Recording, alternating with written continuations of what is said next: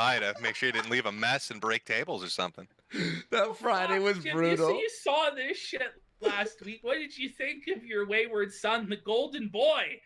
Now Flamenco. I'm a flamenco fan, but understanding that he needs a dommy mommy to suck his prostate out. I mean, some people, I guess, just really need that prostate play and those wooden horses. Oh, no, Flab.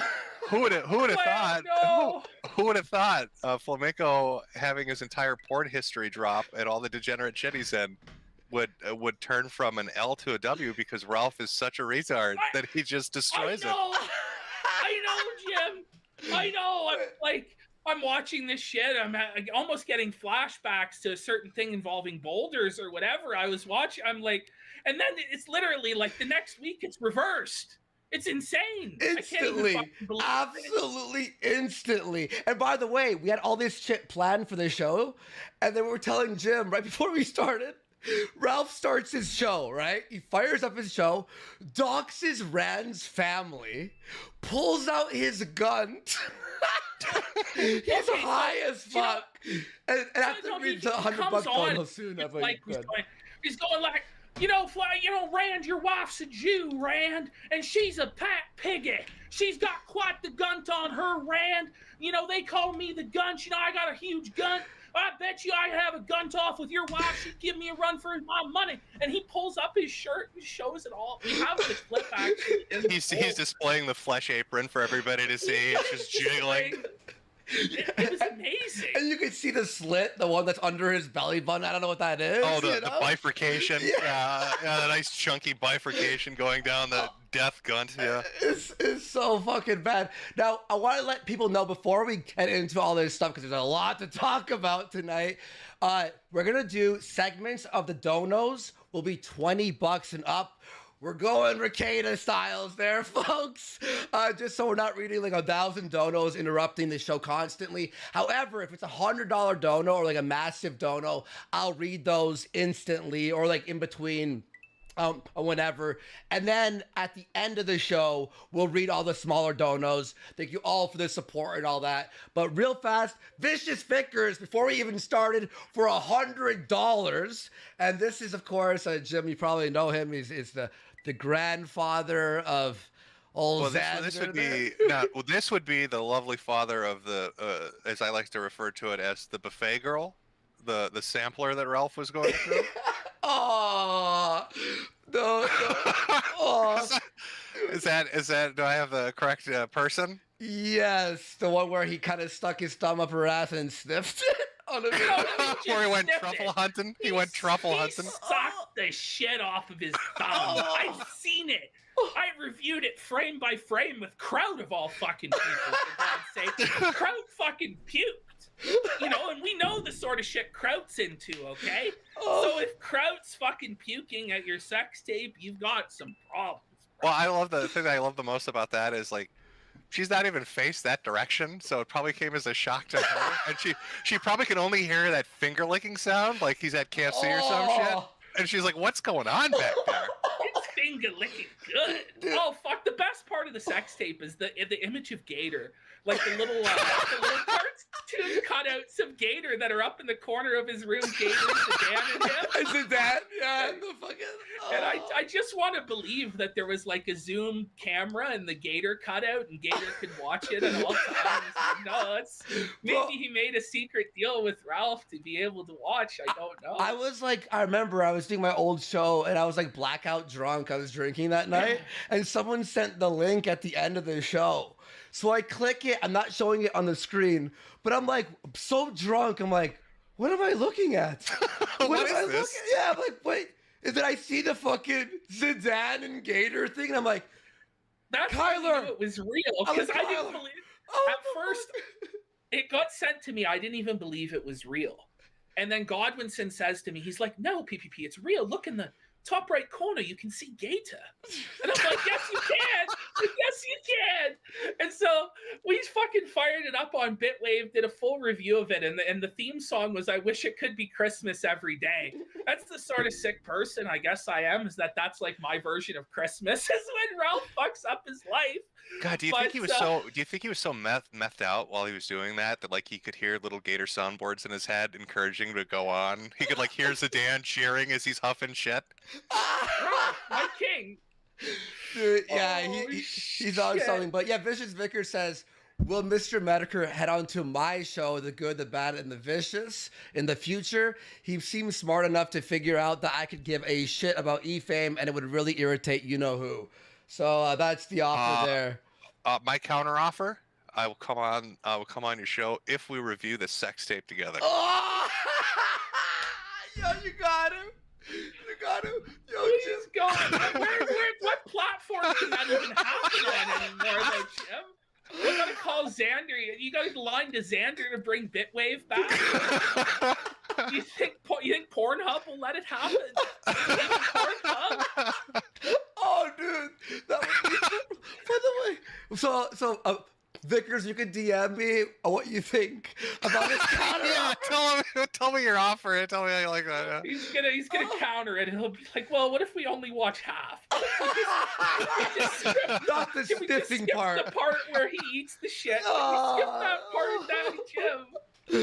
But no, yo, Jim, you were tweeting about this. Is this true? Because I was thinking about doing this for a dono goal. But is it true that someone took that sex tape and made it like the 180 VR, version? I saw somebody say that. I don't know how true that is, but how fucking horrific. Oh, dude, I have the VR sitting there. Ashton's like, you should do it for the 1500 goal. Like, just look at the. Oh, dude, I don't even know if I could do it. The sniff is the worst part. It's more than a sniff. It's more. Even, he sucks the shit. He does. He eats the poo. Oh. He eats the poo poo. Eat the poo poo, and he does it. He does it, bro. But it's not even that, bro. It's like his belly jiggling. It's like the rhythmic vibration of the fucking belly, like he's like a waterbed. His gunt is like a waterbed to ease her into relaxing. This is like the Cope Godwinson had. He said, "PPP, surely this is on a waterbed." Adam, I don't think it's on a waterbed. I don't think anyone's had one since like 1992. You know, it was. I don't know. It was fucking crazy. Here, I just have two more massive donos. Then I'll do the $20 ones later once we find a spot. Just D Shatnery for $100. Thank you so much. Saying, holy hell, I was just checking in on the kill stream. When did trashing someone in the internet go from fun and entertaining to over the top, malicious and uncomfortable to watch? It was insane, D Shatner. Like, it was nuts. I was losing my mind. And we got one more big one here from Squat Man for $50 saying, hi, Roller Daddy Jim in the casino. Let's fucking go. Wait, and I think we had one more 100. No, I think we're good. Are you sure? You sure there's not a second one from Vickers saying, I rescind my fucking offer? Yeah. No. We'll get a second one from Vickers for $200 being like, I appreciate the offer and I accept it. I accept. You wait and see. Oh, Mr. Vickers, he never disappoints. He DM'd me. My counter offer is that Jim is funny, but he's not that funny. I'll pass. Oh, no, bro. I thought there was a good chance Vickers would do it, honestly. I thought Vickers, do it for the content, dude. It would make Ralph upset, but I just don't know. I don't know about that. Oh, shit. I think it's a great offer. Don't you want to teach Ralph a lesson? Let's watch that porn tape together, buddy. Let's watch it together. Shit. I'll join in for that. I'll watch it again. Look at a whole fucking group. How about that? Yeah, 20 guys sitting down watching the tape of your daughter get shit eaten out of her ass. I'm sure it'll be a banger stream. The good news about the tape is there wasn't like Dick Masterson wasn't there also, and God only knows who else. At least it was just Ralph. Oh, Count your blessings. so I'll find a segment to read that shit later. Let's get into some stuff. Like first thing I want to talk about, because you did a stream on it while I was on vacation, the bowling event. Okay, that was amazing. Now, do you really believe that Dick Masterson broke his arm and had bicep surgery the other day? I don't. No, There's I don't no believe way. There's no way. No. Dick has found the perfect. It's like, oh shit, man. I got a tragic injury, Ralph. I got to get the fuck out of here. Everything's going south, and your event is once again turned into a fucking disaster. Oh. Yeah, shit. Oh god, rapidly exploding onset arthritis. It's a real medical condition, Ralph, and my arms have fucking don't work anymore. My girlfriend had to drive. She sat in my lap like a toddler or something and just fucking got me out of there, Ralph. I couldn't. Trust me, buddy. When I was on stream with him, he's like, we're doing the stream, and the camera, if you watch the stream, is like, fucking neck up almost. But there's like a few moments where he was like, no, my arm's really busted, and he like lifts it up like the most method Hollywood acting, like, oh, you see this? It's like no crash test dummy arm. Did he have a prosthetic sling? Like, was it like full on pro wrestling? I think it was a foam arm. Like he, had his arm stuck down his t-shirt, and there's a foam arm hanging out on the other one. I don't know. By the end of the year, he's going to be in a full body cast. Like after the next 6 Ralph meltdowns that burned Dick, he's going to be a full body fucking cast, man, in a fucking wheelchair. He's going to have to be. I don't know what the next excuse would be. Well, what's Ralph's next fucking event? Okay, so we've got what? He's going to do an RV with Baked. He's going to do WrestleMania, and he's going to do a wet T-shirt contest. Correction. Yes. Ralphomania, Daddy. Ralphomania. You get it right. It's Ralphomania. Okay, I'm gonna wrestle. Like, who the fuck is he gonna wrestle? So now, is Ralphomania wrestling a contest between who can scream for the police the loudest? Arrest him! Arrest him! Is that the competition? That's what? Do you get a belt for that? Is it Ronnie's belt? The same belt that Ronnie used to beat you, Ralph? Is that the belt the winner takes? Oh no, Jim, you're going too low. Jim, that's wrong. You can't make fun of my dead daddy. Ronnie, oh my god, really, I haven't even gotten that. I love Ralph. It's like he's like, nobody will ever go lower than me, and you can't. Oh, Jim. I haven't even been mean yet. Like I haven't even said the mean stuff yet, Ralph. Well, you didn't even bring up how Ronnie holocausted those puppies in the oven. You didn't even bring that up, or how Ralph strangled a dog to death off the back of a chair when he was 12 to torture some child. And then the kid come back 20 years later with a Kiwi Farms account to dab on him, get his revenge. I was on his show. That happened. I was still on his show, and he's trying to he's like, I just jump in. I remember I wasn't watching, and I jump into the kill stream. He's like, I swear, Andy, I did not kill that dog. And I'm like, what did I just come into? Like, what the fuck? It's one thing to be Bill Clinton. I did not have sexual relations with that woman. But when you're at the point where you're like, I did not hang dogs and put them in ovens. You may have to rethink your PR strategy. You may need to rethink your whole life at that point. No, he had an excuse. He said his dad did put the dogs had it coming. What was his excuse? They wouldn't stop barking. Those dogs, do you understand? Those dogs desecrated the good name of the kill stream. I interpreted their barking as a slight to my authority on the internet as top of the sector. I remember. So he's like, I swear, my dad put dogs in the oven, but it wasn't on. It's just that's where you put a dog that is pregnant, right? So then he starts searching. Like, people do this, right? He's searching and can't find one result. And we're all like, what is going on? So wait, is this all projection then? Like, he's been going on for a week talking about Jade cooking dogs. Is this like a hidden flashback PTSD memory of Ronnie cooking puppies? Oh my god. Ralph, is that why you've been going on about Labrador soup? Because Daddy would make you a fucking Labrador, baked in the oven fresh every day? There's snickerdoodles, you fat fuck, not Labradoodles. You're not supposed to cook them, idiot. Oh no! Do you think in West Memphis there are fucking signs outside that at the vets and pounds and shit saying don't let these fucking people in no matter what they say? This is one thing I wish I had asked Gator. I wish I had asked Gator when he was on, like, what was it like to have to defend that? Like, what was it like to have to get out the broomstick for that? Like, that's fucking insane. But it's just, it never stops with him. Now No. it's rape, you know? Oh, speaking of rape, Akil Alpedos, aka Fake Jim, has a little special surprise for us. He's rendering it right now. He'll let me know when it's available. It's ready. Well, look, I have it in, so, you know, I was gonna, start in chronological order, but I guess we're just gonna Tarantino it here. We're gonna start with the latest clip. Okay. If you look in the folder, it's the Gun-Toff competition. So I guess what happened today is that Randbot dared to criticize Ralph or something like this. I don't even know what he said. But now Ralph has pulled up pictures of Rand's wife, which I have done also, okay? Because I'm going to agree with Ralph that Rand's wife kind of looks Jewish. I'm just gonna say it, okay?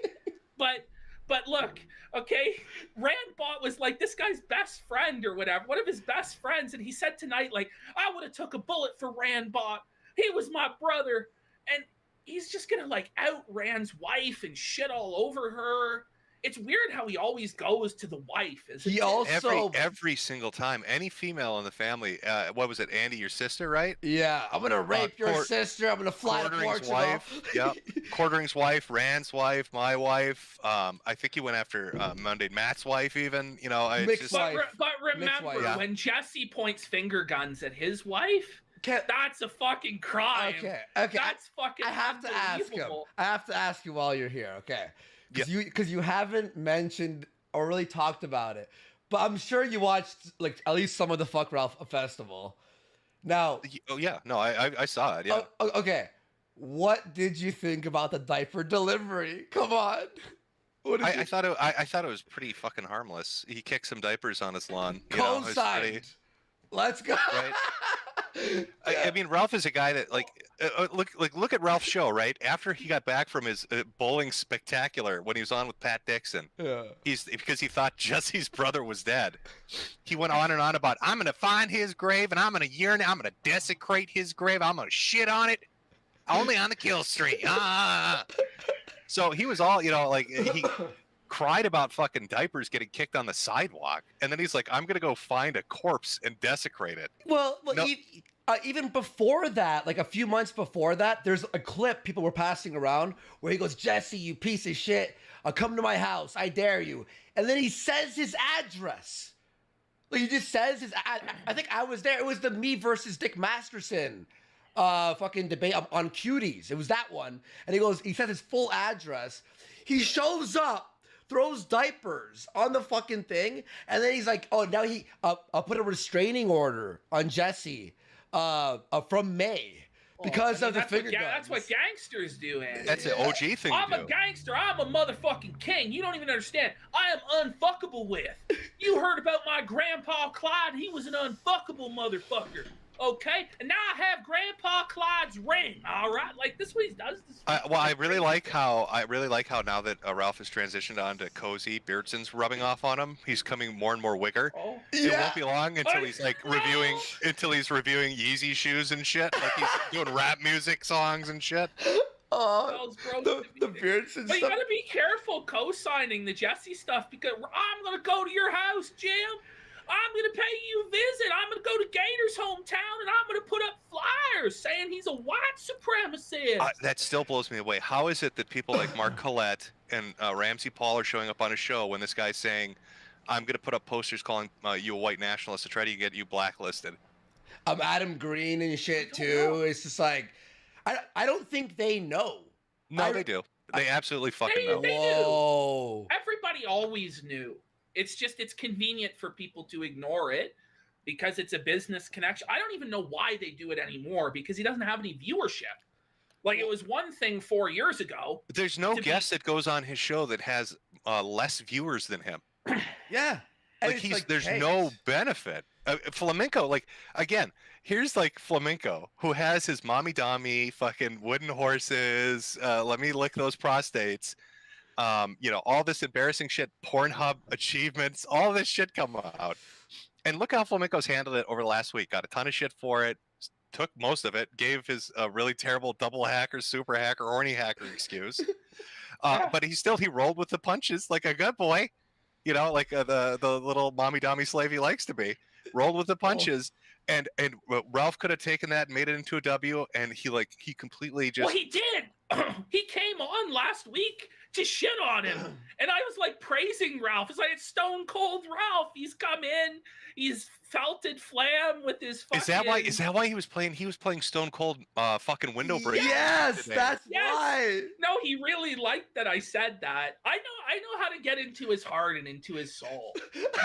What is with everybody when they start to fucking implode? They want to be Vince McMahon. This is like the Tonka cycle over again. It's really fucking weird. He challenged me to a fight and shit again, and I'm like cursing me with this shit. Everybody that he gives the mandate to. Do you notice they all die like a horrible fucking like crash and death?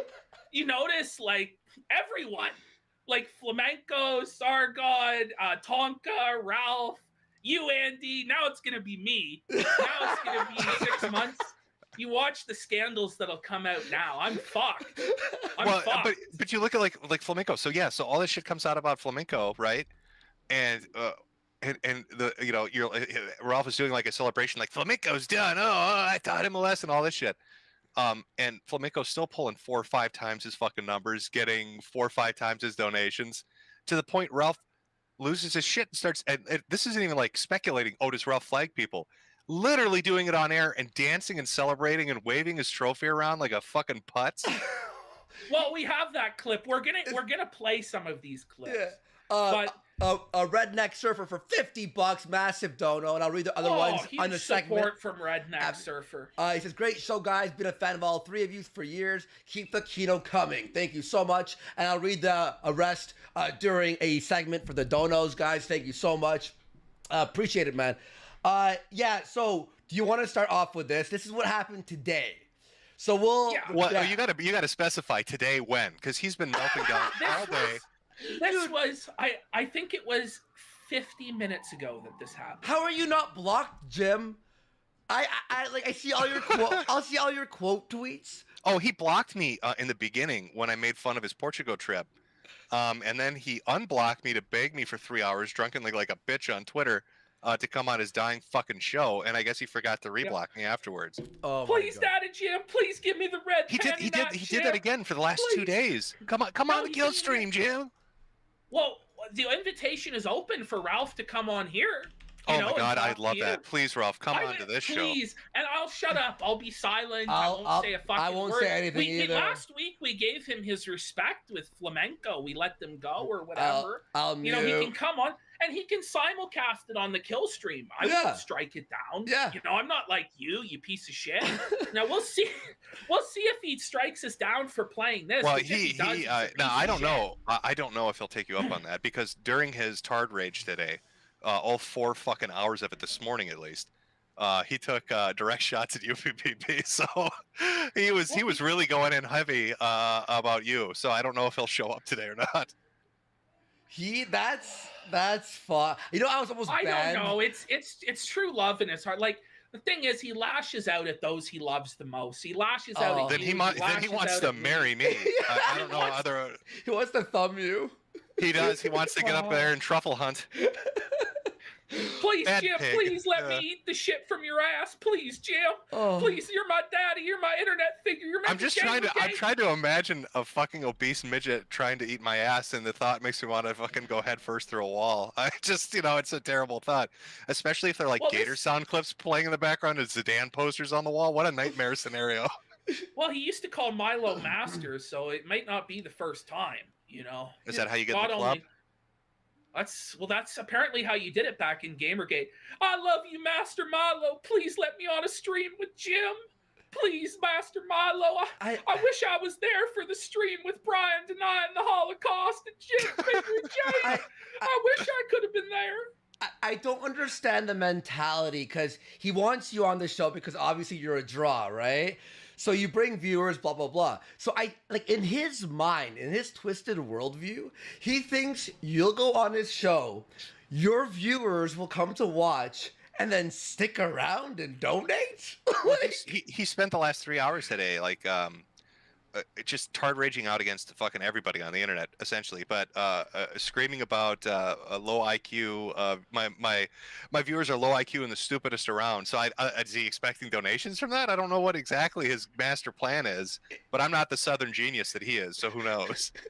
Or the Southern Honor. I don't know. Maybe he's playing 4D chess. You know, we just don't understand. We just can't even comprehend. He's owning all of us right now. He's owning all of us right now somehow. Well, his new plan is to become the new DSP. It's to encourage the hate. Oh, okay. It'll work out so well. I mean, what could go wrong with this brilliant idea? No, he's the villain. That's what he said today. He's like, I'm the villain. I get paid regardless. In fact, I get paid more when you hate me. Why do I care? I get paid regardless. Jesus. Okay. Would Ralph like to explain to me what the like his monetary plan is here? You have to stream for 3 hours a day to make $100 to stream for 1 extra hour a day. So you work 4 hours a day for $100. I remember you on the YouTube, on YouTube streams, Ralph, where you were making $100 every. These guys started their show off today and they were already at 250, 300. Yeah. Ralph. They didn't have to stream for 3 fucking hours watching Tucker. 640 Daddy now. Jim, my sweet summer child, let me let you in on something, okay? None of those donos are real. They're all fake. There's no more money coming into the kill stream, okay? He claims that he's making like $1,000 a day, okay? Remember the brags at the height of the kill stream were like, I'm making 1,000 a week, or I'm making 2,000 a week. Nowadays he claims he's making like 3 times that. Well, but the viewership's in the toilet. Well, I'll tell he you puts something. in fake chats through power chat. That's Yeah. what you're gonna say, right? In That's what Kyler, right? He told me so you could do a test dono on power chat, but you know how in like Streamlabs and all these other places it will say test dono. Power chat, you could type in anything and write anything and then donate. And we've noticed a lot of the donations that say anonymous or random, like whatever, 1488, will say like, you're a king, Ralph. Like, oh, you're the Ralpha male. I thought you were going to say it was going to say $100 from Test. I love you, Ralph. You're the best, Ralph. Fuck haters. I swear it's Pantsu sending them from the other room. Like, I swear to God, it's Pantsu in the other room. Astroturfing it, You're the handsomest man in the whole world, Ralph, and you have a 9-inch penis for $25. well, he'll be at like the 2 hour and 56-minute mark, and miraculously a $60 dono will bring him to the 4th hour fund. Like, yeah, dude, and also he was offered, I don't know. If you know about this, Jim, the Odyssey contract, $30,000. Can I just say, who's the Indian guy that runs Odyssey? Julian Shasher or Shashias or something. I'm gonna call him Chakram. Julian Chakram. Are you fucking retarded? You're gonna offer $30,000 for a rage pig that brings in 200 viewers? Who the fuck is gonna ever use your platform if that's what you're bankrolling? Where's our money, Julian? Where's our offer for the free speech alternative? I'll get up and down on the street corners and preach that free speech gospel, Julian. Hang on, the best thing we ever did, okay, I don't know if you saw this, but you'd find this really funny. So when the Portugal thing happened, everyone started hating Ralph, right? Everyone started watching our show and hating Ralph. So Kyler and I and our Discord and a bunch of people we know, we realized every tab on Odyssey adds a view. So what we did is so what you I saw you guys do that. Okay. By the way, that was probably one of the best mindfucks I've ever seen somebody do to Ralph. It was so we had over 1,000 viewing all week. Thank you all so much. He was so happy. He was so happy. Dude, our CPUs, like I wasn't doing it that night because I had to run all the shit. But what you do is you just keep adding tabs. Andy, have you ever thought, what if you and Kyler are responsible for that $30,000 deal? What if someone saw that and he was like, yo, I swear, I had it to my Discord and they're all doing it all day, like for like a month. I'm like, guys, like you guys are like, no, it's we funny. Doing it on Cozy to encourage like them to fight with each other, and they did. Like what's his name? Nick's boyfriend, Jaden. Jade, Okay, Jade. yeah. He would start fighting with Dalton and Beardson about viewers and accusing them of botting. I remember we botted Kai up to 800 viewers and just crashed it on him. He was so sad. It was so sad. But these are the platforms of the future, folks, and they're totally legit. All the numbers are legit. God, When Nick imagine- gets, You guys might have done $30,000 in financial damage to Odyssey with a prank. no. But here's the thing. So you didn't hear the update. So after our show was released, specifically after the Fuck Ralph Festival, which I believe was episode 4, we release it. His views just tank. We do that little prank thing. Views tank even more. And then, so he was saying all week, I'm heading exclusive to Odyssey for $30,000. So he's saying this all week. Then, after we do our fucking shenanigans, he goes, actually, you know what? I'll be staying on Cozy. Cozy's the best. And I'm like, yo, he just lost a $30,000 deal? No. I don't know if he did or not. I Do you wouldn't think be he- surprised. I don't even think it happened. Do you think he tried to play like hardball? Do you think he got all cocky with them when he saw those numbers? He's like, I want 40,000. I'm the Ralph. You see these Yeah. numbers? Well, he almost got kicked off when he threatened to slit my throat on Andy's No. stream last year. No, I almost got banned for that. Odyssey, right? So No. we're doing Twisted Mind. PPP's on this show. And then Ralph jumps on. He goes, if I see you in public, I'm going to slit your throat. I get an email from Odyssey the next day saying, hey, Andy, if you platform stuff like that again, we could ban you. And I'm like, that's your guy. That's, you know who Ralph Poster is. child for the site. What the fuck? Oh my God. I don't get it. I don't know why Julian would be going with that. Like, go pick the fucking YouTube VTubers, sign a fucking contract with Flamenco. At least then you got 4 times the views. How about You our, know, then fucking Ralph is pulling That's it in. true. how about our show? I mean, Hey, Yeah. Julian, show us an offer in the casino. Might go over to Odyssey. God, and do you know how hard Ralph would literally be throwing chairs through windows if you got a fucking deal at Odyssey? Even if you didn't take it, if they put an offer on the table, this Yeah. guy would fucking. There'd be a news report coming from his fucking local area about a man screaming and destroying property. Yeah, and our deal there's is a crazy money. man with an axe going around fucking smashing up people's homes. Attacking pet stores. Our deal is money plus Ralph is not allowed to stream while we're live. That's our deal. There you go, Ralph. When we go live, we'll just stream 24 hours a day, and Ralph's not allowed on Odyssey anymore. You do We'll the just baked put up paint house, drying. 4 cameras to nothing. A big dono here from Pills and Bowling Pins for 60. That's funny. Okay. Saying, Jim, give us a step-by-step rundown of what you would do if Ethan Ralph tries to come to your property. Will you throw diapers at him? Or will you throw slop and pills through the mail slot? Or just castle doctrine let loose? I literally explained it to Ralph, and it's like he's mystified by the idea of somebody coming to your house. It's a step 1, don't open the door, and step 2, laugh at them from the other side. Yeah. Like, does Ralph think that like it's some magical thing, like the door opens itself for any visitor that stops by? Maybe the rental property he's at, there's no hinges, or the fucking doorknob doesn't work. I don't know.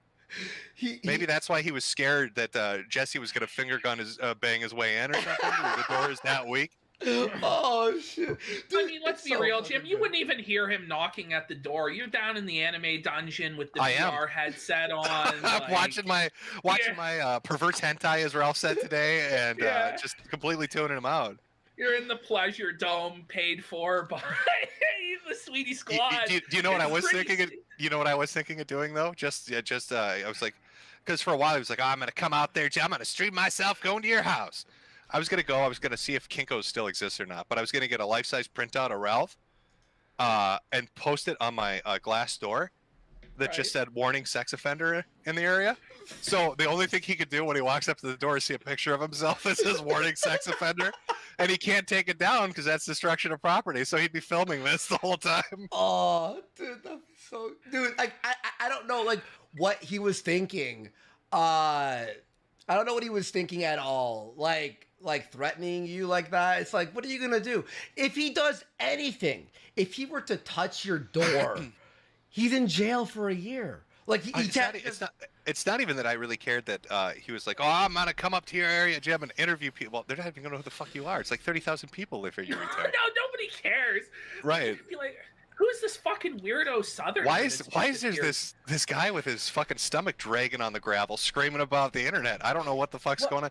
What's that smell of shit in the air? It just doesn't go away. Hello, 911. There's a man attacking puppies and shoving his thumb up women's asses down at the local Walmart. We need fucking police response immediately. Oh my god. All right, we gotta get into this clip. Neurox for 50 saying Rand and Gator want on read DMs. Neurox, thank you for that 50. Maybe a bit later. We have so much to go through right now. We're not even we haven't even started actually. We haven't even started the show. Yeah, but thank you, Neurox. If we have time, I'll do that. And Korean Kino Casino Valet for 100. Thank you so much. The Korean Kino Casino Valet? Very specific. Oh, it's Jim's a girl. Is she Korean? I don't know. I thought she was Japanese. I don't know. She's Korean? Making an Asian joke.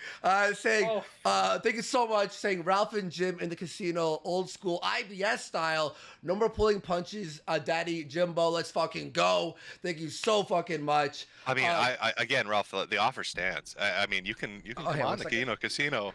But boy, do I have a lot of fucking material to work with that I haven't fucking touched upon. But so. He's got a lot of material, Jim, about how your wife's tits are really big. Yeah. That's one of the owns. Yikes. What else does he got? I really like the last time before we went on stream, he was like, he threw out like 5 things like Jim was doxing people and what was he? He had like a bunch of shit, but every time I bring it up, name one. You'd be like, can you name one? Can you show me anything? So now it's my wife who's sending her tits out to everyone. I mean, I'm unfamiliar with this, Ralph. So go ahead, present the evidence. And it's where are the nudes at? Yeah. Like, where are? But like no, like he thinks he projects, right? And he thinks that. Are you telling me there are nudes of Ralph out there? Oh yeah, I mean, I bet. Imagine. Oh. Well, there was that there Ed page of with the a mother tiny of penis. his child. No, he literally leaked the sex tape of the mother of his child. No, but during Gamergate there was, for a while up on Encyclopedia Dramatica, there was a picture of a very small dick, and people were saying that was Ralph. Yeah, and it looks, I mean... It was Ralph. If you overlay it with like... Are we doing a forensic analysis, Andy? Were you in Photoshop? Yeah. Like fucking Sherlock Holmes. Arranging the tips. I have to lower the opacity of one and then, put it over. Wait, actually, before we watch this, we have to just see the threat that Ralph made today at the end of his show in the morning. Before the first plea. Okay. All right, play. Hang on, I have to. Hang on, let me just put it on my screen. I'm using a new thing, everyone, right now. So I have to stop presenting and present something else. So it's a little bit weird. Thanks, Jim. Yeah. Thanks, Jim. You're welcome. Thank you for getting us on this archaic technology. Yeah. Well, you gotta love it. All right, here we go. All right, you guys see that? Yeah. All right. Yo, this was honestly like somehow one of the best things I've ever seen. So this is how Ralph decided to own all of us today after his show. I don't even give a fuck about this world at all. I want to live because you don't like it. Oh my God, this. Yes, I've seen this. This is so good. This is so fucking good.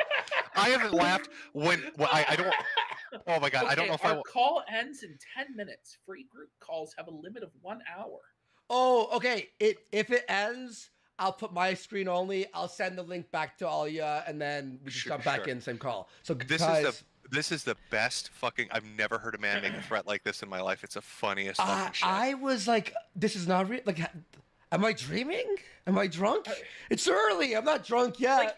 I love how he wants. Like, you said, this is his first statement. Like, I want to live because you don't like it. Like, so he doesn't want to live because he enjoys his life. Like he doesn't want to live for his new child, or to see his son, or to build a future for Pantsu. So I want to live so PPP doesn't like it, and Jim doesn't like it, and Andy doesn't like it. There's a specific line where he screams. I think it's when he says "for 2 miles." He says it in such. I want to No, clip it. It's I so have good. that clip. I have that clip. Yeah, It's in the folder of him okay. saying, "I'm gonna walk 2 miles after this." Like even like the fat fuck I was when I was trying to 2 lose weight was miles. walking 3 miles, and that wasn't even shit. That was being a lazy fat piece of shit. Wait, 2 Okay? miles is the average when you're walking in the world, like through a mall? Like, you know what I mean? At work, when you're at work all day, walking around, like 2 miles is not. And he didn't even say, I'm going to run for 2 America, miles. It's very strenuous. Fair. I don't know if you're aware. I mean, even paused. Look how mad he is. Look how fucking angry he is. It's Paused. just Like the seed. How, Jim, how if funny. your eyes got fucked up by Portuguese people and you had to wear sunglasses all the time because you looked like a Down syndrome mongoloid, wouldn't you be a little upset? Well, here's my theory why he's so mad. I think he tries to ignore chat when they're laughing at him, but because his eyes now go in 2 different directions, he's always looking at chat, even if he doesn't want to. Oh, fuck. You know, look, I swear to God. So he's like, I'm That gonna left eye is going 90 degrees in the other direction, while his right eye is trying to be mad in the other one. Oh, did you He hear? can't stop it. Did you hear last night? So you know how Polly the Frog 64, the picture with him, our thumbnail, the one with the hat, and he's like this, right? So you know how one of his eyes is fully 90 degree up, right? So Yeah. Polly the Frog took a screenshot from the bowling event, and he used an AI upscaling. Well, yeah, that's a right? picture I'm using as my profile. Yeah. That's, Yes. Yes. So he starts. He's like, that's a Photoshop picture. That's not real. He starts like fucking seething about the AI upscaling of his face. But Did you see that the picture I put when I put him in the fake article about Down syndrome man wins bowling alley tournament? yes. That got put, somebody put that up on Funny Junk, and they thought it was real, and they upvoted it by like 1,000 points, saying how special he was for winning. They were all so proud of the retard for bowling a 300. Dude, that fucking shit with the guy. Where's the bathroom? Like, that's fucking gold. Like, I was like dying on Flam stream. All right, let's watch some of this. I promise, guys, I'll read donos in a bit. Thank you, everyone, very much. We hope you're enjoying the show. All right, here we go. Oh, yeah. Me too. The new generation of hatred. I Jim, want you to feel it for you. It's already been years. How can we lock Ralph up? How can we lock him up? Oh, God. Can we put the Batman in jail? Can he stop streaming? Wait, did he just call himself the The Batman? Batman. The Batman! He meant to say bad man, but now he's living his LARP in his head. He thinks he's Bruce Wayne or some Well, shit. he's like Beardson. You see Beardson, who said he was Batman last week. That was his big thing. No, listen, I can't watch a dude that fucking reviews Yeezy shoes. I don't know what the fuck's going on with that, but like that's where I draw Well, the we line. got a clip. We got a clip for you of some of his greatest hits later. Where, I think we got one where he's the Aryan super soldier. Yeah, it's good. Get It's excited. Please, we don't like it. He's saying things about people we like. He can't say those things. Please stop it, please. God, he wants to be Sam Kinison so bad, I but he never will be. Yeah. I love the Portugal banner always reminding us of who like makes It's like a fucking wall of losses. Bowling trophy, Portugal fucking poster. No, but this is one of the things that I just find so baffling. If his show was just this, like him just screaming at the sky all the time, I would actually watch it. Like people would watch it, but it's not. You know, and he could just do this all the time, but instead he chooses to watch Tucker Carlson all day. I don't think he has that much money. I mean, he can't afford the amount of cocaine he would need to keep this energy level going up with that amount of cholesterol weighing him down. There's no way. He might be right. I think he might be right about that. Want that 5 years from now, 10 years from now, and I'm gonna fucking have it. Motherfucker. He might And not. I'm He's getting not going to healthy be just for alive that in reason. 5 years. He's And I'm just so getting mad. healthy just for that reason. Look at the I'm getting healthy because of Jim. I tell you fucking A-hogs, I'm gonna get healthy and fuck all you. It's as delusional as me telling you I'm a really healthy guy. Okay? Like, look at this fucking guy, man. Okay? I'm one to talk, but look at the fucking guy, man. He looks like he's dying. Whoa. News. Breaking news. A casino glory hole for $50. An awesome name. Saying, okay, guys, thank you so much. Ralph has confirmed the wet t-shirt contest and wrestling that's going to happen in Tampa, Florida tonight. And the RV trip is also 100% happening. Strap in. I don't believe. I don't believe it. Well, at least he said it. At least he said it. There's no chance that this fucking RV is ever gonna take. Let's fucking go. Let's do it, Ralph. I want you to get on an RV with Baked Alaska and drive around, hitting fucking potholes and fire hydrants and people. I want to see a wet t-shirt contest where we hear an awkward story from a crying girl that her ass got thumbed and she didn't know what happened. Oh. I want to see a wrestling match that involves you suffocating a man with your gun accidentally in a fucking mishap. Like, let's do it. I want to see it all. There's no way. Ralph's ego will never survive the RV. He'll have trophies for all of them. A Mario Kart trophy for the RV.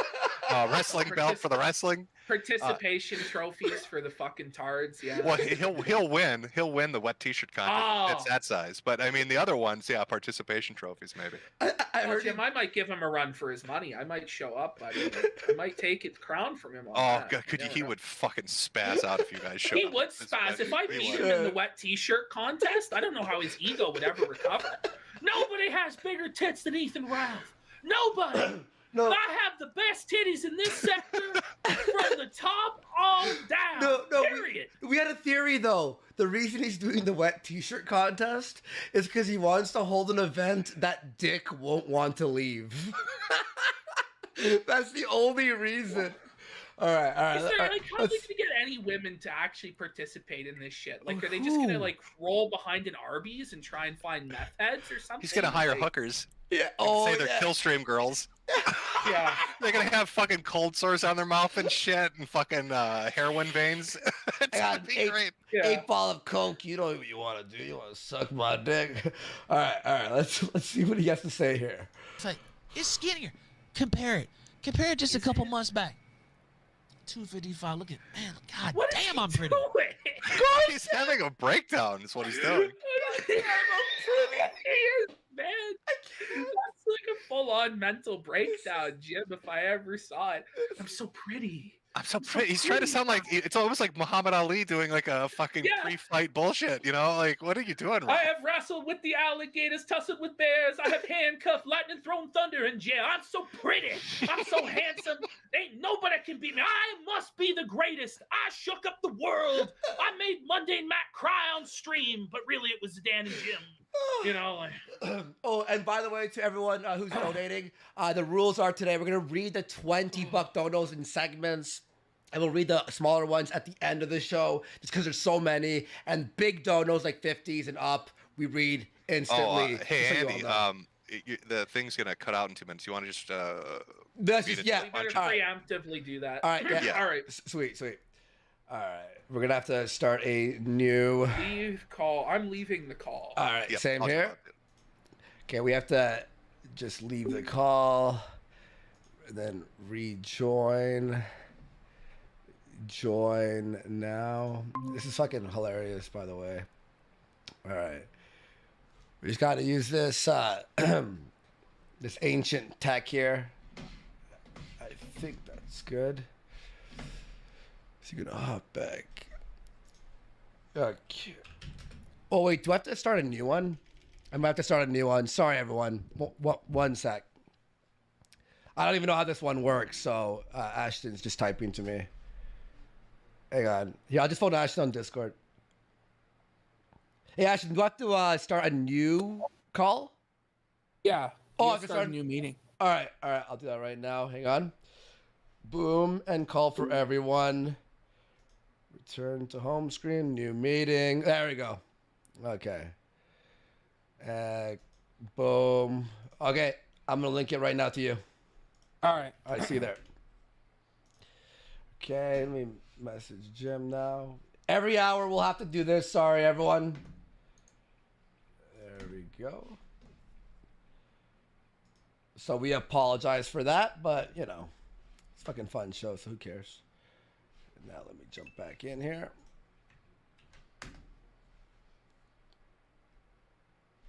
One sec. Oh, there we go. View all. All right, we are back in business Yeah, there. let me in this call. Ah, there we go. Yeah, sorry. God, I've God, never I done that can't in my wait life. until the kids watching this like idolize me and I force them to use Skype or some archaic bullshit from my past. 10 years from now, I can't wait. I'm telling you right now, I'm going to do the exact same thing. I swear to God. I know everybody loves Discord, but I don't know a single person that's used it that hasn't had some tranny fucking drama explode from it, or dick pics leak, or some kind of fucking scandal erupt. Wait, I was. Well- Oh wait, no, I wasn't. Oh shit! No, you're right. You're right. No, we got it. We you got got it. a point there, I guess. All right, we are back in business there. All right, cool. At least for an hour. At least for an hour. You At least gotta for do an it hour. again. Another hour. At least for an like hour. for another hour, Jim. Like, are we gonna have to put quarters in? We're gonna have to put. It's like an arcade. fucking Jukebox, payphone. old Yeah. man. Like, holy fucking shit, man. I don't. All right, so okay, so he was beautiful. He was beautiful. All right, He's all so right. sexy. Cassius Clay up there. Ooh, that looks so Ooh. good. Mm. Oh, Oh, handsome. God, does he do that when he's fucking his wife? Do you think he's like, oh, you're so lucky. Look at me. Look at This this. is like some Buffalo Bill shit. would you fuck me? I'd Would you fuck me? Are we I'd fuck are me. we watching his masturbation habits in front of the mirror? Look at this. He has a ring now. You see that ring he bought? Oh, you see my dad? You see my uncle's ring? Oh, it's the the one- uncle's what- ring. Okay. Oh, do you think it ever gets lost? You know what I mean? Like, gets stuck up there. He's got to dig it out with his tongue. He has to shove it. Fucking, yo, dude, I love when he smokes cigars, right? Every time he lights a cigar. The wrong end. Yeah, the wrong end of the cigar? wrong end. Yes. And then he puts it in front of the camera and waits for it to focus. The entire time he's like, and then like it's like 5 minutes of him showing a cigar, just lighting it for like 5 minutes. Oh, it's content gold. Okay, let's see what he has to say. Fuck! Fuck!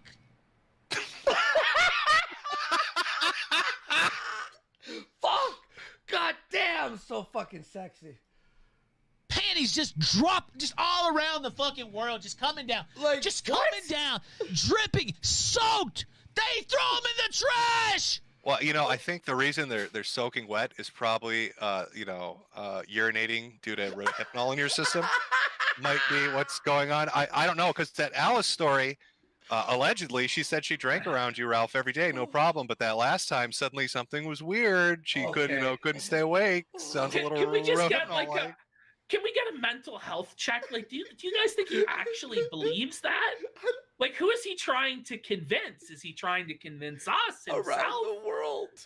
Around Oh, the all the women around all the world. bitches. Oh, so wet. And, Like, oh, when they he was love me. I'm trying so to get that underage prostitute in Portugal and got his ass kicked, that underage Kino was dripping. So were those DMs real? Now I saw that Yeah. somebody had said Alice had told Gator the story that there were young prostitutes and a pimp involved in his beatdown. Was that real DMs from Alice? She told us the same thing in the private call. So Yeah. we were like, "Oh, do you have it? Like any evidence of it?" She said May told her, right? But it was like a walk. They were walking or something, and it wasn't like through DMs. It was like they were actually like together. So I mean, from How is that you're in for a threesome? Hey, you interested in maybe like having a threesome with this fucking morbidly obese troll with me? Let me tell you a story about how sexy he is. He got beaten by a pimp in Portugal for trying to fuck underage prostitutes. Like, what kind of conversation is that for a Sunday walk? Like, who does that? Well, do you remember Alice wanted to go to church and Pansy was like, "No, you must get down on all fours for Ethan and wear this." Get in the It was like- confessional and drink. so like It was some evil shit, man. I want I to know. could what just was- hear Alice crying, saying, "Are those rosary beads?" And them saying, "No, these are different kinds of beads, Alice." Fuck. All right. Here we go. I didn't can't want to- use those He'd anymore! suck You the fucking- shit off those beads, wouldn't he? The fucker, man. Oh, like God damn just it. licking them down, like oysters. Oh, Little oysters, little Alice oysters. Oh, God. bro. Ugh. Use those anymore! Do you fucking understand? This is amazing. This is gold. I just look at the faces he makes. He postures like a dog about to fight another dog in the yard. Well, it's either the face when like you're the dog in the yard, or like when you're taking a real mean dump. Man. Like that's if like on the toilet. It's so I love it. You're trying to get it out, man. You just can't. It's turned sideways on you. Like Ralph, please never change, man. Never Do you think he change. gets like? Do you think he gets mad? I bet you he most regrets being obese when he's constipated because he can't like contort down there and lick it up himself. Oh. If he was in better shape, maybe it's like a buffet waiting for him. But that's why he's getting angry.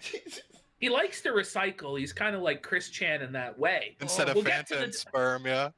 Yeah, it's shit and ice cream. I think, you know. Oh, he Oh, doesn't that's want to taint the wild. flavor with ice cream. Yeah, He wants it natural. Thank you. Thank you for clarifying, Jim. I went too far. He wants raw milk. Yeah. That's what he's gonna. The raw sewage, only the finest for the Ralph male. Oh. He mixes in Maker's Mark.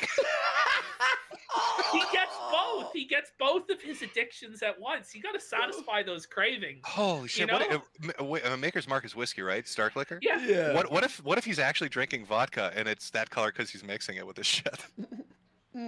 Oh God. God. Only a pop-off drinker like Jim would fucking come up with shit like that.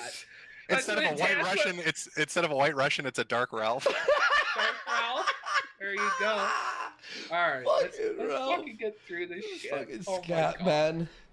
Oh, I'm getting healthy. Oh, boy. I Oh, swear. getting healthy. I'm gonna fucking guys so bad. I'm getting healthy. Okay? He's like Scarface in like fire. You know, man, you cockroaches, I'm getting healthy, man. I'm taking over this town, man. I'm getting healthy. Oh, I can't do it. Oh, yeah. I'm getting healthy just to spite you motherfuckers. Do you understand? Is it Yes. making sense now? It's not. This is amazing, Ralph. It makes no sense. Yeah. This is like this is so unhinged. No, it makes bro. perfect sense to me. The guy's having a mental breakdown, and we get to watch it. It's pretty good. This you know? makes aim look like, oh, that's pretty crazy. Like Well, I not like wouldn't go that far. I wouldn't go that far. Maybe, I almost Andy, murdered you a know? man live. He That's hasn't crazy. pulled the gun out yet. You know? You know, to be fair, I think Ralph's spiral over the last, I mean, this has been 2 months now. Yeah. It surpasses aim. Yeah. Like it really. I Like- mean, aim thing was up there, but like this, it doesn't end. It's every day he's fighting with somebody. He can't stop it. It's like an addiction. It's fucking. Oh my god. At least I was like, okay, I'm gonna like stop streaming for a while and figure my life out. Him, it's just like, how do I go even deeper? Like I don't even know, because every day, by episode 5, we're like, there's no more talking about Ralph. We're like, no more Ralph. And that we just can't stop. Like it's a magical experience. And Ralphomania, the wet T-shirt contest, all that shit. If it does happen, which I pray it does, I cannot wait. That's gonna be amazing. I mean, this is gonna end with somebody dying. Yeah, and someone's dead in the like end. it's the only way. Like you know, Jesse's gonna get shot trying to go to the wet T-shirt contest. Yeah. Ralph's gonna pull out his black powder rifle that he has because he's a felon or the crossbow. Well, that's the thing. Like, so we were trying to get Brian to fight Ralph, and they were gonna fight or whatever. Brian said he was gonna go to Ralph's door with boxing gloves and try and box him, right? And then Ralph said, "Brian, if you show up on my doorstep, I will shoot you with this crossbow, boy." You know, he's like afraid of fucking Brian. It's like, is Ralph gonna like meet people at his door wearing like fucking armor and a flail and shit? He's got like a fucking broadsword. Well, when you get a felony on your record, Jim, you have to go back to like the 15th century, you know, in terms of protections. This is so funny. He's got a fucking swear to God. trebuchet in his garage. Fucking catapult on the roof. I'm going to go walk 2 miles right after the show. I'm not kidding you. This is my favorite plan. Please, can you back it up? Can That's you my- bring it back I love 15 it. seconds? Yeah, 10 yeah. seconds. Oh, Yeah, yeah. that whole clip. Yeah. You know, I'll start from right here. Okay. Dad! Is it making sense now? God damn, I swear to God, I'm going to go walk 2 miles right after the show. Oh, I'm not fucking kidding. Evidently he was, because he never posted any proof he did it. yeah. He said he was gonna take his watch out, his little Apple Watch that can't fit around his fat fucking wrist, and he was gonna do his little. What is it? I know there's a term for when people walk, but he'd use an odometer. He's car sized, right? So he'd use the gets Apple the Watch waddle. feature for that. Yeah. It's I swear. similar to watching a Penguin movie. Imagine yelling, "I'm gonna walk after the show." I like. Whoa, you really It's got not us. even that he's gonna like pump some irons. I'm gonna bench 3 plates Yeah, after exactly. this show, logs. I'm gonna walk. He's gonna walk at a leisurely pace to own gym. Are we gonna like see like is the inevitable result of this gonna be like an American First Weight Watchers with him, Mersh, and Baked Alaska trying to get into shape together? Fuck, this is the Oh best. my god. This is the best day of my fucking life, man. It's so funny. Well, I wouldn't say that yet. I mean, Well, every day that Ralph does something is the best day of my life. First, it was when he posted the picture of his beat up face, minus the sex tape. When he posted his beat up face, I'm like, this is the best day. Nothing's gonna happen after this. The bowling event, this is the best day. This, him walking to own us. Best day ever. Come on, Ralph. Yeah, keep going. it's been a horrible year for him. Like Portugal, what that was like January what? Or the end of January, or when was it exactly? Yeah, January. well, no, that was in February because we started our show January 20th, and then the Fuck Ralph Festival was like the next week, so it was like the very end of January, beginning of February. So yeah, it's been the whole year. It's been nothing but nightmares for Ralph for the whole year. It's already fucking 4 months in. We ended that stream with like a eulogy, like it was like a parody eulogy. Yes. Right, and then he came out of the grave, and he keeps going somehow. Like you know. Well, he said today he is eternal. So. Okay. Well, did you see how fucking mad he was like, "Oh, Jim, you're cancer. You got shaking hands. You're dead, Jim. You're fucking dead." And then I posted the tweet of him. He had a heart attack in Vegas. Fucking heart attack in Vegas, and that sent him off on the diet shit. Suddenly he's exercising now. Oh my. No, he's not exercising for shit. No. I mean, look, in order for this guy to lose any weight, he's got to stop drinking because his drinking is probably 1,000 calories a day minimum. Yeah. So even if he was fasting, not eating anything, and just drinking, like he's fucked, like he's screwed. Because do you think he's gonna be like one of those Tumblr bitches when the doctor tries to explain he's gonna die from a fatty liver? He's gonna go on there and be like, "See, it's just my liver's fat. All I gotta do is get in shape and lose a little weight from the liver. I'll be fine." I don't know. I honestly don't know. I'm in between, like he's not even gonna live to next year, or that he's gonna live to he's like 70 years old just off his pure hatred and his like white trash genetics.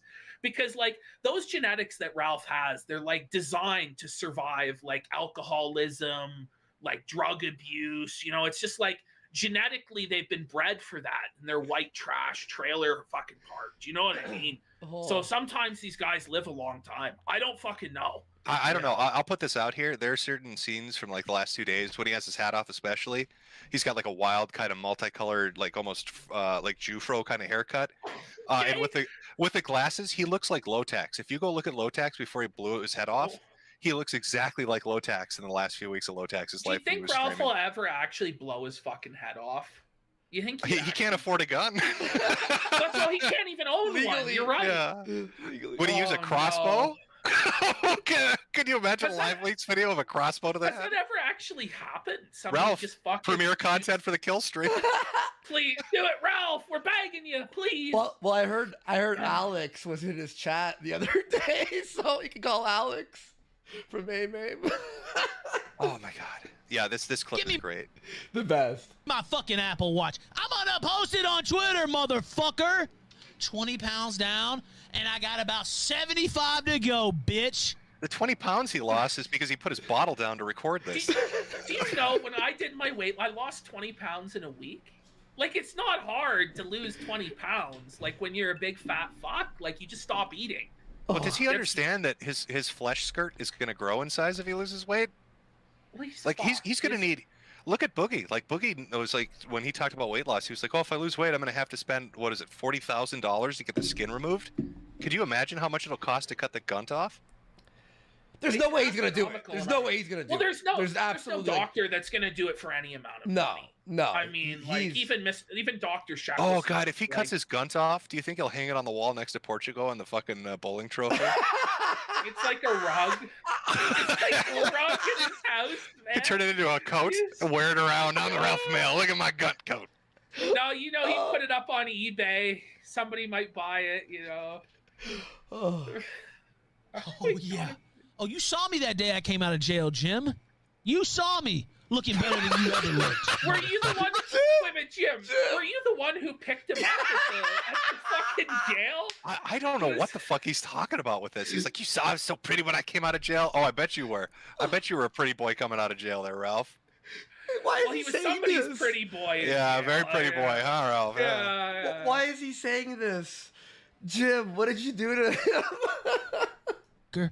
You faggot. You saw me. You retweeted it. I still remember. Oh, Ralph's back. Can I just say I love that he's so obsessed, right? He's so obsessed with my affection, like wanting my affection. He remembers tweets from 8 years ago. You Jim, retweeted it me was 8 years ago. Tuesday. For Jim, it was Tuesday. It was an overcast sky, Jim, and I looked at my phone and there was Jim. Oh my God, Daddy Jim retweeted me, and I just got out of Daddy the slammer. Yeah, Daddy Jim, leader of Gamergate and protector of the realm. Fuck. and I was just Slayer of waiting. Zoe. I was waiting to come back to you and Daddy Sargon's arms, and we could all go and fight the women together. We were gonna do Gamergate 2 together, Jim, and it was gonna be beautiful. But you had to turn off Sargon. Who the fuck remembers a retweet from 7 years ago? Get your life in order. You have a kid downstairs. What are you doing? I'm just picturing you with like a cigarette hanging off your mouth, like looking at this video going, what? The fuck? Yeah. What the fuck? Okay. You remember that, Jim, don't you? Oh, yeah, you were on my nuts back then. I remember when you were promoting the Ralph. Wait, yo. It's fantastic. He made you, Jim. I know. I would be nothing without the numbers, the kill stream. You were sucking on his nuts. The platform the kill stream made you. Before 2018, late 2018, nobody knew who Internet Aristocrat, Mr. Nobody knew who any of that shit. Never heard of. Yeah. He made me. He made Andy. Mhm. He made everybody. He paid exists. for your Anime Pleasure Dome, Jim. You He wouldn't did. even have the Anime Pleasure Dome without him. At the rate he's going, he's going to be paying for an expansion.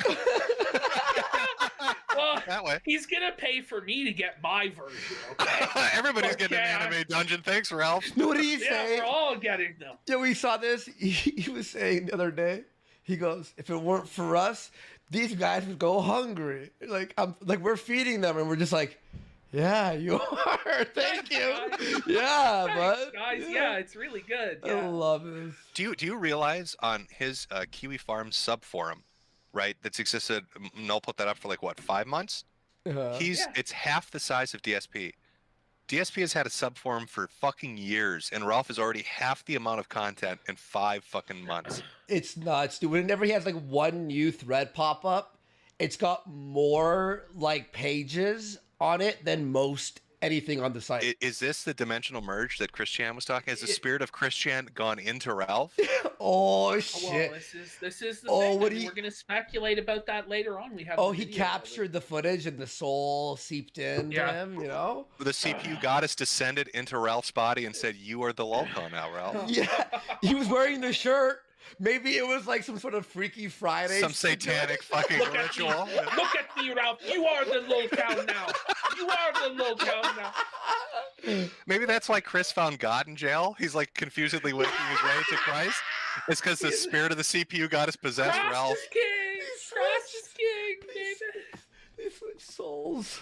Or.com. Drop it in the kill stream.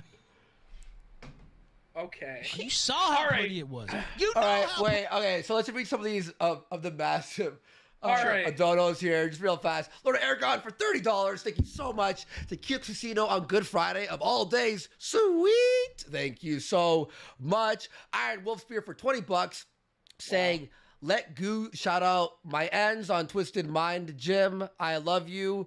Watch my video. I tagged you on Twitter, Andy, you the man, and PPP Batman rules. I think Iron smashed right now, but thank you, Iron Wolf Spear. No, he knows the truth, Andy. The Batman was good, and you're coping, bro. No, you were coping. Okay, anyway, Jack. You're coping. Jack Tuxon for $20, saying can't wait to get nice and comfy in bed and enjoy the Kino.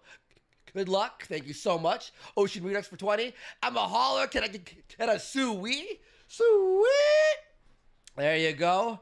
Casino Farmer for 20. Daddy Jim loves his baby hoggling so much. He wished him a happy birthday on TV. It touches my heart deep down. Which, by the way, that fucking news report with happy birthday. It was fantastic. Whoever did that was so good. That was such a fucking just stupidly funny shit to do. It was perfect. They have No, it Jim, on that was life ruination tactics. Just like what I'm trying to. That was the equivalent of what I was going to do. But next time if you do a birthday shout out like that, don't just say from Daddy Jim and friends Ralph Flamigator. Also say from Mommy Adrian. Oh yeah, Oh, yep. Adrian yes. Blair. Actually, Yeah. if Let's you had remember, she won, folks. if you head to Channel 8 Rochester's YouTube channel, they have it as a separate video. It's got more views than any of their videos. and all the comments are just like being positive but slightly shitty. Like Adrian Blair says, happy birthday to Ralph. Oh, this guy looks so healthy. He'll never do pills and drink making Mark. Like it's just like all over. It's so funny. Enabled Diamond for 25 saying, Ralph, I'm not a flagger, takes down multiple streams. Here's to the Kino Casino. Remember, Ralph, the house always wins. Sweet. The Memphis Micro for 20 bucks saying, maybe it was you who sniffed shit. I'm a hollow over this trash burger. Okay, thank you. A Perturbed Son for 20. Andy, real talk, your redemption arc has inspired me to quit cocaine and instead start huffing shit like Ralph. Okay, there you go. Like cleansing off my hooves right now. It's scrotum looking good. I'm gonna holler now. Sweet. I'm gonna have like a fucking busted voice after this show. A good senator for 20. Thank you so much. Appreciate it. A concierge for 20. Hey boss, there's a rage piggy out back eating trash burgers from the dumpster. Should we call animal control? Okay. Whiskey helps for 20. It's good Ralph's A Constant Implosion has brought the old IBS dudes back around. Jim, please bully Ralph into being the next Sargon level of failure. Work your magic, homie. Ethan Ralph for 20. Not my daddy, not my Ronnie. Okay. Kayla Shaper Nova for 20. I guess hush puppies are a completely different dish served in the Ralph Male house. Purple Haze for 20. Hey, Jim, I'm just wondering if you were a fan of Total Biscuit. If so, your cosplay is spot on. Oh. Nice. That was good. That was a good one. Oh, because the cancer. Yeah, because you're not again. Yeah. Shit. Job for 30. You guys are funny. Thank you so much. And two more for now. Manfred Von Karma for 20. It really warms my heart watching the Cancer Man and my two favorite Canadian grifters dunk on Ralph. Thank you for the laughs. By the way, did you hear the subtle flirting between Destiny and Nick Fuentes lately during the infrared haze debate? I actually didn't see that. Some people have linked me it, but I didn't get around to watching that yet. But I guess they are, in some sort of weird gay bromance now, Destiny and Nick. I don't know what it's all about. It's very interesting. And one more for now, and then there's so many, and I'll find a spot for it. Mr. Deadman for 20. Ralph is reminding me more and more of Champ from Anchorman when it comes to his gay love for Jim. Oh fuck, do you think he's the author and editor of the Milo X Jim fan fiction? Might be possible, right? Okay, one more. A Christorian X for 20 bucks. Fantastic show, gentlemen. Thought you'd like a joke. What do Ethan, Ralph, R. Kelly, and Bill Cosby have in common? They need adult diapers. All right? Okay, real winners from the Super Shots tonight. All right. Daddy Jim brings it in, I gotta say. All right, I'll read more donos later. Okay, so what do you want? There's so much. Okay, so I like the fact that your total now in donations has eclipsed Ralph for a week. yeah. I know, right? Dude, I haven't even added, like, I'm hearing bing, bing, bing the whole time I was reading. I haven't even added. He can't even add it I'm up. too low IQ, But everyone. I'll say this. Ralph has to do 10 shows a week, streaming for like 6 to 8 hours a day. We do 2 shows a week, streaming for at most 8 hours. In total. Okay? And we make more. Like, you work smarter, not harder, Ralph. But Ralph has to work hard because why? Because he's fucked up his life completely. Honestly, Ralph used to have life on Easy Street. All he had to do was fucking read super chats, host a fucking drama show on the internet. That was it. Now he's got Faith Vickers and the California fucking parental system clause in him. And the money won't even go to see his child because of the way the California court system is set up. It's actually disgusting. The state is going to take it all to pay the Medicare bills for when she was in the hospital giving birth. So all of that money doesn't even go to his fucking child. It just goes straight to the state of California. Now he's got another child that he has to take care of in the house, crying every day, bothering him, disrupting his life. His lifestyle's not one where he wants to fucking be raising a child. And let's get real, Pantsu's ass is going to leave him. And then she'll take even more of his money. So Ralph completely fucked up his life, and all he had to do was listen to me back in the day when I told him that Faith Vickers was a crazy cunt that supported BLM, and was whacked and had about 40 different rape allegations against different men. Did you hear, Jim, that Faith one time got raped on a school bus in front of 40 witnesses and nobody did anything? This was a story he told. What? Yes. Okay, another counter offer to Vickers. We watch the sex tape and then we talk about the school bus gangbang. What do you say? The school bus gangbang. It was a school bus gangbang, and the principals covered it up. The school covered up the rape, even though there were 40 witnesses to the crime. That's fucking and this crazy. That's true too. Yeah, it's a real story. Yeah, that is real. That is 100%. No, see, unlike Ralph, like I don't. I know his whole thing is like he gets mad at somebody or he wants to fuck with somebody and immediately wants to talk about every single family member. Like I don't usually do that, so like I've never really like looked into Faith or Vickers or like May or any of that, because Ralph is just on his own such a fucking dumpster. The man eats burgers out of trash cans. He eats shit out of assholes. Yes. Like he has heart attacks in Vegas, probably from we could speculate what caused the fucking heart attacks. Andy, do you remember? There's a video clip. God, I wish somebody still had this. It's probably up on YouTube. It's Coach Red Pill. I think you and Ralph all in sitting the down diner. at the diner, and Coach makes some remark about, wow, not everybody's staying faithful, and Ralph fucking goes ballistic at that. What do you mean, Coach? I love my wife. I love my wife. I love my wife, Coach. I love her. That was fucking crazy. Like the antics. We haven't even got into the flam shit. We got to get through this clip, this Guntoff clip, though. Oh yes. Okay, so this is from today. Yeah, like literally, like when he started. Okay, so here it goes. You're gonna need to. You guys are gonna need to run like a casino 24-hour network to handle this. Like he's dumping so much shit. There's too much shit. We might. I don't even know. Like Jim's gonna have to be here forever. I don't know.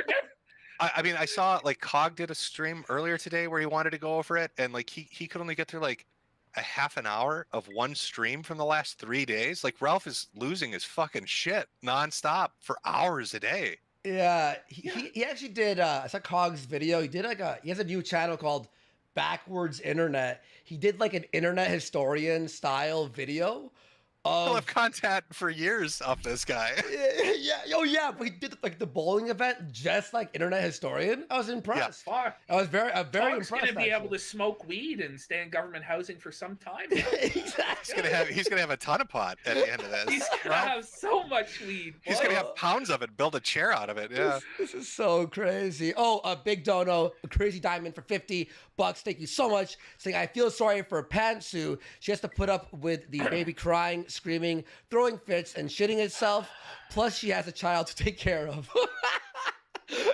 Serious question. Whose diapers do you think she hates changing the most? The baby's or Ralph's? Ralph's, obviously, dude. No, he says he goes commando. By the way, he's like, I never wear underwear. You didn't see that? I never wear underwear. That's why you almost see his like dick for a second in the fight. Can we take a moment to appreciate the smell?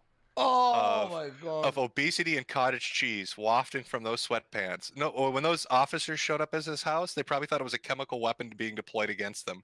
That's why they showed up with gas masks on, Ralph. They could smell your balls from down the block. I was blessed to be a cokehead at that time. I've been 3 years clean now. So your sense of smell was dead? I had, like, it was just like a rock in my nose, like, blocked. And when I left Ralph's house, when I was like a failure at Alex, we were at an Applebee's or some shit. And I blew my nose in the bathroom and a giant rock of, like, blood and all this shit came out because I was off it for like 2 months or 3 months at that point. And when I walked in the restaurant, I'm like, oh, I could smell. Thank God when I lived with him, I couldn't smell anything. Thank I God just that thought didn't of that. happen just- when you were living with him, because he would have thought it was a ketchup packet and tried to eat a trash burger with it. Oh my God. Oh no. Andy, God, that was the best ketchup I ever ate. Jim, are you trying to like fucking make me lose weight, make me I would've permanently lose my vomited, Jim. appetite? It's Daddy Jim's tough love on PPP's. Can I just say Look, with son. the pause screen? I think Ralph is making that face because he's jealous. Remember, he lost his crown after being beaten like a bitch in Portugal, and now he sees a helmet crown on her, and he's mad. Look at that. That's my crown. That bitch took my crown. He looks like he's trying to cast some sort of like telekinetic spell. Like he's like fucking Professor Xavier from X-Men, Jim. Like, look at this. His eyes are going in circles, like washing machines. And actually, I saw Rand was actually watching him watch this, and it was actually really funny. But yeah. So, can you tell me why he suddenly, like, what exactly made him get mad at Rand again for no reason? I honestly. Rand was on a stream with Gator, and I think Rand said that he wasn't a very good father because he couldn't see his son. Oh. I don't know what prompted this. See, what's retarded is like Rand and Ralph do this like back and forth where Rand gets kicked from the show every couple months and then he's like back the next week, and that it's like the days of our guns or some shit with Rand bot. Like it's just he always comes back. So even after this, even after Ralph puts his wife on blast and shit, I won't be surprised if Randbot's calling in again next week because of his lack of self-esteem. Like He has I don't know, man. he has to stop. And Dingo too. Like I'm like they're always like in this lovers like quarrel. Ralph like went on this insane rant against TRS today, saying about Mike Enoch's wife, and just said he wants nothing to do with anyone from TRS. They can all die. He said he was the cozy hitman, and that he's gonna do Nick's dirty work for him, doxing and swatting people and fucking flagging it down so that Nick's hands are clean. Like crazy shit like this. Like I don't know how Dingo can defend it. Like I get it, Dingo. You want the platform to spread white nationalism or whatever. but the platform is dead, dude. Like his chat, even if he has like 200 viewers on YouTube, he has like the same 4 or 5 people in chat, and everything else says message deleted because the mods have to work overtime there. It's so fucking amazing. Okay. All right, we gotta play clips or we're fucked. We're never gonna go. I would be afraid. I would against your wife. Normally, I would just chalk that up as just an automatic victory. It's gonna take a nigga like PPP. It's gonna take an unholy gunt to beat me. But your wife. Can I just say, with how pale he is in that black shirt, he looks like a fucking malformed Muppet that you'd see on like a 70s children's show. Look at the size of his head. Doesn't it look like a balcony Muppet, like one of the old men? I just want to say, it looks like somebody's marionetting his little arms. He does, man. He does. His tiny hands. Have you seen his hands? Like to his Walter. face ratio. It's so crazy, dude. Your wife has an unholy gunt, Randbot. God, all I can see is a Muppet now. That's all I can see. Yeah, his hands like just up there. I love it. It's really out of control, buddy. It is really wild and wacky, dude. I have to say, and of course, I can't see where it stops. I can see where mine stops, but I don't know how far those fat rolls go, buddy. And I say just fly her big ass over here. We'll front the cost if we have to do a fundraiser. 2 tickets, I think, should be enough. If we need 3, we'll make sure to cover that. We will fly her big ass over to the United States, the center of the universe. We'll put her on a big stage. You know, I'm putting on a wrestling show as it is. Get her big ass. There it is. See. Ah, there we go. That's the wrestling promotion. There it is, the wrestling show. Let's have a gunt off, and if she wins, she can take home some money. Can we just be she'll honest? have more fun. The only reason that he's putting this offer out there is he's just trying to see another woman naked. It's just that's all it is. Oh, have her come out. We'll do a gun off. He just wants more. He's just any way he can try to get. He's a sex addict. Oh yeah. Oh. Wants to buy makeup to cover up your spousal abuse. Here we go. It's a win-win. Come or on. she can feed that little brat. Whatever. I don't know. It's a win-win. I am a generous man. I don't want Are to you? let animosity. I don't want to let. He's generous, but never paid any of the co-hosts a penny. No, he like, never you know? paid anybody anything. So generous, generous Ralph. Bad blood interfere with good entertainment and good business. Do you understand? So There we Can, go. can you explain to me Just get why a in hold- this clip, he's like hunching over like an old Jewish man? Is there like his shoulders have like lifted up and his neck is like sunken down? Well, Do you Well, notice some that? Like, people have the Kiwi Farms. Yeah, you saw said that. they've had. What is the condition it's called? retardation? Good guess, Jim. coat, What? a couch, Kosher No, it's syndrome. not that. Yeah, It's not- Andy, give us your it's medical. not- He's got it's the not couches. that. But The it's Koshers? Come holy on, fuck, come on. somebody It starts with surely C. in chat It has starts it. with C. Come Cushing. on. Somebody Cushing. has it in Cushing. chat. Cushing I was syndrome. close. I was close. Cushing syndrome with the Couch buffalo syndrome. hump. and all Andy, this Dr. fucking Andy, shit. he's got the couches. Okay, Andy. He's got couches syndrome. I swear, guys, I stopped the coke. This man has the couches. Oh fuck! I hope this doesn't cut off. I have the other one. Just the isolated him pulling up his shirt, but I think it is in this clip. Just keep playing. okay. Yeah. to me, you know how to get in touch. The Ralph at theralphretour.com, just in case we lost some of our usual means of contact, which we did. You just email me, buddy.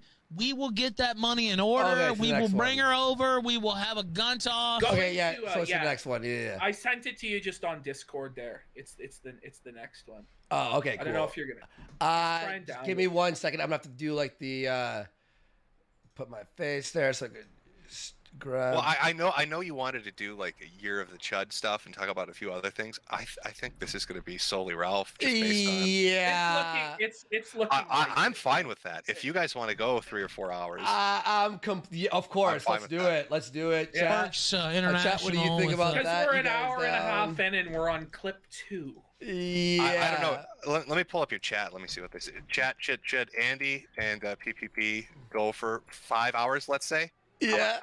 How about 6 hours, chat? How long can we make? this go? How long can we 6 talk hours. about, Ralph? The Cancer Man's got stamina tonight, I guess. Holy Yeah. fuck. They Ralph must is have using fucking- Ralph is using his dark Christian powers to resurrect me. I guess I don't Yeah, know. man, you're just.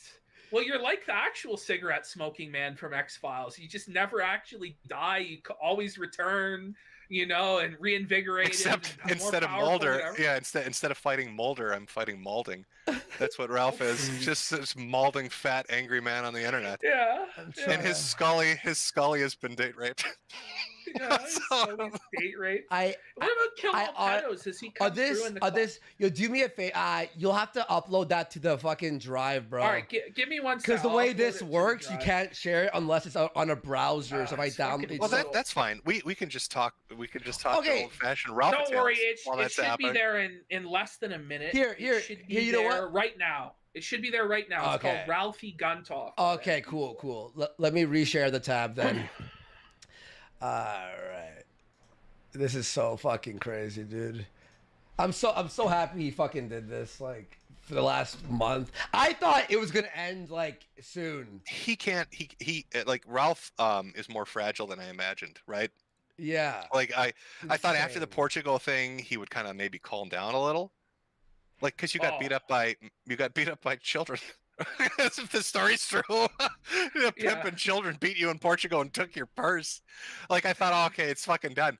But like, it's just once you started anything he thinks is an accomplishment, if you poke it just a little bit, fucking death spiral into spurging out. That bowling shit, like once he knew that Flam and Tux were filming that, he lost his shit and just death spiraled the whole night. All right, here it is. Wait, is this it? Okay, perfect. Okay. This is it. We have it. All right. Here we go. Let's check it out. International with big freight like that, but fly her ass over here, and I will have a gun off with the big bitch. Oh, Whoa! We need to It's like examine cottage this. cheese. Yeah. Over here, me and her. Oh, okay, so wait, is there Pruder film Look at this? this. Yeah, look Wait at this. a minute. Is that his belly button, my What? dude, or is that like? Is That's it cut? that's the second pair of tits. Okay, so his tits have sagged, and you know, like how you get a double chin, he's got double tits. so he's got tits under his tits. It's like cow udders. Oh my god. He's literally becoming a lol cow. He's growing more tits on his chest.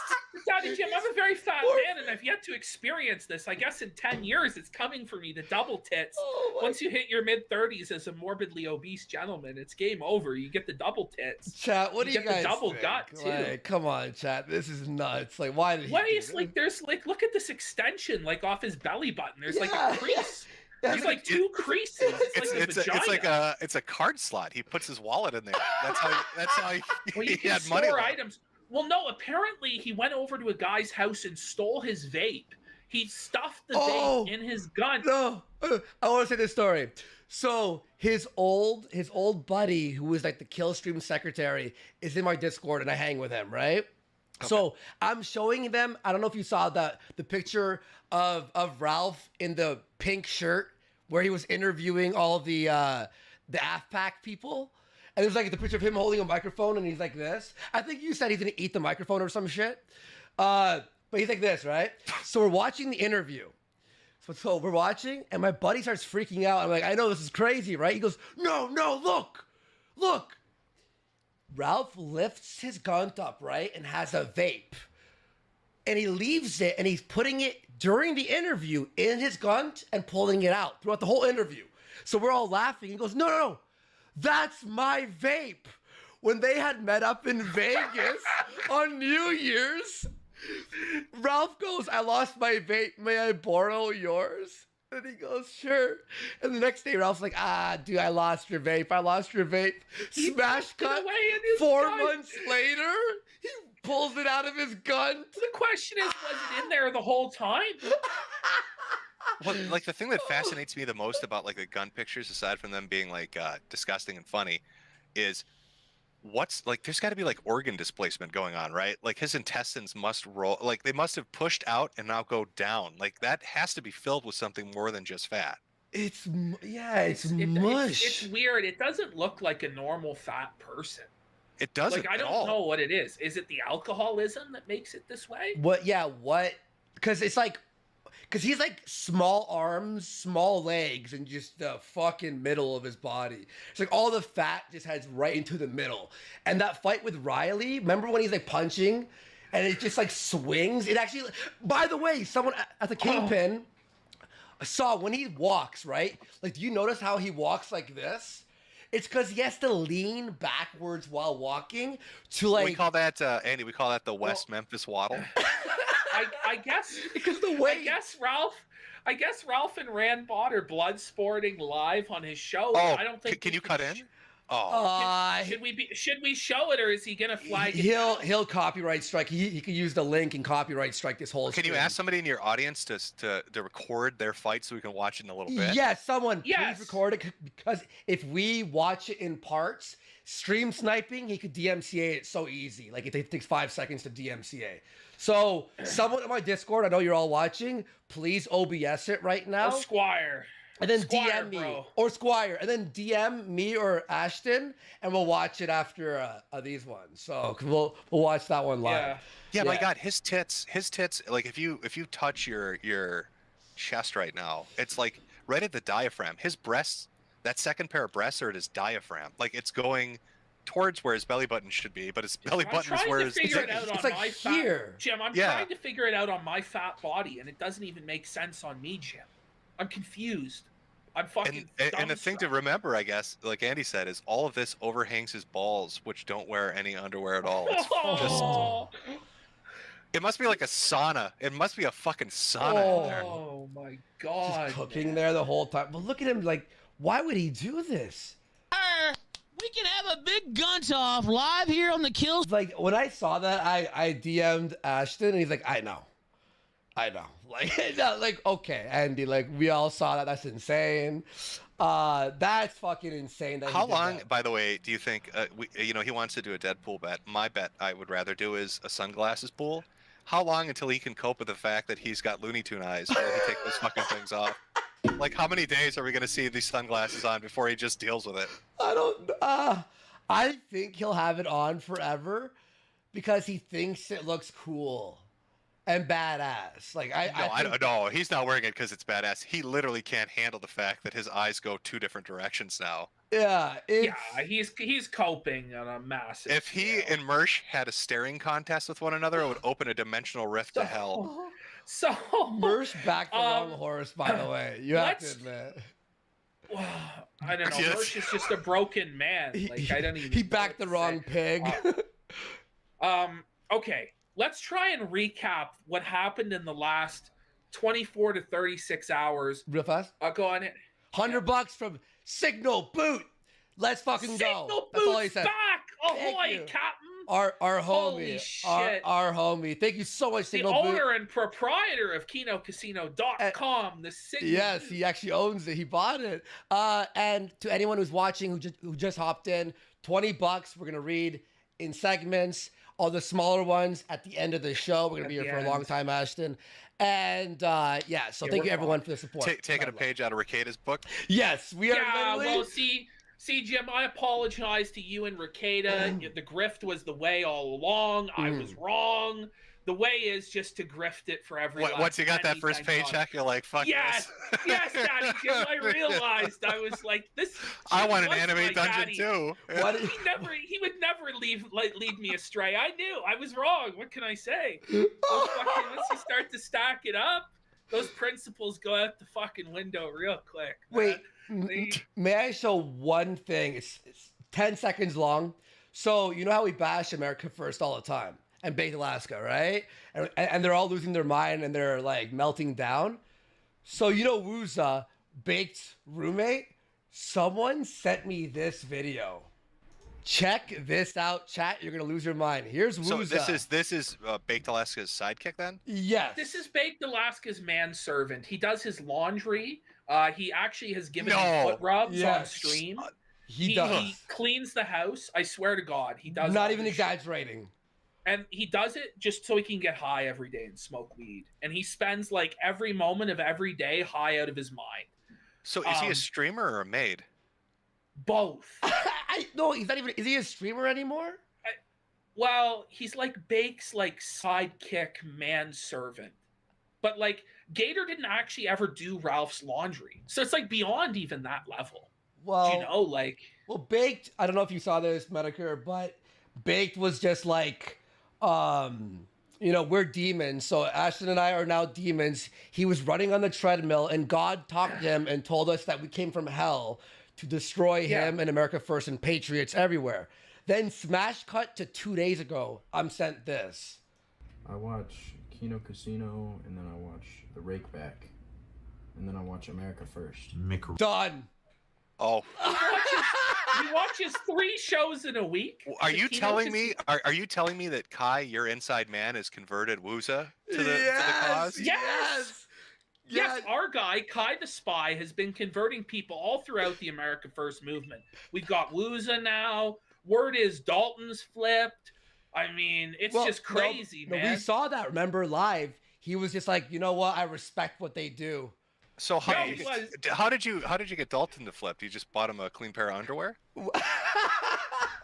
We Was that the Jim. offer? Was that the We got, offer? we got him a box of adult diapers, and we got him a Worski autograph, and he was like, Yes. Worski, my internet daddy, I watched in high school. He said I was his hero. Who red pilled him? I'm Do you, like, do you "Based." know, Jim, the fact that you've mentioned Dalton's name has probably made his penis grow 3 times in size? Wow, That's so probably it- like his childhood fantasy. You just keep making wishes come true, Jim. Do you know? Well, I don't know. I think I don't think I'm well received over at America First? America First. No, I did get No. along with Michael. Right, I did a stream with him. He seemed like a nice Oh, that guy, yeah. Yeah. But I I saw don't you think over there. I don't You think were I don't telling think they're him big that that fan. picture was you. That was fucking. You had him going for like. You had him going for like a half hour about that. I swear. To Well, God. and then we were talking about. He talked about. Yeah, it was Legos and his parents yelling at him. It was kind of fun. You're telling him all the lore. You know, and He's you're like, he's a nice kid. He's a nice kid. That's there a good you kid. go. Daddy Jim's on the Make a Wish tour right now. You That's know? right. A Make-A-Wish. Right now, this is He's my the Make a Wish. opposite of a Make-A-Wish because he has the cancer, but he makes the wish. Yes, you know, like how selfless, Jim. Like you're dying of cancer and you're the one going around doing make-a-wishes. Like, Well, holy fuck, you bro. see, I mean, Baked was right. Satan came up and said, Jim, you need to cause a division out there by making wishes for streamers talking about Legos. And I was like, on it. Oh, I'll get on that On right it. now. so fucking good. Okay. How mad do you think that made Baked that he just said that he watches you guys? That must Well, fucking no. send him through a roof. Well, yeah, because have you ever heard of Casey, Content God? No. So Casey, he's the one who started all the Ice Poseidon RVs. He's the one. He's like a. He's a, Oh, is that the guy that funded all of them? The rich guy? Yeah, the rich dude. Yeah. So me and him are friends, right? And so he was streaming. Hang on, do we have the clip where he's streaming with Baked last week or 2 weeks ago, right? And the entire time he's like, "Baked, you're a fat piece of shit. Kill Casino rules. That's awesome. You're a Warski disrespecter. Go fuck yourself." And Baked looks like he's gonna cry for the whole time, dude. Like Baked, Yeah, like he got losing his pressed. mind. Well, because remember, like Casey bought out Baked and made him his slave, right? So the story is, Baked Alaska's RV. He spent 10 grand on it. It broke down instantly, and he had to sell it for $1,000. So he's down $9,000 on the RV. And by the way, every day the RV was operational, they lost money on gas and food. So Casey came in and said that he would bail Baked out of this and get him a new RV, but he had to be his bitch and take all of his shit. So then he started pressing him about Warski and the casino, and I don't know. Is that why Baked is now streaming to 40 people playing Elden Rings because he couldn't handle it? Yeah, but no, this is the thing. So now if Ralph and Baked get the RV, it won't be them paying for it because they're broke. Because Baked says he's $20,000 in debt, 30. and he can't afford $30,000 in debt. Okay. How can somebody whose parents are rich be in debt? Well, that's what Ashton Birdie said to me, is that the debt is fake because his parents are so you rich. think he's just sort of like hint, He's wink, grifting wink? it for donos. Oh, But guys, guess- I need your credit card to fix my generator. I'm so poor. Oh, I'm so No, poor. he did He take start- a credit card. Smiley. Yeah, from Smiley, From his Big like Cock half Smiley? underlip. Smiley had to put $1,500 on his credit card. And then Bake sells the fucking thing the next day. yes, Yes. And then Smiley left. So they fixed the generator. He pays $1,500 to fix the generator, and it breaks the next day. And then Baked calls up the mechanic to shit on him, and the mechanic is like, "Look, I told you right well. It would cost actually $5,000 to fix it. I just did like a ramshackle job because you were too cheap to pay to have it actually replaced. So I did what I could, you know." And Bake's like, "You're a piece of shit," like just like shits on the mechanic and like demands that he fix it for free. And the mechanic's like, "Well, you know, if you had been nice to me, I might have done something, but I won't be doing shit for you today." And Bake just fucking spiraled, and then he had to sell the RV For to the mechanic for $1,000. I mean, yeah, like my understanding of it was like in the last 3 weeks, right? Because he was gonna bring Alice on, and then she shit on him, and he freaked out. Then his RV wouldn't work, and he begged for money, got it repaired. I didn't know he sold it. So basically, he just wasted a ton of money, and now he's stuck at home playing Elden Rings while his manslave watches you guys shit on him. Yeah. So It's nuts. word This arc is crazy. Word is that Ralph has now said on stream that he wants to purchase an illegal firearm and come to your house and kill you, Jim, and kill Gator. And Well, Rand but- Block has But now Gator, said, but Gator doesn't live with me, Ralph. You stupid drunk. yeah, like I don't know how I'm he's gonna come to get your away- house, Jim, and I'm gonna kill Gator. I know he's there with his soundboard. So I guess Rand Bot's at a loss for words, which is rare for him. He doesn't even know what to say. so he just said he's gonna assassinate Jim live on Odyssey. Yeah, he says he's gonna get an illegal firearm and kill Jim. Oh, well, This is I'm super scared, Ralph. We're real This terrified. is really big-brained. Jim. I'm the sure guy- Mr. you- Vickers, The guy Mr. with the Vickers stage might get sentence. that clip. Yeah, and send it to the DA. Yikes. So Okay. hang on, Mr. Vickers, if you're watching, you might want to go rewind on his chill stream more. Kaz, pick up I'm the sad broom. we're missing out on this crazy shit. We Hopefully can't get get fucking. to, We can't get hopefully fucking. we get to it in a minute. So let's try and go over what Ralph did. So I just two massive donos here. Casino supervisor for $50. Thank you so much. Press 1 in chat to grant Jim an elite card membership at the Kino Casino. Everyone hit 1 there. Thank you so much, man. And Can we use it to fund my funeral when he shows up with his crossbow? So, Ralph, this is the quote from Ralph. I would pull the trigger on Gator right now. That's the truth. I'd kill all of you. That's the quote. So He's so mad. He's so mad. Is he gonna be heading to jail? Please don't go to jail, Ralph. We need more content. Ralph, What are you doing? Ralph, I need my anime pleasure dome, Ralph. Please, You're please. fucking Ralph. with my expansion. This is our final Ralph, like, episode. If you have to jail, bro, like, How am please. I gonna afford my mansion? How Yeah. am I gonna sell felted hats like my daddy? You know How? Julian is losing his mind right now watching Ralph threaten to Julian. murder on Odyssey. Can you guys? Oh, what people should start doing is take every stupid threatening thing Ralph says, and then just put a "Presented by Odyssey" sticker at the bottom of it, and upload the clip. Yes. Yeah, we'll retweet it. Go, everyone. Add us with the presented by Odyssey. I'ma kill those motherfuckers. Presented by Odyssey, sponsored by Odyssey. What? Julian's the biggest fan of the kill stream. Just slap that shit all over it. Like, make that $30,000 worth it there, buddy. He has to be high as fuck right now. Like Somebody's 'cause got to get me some clips of this shit. when he For started, real. yeah. More breasts. Tip $51. Thank you so much. Mad love. Drew Metokur's request of Flam try to wrangle the rage pig. It's on my Twitter at more breasts. The Gunt blocked me 20 minutes after posting it. Sweet. Man, my voice. It's tough. Hang on, let me just check my Twitter real fast. Let's see if we did receive. Hang on.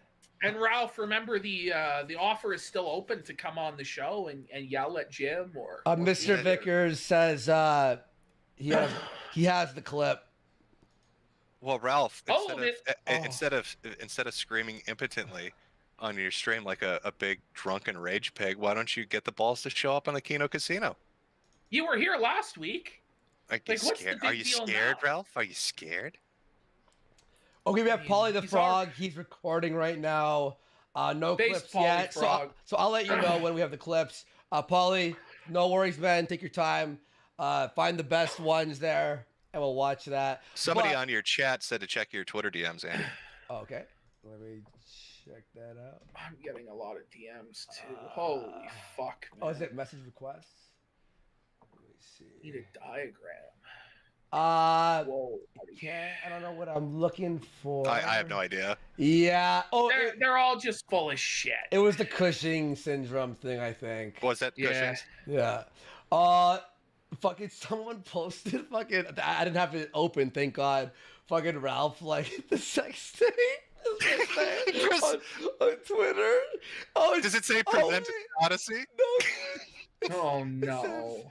says the 4 horsemen of the apocalypse. I'll describe it for chat. And the oh, you know what? But can I share it to you guys safely? Don't even try it. I'm not gonna even Fuck try it it. up, and it'll come No, out don't. No, we don't want to watch his fucking sex no, tape it's right now. at Ethan Ralph's Gunt on Twitter. Actually, he linked it to your tweet on Wish Me Luck at the Casino Board. Okay. This is the 4 horsemen of the apocalypse, and the first picture is fucking Ralph with his double tit out. Dude, hang on. You're talking about the diagram that No, he sent? no. Hang on. I could share this. Make sure there's no nude. Okay, yeah. Check. Let me put only my face here. Chat, you're gonna lose your mind. There was an extra clip that you missed here. Stop. Oh, there's more. Look at this screenshot right here. Tab. I don't even know if. Okay.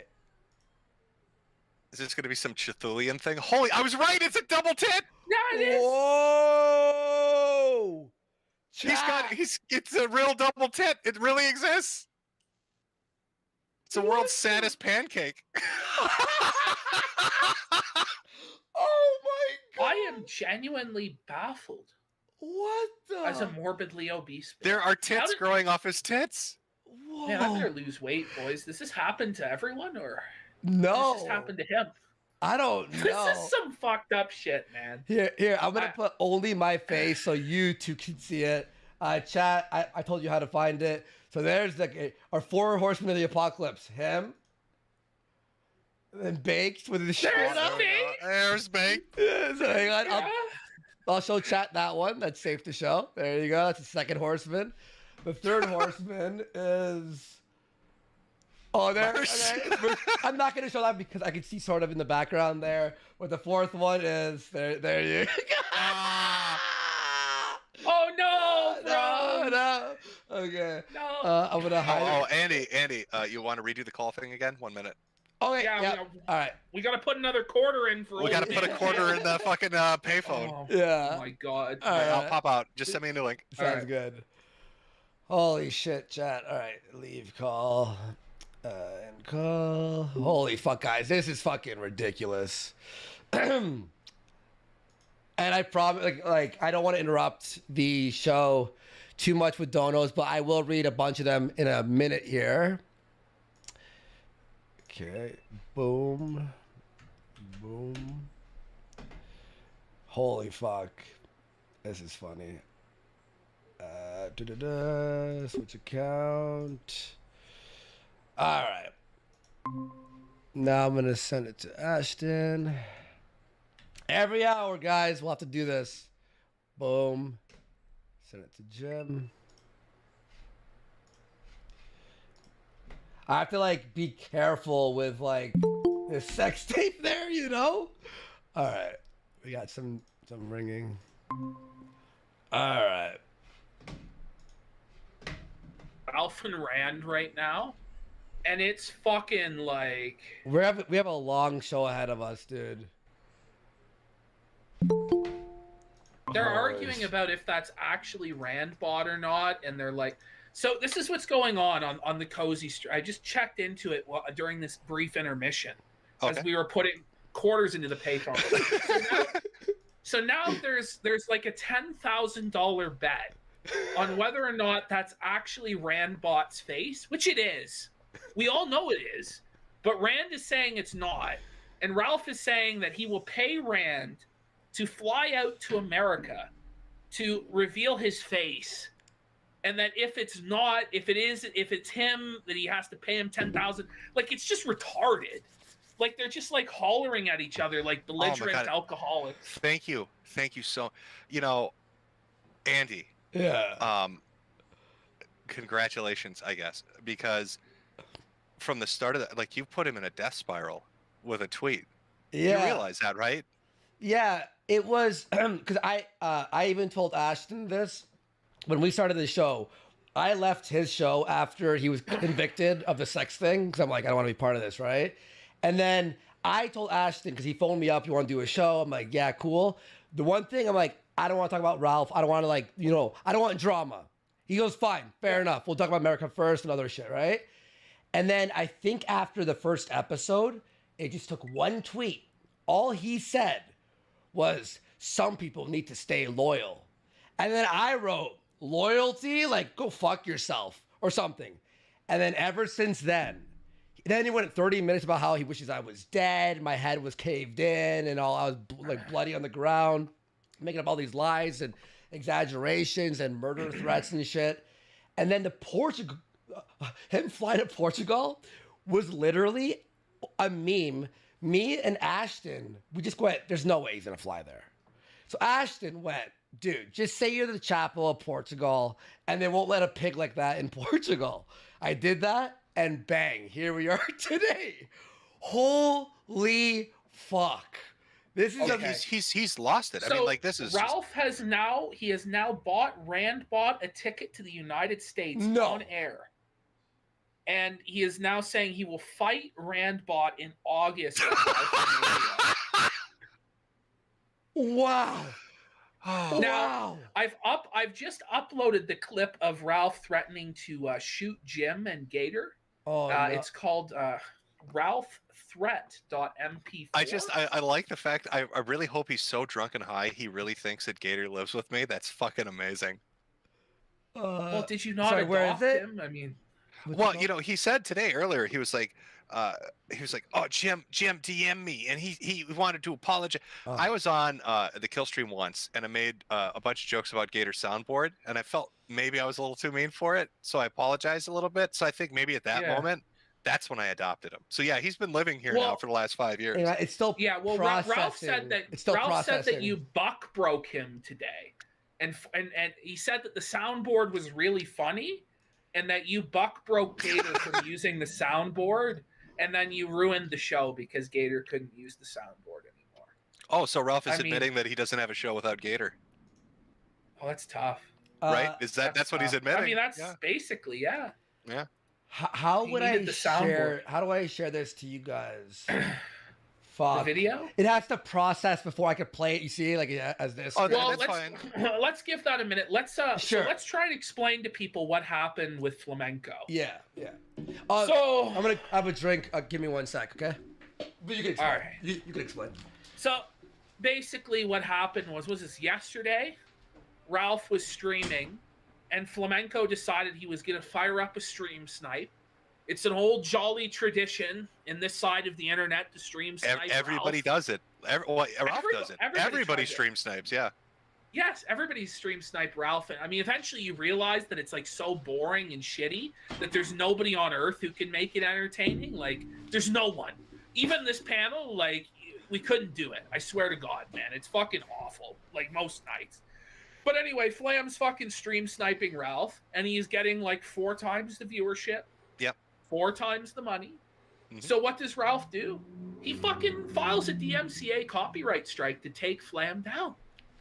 And this is coming from the fucking man whose entire career is built on the cornerstone of Jarbo's Boulder stream. And Jarbo copyright striking down fucking Dame Pesos or reporting other people's shit. Like, this is his whole fucking career. And Well, now he's turned into that. Yeah, it goes beyond Matt. Like Matt wasn't Matt didn't brag about it. Right? Like he got embarrassed about it, right? Humiliated getting caught, but Matt wasn't like listening to Wigger music and dancing with a bowling trophy. Play the clip, Andy. So we've got the clip of that. It's called Ralph Celebrates, I think, Flamenco. Yeah, Ralph Celebrates. Well, there's being why flagged. Ralph flagged first. No, the first. We're one? gonna do it in chronological order. The celebration. Oh, happened that's first? Okay. Yeah. All right. So here. look at him here. Pathetic, dude. Like, what the fuck? Look at this. On your door and blow your ass up. Drop it up, bitch. I got a sawed off. Now, is that sped up? Because that's the fastest I've ever seen him move. Yeah. It is. I couldn't find the clip in a non-sped up version. I don't know why people like speed Because shit up. that's now. like that's like normal people speed, and I was like, that can't be right. There's no way. I'm There's like, no way he's moving. Like, oh my god. look at him. I love how fat people dance with just their shoulders because it's too much effort to move the rest Look of at it. me go, So he's Jim. just Look at me go. he's just shaking his shoulders. I thought he was scared of finger guns. Now he has one? You hear me, Got his Jesse? own I'm ready for you, finger gun. Jesse. I got my own finger gun. Come on, Ralph. This is fun.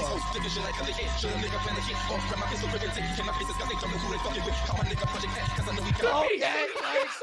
Bowling trophy No. to celebrate.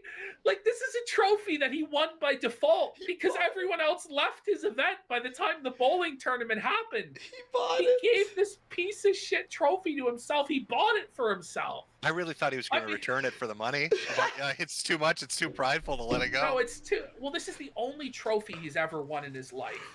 Like, let's think about. I mean, in school, he was probably no good at sports. God, he's that's never exceptional at anything. That's a dark thought. Can you imagine? You brought up school. Can you imagine being his kid 10 years from now, and there is somebody on the schoolyard finds this shit? Oh, they No, find 'cause- this okay. stream. Because by then, right, they're gonna have like kids are gonna have VR headsets. So can you imagine if, like, as a prank, one of his bros found the sex tape and was like, "Here, bro, try on my VR headset," and he saw his dad thumbing Faith in full VR. Like, that's From not from even, his like, perspective, and he doesn't know it. From his perspective, bro. Like Oh. the fucking the mental torture and anguish. Like 10 years from now, you can only imagine the level of interconnectivity. We may all be in the singularity. Do you know, like Xander may like when Xander commits a crime in the future, it might be like in Black Mirror. Do you know the episode White Christmas? Yeah, Where he's forced to spend 1,000 years listening to watching the sex tape.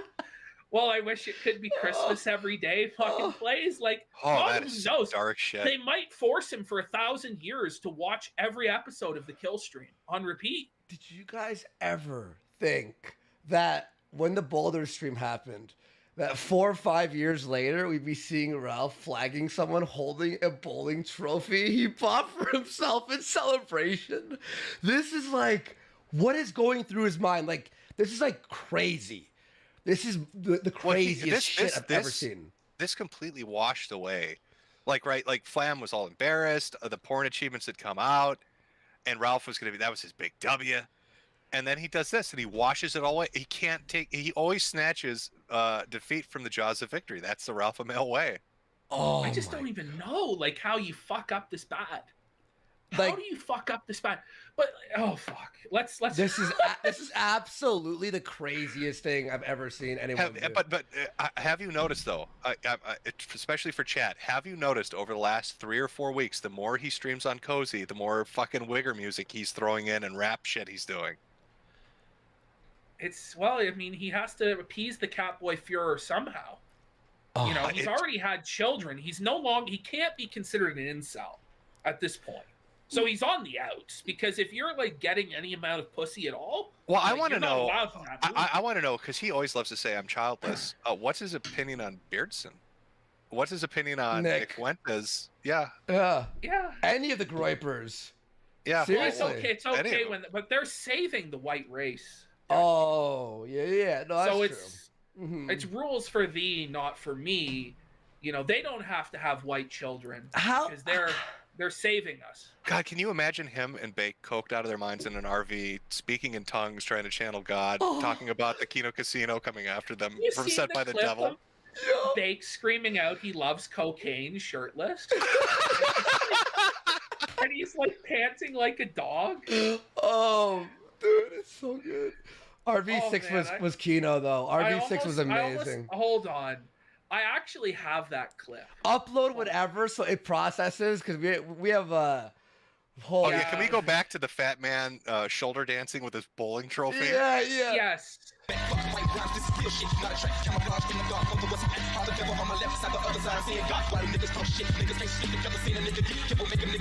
my dick, bitch. There's my response. You think I give a fuck? You got me slandering me as a rapist and everything else for 3 weeks? Dude. So like his excuses, you made fun of me for 3 weeks so I can flag down your channel. Like, well, Flam has to do a counter in 10 days. He'll have it back, which sucks though. It's still 10 days, but you know. Been slandering me as a rapist and everything else for 3 weeks? Smoke that flat red ass, bitch. You like getting fucked up the ass. How'd you like taking that Ralph dick raw up your ass tonight, bitch? With the mossberg bookshelf, bitch. This is fucking. I love how he defaults to ass stuff. Anytime sex is mentioned in any way, immediately to ass. I'm a vengeful. Sharp call, Jim. Sharp call, Jim. No, I love how he fucking like talks about how Flam slandered him. As though the kill stream hasn't slandered anyone before or ever gone low before. Like, you remember like making fun of Sargon's angel baby with Ralph? But somehow like motherfuckers are slandering him, going too low on him. Oh, yeah, okay. Well, I mean, Ralph got really mad about the paper abortion comment Josh made, right? Yeah. But yeah, he went on about Sargon's wife having it was 1 or 2 miscarriages. Yeah, angel babies. So he does it all the it's just the weird thing is I don't know if it was taking a pipe to the head in Portugal, but like it's gone from subtle to just overt. You know what I mean? Like the switch has been flipped. There's no going back. Well, let's flip. He said that we all condone swatting because none of us tweeted out sympathy for him. But let's like be real. I mean, this guy ordered swattings in the past. Yeah. Through Zoom of his own financial supporters. Like, this is something that he did in the past. So, The like, weird thing to me is I thought the swattings that he's going isn't like everybody in AF getting hit right now. Yeah. That's what I heard. It's like And they blame us. They blame us. Even They though, like, blame why us. would we do that? Because now we lose content, and swatting's not fun to watch. It's like 5 And seconds. I oh. don't even play their fucking swattings, like, because there's nothing there. Yeah. It's like they got swatted. Like, it's bullshit. You know, at the end of the day, to quote a cancer man, they swatted themselves. Let's go here. Why Ralph? What is it called? Why Ralph? Ralph flagged. explains why he flagged down. Right here? Yeah. All right. Here we go. Are providing free, independent, Anonymous democratic $3. Why did you flag Flamenco stream? Also unblock me on Twitter, you fat bitch. You have to hear this shit all day, by the way. You have to hear this shit all day. I will not unblock you on Twitter, and I flagged it because I wanted to. If you don't like it, suck my dick. So he thought it was real funny. He thought it was real funny to spread those lies about me. He thought it was real funny last week to repeat that lie in front of a couple thousand people. So I thought it was real funny last night to strike down his channel. And I'll do it again if I want. And the thing here for the context is, because I'm pretty sure this is a clip I put up, because you could see the timestamp down. There's a minute missing. In between the minute, the reason he admits he got really angry is because Flam, he alleges, I don't know if Flam even talked about it, but he alleges talked about Alice. Oh. Anybody that talks about Alice and what Alice said, he fucking goes into a spiral. That's the lie. I wonder why. Flam's not the one making that up. Alice is the one that fucking is dropping DMs and talking about shit. He said I was the one who exposed I exposed it. I'm like, we brought Alice on to talk about baked, and then she went off the rails, and then did that. Because I watched that. I watched that episode because I wanted to laugh at baked. Like I was expecting like funny stories about baked and sex. And there was the one where he was jerking off with his legs up. And she's crying in the corner eating noodles. Yeah. Well, have you noticed? Did you see also? I think you did tweet about this week that Baked had like his mods trying to flag down our channel. Also, did you see that? Yeah. Yeah. So somebody posted a bunch of screen cap. Yeah, CWC was it? CWC leaked all these screen caps of it. It's just very interesting that it's coming out of like these political dissidents that are super persecuted, apparently super in favor of free speech. These guys on Cozy that they want to flag people down. Well, that's two now. So that's Baked going after you, and then that's Ralph going after Flam. You know what? Fucking Ralph said to Baked on I think Tuesday or Monday. He's like, they fire up their stream and say we're criminals, and we're like, you are. You guys are literally criminals. Like, what do you mean? Like, we're not lying. All we do is play their shit and go, whoa, holy shit. That's it. So it's not like we're lying. But it's the same shit that they did in the past to other people. This is what I really don't understand about it. Like, Beardson used to shit on Spencer relentlessly, Cantwell, on the Weekly Sweat. Kino, on the Weekly Sweat. Yeah. And that was righteous, apparently, right? To purge the optics, right? So, but when I like try and check their optics and purge that, suddenly there's a problem now, right? They need to be flagged down. They need to go away. I just find that, the term is, what is it? Ironic? Irony bros? I just don't know. It's just fucking bizarre to me. But they've outright come out in clips and said, we don't care about other people's free speech. We just care about our ability to say what we say. And might makes right. So again, folks, if you're really supporting America First, understand that that's their vision for America. Well, they also said that we don't matter and we're useless. We're irrelevant, but then we need to be flagged down. And then you've got Ralph talking about how he's the cozy assassin or the cozy whatever. I need that clip. Oh my god, I need the clip of him being the cozy assassin. I'm the cozy assassin. It was like the beginning of his stream. Like, dude, I was like, Nick is gonna have to clean this up. I mean, I told him if you go around making those statements and doing that shit, you're gonna get fucked with. Yeah. Like I warned him. I warned him openly. If you want to play that game, other people are gonna notice and want to play with you. Well, but where does it stop, right? Like, because it keeps escalating. Like, it's beyond just like shit talking back and forth. Now it's I'm gonna hurt your business. I'm gonna flag down your shit. Then it escalates with like Jesse and Ralph going to each other's homes or like shit like this. Like where does it end? It Well, now started. apparently they're gonna fly out Randbot and have a fight over guns. And Well, dude, it started even before. So when I did the first episode with Ashton, before he put his tweet out, it's been proven that these are his Twitter accounts, like the ones he was using to like follow Faith and shit and all that stuff. He was like adding YouTube. So I have a channel called Subcultured. We do video game like dissections and icebergs. So he got 30K subs. Like it blew up, right? sure. And then he's adding YouTube, like fucking trying to get me fucking banned off of that. So me and Kyler, we work our fucking asses off, like hours of editing a week. And he's jealous that that channel blew up and we could do something like more mainstream. And he always hated it. He always hated. You could tell, even when I was on his show, when I would promote it, he goes, yeah, just promote it. You could tell he's pissed off that, oh, our new video has 100,000 views. And he's just like, you could tell he was angry. Then he makes all these accounts at Team YouTube. Luckily, all those accounts were flagged down because he was posting like the most heinous, like death threats and all this shit, like crazy shit. So it even started before all of this. And he has been flagging forever. Ashton, remember when he was in the car and almost crashed the car with Faith in it because of you? Yeah, no, I mean, and he said 10 out of 10 would flag again. Now, Jim, would you just admit that he flagged me at that time? Please, because you said that I flagged myself back then. I will admit that if you admit I was right when I said, remember when our first conversation we had, I was like, you're an attention whore. And you're like, I'm not an attention whore. I'll never make money doing this. So I'll admit I was wrong if you admit you were wrong. I'll admit I was wrong. I already admitted I was wrong. I will admit I was wrong too. And yes, it's more than likely he flagged it. Yes. Thank There God. we go. Okay. So yeah, That's our tete-a-tete. There's our tete-a-tete. But look, I'm selling hats too now, Jim. So don't worry. Yeah, Okay. You gonna get that anime dungeon? the felted hat. Well, I don't know if it'll be an anime dungeon. It might be like a. Are you kidding me? With the ball.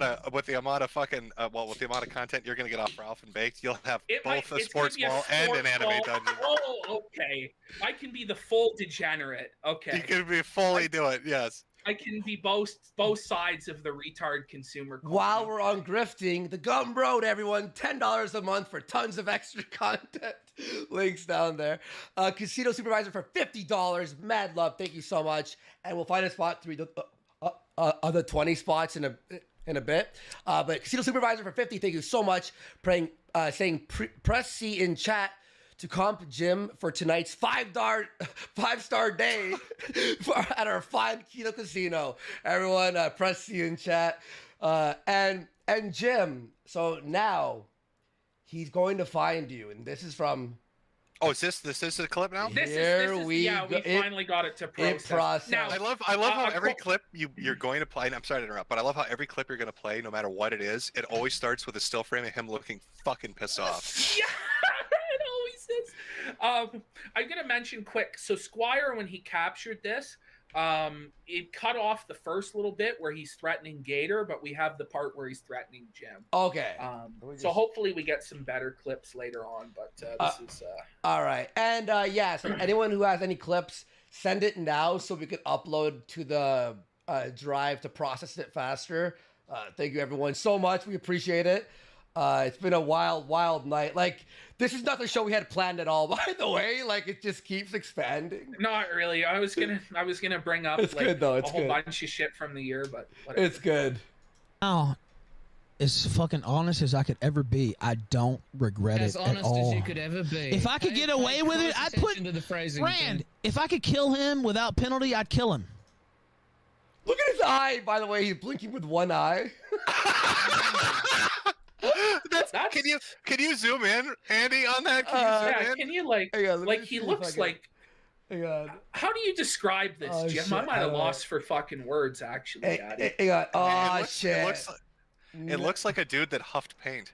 Have you ever seen people that would like do air duster? That's what he looks like. Yeah, if I could kill him without penalty, I'd kill him. Okay, I got it. It looks like he's walking on sunshine in No, that. the player like zooms in. Okay, that's fine. The That's player's fucked, but his eye is like chat, fucked, man. like the eye is fucking crazy, dude. I always sleep with one eye open. Well, yeah, you got hit with a pipe. You got hit with a pipe, idiot. That's why you do. Oh, by the way, let's just say real fast, he fought the 4 Portuguese men. I fought. The doctor said that I held myself like. I held my own against 4 people, and I fought like harder than any other human ever would. Bowling tournament, 1 elbow, like slight, like missed punch. Arrest him! Arrest him! He's Arrest him! Stunned, you know. So now Ralph on the air is threatening Randbot's children, and he's saying that unless Randbot turns on his camera, he will aggressively go after Randbot's children every day on the show. Oh, can So we this get is through now- one? Can we get through one coke-fueled rage spurt at a time? Because he's going so quick This- here. We can't even clip him. It's in not time. possible. It's not possible. Guys, It's 24-hour possible. stream. Let's go. While Ralph's losing his mind. I will Rand. do this shit for 6 hours because by the end of it, he will be naked slamming a wall. I'm telling you. I think he might, dude. Like, I don't know where he's gonna be at tomorrow. Yeah. Maybe the drunk tank. An asylum is where he's going to be at tomorrow. Let's hope. Let's Your, hope. your gym's end of the month Scrawling shit stream. on the wall. 18 hours of Jim talking about it. If I could kill him without penalty, I'd kill him. Wow. I'm dead serious. Would you kill me without penalty, Ralph? Probably Would you not, kill but Jim you're. without penalty? Yeah. Yeah, I think so. Whoa! Yeah, I think so. How many That's, people would you kill if you could get Quite away a with it? few. Quite a few. But thankfully, Whoa. there's laws out there, stopping folks But like me. thankfully, Thankfully, like maybe there's your laws. conscience or your morality might stop you, or just So like, I would just like to say for the record that to drive him to the point of wanting to execute me, all I had to do was rattle a pill bottle. Whoa. no, you didn't even do shit. Like that's what's Just crazy. rattle, and that's where we're at is him wanting to execute me. And like fuck, man, you even like you turned a blind eye to him for years, and like just let you let him go. Like it was only after he really turned against you and started shitting on you. I mean, you made fun of him for the Portugal stuff, but who couldn't? That's the thing. Yeah. Well, like anybody would well, turn that into content. like a lot of people, like me as well. There was some shit. I'm like, I don't know if that's true or this or that, and I was sort of just doing my own thing. And then when the sex tape thing, the conviction, I was like, holy fuck, this is like, I feel dirty, even just like being on the show. But a lot of people did because, we want to like have faith in someone. They could like, turn around, have a redemption. Ralph has gone so deep. I don't think, do you think there's any chance of redemption here? I really think it's beyond it's done. No, because he envisions in his head that this is like, he's got like a delusional cope along with the drugs and the alcohol that makes him think that this comes across like he's Vince McMahon rather than an insane person on the internet. Like he can't process that he's not Vince McMahon and he's coming across like a lunatic. Oh, this it's isn't- fucked. This isn't wrestling. It's not. As much as I wish it was. Well- Because I'm also a delusional wrestling fan, which means that very soon, my downward spiral is nigh. This is probably about as good as it's gonna get for people, folks. Now that Jim's on, I'm cursed. I'm fucked. It's like, You need to build your somehow- anime sports ball dungeon quick, buddy. I know. How the fuck is this motherfucker Irish but curses everyone he comes to? How is this fucking so? Oh. But no, I think Jim, I honestly think you liked Ralph. I know you say you don't have internet friends, but I mean, I think you liked Ralph. I enjoyed the show. Like I'll watch a show that I enjoy and tune in for it. Like with Tonka in the morning when it was new and he was doing it and it was just letting people scream. Yeah. Yeah. Good. Andy, when you were doing your stuff early on, it was good. Ralph, when he was doing his stuff early on, it was good. But then shit comes in. It really was with the blood sport shit. All you had to do was let 2 people yell at each other and collect the money. That was it. If Ralph had done that, he would be living in a nicer McMansion than fucking Dick is. Yeah, I had lost my I by the end of Warski Live Days, dude, I was so coked out. It was over for me. Flying to America and not having my dealer around was a lifesaver, even though the aim shit happened. And this, like, I can see he's past the point I even was. Now, I and, broke my nipple. Andy, since it's been long enough, can you finally admit to us all, based on the clip that's out there, that you suck that dude's dick? I did not. No, ew, no. Because that clip is out there. Are you sure you're shirtless and you had your head in his lap and he was giving the camera weird looks? I was passed out on his lap. Okay, I was drunk. I swear to God. Andy, did he pull a Ralph on you? Maybe he raped me. I mean, maybe I was raped. Did failure ever pop a chubby in the cuddle streams? Or No. no? I swear to God. That never happened. That's disgusting. We all. Wait. Actually, Metokur, it's funny. So me and Ashton are talking. Okay, what do you want to do the show on? And blah blah blah, right? So we're talking for a while, like a few hours, and planning the show before we even started it. His last thing is, did you suck that guy's dick? I'm like, no, I did not. Like, I swear to God. No, I did not. No. You know, now that I made a joke about it, Andy, Ralph is going to go on stream tomorrow morning and be like, Andy Morsky's a cocksucker. I got fucking proof. Suck Even dicks Daddy Jim says that you suck cock, all Andy. day, every day. I'm sucking it. Let's go. Right? And then the next story after that will be, Andy Morsky offered to suck my cock too. Well, I stayed over at Ashton's house, remember, for that week.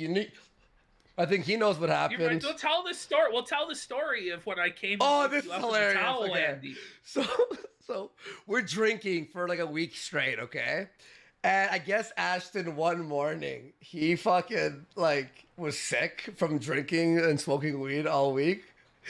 I wake up, I just hear all this like fuss, like it's like noises and all this shit. I open my eyes and Ashton is standing at my doorway. Naked, holding a miniature towel, like a fucking washcloth, over his dick. He's like, surfer! He's running around his house naked, yelling surfer, and I'm like, what the fuck? Like, Ashton, what was that? Why were you screaming for surfer naked, holding I don't know why. Well, that was probably a common occurrence in that household from all the I think you two owe Flamenco a bit of an apology. after hearing all of this We're shit. pressing Flam a bit hard there. I mean, you guys were talking a lot of shit about Flam. The penises Flam were into were at least plastic in his defense. There, it was a woman, you know. No real dicks. All right, so let's watch some more.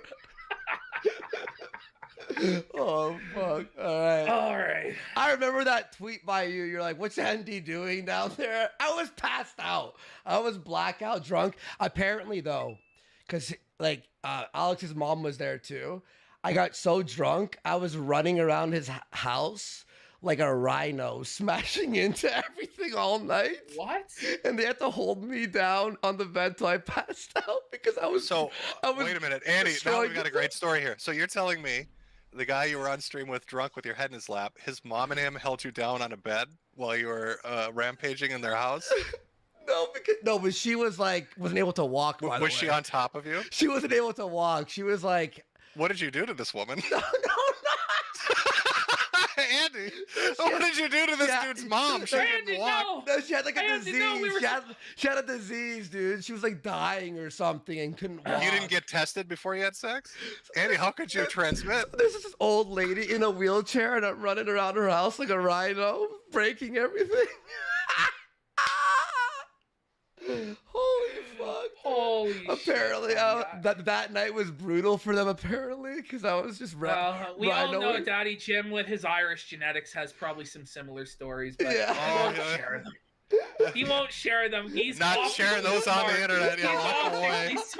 There's just the one that Ralph brings up, but we'll sweep it under. We'll sweep it up. I'll sweep it up for you this time, Jim. Okay. I do like how I went into that story and Andy's immediately hot potatoed that shit right to you. He's like, hey, remember that time you were naked in the towel? Yeah. Oh shit! All right. Here we go. Murder threat. We're on the murder threat. Well, there's two more clips that have come in hot off the press. Have you? Are there more murder threats? Oh yeah, there's more threats. Let's fucking go. Okay. Are you processing them? They're uploading, yeah. Okay. But let's get fantastic. they said, Ralph, here's the gun. If they said, apparently you have a problem with laws. if they said, Ralph, here's the gun, there's no penalty. There's no nothing. Do what you need to do. Yeah, I would. Let's ask the question: If there was no penalty for murder, how many people would kill Ralph? Well, I want to understand. Can somebody explain the Christ is King grift to me? Because if you're going to say that you're religious now, then you don't need the state to give you morality. It should come from God, right? Yeah. So if the state said it's okay, Ralph, you can kill people, shouldn't he say, no, I'm a Christian, I wouldn't do that. It's wrong. He's evil. Well, he's pure evil. Like, let's be fair here. Like, Ralph is actually. Is there an evil anybody guy. who actually believes that this guy is a Christian? Like, I don't believe that it's a grift. There has to be somebody out there that's so stupid that they actually believe that Ralph and Baked are Christians. But this is why people go into the religious grift in the first place, right? Like, let's get real. Baked has never said shit like this before, though. Like, let's give Baked a little credit. Oh no, Baked's not this stupid. It's like, like this is nuts, especially when you have off a his fucking meds today. He's on a suspended sentence. Is that what it is? Yes. Yeah. Suspended. Which one? Both of them are. One's got a state sentence, the other's fucking waiting for his appeal. All these people are waiting to go to prison. I don't understand what the fuck is going on over there. Christ is king. Christ is king. We're just persecuted. We're just like the Apostle Paul in chains in Rome for preaching the gospel. He was given 40 stripes, and I'm just like Paul. Christ is king. Which was the one that martyred himself? He was crucified upside down? That's Peter. Can you imagine that happening? Peter. Yeah, can you imagine that happening to Ralph? The gun would just slap in his face nonstop. His tits would be drooping on the Romans would be like, what the fuck is going on here? What a visual. What a picture to paint. Okay. You sound like a great advocate for a conservative platform. Rand with a fucking home run. Look at his face. Oh no. I don't give a fuck. I'll give a fuck. Let's see what he says. I mean, I'm just telling you the truth. I don't lie. Great response. I'm just telling you the truth. I don't murder lie. people laughing at me. Yeah. I don't lie. That's just like the truth. If I could smoke that fucking rat, if I could smoke that rat for what he did and get away with it, and I would have no penalty, and they told me there would be no penalty, and there would be no impact on my life, my daughter's life, my son's life, all that, I absolutely would pull that trigger. I would pull that trigger. I would pull that trigger. Keeping up on current events. I would pull that trigger with zero remorse. Rand's response. All right. Like even Rand bought, like the drunken fucking like low impulse control guy, like 1-800 N-word Rand is like, that's a bit fucked. So we have like 4 more clips that have come in. Okay, let's smash a few 20s because they're they're coming in hot. All right, guys. Athian Jane for 20 saying, Are you going to review the 90-Day Fiancé, the 20% femme demographic? Would love it. P.S. I recommend watching Mike and Zimia. Yes, we're going to do it on the Gum Road there for the females. Jim, help me out. This guy's telling me that I need to watch 90-Day Fiancé with him, Jim. What do I do? For the females. Well, I mean, if you want to watch 90-Day Fiancé, you're watching it. It's called Ralph's Life. How many relationships have imploded in this fat fuck's face? He's got one ex-wife, one ex-girlfriend. Pants is going to be running out the door. He's upstairs right now, drunk, screaming about murdering people as she's downstairs with the baby. You don't need to watch TLC. Just watch this fat retard. A project's done poorly for 20. I think Jeremy Hamburglar Quarter Pounder should weigh in on the Rage Pig after he sucks Ethan's K-line. I don't know what that means, but thank you. Project's done poorly. Juju the Cow for 20, saying if it's big enough, I'll suck it. Oh, that's what Dick Masterson said. Jim, did you ever read that where Dick said if a dick was big enough, he'd suck it? No. How about he sucked off a guy at Burning Man? The Burning Man where he blew the guy? He blew a guy at Burning Man. And his girlfriend found out. She found the text or something.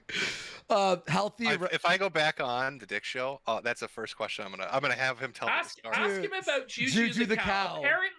Apparently, so Jim, I'm gonna blow your mind. Apparently, Dick Masterson role plays as Juju the cow in bed. He dresses up as a cow and gets pegged with a sparkly purple strap on. This is what Jamie Lynn Hughes said to me in DM. So this is like an ex-girlfriend of his?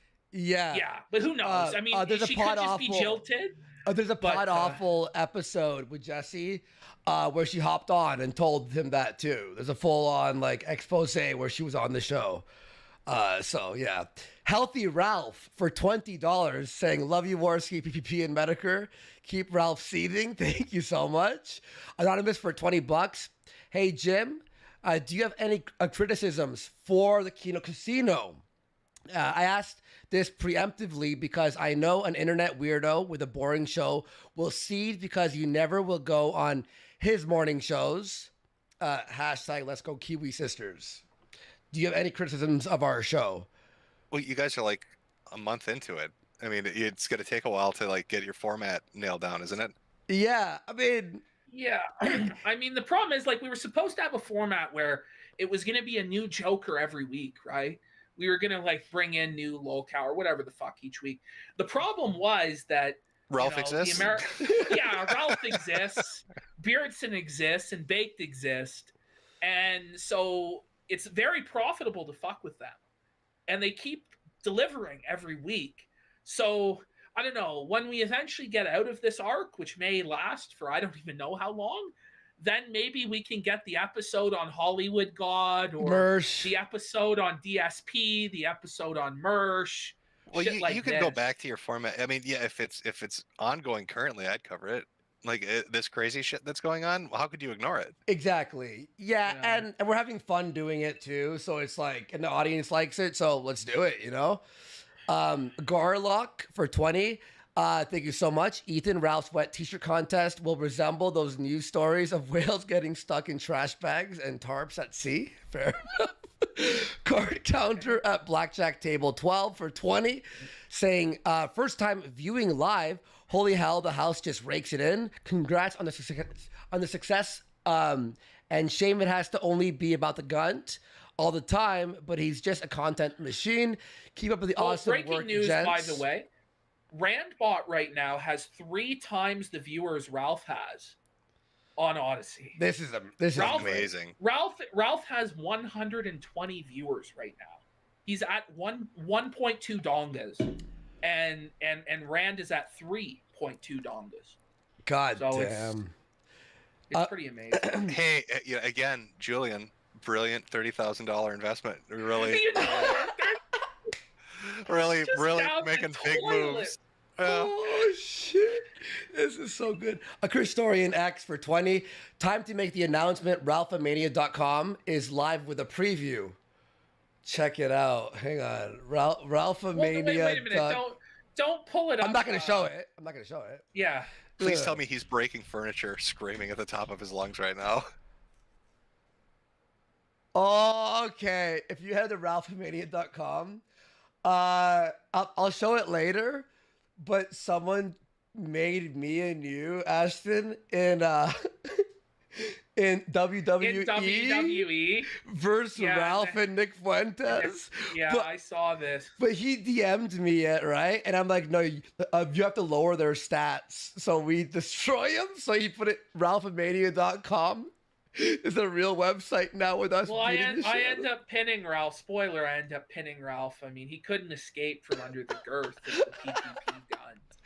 It was just the gravitational force of it was immense. I just am flashing back to the fact that he has tits growing on his tits. Yeah, like I don't think I've never seen that before.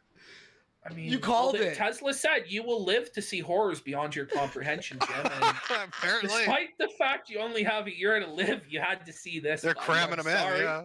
Oh, I'm sorry, brother. Fed Post Malone for 20. Please image search a Cushing syndrome. I swear it's just a cartoon of Ralph. Yeah, we were talking about that It's like the way it looks. If you search Cushing syndrome, it looks like Ralph. Let's just say that. And it's done. It's because of alcoholism, so it makes sense. Nicholas Littlefield for $50. Thank you so much. $50. Mad love. America First is great. All I have to do is spend 10 minutes in the closet alone with Beardson. All right. Thank you. Alex Jones for 20. This is amazing footage right here. People, the Rothschilds have engineered a pig gecko chimera to pilot their black helicopters. You will see these soon in your cities. Mark my words. I believe it was the tit shot. Polyfrog64 for 20. I think, Andy, check my Twitter. I have clips up now. The video should be done rendering as well. All right. So, Polyfrog. And I have some clips in the drive already. We probably won't get to Polly's ones because we're gonna have to download those. Yeah, or they might be like just we'll see what we can do. Because you could play them through Twitter, but I don't know. You're having trouble with it, so it's... Yeah. Ema Shrew for $50. Thank you so much. Holy shit! And remember, we're reading the 20 and up.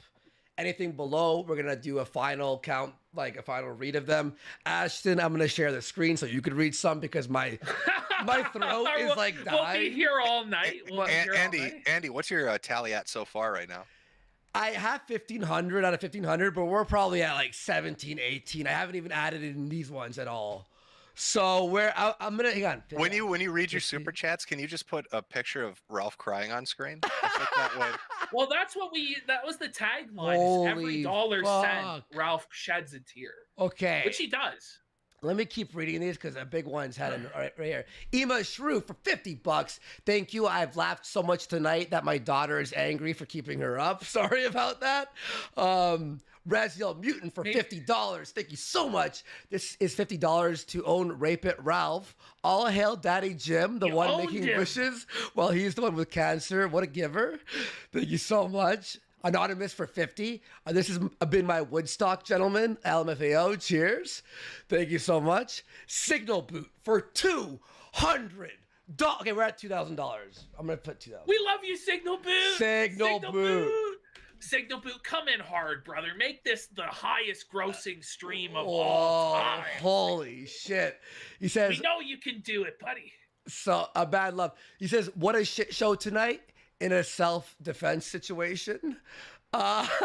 Johnny Arcade, fantasies of killing people, never played back well in court. Yikes. Exactly. Shin-chan 256B for 20. I haven't laughed this hard in a long time. The casino is always gives the Kino. I got 20 on J. Caesar 187 black, and I think it will pay off. Daddy needs a new pair of shoes. Let the Kino roll. I am for 2112. Can you just picture Ralph sweaty hoof trying to grip a firearm as his pulsating gun swings to and fro? Every bullet would send a shockwave rippling through his shit bag and four titties. P.S.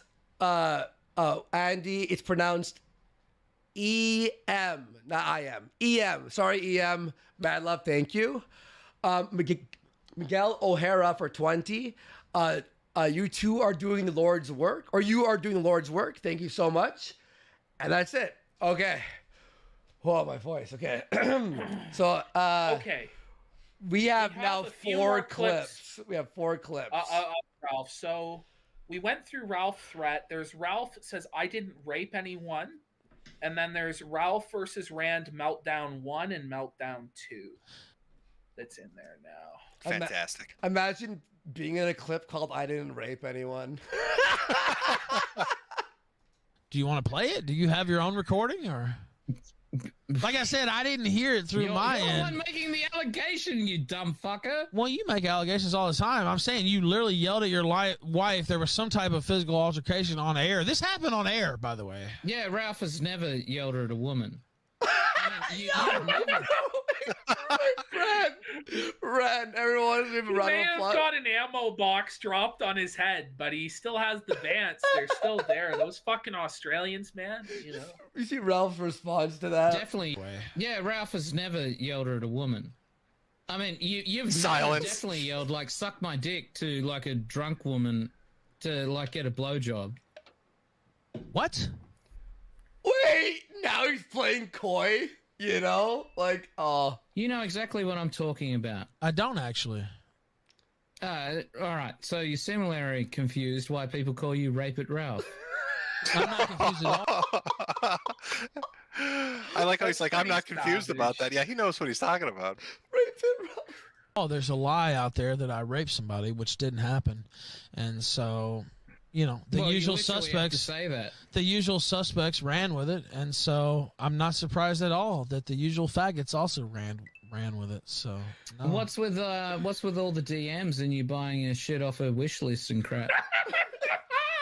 The DMs with the person you're referring to, I'm not going into all that. Oh, come on. Oh, Ralph. No, Ralph. Ralph, why not? I thought I don't scare. I don't scare, motherfuckers. Arrest him. Seems like Oh, he's that's running scared. I love that. The DMs with the person you're referring to, I'm not going into all Won't that. even say her name. He won't say her Person. name. Yes, Whoa. he's scared to say her name. She's the new Adrian Blair. Convenient. I also would not like to go into things that are embarrassing. The reason I'm not going into it is because I have my own because record. you don't want to go to jail. No, What a cult. no, that's not it. It's because of very serious. All right, Rand's on fire. Let's fucking. Yeah, he is. he is. Let's go. So at this point, okay, so now at this point, Randbot has actually left the call. He said that Ralph is beneath his dignity, and now Ralph is arguing. He is now arguing with Randbot's Jannies. So Randbot has now sent in his janitorial team that are his laws. And Ralph is now arguing with them because Rand has decided that he's like 3 donga or his 1 donga, so it's over. He's like, I'm 3 times you. Were like, Ralph, you need me more than I need you. So You're Rand like- literally dropped an ammo box on Ralph. Yes. I don't even know what the Serious fuck's going on. This is the best. A very serious false accusation was made against me, and I would be a fool to try it here in the court of public opinion. Although I will God say, forbid you ever look like a fool. well, I'm not going to go to jail for a God, drug he's faggot on like you fire. on some fucking horse shit. Obviously, I'm not good. going to get out here and No, say a you're bunch of just going shit. to go to hospital. Oh yeah, okay. Holy shit, Rand. It's a home run after home run. What the hell? So I'm going to get out here and say, Psycho hat purchaser for 100. I'll read that right after this clip, Psycho. But holy shit! It's just like the money is coming in. It's like $100. It's not even like ain't even shit anymore. But yeah, we appreciate you making it rain here. No, Psycho. I'm gonna read that. And by the way, every like $100 dono is an entire 10-hour day for Ralph. Like, no, it's it so is. good. It's like 10 hours of him slaving over Tucker clips. Oh, we have All 10 fucking minutes. 10 The minutes. 10 We have minute. to put another quarter in the fucking payphone. In 10 minutes, Oh. yeah. I want to hear more about Yeah. Rand just dunking on his ass. Yeah. Shit. Oh, Yeah. dude, this is the best. a bunch of dumb shit. No, I know for a fact I have never raped anybody in my life. Never would, never could. And that's a statement on the record. I couldn't even rape if I tried. It's like the new Sargon. I wouldn't even rape you. It's like I couldn't even rape you. I Well, no, couldn't. that's gonna be his defense. Is he's like, look, like, you think I can lift that gun up to rape? Oh, It's not possible. never Captain, could. how's he gonna hold her down? Like Never could. how is he? Fuck, this is the best. And I will prove that in court till the end of my life. He's gonna prove that he can't rape in court. That's like the new OJ. If the gun does not fit, you must acquit. They're gonna do a demonstration with Ralph, like having to lift his gun to in court. And it's like a Ralph's gonna just mannequin be- with her and exact he's gonna be proportions. smiling like OJ. He'll be like, haha, see, I couldn't lift it. I couldn't carry that gun, so God damn. sorry. You know what? I believe you. You never could rape anybody. You know what? Okay, well, if it's a serious... Fuck. God, that's savage as shit. That's like two of the most savage minutes ever. Listen, Like that's. There's more. There's Ralph versus Randbot meltdown 1 and 2 still. Yeah, hang on.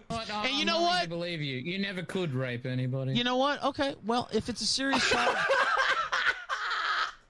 All right, Psycho for 100. Thank you so much, the hat purchaser. saying love be to brother Ashton and brother Andy. Jim, I've been a big fan of you for years and years. You groomed me through high school and helped me through a lot of shit. So this may seem strange, but I need you to say, Psycho, you're a retarded faggot. Is it Psycho or Cycle? Psycho. Psycho, you are a retarded faggot. Hey, can I say it one more time? Psycho, you are a retarded faggot. So yesterday on Discord, he told me he's gonna donate $100 for you to say that for the soundboard, and he goes, "I know it sounds weird," and I'm like, "Okay." So Psycho, there it is for the soundboard. Mad love. They love you, Daddy Jim. They love you. A casino supervisor for $100. God damn. Saying, "Say it now. Say it, Ralph. You raped her." Say her name. Her name is Alice. Say her name. You raped her. Well, I like how he's trying to be like detached about it. Like he won't say who it is. He was like, he's trying to act like this is some crazy chick he's never met. This was somebody that he was trying to get into a threesome with, that he was DMing, buying shit for like a simp bitch, and talking about his heartfelt feelings like a little pussy, a little beta bitch. "Oh, you got to tell women, oh, you suck my dick, lick the grease off my gun." And then in DMs, he's like, "Oh, baby, oh, I love you so much. Like, can I buy you shit from your Amazon wish list? Oh, I just want to talk about our feelings and shit." Well, he's said such a fucking pussy. How she added to the Amazon wish list? Because she knew she had a sucker. She's like, "This fat fuck will buy me anything I want. I'm gonna triple, quadruple the shit on my wish list. He'll buy it all." Holy and fuck. he did. Great. Let's leave the call. We'll start a new one. Just because on the next one we'll need more time. We have like 6 minutes left. Right. All right, guys. Well, another quarter for the payphone. Yeah. Let's go. All right. Holy fuck, everyone. God damn, my voice is hoarse. I apologize. I'm going to make Ashton read the next few. Like, whoo, I can't even speak. Return here. New meeting. Boom. Boom. All right.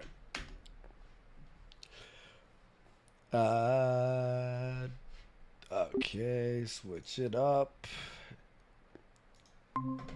Join. All right.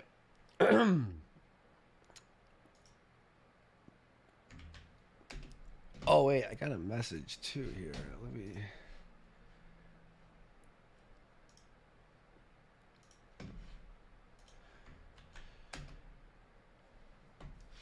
All right, we are in. Sorry guys, I had to focus there a little bit. Make sure we're all set for their entry. I got a message here. Oh my god.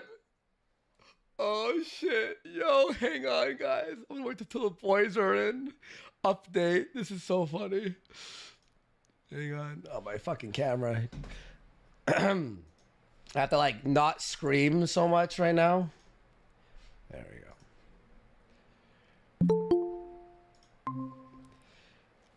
All right.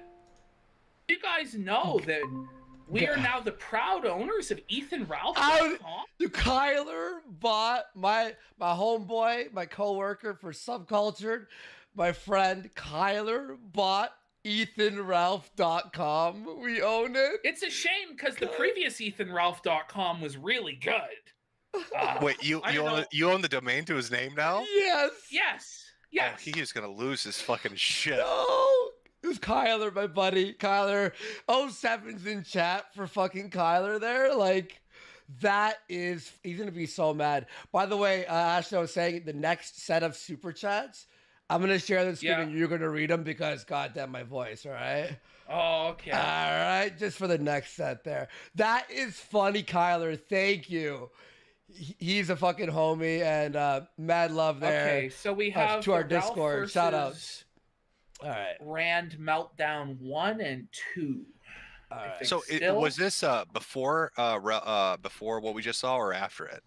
This is after. Okay. So we're watching the continuation now. Now apparently Rand's Jannies have left and Rand is back to face Ralph for round 2. That's what's happening in real time right now. This is amazing. This is amazing. I'm blown away by the fact that Rand just curb stomped his ass for 2 fucking minutes straight. Yo, it was I know. like perfect. It was like he planned those. Like he had those written already. Like He's been saving them up for years. you know? Yeah, I wouldn't be surprised. Wow, that's very interesting. Yeah. Well, it's very interesting that you would lie about me and attack my family and do all that. That was pretty interesting too. It was pretty interesting to me when you attack my son and you attack my daughter, you attack my family, bitch. Nothing listen to is this off the table fucking now. shit. Do you know? Hold Like, on. you can't. I'm so sick of his fucking faggotry. Oh, you're attacking my family. You're coming after my family. That's all he does. Yeah. That's the rules you laid down, Ralph. Don't cry like a fucking bitch. All you do is attack people's families. What are you crying about, you fat slob? No, his whole motto is when they go low, I go lower. Right? But I mean, he lives by the prison. I live by the prison rules, PPP. You know, It's not all he ever like Jail rules. He was too much of a Stay Puff to go to prison. He went to jail, county jail, where his fat ass had to eat broccoli every day. That's why he lost weight. I know. I know. I like that's why like the feeling bad for him being swatted is like you wanted to see me dead on the streets. You threatened to rape my sister, and I'm gonna go, oh, you were swatted? I'm so sorry. Fuck off. He would be so happy if we were swatted too. So. This is an option. We could potentially stream snipe Randbot's stream. But if we do that, I mean, it is Randbot. It's very risky. No, it's very risky. The clips are good enough. I'm just telling you, this works. like on the YouTube, like and the people will pick the best parts too for us. Yes. Like chat, like if we stream snipe, our channel might be like fucking gone, and that's it for us, like for a while. So like we're just trying to like play it safe here. And how sad would it be if this whole stream was fucking taken down? Like it'd be fucking misery. All right. I'm sure Metokur's Lunicorn archive there is filming it. Oh yeah, for sure. Understand? Have a family. Zero rand is off the table when it comes to you. Do you understand? Nothing is off the table when it comes to fucking with you. Whoa. Nothing. Ooh, After you said what you said tonight. So Nothing. scary. Like, is anyone actually scared of Ralph? No. And everything's already off the table by default. He does this shit, right, where he does what he accuses other people of, and then if they respond in kind at all, even slightly, then he acts like that's justification and they did it first. That's his whole gimmick. So Do you see how his pig slits are so pinned? Like, well, they're trying to be, but because he got hit with that fucking pipe, right? So sometimes they're open, sometimes they're closed, and then the Xanax, fucks and dilates his eyes in weird ways. So it's like some kind of weird, surrealist painting. There's something about this image here. This is almost like the angriest I've ever seen him. like he's so angry there, man. Because he's being disrespected by Rand, right? Which was like, he's supposed to be beneath Ralph. That's what's driving him nuts. Rand gets bigger numbers. Flamenco gets bigger numbers. Andy and you are getting bigger numbers. Give Gator a while. His Anime Boomer podcast will get bigger numbers. And Ralph will keep sinking. And he can't fucking stand it. It's driving him crazy. Yeah, So- dude. Breaking news alert, Ralph is now threatening to rape Randbot's wife. And then Come on! It's like, what the fuck is this? I would never rape anybody. I'm gonna rape your wife. Yeah, I have to use the bathroom. Excuse me. And I'll be fast. the next piece of breaking news is that when Rand said that it wasn't Christian for Ralph to rape his wife, Ralph said that Rand supported the Me Too movement and was a feminist. And then Ralph, so based and red-pilled. And then Ralph kicked Rand from the call and claimed victory. Oh, he ran like a bitch, like he did with Jarbo. Yeah. So once again, Ralph has now run away on the internet from me, from Matt Jarbo, and from Randbot. Can you imagine running away from Jarbo? Well, he absolutely got bodied by him. He had no answer. No, he had no answer. He knew he was getting his own version. It was like poetry, Jim. It rhymed. It was like amazing. So all tonight, Ralph, all he's done tonight, he's got anger and anger throughout the whole day, leading up to him threatening to kill people and rape people. Yes. I really hope he comes on to holler at one of us. I really hope so. My God, I hope at his live events people just play clips of him saying the shit. Well, they're going to be played in court. That's the craziest thing about all this internet shit to me. Like when I did a live stream of Baked Alaska's court appearance, like the fact that a judge has to sit there and watch Baked Alaska Mesa Bouncer and talk about like, internet memes and shit, and it gets like submitted into evidence. Like, it's fucking crazy, man. Like, holy shit. But you're right though. Ralph is like his anger levels. He's gonna have another heart attack. Like, it's gonna be another repeat of Vegas. Look how fucking mad he is. His blood pressure and just what's going on internally. It's probably not good. I'm Ralph shocked is he now hasn't had one. Addressing the masses, he's claiming that he is a Caesar and that he has won and proved his victory definitively tonight, and that nobody can top the kill stream. And Top it for what? Making unhinged rape and death threats? Well, Wait. he's got us there. Hang on. Someone said I'm so sorry, Cyber Taz. My bad, bro.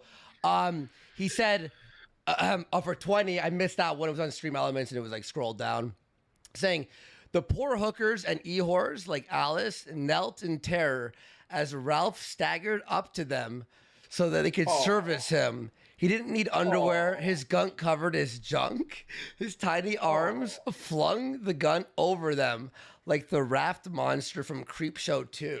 Okay. I think we know, based on that super chat, we need to talk about the real issue. How many hooker babies are across America that were made by Ralph? How many little hooker babies are out there? I hate to be the cringe bastard, but this is how idiocracy happens, isn't it? Is it like this is like the fucking beginning of the movie? It's like somehow Daddy Jim doesn't leave any offspring, but Ralph has like 12 children. So that's what we're fucked. Thanks, Jim, you piece of shit. How could you do this to us? You know what I find funniest, because Ralph is into black porn, is that like 20 years from now, there's a chance one of his hooker babies will grow up to be a black porn star, and he'll be watching her videos and not know it. Cyber Taz, I'm so sorry. Thank you very much. You threw 3 to ask me on Power Chat. My bad, bro. All right, let's keep watching the Feltoning from Rand, who's on fire right now. This is amazing. Motherfucker, and it never will. Wait. Let's go back. Rand is off the table when it comes to you. Do you understand? Nothing is off the table when it comes to fucking with you. Nothing. After you said what you said tonight. Nothing, motherfucker, and it never will be. Do you understand? It will never be off the table, bitch. Ain't nothing off the table with you, motherfucker. He was so close to me, I would tell him about anything. That's how I felt back in the day, and I was an idiot. I was a dumb motherfucker. Like well, by God, I'm fucking... He was an idiot, by the way. I love how he does the Yosemite Sam shit, the angrier he gets. By God, I'm a holler. By God. This is a fucking cartoon character, man. He kind of looks like a fucking Easter Island statue mixed with a fucking Looney Tune, man. Like a Yosemite Sam and a fucking Easter Island head. Like. By God. Like, He looks like an extra from American History X, like one of the skinheads in the background. He's the fat one at the basketball game, the exterminator. Glory, glory, hallelujah. You can pick any, like, watch this. Look at any screen, like any still frame. But this is why somehow to this day he perseveres. Look at his eyes. His eyes he's like white. Two-Face, he's like Blofeld from James Bond or something. He's like permanently scarred. His eye is fucking No, you had it right earlier when you said he mentioned the Batman because he's one of his villains. Yeah, look at that. It's got the Two-Face shit going on. Two-Face, yeah. Oh my God, man. It's so funny. Okay, let's go right here. So close to me, I would tell him about anything. That's how I felt back in the day, and I was an idiot. I was a dumb motherfucker. Like well, by God, I'm fucking woke as can be right now. Look at him you're pretend woke, that he alright. was unplayed. Yeah. I am the wokest motherfucker.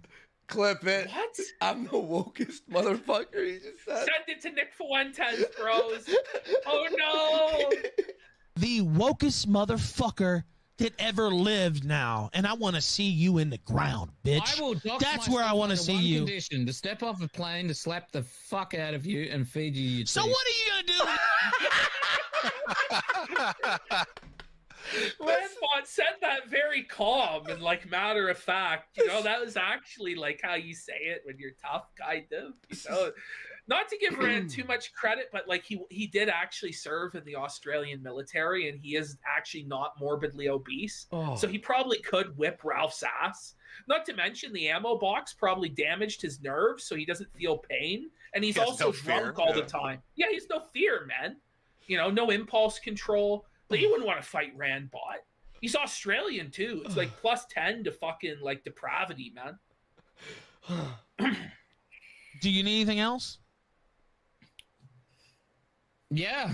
Oh, what else? Someone to explain to me why you're so willing to get the shit kicked out. What of else, you. Rand? Because No. Just.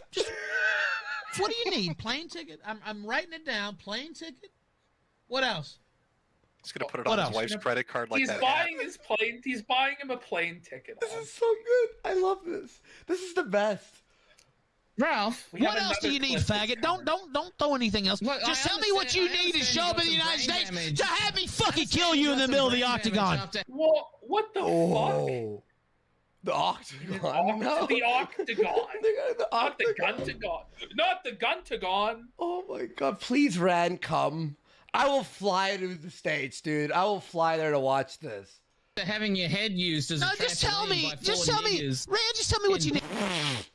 Rand, chill. Rand, do you want to come or not? Do you want to come here to the United States or not? Okay, well, what do you need? I'm gonna come. Okay. Oh, yeah, I'm sure. But I'm sure you'll come. Oh, Andy, can you pause it? Okay, this is, again, the shit that Ralph does. He'll cry about people showing up at his house, dropping off corn cobs, and here he is screaming like a banshee, seething, fucking coping nonstop, saying, come to America, come fight me, come to my house. I want to kill you. And then arrest him! Arrest him! Is he not like again? This is played out, but it's like full Donga, isn't it? Oh, it's beyond Donga. It's well beyond Donga. This makes Donga look tame. By the way, makes him look fucking reasonable. Yeah, that's from Andy Worski. Yeah. Yeah. What the fuck? Sure. Here's the bit that eludes me. Why are you so convinced that you're not going to get the shit kicked out of you? Really? What the thing is, me and you, I don't give a fuck. I can die in that fucking ring and I will have lived. Do you understand? What? Wait, hey, okay, like, chat. Like, why does it have to be this dramatic? Like, I could die, but I've lived. You've never lived. I've lived a full life of releasing sex tapes and masturbating, eating shit. I was in Gamergate. I was an E-celeb. Dude, the peak of this was him at the bowling alley after he stomped that dude's face, running up to the camera going, "You're going to have to kill me to get out of this alley." Like anybody's we're going to go murder Ralph to get him out of the bowling alley? Like, this is fucking ridiculous. The delusion. I'm not a bitch like you. Now, I would damn sure love to fucking die on my feet, you fucking coward. You fucking idiots. I would fucking take pride in you killing me in that ring. Wow. I want to bring up, so this clip is zoomed in on the far right-hand corner. You can see that just on Ralph. And the reason why is because during this entire stream, Ralph had pictures of Rand's children up on screen. Oh. And so we cropped that out. That's why, like, stream sniping is not a good idea. Right. But again, this is the shit he does, and then he cries about my family. His kids. Oh, my family, my kids, my wife. They're off limits. My family. Yeah. And what does he do when his kid's born? First thing, takes a photo of it, and then puts the name and tweets it. Like. He knows. He knows like, the Kiwi Kiwis Farms. Like, he knows. It's such bullshit. On. And then he cries about it. I love how mad he is. He's so fucking angry. He's so goddamn mad. Can you imagine you were born and on the day of your birth there were already memes about you on the internet about what a piece of shit you are? Even crazier, the baby is how old? A month? Has a Kiwi Farms thread. Like, her name is the Kiwi Farms thread, and she's got 40 pages already for the baby. A baby. That's the difference between me and you motherfucker. You fucking coward. I want to choke the life out of your fucking Wait, rewind it back. That's pure rage. That is legit rage. He's legit pissed. That's insane, dude. That is fucking you talk about internet insanity, Jim. Like, that's fucking No, he's that's schizo fucking territory. When the hand motions and shit, like he's fantasizing about it. Whoa. Take pride in you killing me in that ring. He's gonna have a heart attack. That's the difference between me and you motherfucker. You fucking really coward. are a I dumb want to nigga. choke the life out of your fucking goddamn throat. You fucking piece of shit. Tell me what you fucking need Andy, get the. Can you imagine being the hooker that has this as a client? Trying to negotiate the price. Shit. Oh no! Holy shit. She's like, okay, I'll do it for half off. Okay. Okay, fine. I'll let you eat my ass. Okay, I just go gotta kill ask me. Nick, like, is this what cozy TV is meant for? This is cozy TV. Is right? This is optically optical. What are you talking about? It's very optical. We definitely had to kill the alt-right for this. You know, it all had to die for this. In the United States, or shut your fucking mouth. Whoa. What do you fucking need, bitch? Have you noticed, by the way, he has had no donos come in the entire time because he has the pring. Tell me the number. Tell me the fucking price. Because I want to fucking kill you in the middle, legally, in the middle of that fucking... I want to legally murder you. Goddamn ring. not You going to tell me kill what me. the fuck you need, bitch.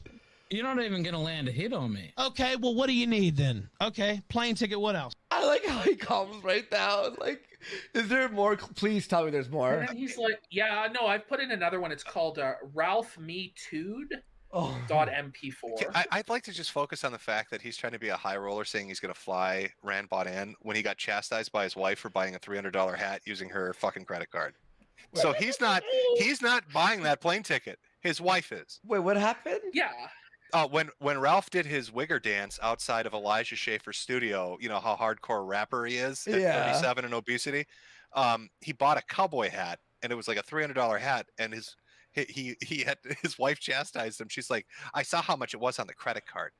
So Ralph can't afford to fly Randbot out. He needs his wife to do it. He needs to ask him, Mommy, can you open the purse strings, Mommy, and let me fight the internet man because he makes me mad. That's you know, that's I him. mean, Pantsu. Well, Pantsu's making the big bucks now. She's the breadwinner working at Subway. Like, $9.25 an hour. Dude. Hang on, wait. Let me just check one thing real fast. I want to see if Paulie. I got like 800 DMs right here. Holy fuck! I got another one. Okay. Well, while you do that, I'm gonna grab another drink. Yeah, do it up. You I'll take a quick break here. Here, I'll read. Okay, but anyone who's just joining us, welcome.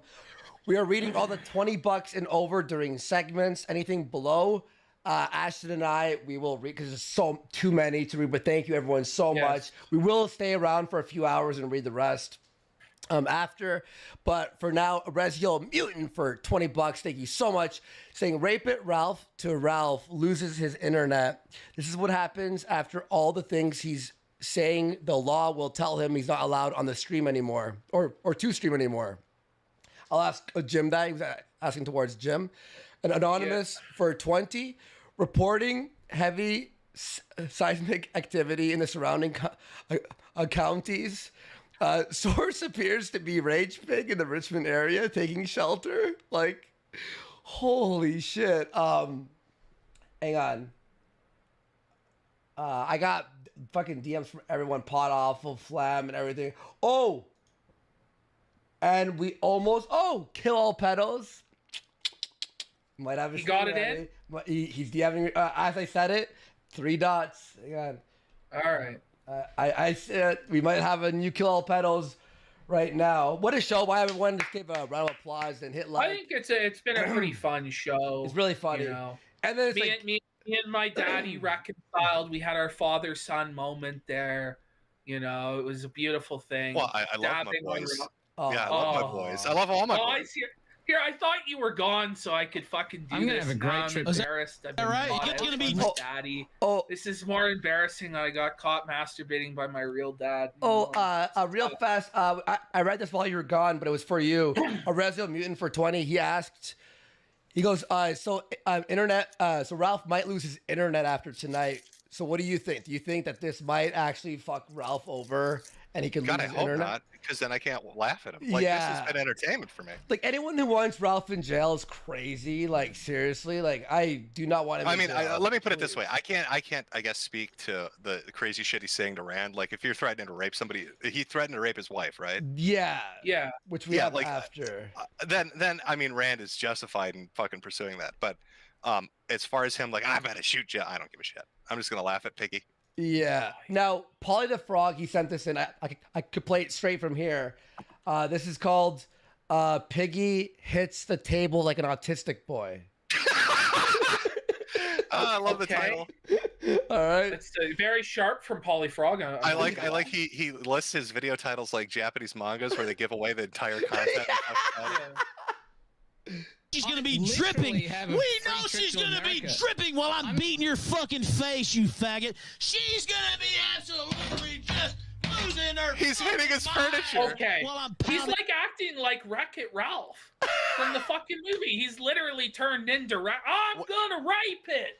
He's doing the Rape It Ralph. I'm gonna rape it. This is like legit tard rage. Like, this is absolutely legitimate 100% tard rage. Ralph is tard raging out on his stream. I don't even think this is like Chris Chan level shit. This is fucking amazing. This motherfucker, you pound on the table. I mean, I don't like using the term lolcow because I think it's kind of been like everybody applies it to everything now. But yeah. like, Now everybody's a lolcow. Yeah, now, but right? this is legitimate. This is like he's legitimately tard raging. And this is, by the way, everyone, this is now. This is not like we have to scour through the internet and look for the craziest moments. This is like ongoing. It's like an updated like live news event. Holy fuck. Can you back that up so we can watch his little impotent fist? I'm never gonna get to my fucking Nick Fuentes clips, you know? Like, no. My master plan is I'm gonna have to make a new fucking thumbnail for the show now. God damn. All right. We know she's gonna be dripping while I'm beating your fucking face, you faggot. She's gonna be absolutely just losing her fucking mind while I'm pounding wait. Can we? Okay, two things, right? Like he's jumping back and forth between wanting to beat Rand up and fucking Rand's wife or raping her. But when he's talking about her dripping and having sex with her, that's when he's hitting the table. He's like, she's gonna be dripping, and he's smacking the table with his fist. Whoa. Yo, good fucking observation here. Also, I'm convinced maybe Nick Fuentes is a 4D chess master. Maybe he's like, I'm gonna bring on the most dysgenic looking fucking pig cow creature on the internet. Then PPP and Andy will never make fun of me because we'll always be dealing with him. It's true. Yo, ever since he let him on, like Nick clips have been very scarce on our show. Let's be fair he's here. I don't know. It's like Ralph's plan is just to like make such a fool of himself that we can't make fun of Nick. Maybe that's Nick's plan. If we play, I think it is. If we play any Nick thing, everyone's gonna fall asleep after this. This is crazy. Holy fuck. She's gonna be absolutely just losing her fucking mind. He's beating the shit out of the table. Yeah. That's pounding your face in, bitch. For a round trip to America, this is going to be the greatest thing ever. I get to punch out Oliver Twist, and then I get to hang out with all the people who said they wanted to take me shooting. I'm going to have a great trip. Is to that right? America. You going to bring your Let's bitch? make it happen. You going to bring the big bitch? I know she has to have 2 plane tickets, but I can front that if you need it. She's actually been to America before. Is that right? I've only been to She Hawaii. looks like she's been to America. I'm looking forward to having What does that mean? What does that mean? What does that mean? I don't know. Breaking news: Ralph is now screaming about our show and saying that he wants on. He's also he's gonna holler. He's also now saying that quartering is like a piece. He's going off on quartering for some reason. Please, Out of PPP, nowhere? I'm begging you, bring this fat retard on. I'm begging you, Ralph. We want you. We want you on, Ralph. We are fucking pleading with you. Are you still following him, or do you block you? Reach out on Twitter, Ralph, if you want on, and all your people know that are watching or whatever. And you could. This is amazing. America.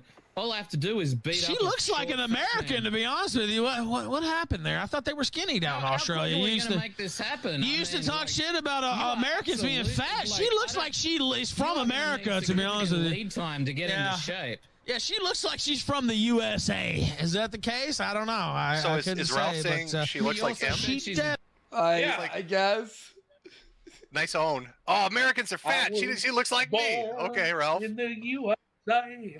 How do I hit stop here? I think That was Paulie's video, right? Yeah. Oh, Andy, if you want to bring Ralph on in Google Meets, you'll have to click the trough button. Okay. To put the pig slop in there, and then he can scuttle on over. Yeah. Wait, how do I hit stop here? I guess. I don't know. Oh, here we go. There we go. All right. Okay, so we have 2 more clips in the drive that came in.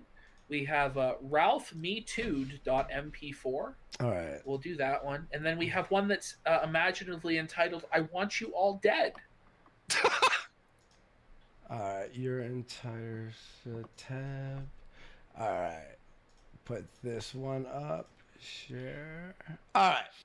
We are back. Okay, there we go. So we're watching the Ralph Me Too'd one. Okay. There we go. Have a fitness. All right. Okay, sharing. All right. Have a fitness My wife competition is with more her. physically fit Yes, than you. yes. First, I want to have a fitness competition with her, and then I want to whip your ass right in front of her. That's what I want to do. Wait. So now you should do a fitness competition with Rand's wife? With what? Why? Because he's going to lose to Rand. Like, Rand was, like, I mean, he may have drank a lot, but I'm sure he's not at Ralph's size now. I mean, holy fuck. We said her. Yeah, with her. He wants to set up a push-up competition with a woman on the internet because he's arguing with her husband. What the fuck is going on with this idiot? You will do neither. I will do both.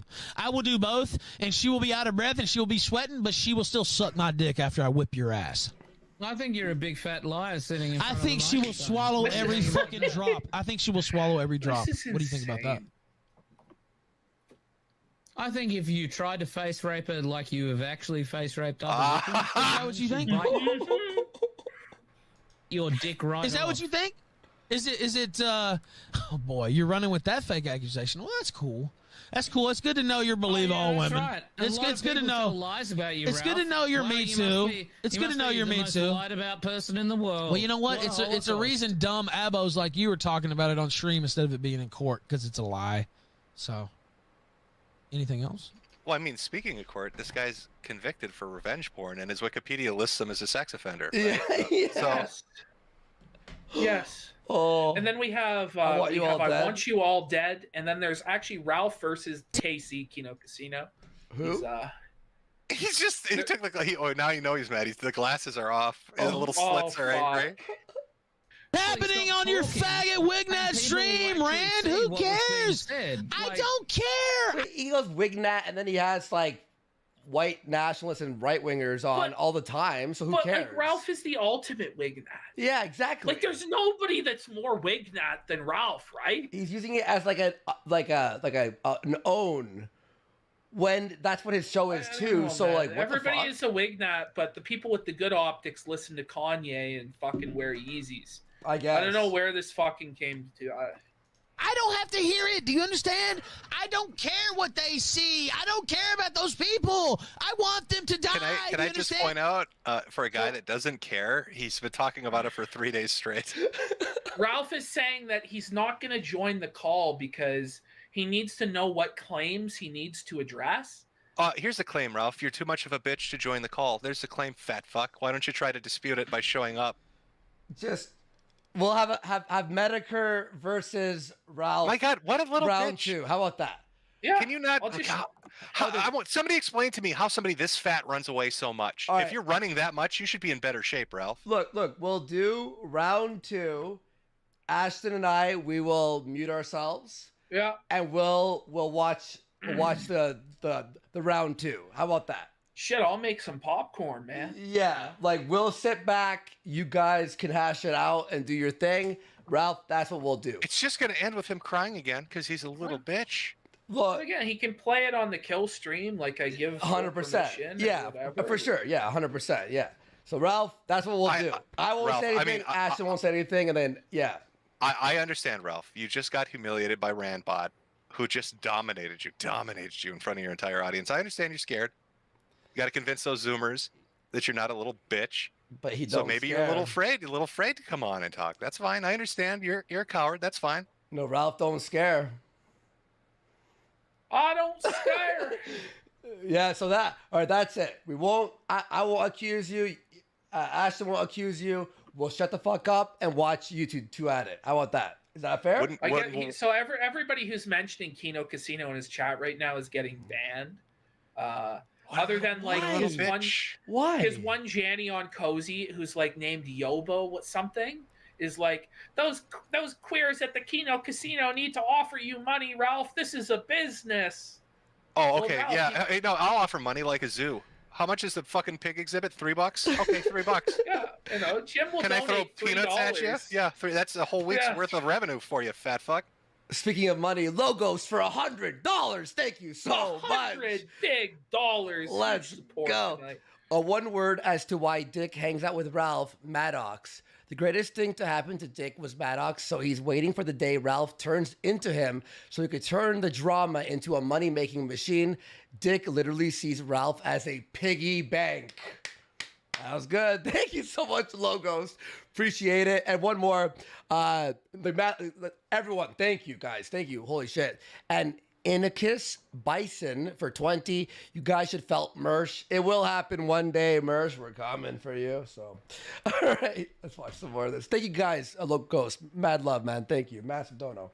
And I don't give a fuck about them. People who yes seek an opinion outside. That's right. I want people who don't like me dead. That's what I want them dead. And I don't give a fuck. If you don't like me, I don't like you. If you don't like me, I don't like you. Just period. Stand up and show us your quadruple tits one more time, Red. This is ruthless. Red, come on. I want them dead, Rand. I don't give a fuck. What am I gonna get up here and lie? You are. Just one more time. I'm not lying. I want these fuckers to die. I'm not gonna do it. I don't advocate any violence against them. But a motherfucker who sits there and talks shit, lies about me daily, is a part of that crew. I want them dead. I hope they die. Let's just reflect here for a second. The crew, right? So who is the crew? Everyone. Every single person. Every person on the internet. Every person on the internet is the crew. We are the crew. Jim, you're part of the crew. Well, it's worldwide gang. That's what it is. The whole fucking internet. The crew. Like the crew. That's so good. I hope they die, Rand. And I hope you die. And I hope your fat hog of a wife dies. I won't include. Awesome. I won't include the children. I was gonna say if he says the children, I'm gonna fucking walk out of the room for a bit. I think the children is even too far for me. I won't go there. Thank you, Ralph. Oh man, the charitable heart of Ethan Ralph doesn't wish death upon Rand's children. He Give just him wants two the more parents. drinks and he will, but like he just wishes the parents were dead and the kids can't. Yeah, they grow up in poverty in an orphanage, being molested by some fucking weirdo like his horse bride. Yeah, that's what he hopes for. What a piece of shit. Nick Fuentes for $20. Thank you so much, Nick. Big support from the Mexican child leader of the white race. Saying thank you, Catboy Fuhrer. Since I brought on Ralph onto Cozy, he has given us great content. Now I only ask for one thing: would you leave me and the true Catboys alone? You can do and say whatever you want with Ralph because Ralph will never be part of the AF movement. And that's the thing, by the way. I know it's a joke, but like Nick must be watching this. Like, fuck. Because now, like, this is nuts. This is like beyond. Andy, your chat's going wild saying check your DMs. I think Rand wants on. Rand? All right. You want to bring Rand on? I'd love to hear what Rand has to say. It's up to you guys. You want to hear what Rand has to say? Well, maybe that'll get Ralph to show up. I mean, if Ralph will show up, that'd be fantastic. I do not. No, I don't have a message from him. Okay, all right. Oh, well, you don't. If I receive a message from him, yeah, I will. Any update on Ralph? Right. Is he going to show up, or is he still crying in his chat? He is. Well, he's saying that he's making hundreds of dollars now. He said, "I've made $1,500 a day," which again, he's just faking donos here like crazy. I don't know. He's just coping. Let me tune in very quickly and see what he's saying. Yeah. I'm checking my DMs. Yeah, okay. So this is like my DMs and my @replies are just like fucking like crazy right now. So it sounds like he's winding down. He's run out of energy. I don't know if he ran out of coke. Oh, he's gonna crash into slumber, is he? No more lines. He's no looking more very lines. low energy here. He's talking about tequila sunrise in the morning. Excuse me. Look, while we're waiting for Ralph to do this, or to get Rand on or whatever, and before the kill all pedos thing, I do have Bake saying he loves cocaine in 7 seconds. Can you just play that? Oh, yep. His co-host actually DM'd me, so because he's banned off of Twitter. Rand, do not say the N-word or the K-word, please. Just don't say it, please and thank you. That's not going to help. I know. But I don't want this this stream being taken down. Where is it? Oh, there. Right there. Okay. Hang on. Here it is, Jim. If you haven't seen it.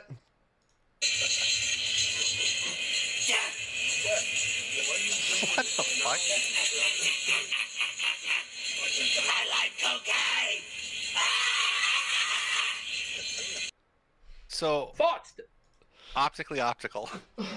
It's very optical that you'd build Cozy on this guy, the cornerstone of America First. And kill all pedos. We have fake Jim. Fake Jim. It's rendering right now. Okay, well, we have a couple of clips we can go through. Do we want to do? Let's do Sad Baked. Let's do Sad Baked. Now, is this from the RV trip when you realize it's all going to fall apart? Yeah, this is like he's like sitting on the couch, Jim, and he's crying about his depression and how he's broke. Real fast, is Jarbo banned from your chat? I banned Vito. No, but Jarbo just DM'd me because I know you're slammed, but am I banned from the chat? I don't think Jarbo... Well, Jarbo used to be a mod. So I don't really know. Okay. Yeah, at one point, Majestic Matt was a mod. That was during the Majestic Matt necromancy arc where me and Godwinson resurrected him for the dead for 3 weeks. And then he screwed me for saying the G slur and narked to Kraut like a bitch. So, okay, so it's called... it's called like Sad Baked, I think. We have so much like shit in here now. Shit. Hang on. I love how most of it's like rape threat, death threat, hate women, kill people, Ralph shit. Like this is there it is. There it is. Sad Alaska. What? Oh, okay. So here's some context for you, Jim. We were bashing the RV for a while, right? And we did the stream called Year of Poor Alaska. So basically, he buys the RV, 10,000. It breaks down. They go back out in the RV after they fix it, right? Is that what happened, Ashton? Yeah. Yeah. Yeah, they go back out in the RV or whatever. Baked refuses to go on the RV because he's a bitch. His and then cope. The RV just... No, his cope is, I could be here doing running streams to make 100. Yeah. Right? He's talking about doing streams where he's running, like he's doing a marathon and shit like this. Is he running from the January 6th committee? Is that what he's running from? So everything's falling apart, right? And he stays home. So they're out doing the RV thing, which is failing miserably. And this is where we're back at the Yoba house. First of all, let's just look at the way he's sitting. Like, that's so good. It's just like he's giving up his ass, you know? I mean, there's a lot of things I like about this. Let me just break it down, okay? First off, bunk beds, nice. I like that we have bunk beds. I also like that he spent, that's probably a $2,000 couch, and then to go with it is a folding chair for $3. It's a very nice fucking mix and match, very well put together. I like that the cats hate him so much they're as far away as possible on that couch. I like that he knows his stink from his fat body will ruin this white couch, so he has a specific Yoba blanket under him. Yoba blanket. Right, because it's not even the cats. They're not even worried about cat hair. They're worried about baked Alaska juices ruining this couch because they got to return it because he has no money. Also, the camera in the upper right-hand corner nothing. It's just barren. Look at this. There's like a refrigerator and some shit, but no decorations, nothing. Wait. All the money went to this one area. Okay, all right, Jim. Let me show you this. This is what it looks like now. You ready? It's always on, by the way. It's on what? Yoba. His life is now the Truman Show. Can you believe? Like, Baked has turned his life into the Truman. If you And think by the way, was crazy. did he steal this table from his grandmother? Like, like I'm looking at the decorations, and that really sticks out for some reason. Oh man. Let me share this tab to you. Where is it? Okay, this one. No, that's these. All right, here we go. All right. So this is a live view of the. This is it right now. This is live. So as you see, to increase his donos, we now 4 have cameras instead of one. We have now 4 cameras. Because you need 4 different views of empty bunk beds because he has no friends. So we need to see They're the all loneliness. gone. Yeah. They all left. Oh God! All right. Let's. Go Do you back. think now? You like Baked Alaska?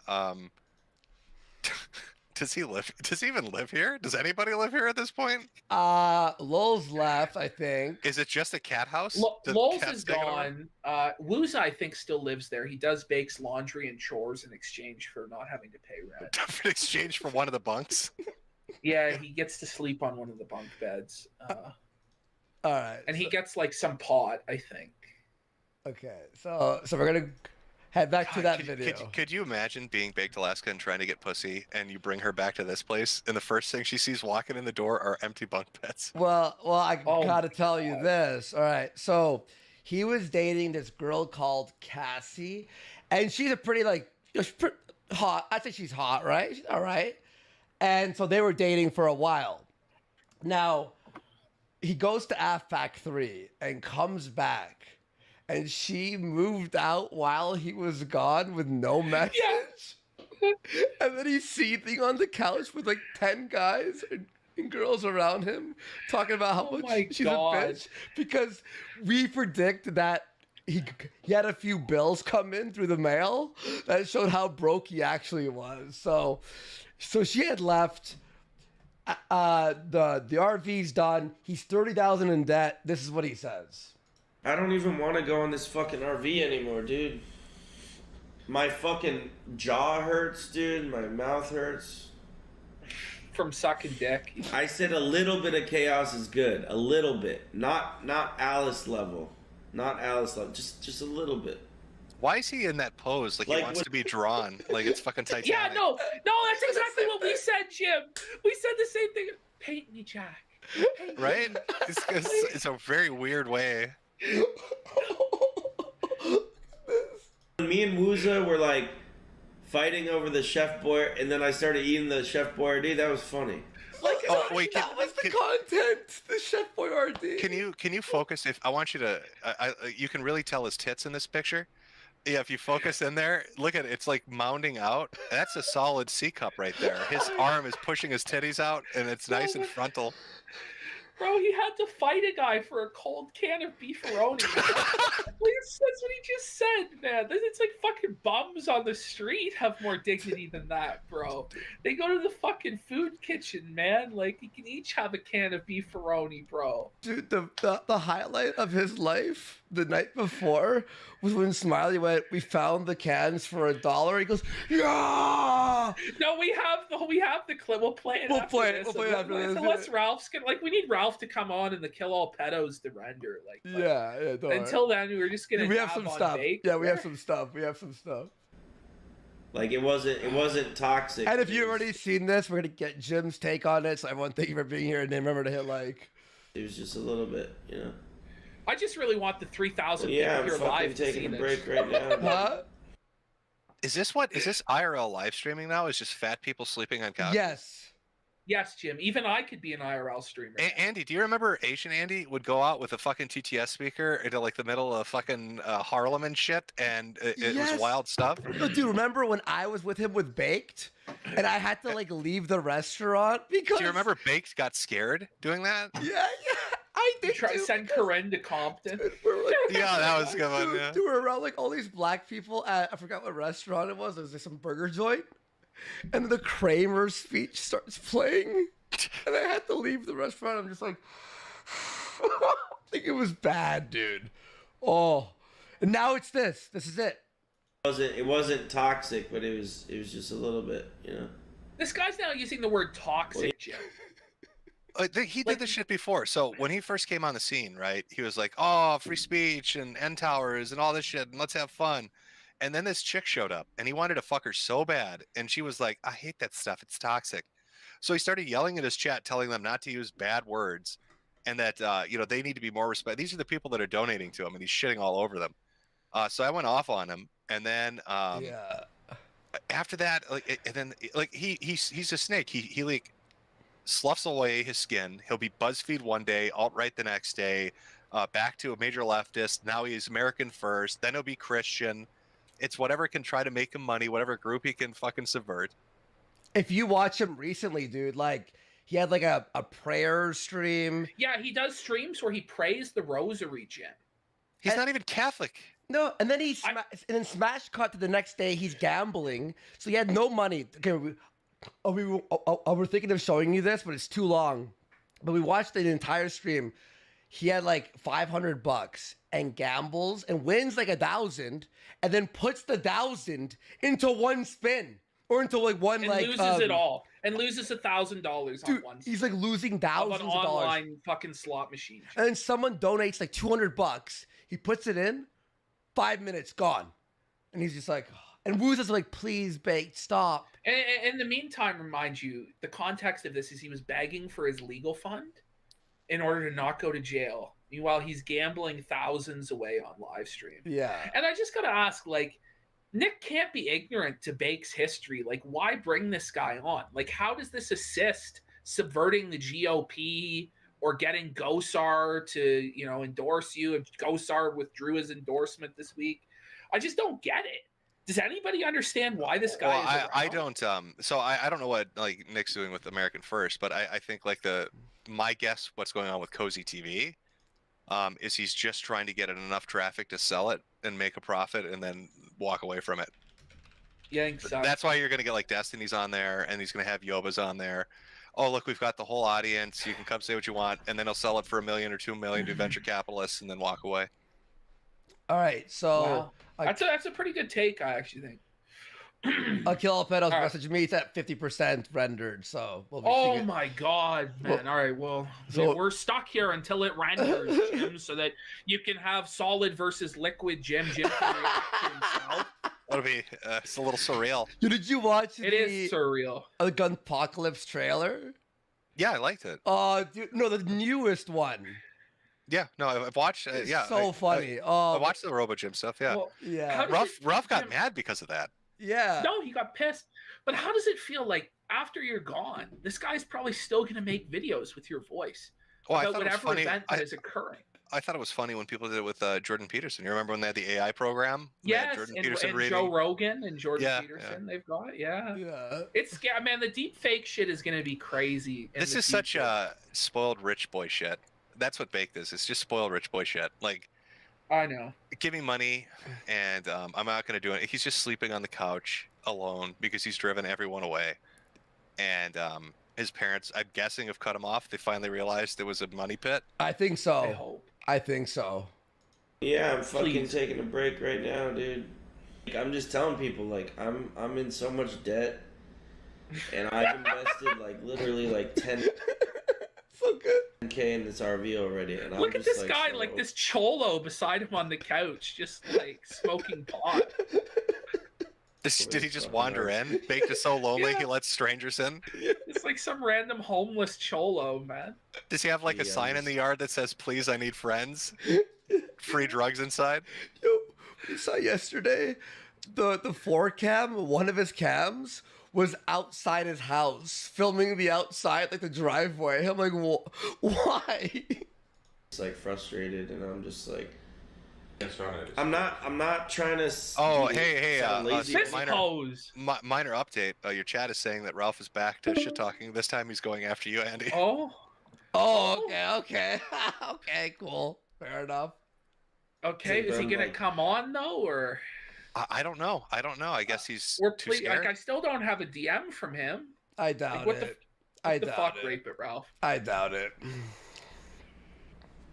Look, from a business perspective, I can make $1,000 or more in a gaming stream. I don't have to pay gas. $1,000 on a gaming It's not stream. true. His gaming streams get 40 viewers. Yeah, no, Like, I've seen. I saw that he had 40, 50 people playing Elden Rings, and he got nothing. Yeah. By the way, he was cheating in Elden Ring. Of course he was. Because I've played Elden Ring, and he's like on the first dungeon, one hit, like one hitting everything, and I'm like, it was way tougher there. So yeah. I don't have to pay. I don't have to be on the road. There's no wear and tear on my vehicle. I mean, the only thing is a small amount of wear and tear on my computer. Do you think the drug addict sitting next to him is like, he has no idea who this guy is or what he's talking about, but he's so stoned and heroined out, he's like, whatever. He I'm doesn't just even relaxing. care, man. I mean, that's the thing. Like, they just babble their bullshit politics at just drunks and stoned fucking drug addicts, man. Like, let me tell you about the white race. Yeah, man. Yeah, dude. That's gonna last for years and years and years, and then my legal shit, and I'm just like, there's just so many fucking things that I'm just like, bro. I'm just like, I feel like at this point I just want to what if what if you guys wanted to go and I just stay here or something, and maybe I bring my car and come chill for a couple days or something. I don't know. What if you guys do all the work and I get all the money?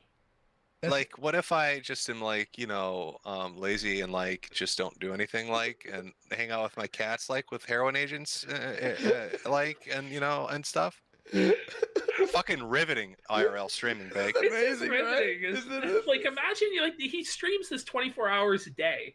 There's not this is not even watchable, this 3 minutes. And this is the highlight. It's the highlight, yeah. Is he in a time warp? Why is there a Trump fucking sign in his window? Well, this is they don't give up. Trump's gonna save us, don't you know, Jim? We just have to vote Trump again. I like how the Trump sign says Trump and then underneath it Trump. At one time wasn't enough. They had to have three Trumps. No, Jim, because it says 2020 there, so they've put Trump stickers over 2020 to cope about it. Oh, fuck. Any day now. Just 2 more weeks, boys. Just 2 more weeks, he's back. Why won't people let me do what I want to do? But people? No. What does he want to do? No. So he's saying he doesn't want to do the RV, and he's like, I want you guys to do it, and I'll shout you out. So his entire chat is going, no, fuck you. You got to be on the RV. Daddy Jim, the name of the cats. Do you want to guess what the name of the cats are? Oh, let me okay, all right. The first one has to be Nick Fuentes, and the second one has to be Donald Trump. It's Jim. It's Sonic and Tails. Sonic and Tails. Okay, I'm really surprised. Well, no, I suppose he couldn't call one of the cats Nick Fuentes. That would probably cause issues with it. No, Jim, think of the optics, my brother. You can't. This is my cat, Nick Fuentes. He keeps trying to fuck the other male cat. Oh, man. The quotable line is coming up, Jim. Check this out. I'm just sick of this shit, bro. It's like, I had a terrible time. Like,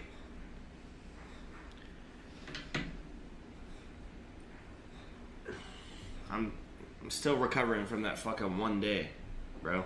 Okay, so he spent 1 day in an RV, ate cold beefaroni, and now he's recovering. It's so tragic. I had to eat food out of a can like you poor people do. I know, right? It's beyond fucking belief that he's eating beefaroni. What is that? Had to call his mom up. What is that, Mom? Is that what the servants eat? Dude, he loved it. It was his favorite part of the day. And I'm broke, bro. I'm like 20K in debt just in general, and then another 10K in debt from the fucking RV. So I have 30K in fucking debt that I have to pay off. And it's I know they're saying oh, you'll make more money on the RV. It's maybe not. I don't know. Yeah, that's what I'm saying. I can be reacting to the RV, promoting the RV from here. Yeah. And I'm literally going to. I will show up, bro. I promise you. I will. like show up in a city and like be there like Casey does or whatever. But I'm telling you, like, I guarantee me doing gaming streams, my running streams, like kind of like I'm overweight, I'm broke, I'm depressed. Like, wasn't it worth it? Wasn't it worth it, dude? To go on this journey. God. That's just fucking golden. I'm overweight. I'm broke. Yeah, it's just end of the line, Alaska. It just couldn't have happened to a bigger piece of shit. Like, I'll be honest. Like, it warms my heart. I hope it's all true. I mean, the overweight part's true. The depressed part's probably true. I don't know if the broke part's true. He's never going to be truly. You just told me that his girlfriend literally fled the house when he wasn't looking, so I guess he's got a reason to be depressed. Yeah. Doing gaming streams, my running streams, like kind of like I'm overweight, I'm broke, I'm depressed. Like it's like me having to like do fucking everything for Wooza and Smiley. And then he throws all his team under the bus. Yeah. Who did everything, by the way. Like stressful, bro. Like I don't want to be fucking play daddy for little boys. Like fuck Warski and PPP. And if you like them, you're also but remember, a faggot.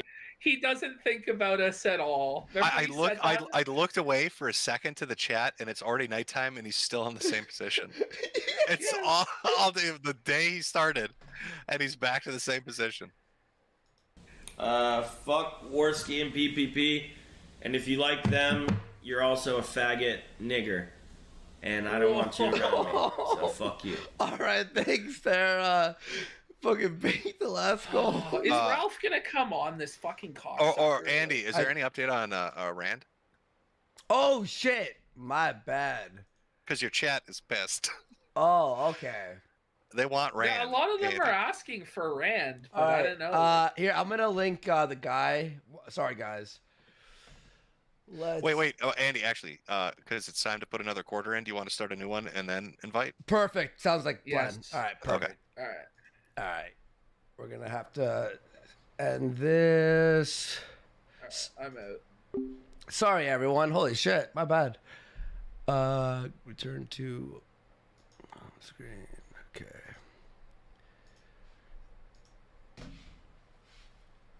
Okay.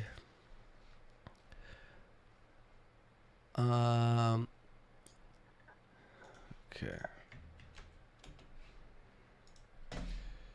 There we go.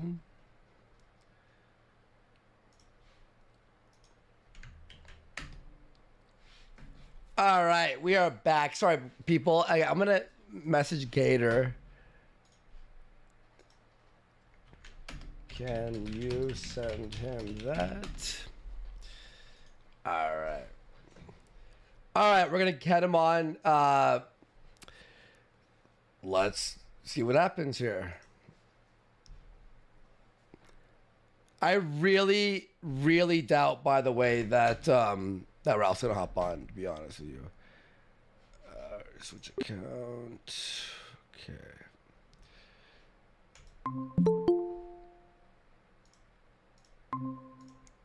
All right. So I sent the invite to. There we go. Okay, I'm gonna present this again. All right, so I sent Gator the message to bring in Rand. So he should be hopping on in a second. Cool. Fuck, tonight's been fucking wild. Do we want to do the cold beefaroni one? Yeah, we'll just do it real quick. Yeah, I want to watch him forced to eat fucking food from a can like a normal person. Yeah. Where beefaroni? There it's we go. Called beefaroni. This is fucking fantastic. Here we go. It's been a flop the entire night, and this is what they got. I'm not gonna it's not gonna fall out. And you're growing out the mullet. Announce it on my stream. Hey, I'm announcing it. I'm growing out my mullet. Let's go. Okay. You heard it here first. Let's go. Wooza. Heard it on the Wooza stream. Wooza, you have a rude awakening coming for you, nigga. Because I've had my mouth wired shut this whole time through the wire. And now I'm starting to come out of my slumber. And I'm pissed. Why? Ah! Dude, stop. Stop. Stop. Is this like the fake play acting LARPing shit to try to make it exciting? Yes, yes. Yeah. He was depressed the entire time before this, yes. And now he has the beefaroni and he thinks, pump it up a little bit. So this is so out of touch. Oh, I'm so wild and outrageous like you Zoomers. Look at me, I'm crazy. I'm going to eat beefaroni. Oh, wait. We have someone knocking. Ren. Okay. Oh, but she was just it's Ben Garrison. Ben. Mr. Garrison. He's probably setting up his mic right now on the settings there. Either that or... Oh, there we go. There we go. Ren, no N-words, please. I know. No, I meant don't invite any in. That's what I meant. No, look. No, you stressed it. You managed to stress this out so long. Gator went to sleep. Do you know how excited he was? You've truly ruined Christmas for a growing boy. No, you can't wake Gator's ass up. He actually has a real job in real life. Oh no, poor man. So anyway, he's doing all right. So what do you reckon about my American tour? It was amazing. I'm gonna go punch out a hog, and then I'm gonna hang out with like people who actually want to hang out with me. So did he actually buy your plane ticket, or? Yeah, no. The whole idea is that I'm given a plane ticket, and I go directly to Ethan Ralph's mouth. I insert my fist into it, and then I get to go hang out with all the people who I've met on the internet in America, and we go and shoot some guns. That sounds fucking great. So yeah, go ahead. So Rand, what happened tonight to make Ralph so pissed off? What did he do? Well, what happened was something that would have actually... This is like the third iteration of it. We had Gator on. Now, Gator's we're fellow co-hosts. Now, I've had some ideas as to why, my name has not been mentioned in the explosion of Ralph criticism, especially seeing as I left in November when he joined up with Cozy TV, because I said I'm not going to have my name associated with Nick Fuentes, which is a movie made without consulting anybody. That left to Nick Fuentes leaving. Sorry, I'm about 8 years. I'm about eight years into the beer fields. That led to Gator leaving and about everything else. It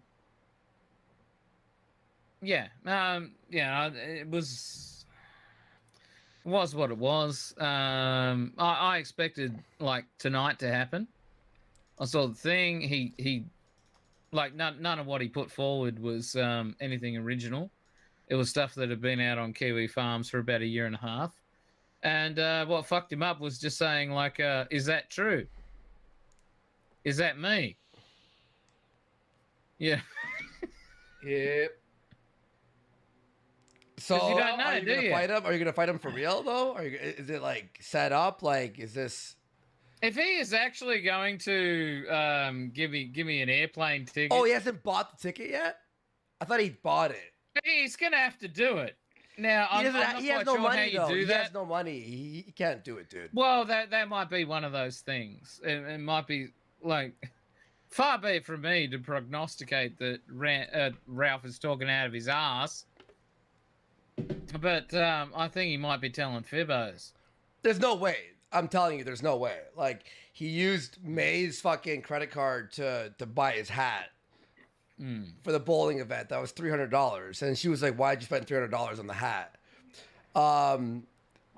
It's not happening. He made no money off the bowling event. He lost a ton of money. I thought he bought the ticket. Well, money is immaterial. Buying trophies for yourself is forever. Yeah, it's true. I have to take a piss. 1 second, guys. I'll be right back. Rand, I gotta ask, did it feel good to just curb stomp his fat ass like that? Because you were dropping bombs on him for like 5-10 minutes. Well, it felt good, but it felt even better to hear it from Jimbo, to get that affirmation. It always feels good when Daddy Jim affirms you, doesn't it? I enjoyed the shit out of it because you put him in a position where, like, you left him speechless. Like he'd get so mad and worked up, and then you just lay into him, and he'd short circuit. He couldn't fucking think of what to say. Well, it was a blast for me, and like for the longest time, like I thought that like the reason that like we parted ways in December, and look, I know there's political stuff, and it's not really your bag, Jim, because you know you do what you do on the interbutts, but. You know, I parted ways with him on a political thing. I absolutely refused to be associated with Nick Fuentes. He signed himself up for AF, and you know that was that. Well, I said, okay, that's it. We'll take a separation from here, and of course, you know, like, yeah, the nudging and the niggling had to continue. Well, what did you think of him making like not just the like he was seething to the point of like making strangling emotions about how he wanted to kill you, but then talking about wanting to fuck your wife and all of that shit. Yeah, he comes across so unhinged. Well, you might find this you particularly might find this funny. Obviously, like I talk to my wife about how my job is going, and I've been. Like I have been a full-time streamer since the start of 2001, and for the majority of that year, I was as a co-host on the Kill stream. I was working very closely with Ralph. It became increasingly difficult. You don't say. You don't say. Yeah. It reached a point where, you know, I heard all the shit he said about my wife. By the way, that's not me, and that's not my wife in the picture. I mean, but my wife felt sorry for him. She felt she felt pity for Ethan Ralph. I knew you'd love this. Literally that. We'd have dinner conversations about how things were going. She'd tell me about how her work was going. I'd tell her about how my work was going, and we had conversations like Ralph really seems to be a troubled person. So she was experiencing Gunter Freud. She had that kind of weird sympathy for a pig. Yeah. Yeah. Look, really? No, I actually told her about like one of his more recent lash outs and how it included her. And she just looked at it and was just like, oh, that's that guy you used to work with. Yeah.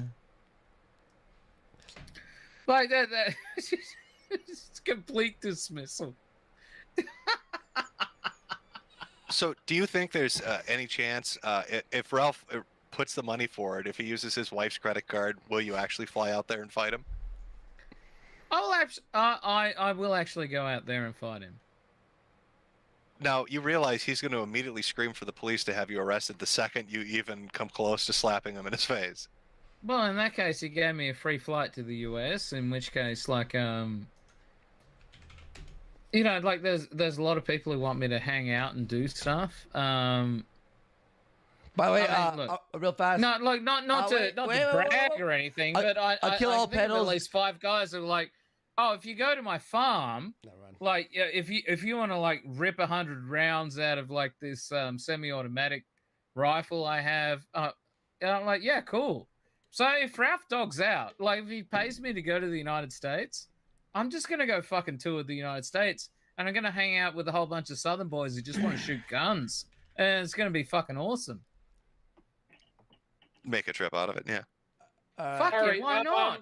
So we got to do the kill all pedos thing. Rand, do you have like a final statement on Ralph and shit like that? Because we want to start to fucking wrap this shit. And we have like the best final finale. statement. Look, I mean, here's the thing, and like it was something I said earlier today. Like Ralph seems to be under the idea that I'm obsessed with him.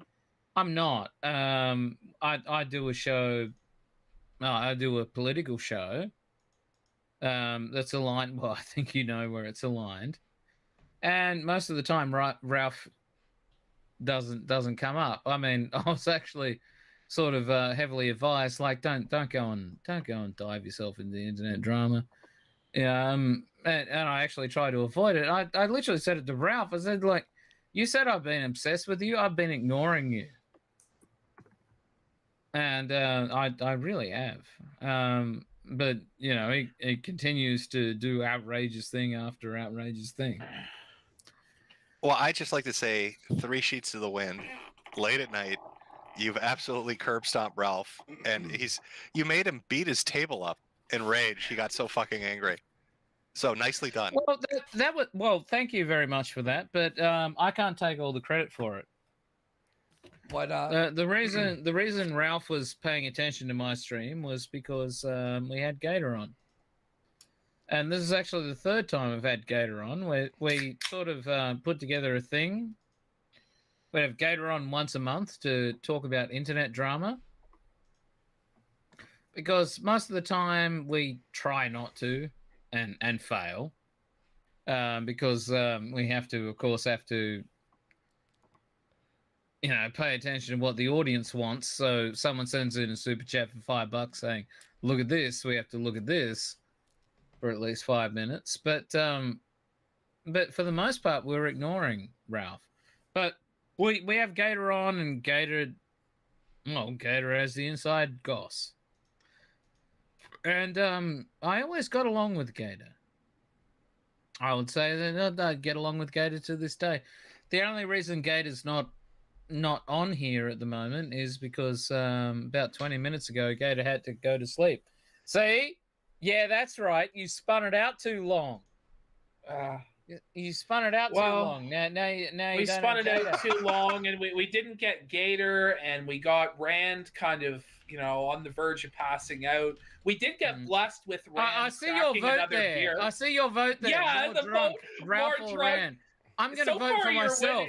Yeah, so far you're winning. You're at 57% to 43. It's fucking close between you two. I want to see, this is what I want to see. I want to see you guys fly out and have a drinking competition. And the first one to puke I think or pass we're just going to beat each other up. I just want to see you two fucking drink until one of you dies. Well, maybe... Say what we do is we get you guys to each drink a 40-ounce bottle of whiskey, which probably isn't that hard for you two, and then we just get you to beat the fuck out of each other. Well, I just want to hit him. Yeah, just go kick his ass, Rand. Do Australia proud. We respect. I mean, he's so confident. He's so confident that he'd win.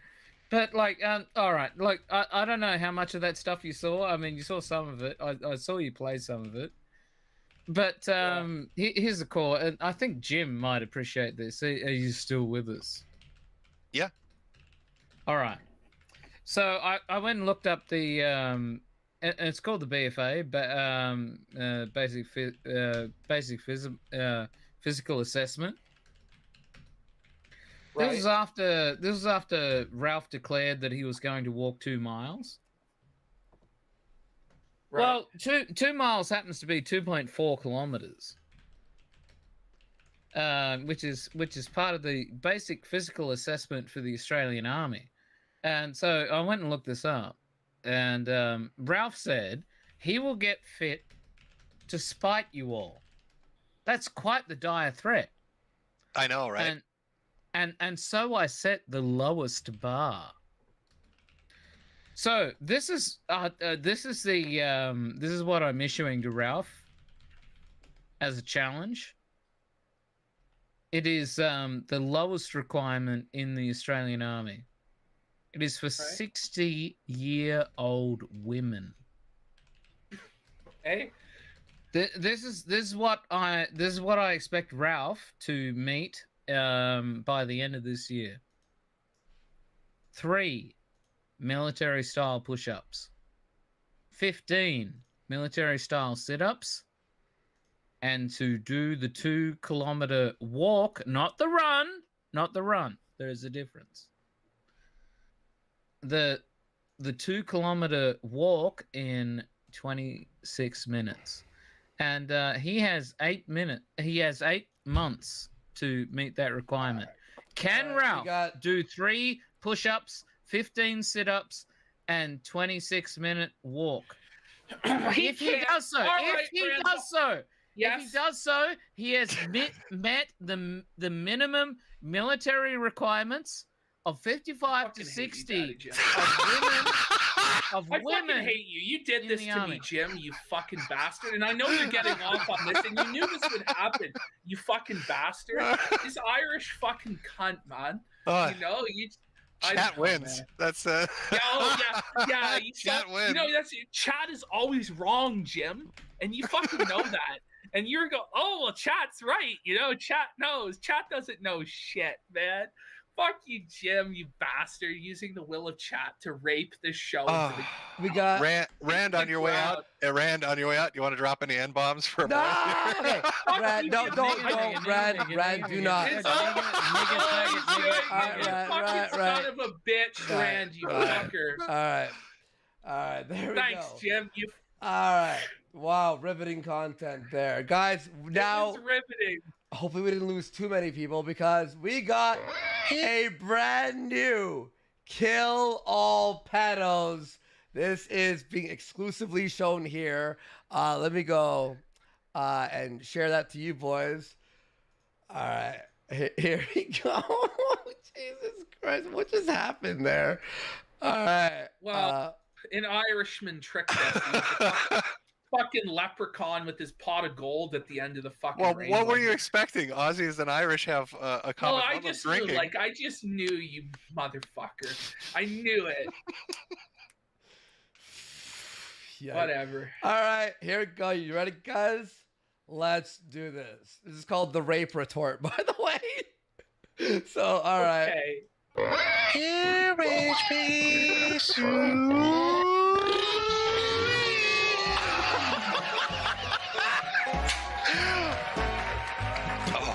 How does this trash fire continue? How does Ralph continually walk into one disaster after another? Like, this dude has destroyed himself. Ralph can't get any lower than this, right? Just when I think Ralph is done spiraling downwards, I get proven wrong. Ralph just keeps rolling on down. I'm never betting against our boy again. Well, for those unaware, recently, some information on our boy came to light. But it appears that our rage pig, well, I don't think he's just the rage pig. I think he's actually a rape pig. Not content with becoming a laughingstock on the internet. This piece of shit has to take it to the next fucking level. He's reached it. He started raping bitches and shit. He's evolved into the next stage. Rape It Ralph. Rape It Ralph. He's like a Dragon Ball Z villain, for Christ's sake. This isn't even his final form. Oh, shit. I'm coming.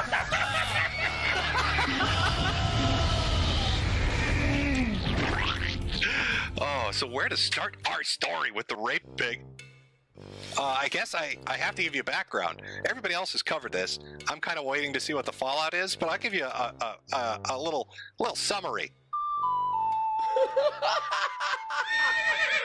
Now, Ralph is in a relationship, but he's still fucking around behind her back, trying to cheat on his pregnant, horse-faced girlfriend with a girl named Alice, and failing at it.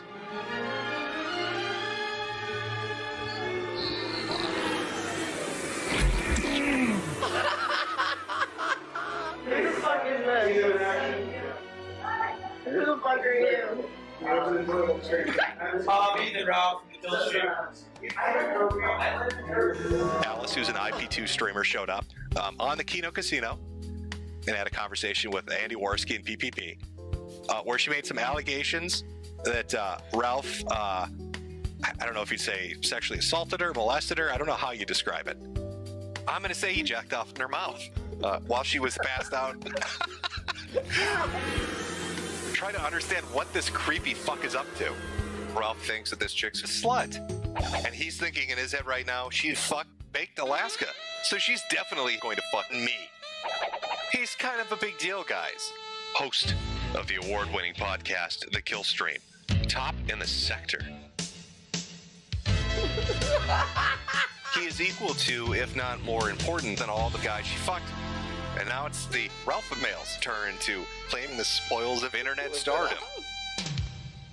As you can imagine, things didn't go according to plan. Alice ain't gonna touch him. She has standards, all right? And he's begging at this point.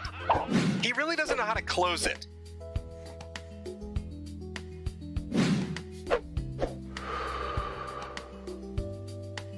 Yeah, she fucked Baked, but she doesn't want to fuck you, Ralph, you ugly son of a bitch. God.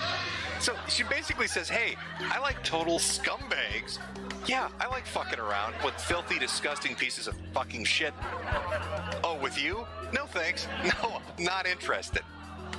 Even if you fucking pay me. Not even after spending 2,000 fucking dollary dues. Oh, that is brutal as fuck. Oh. She torched that motherfucker. She burned Richmond to the ground. What are you gonna do, Southern boy? You gonna take that? You gonna let her do it?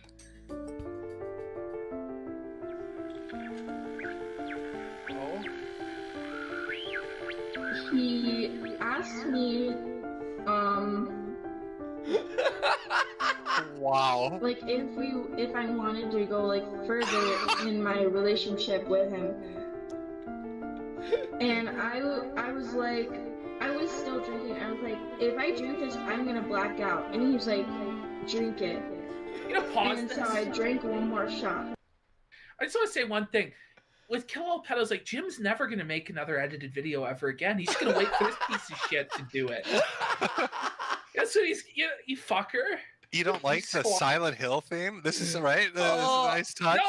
No, but at this point he's better than you. It's fucked. It's perfection. Bro. It's beautiful, It is. dude. Everyone go sub to Kill All Pedos, eh? Go sub. And he was asking me. I love it. To like give him head or whatever. Oh no. And I remember just being really fucked up. Like really fucking drunk and being like, I don't think that's a good idea. Like I don't want to do this. Like it's not a good idea. I don't want to go. God, it makes it so much darker. I love it. I don't want to. It's like scary, kind of. Right? No? It's so so good. evil. It's like she's a victim, like a real victim. No. It's like we'd be watching this in a documentary. Yeah. Yes. Yeah. I can't do this. It's like Jim can't swim. The first part before the interrogation. The last thing that's the last thing I remember seeing until I blacked out. And so the next morning I wake up and I'm on my couch. I'm still in my clothes from the night before. So I'm freaking the fuck out because I'm like, where's my phone? Where's my stuff? Like, Ralph just fucking throws me out back into my room without, like, into my house without my phone and everything. So I go on my computer. I'm like, Ralph, where the fuck is my phone? Answer me. What the fuck? He doesn't answer me for the entire fucking day. And then I finally get an answer from him. And he's like, oh yeah, your phone is in my car. I'm sorry. So he comes back, drops off my phone, and I ask him, I'm like, did I suck your dick? And he's like, yes. Whoa! And I'm like, my whoa! I couldn't tell if that was the real Andy or the fucking fake Andy. It's happened a couple times with Jim's laughing too. I don't know if it's from the video or from this. Okay, I guess Ralph is dancing on his stream. Amazing.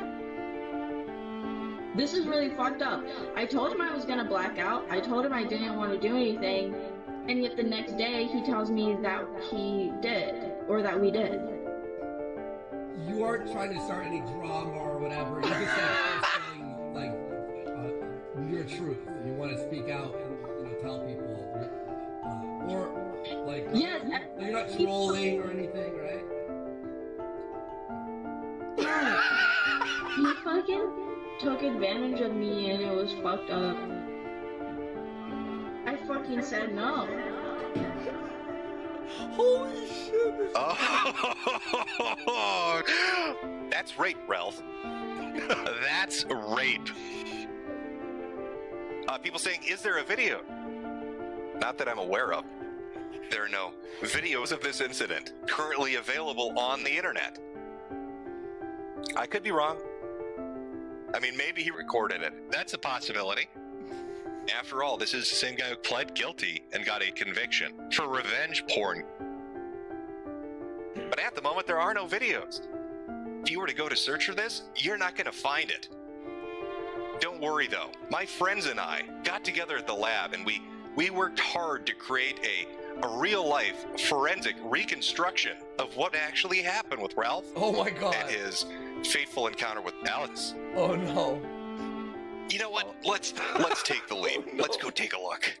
This is gonna be good. Oh shit. I'm the rapper now, bitch. I don't give a shit. Alright, let's have a drink. Ralph.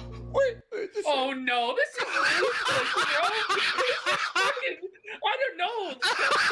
Avocados, what are you setting us up with here, buddy? Can we show this? Legal on the show? Holy shit. You have If to I play drink this. this, Oh my God. I'm gonna black out. Who cares? It's past your bedtime or what? I think that's a good idea. Like, I can't do this. I don't give a shit. I don't want to do this. Like, it's not a good idea. I don't want to go this far with you. I don't want to do this. I don't want to. No. I want you to suck my dick, you dirty slut, because that's the type of shit you like. I fucking can't. I don't give a shit.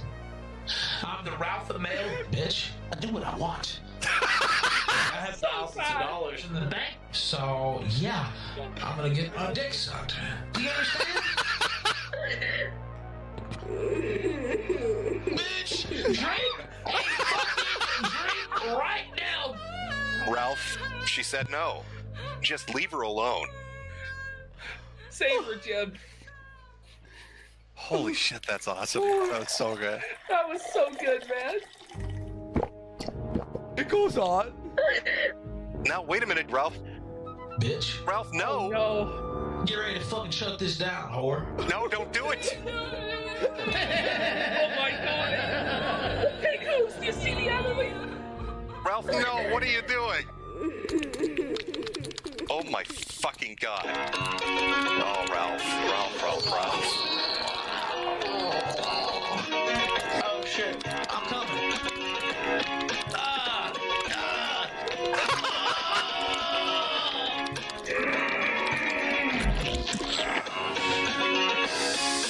Holy shit. What have you done? What have you done? Rape me.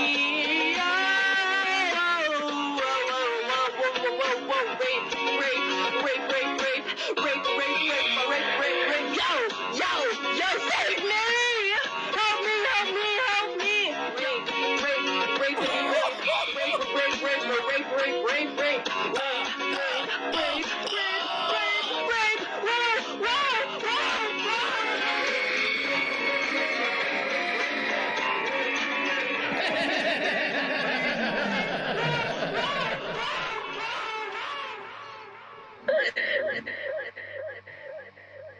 Holy shit! You raped Alice, you sick fuck! What the fuck were you thinking? Okay, the Kino is really kicking in now, the Ace Attorney shit. What in the fuck? JF. Just...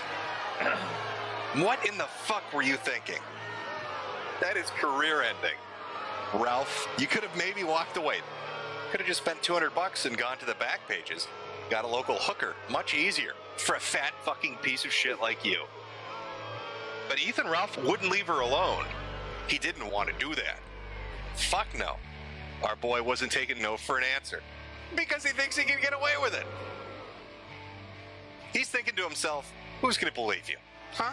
You stupid, junky bitch. Fucking no one. Because I'm the best in the sector. And you're just an IP2 streamer thought? So there you go, chat. Did Ethan Ralph sexually assault Alice? I don't even think that I think that's more, it's beyond rumor and speculation into the probably category. That's probably what happened. No, I don't believe all women, but I do believe the actual evidence. And as far as the recent allegations that Alice is making, I do believe she's telling the truth because she backed it up with evidence. Also very interesting that he's had nothing to say about it. Just mum's the word, don't want to talk about it. Need to keep quiet, don't want to bring more heat on us. We have no reason to trust you, Ralph. So where's your fucking receipts?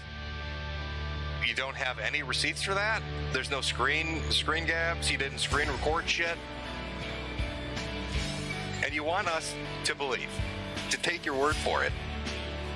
You need to believe Ethan Ralph when it comes to tales about sexual assault. You're out of your fucking mind. You lie about literally fucking everything. Why the fuck should we trust you?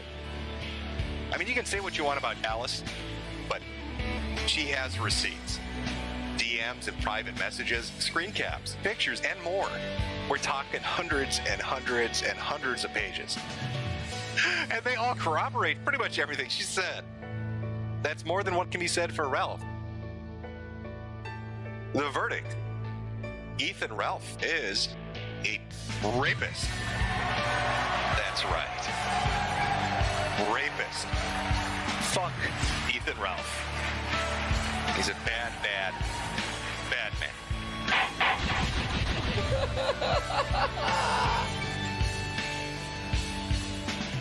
Doing all this simp shit. That's not what this slut respects. Do you understand? Some women are made to be treated like whores. Most of them, as a matter of fact. This is just a standard operating procedure. That's what a dirty whore like that wants you to do to her. Because she's a dirty whore.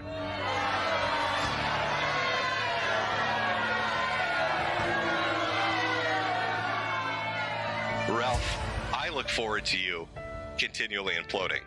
But, you know, if you do the crime, gotta do the time. And that's just the way it is. In for a penny, in for a pound, right? Ralph, Mr. God's plan. And I think you are in for a pound. Let's fucking go.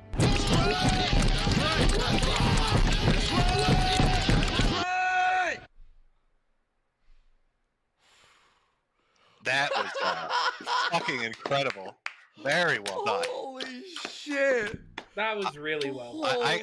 I have to give that one an 11 out of 10. That was fucking above and beyond. It really was. That last speech too was like incredible, and it was like emotional, kind of. Like, Chad. Okay. Just like a Japanese anime. Oh, Ralph. God damn. The rape recreation is fucking amazing. The Silent Hill music. Oh. It was beyond. Then the Phoenix Wright in the Guilty. Yeah. Oh, so good. And then I was taking a sip of my water when he's in the jail and the fucking black man comes down. I nearly fucking spewed it, man. I was like, holy shit. Holy fuck. Everyone go sub to Kill All Pedos.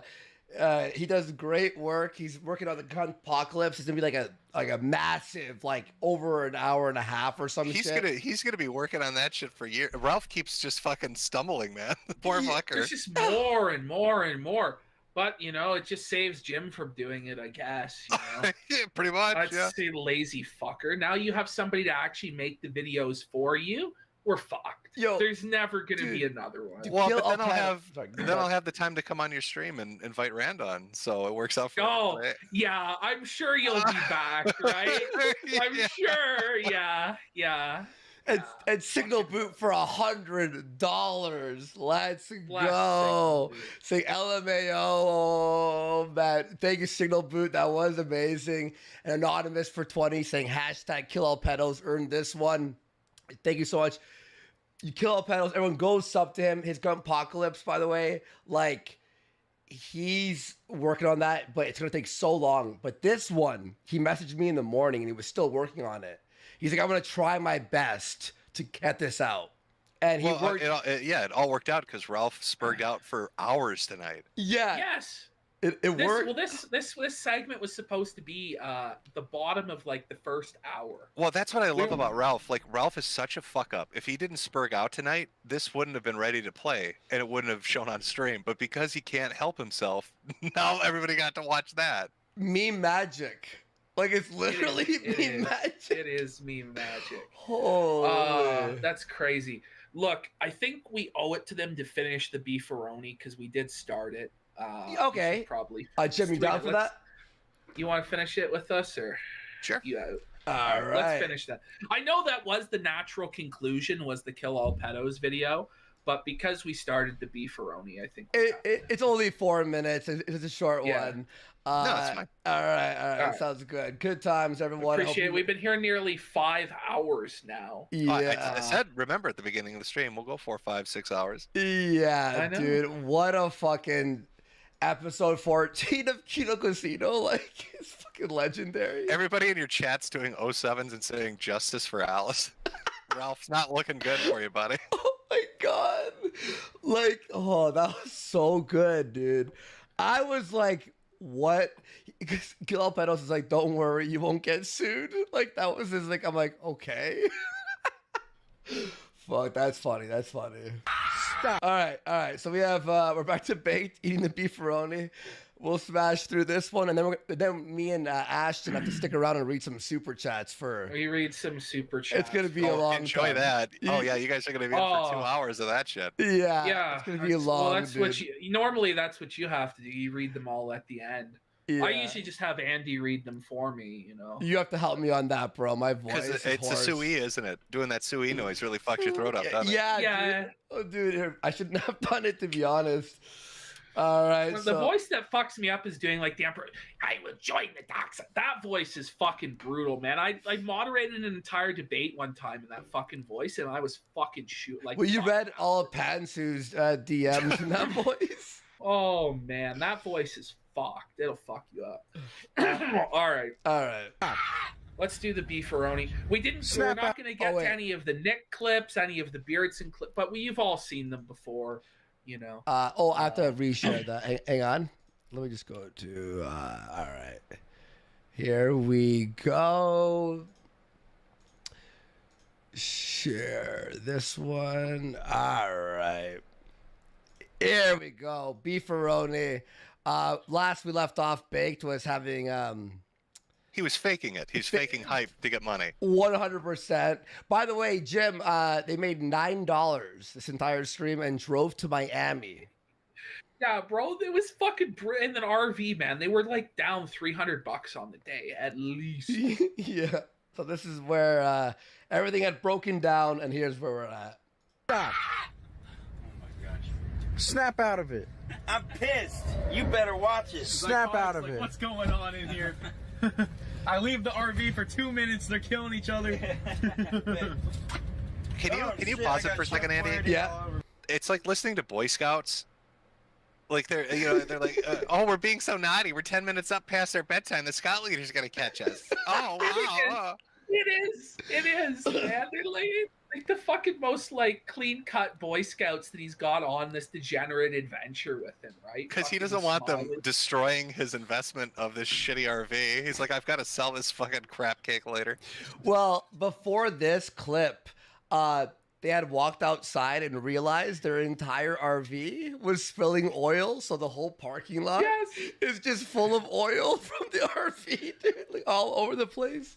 So now they're eating this beefaroni, hoping to get a few donos. Here we go. Let's see if they get any.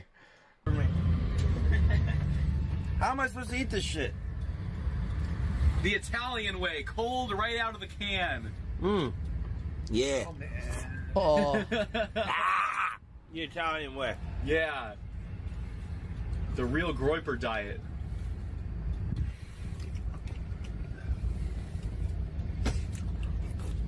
Now, wait, Jim, do you remember when he had like 4,000 watching him and Sammy going through?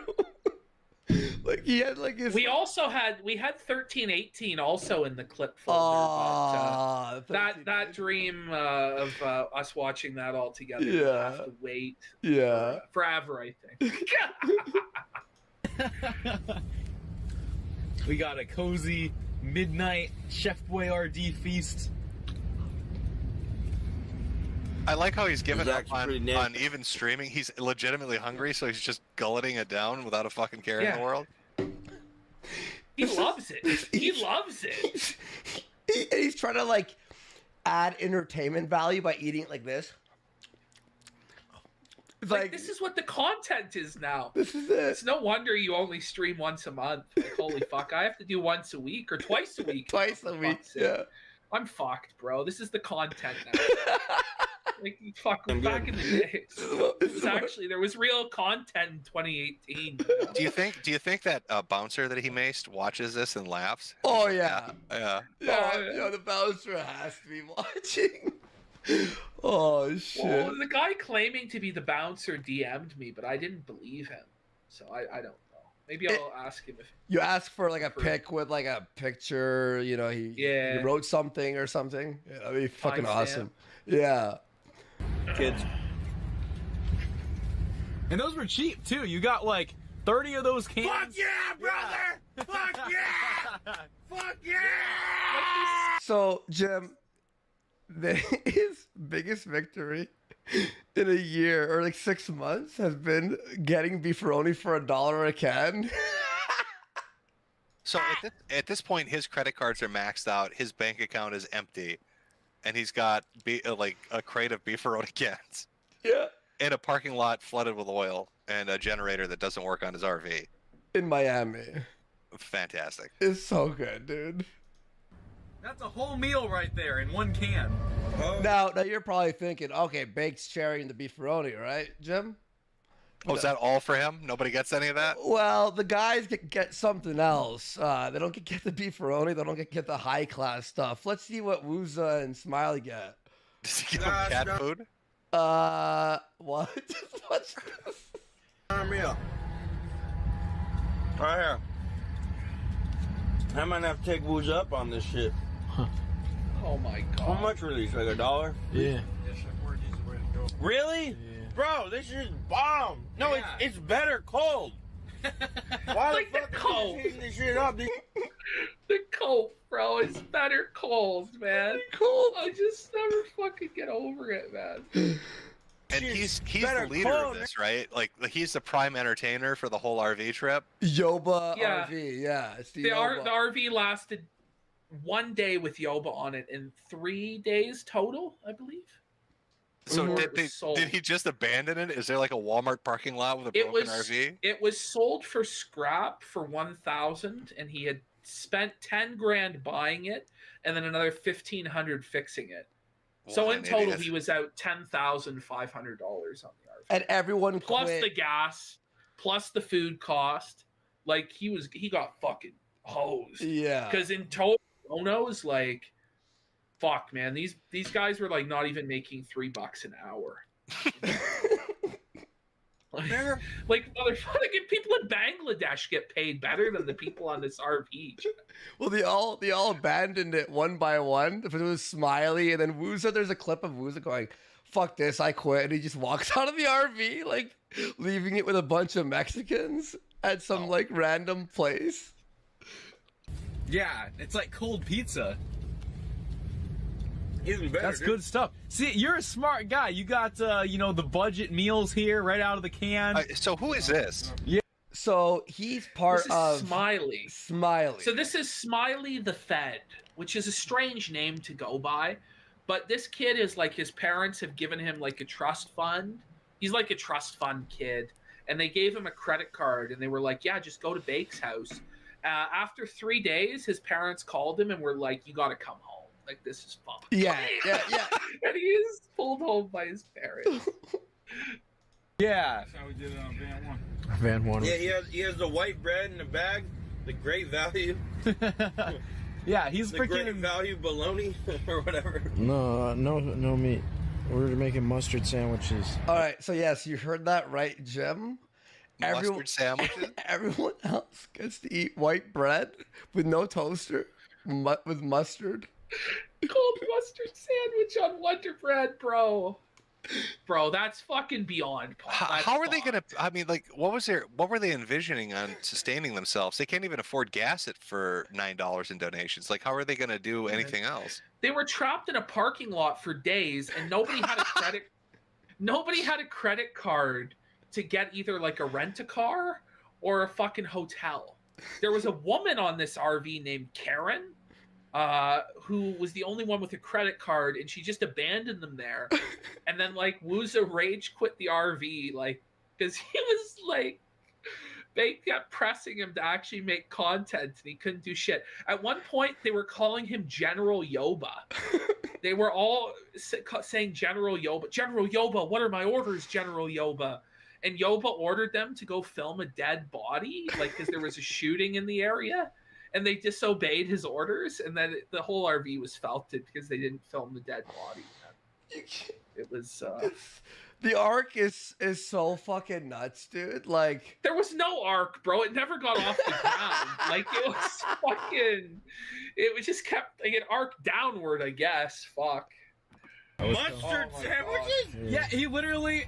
When you picture a mustard sandwich, you think of like maybe some cheese and some meat on it. Nah, this thing is hardcore. Yeah, it was just 2 pieces of white bread with a giant pool of mustard in between. 3 pieces of white. He had a triple-decker mustard sandwich. What the When fuck? have you seen that? No way. Triple-decker. Are you kidding me? Yeah, but I shouldn't have spent $4 on the mustard. That was a mistake. Yeah, he could have gotten the mustard. So now they're discussing the economics of mustard. Bro, but you gotta question if you can afford the $4 mustard. I like how Baked has to fake being interested in this. Like, it's exciting that they're talking about eating poverty food. And he's like running around the RV trying to be energetic, but he's only got cold beefaroni to fuel him. No cocaine this time, Baked. Oh, sorry. I like how you fucked up and said funeral, because it really is, you know? Like, it really is. Funeral for this guy's career until the next resurrection. When is this guy going to be buried in a grave finally? Like, do you think Smiley told his parents, I'm going to be an internet star, and they finally looked it up and they're like, oh, God. I think that's what happened. They're like, son, what's this internet stuff you're doing? Oh, let me show you. They're like, what? They thought it was going to be PewDiePie, and instead they got some fat guy eating beefaroni. Yeah. By the way, they had like, what was it, like 10 viewers? And 6 of them was us. Like, Squire, me, you, fucking first sip. For free at Wendy's, but he recouped that money because the Chef Boyardee cans were only like $1 a piece. Yeah. This is how you have to survive in Joe Biden's and sometimes America. you gotta be fair. So it's Joe Biden's fault? Is it Joe Biden's fault, really? It's Joe Biden's fault? Well, it's those Democrats are keeping these boys down, and they won't let them eat more mustard. You thought Gamergate was bad, eh? Oh, the stream just went down. Oh. By the way, so their laptop broke, and the ring light broke at the same time. Oh no! The only way to see what's going on is through the Wooza stream. Well, only the Wooza stream. I feel like I'm like at a funeral right now. Are they driving right now, or is it parked? I hear like car noises. It's parked. Okay. At one point, the door fucking starts falling off the RV while they're driving. While they're driving, and Wooza has to hold it shut the whole time. From Miami back to Tampa, you know. Fantastic. Okay, I'm gonna promote your stream in the chat though. Dude, no, the stream just died, dude. The stream. What do you mean? I'm talking about someone that just died, bro. Laughing, eating Chef Boyardee and shit. Yeah, and then someone dies. No, the RV stream just died, bro, dude. psychotic. It's so sad. That's the 24/7 RV cam. It just shut down forever. Yeah. Well, hopefully not forever. Well, not until forever, the next one. Hey, guys, I want you to confirm. Me and Psychotic had to make an executive decision. We made the right choice. You want to know why? We have no RV cam. So it's like we can't make it without an RV cam. No. People got to see what's going on. Can you, Smiley? Is he got a learning disability? Yeah. Because he's like, we can't make it with an RV cam. We don't know what's going on. You really almost have to. You almost should see at some point. You might have actually probably seen it watching the show. I don't know, but he fucking puts on a Confederate flag as a cape and goes into the gas station, talking about General Yoba, and then he gets pressed. He starts trying to press the police. Like he goes up to the police and he's like, "Will you let me search you for drugs?" And he's like wearing the Confederate flag cape. And it's some Filipino native guy. Some Filipino yeah, native, like this almost cholo kills him. gangster starts pressing him in the parking lot, and like the guy, I think he only let him live because he was like, "This guy is probably disabled." Like I don't know why he's talking to me like this. Just pure pity. Yeah. It was fucking brutal, man. They got to get the inside scoop.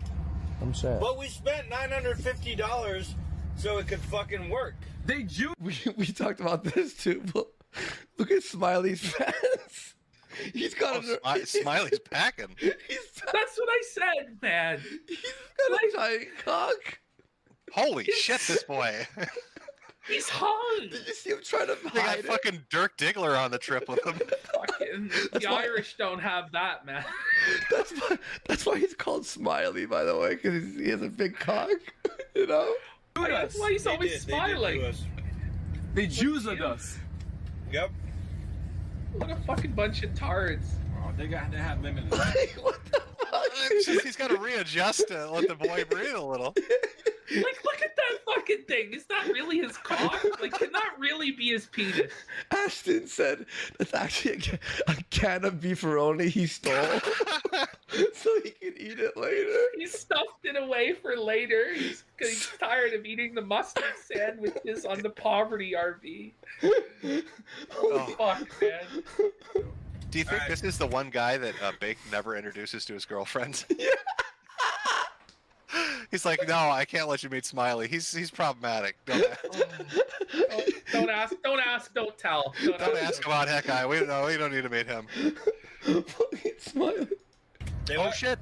Maybe his ex-girlfriend that fled the house did meet Smiley. Maybe that's why. Maybe that's why she fucking up and laughed. She's like, oh. You can see the full shape of his cock. There's go say like boys, because there's no way he's got to be hard there, right? But what's making him hard? Like, what is it on the RV that got him hard? He's loving life. Like, he's so happy to be in the service of General Yoba. Holy fuck, man. Yeah, but they told us that thing would work. How does it not work? I know they're good guys. I don't think they scammed us. You can tell. Look at his cock. You can tell he's trying to like cover it, but he can't like figure out an angle to block. He's like Christ, like just Well, think that's of grandma. Just think of grandma naked. He's wearing like little girl shorts, so it's making it even worse. He wore the smallest shorts possible with the biggest dick, so it's just really. Holy shit, Smiley. How many DMs do you think Smiley got from the e-girls? Well, I mean, none of them saw it, but if they did, you know, From our show. Oh, he'd be Yes. the number one. He'd be the number one streamer on Cozy if somebody had watched this. But they scammed. Not intentionally, but we definitely got scammed. Yeah.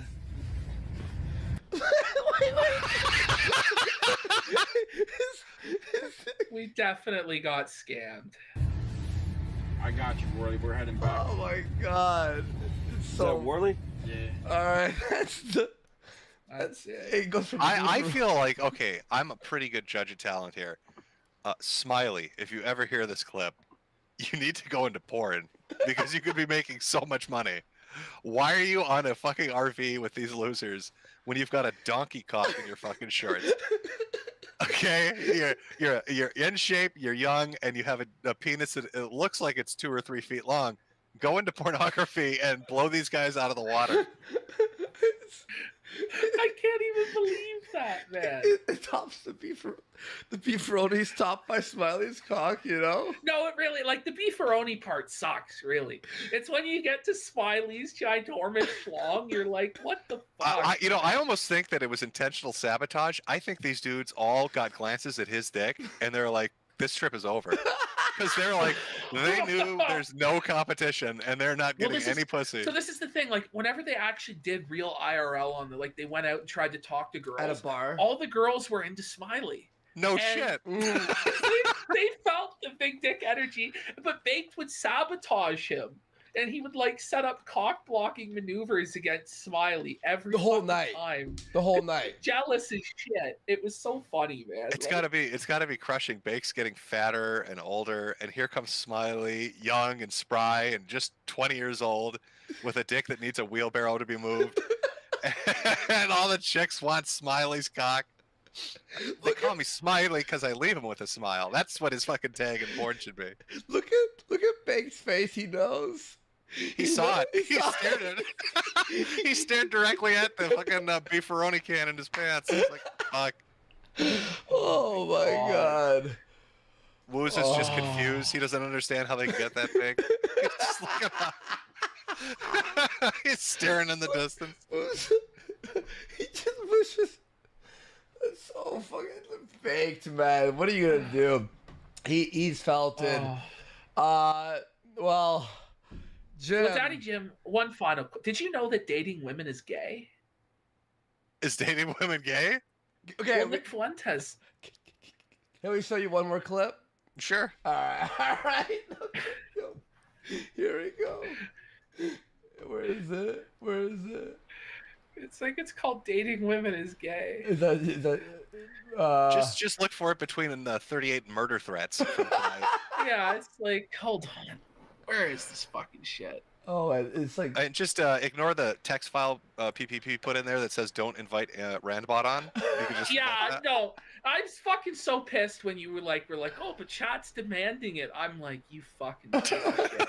And I can't even say, oh, fuck. I can't find it. Where is this fucking shit? Hold on. I'll find it. Hold on. Where is this fucking shit? Who's, walk to, No, it's called Liking Women is Gay. Oh, okay. Liking Women is Gay. All right. All right, here we go. All right.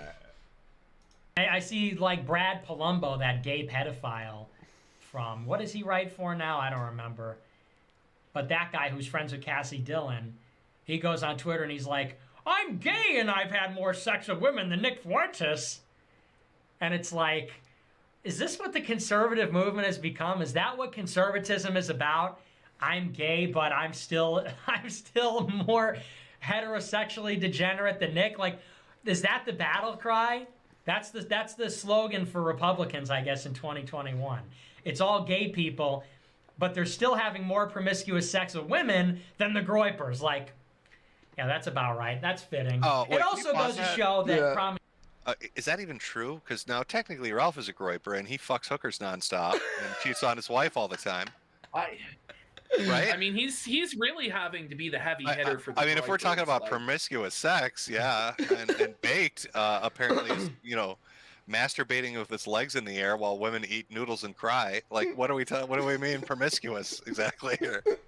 It gets so much fucking crazier, dude. Promiscuity is gay.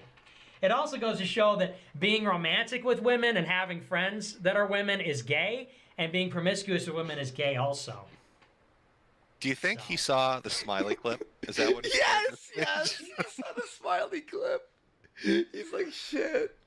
Has Smiley single-handedly destroyed the egos of every male in America first with his massive cock? Right after that clip. Shit. The call is about to end. No. Oh, okay. One second. Can we put one more quarter?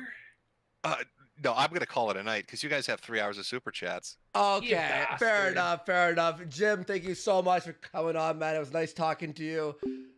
And the end. All right, there we go. Okay. Well, I'm looking forward to an entertaining evening of dumper pumping.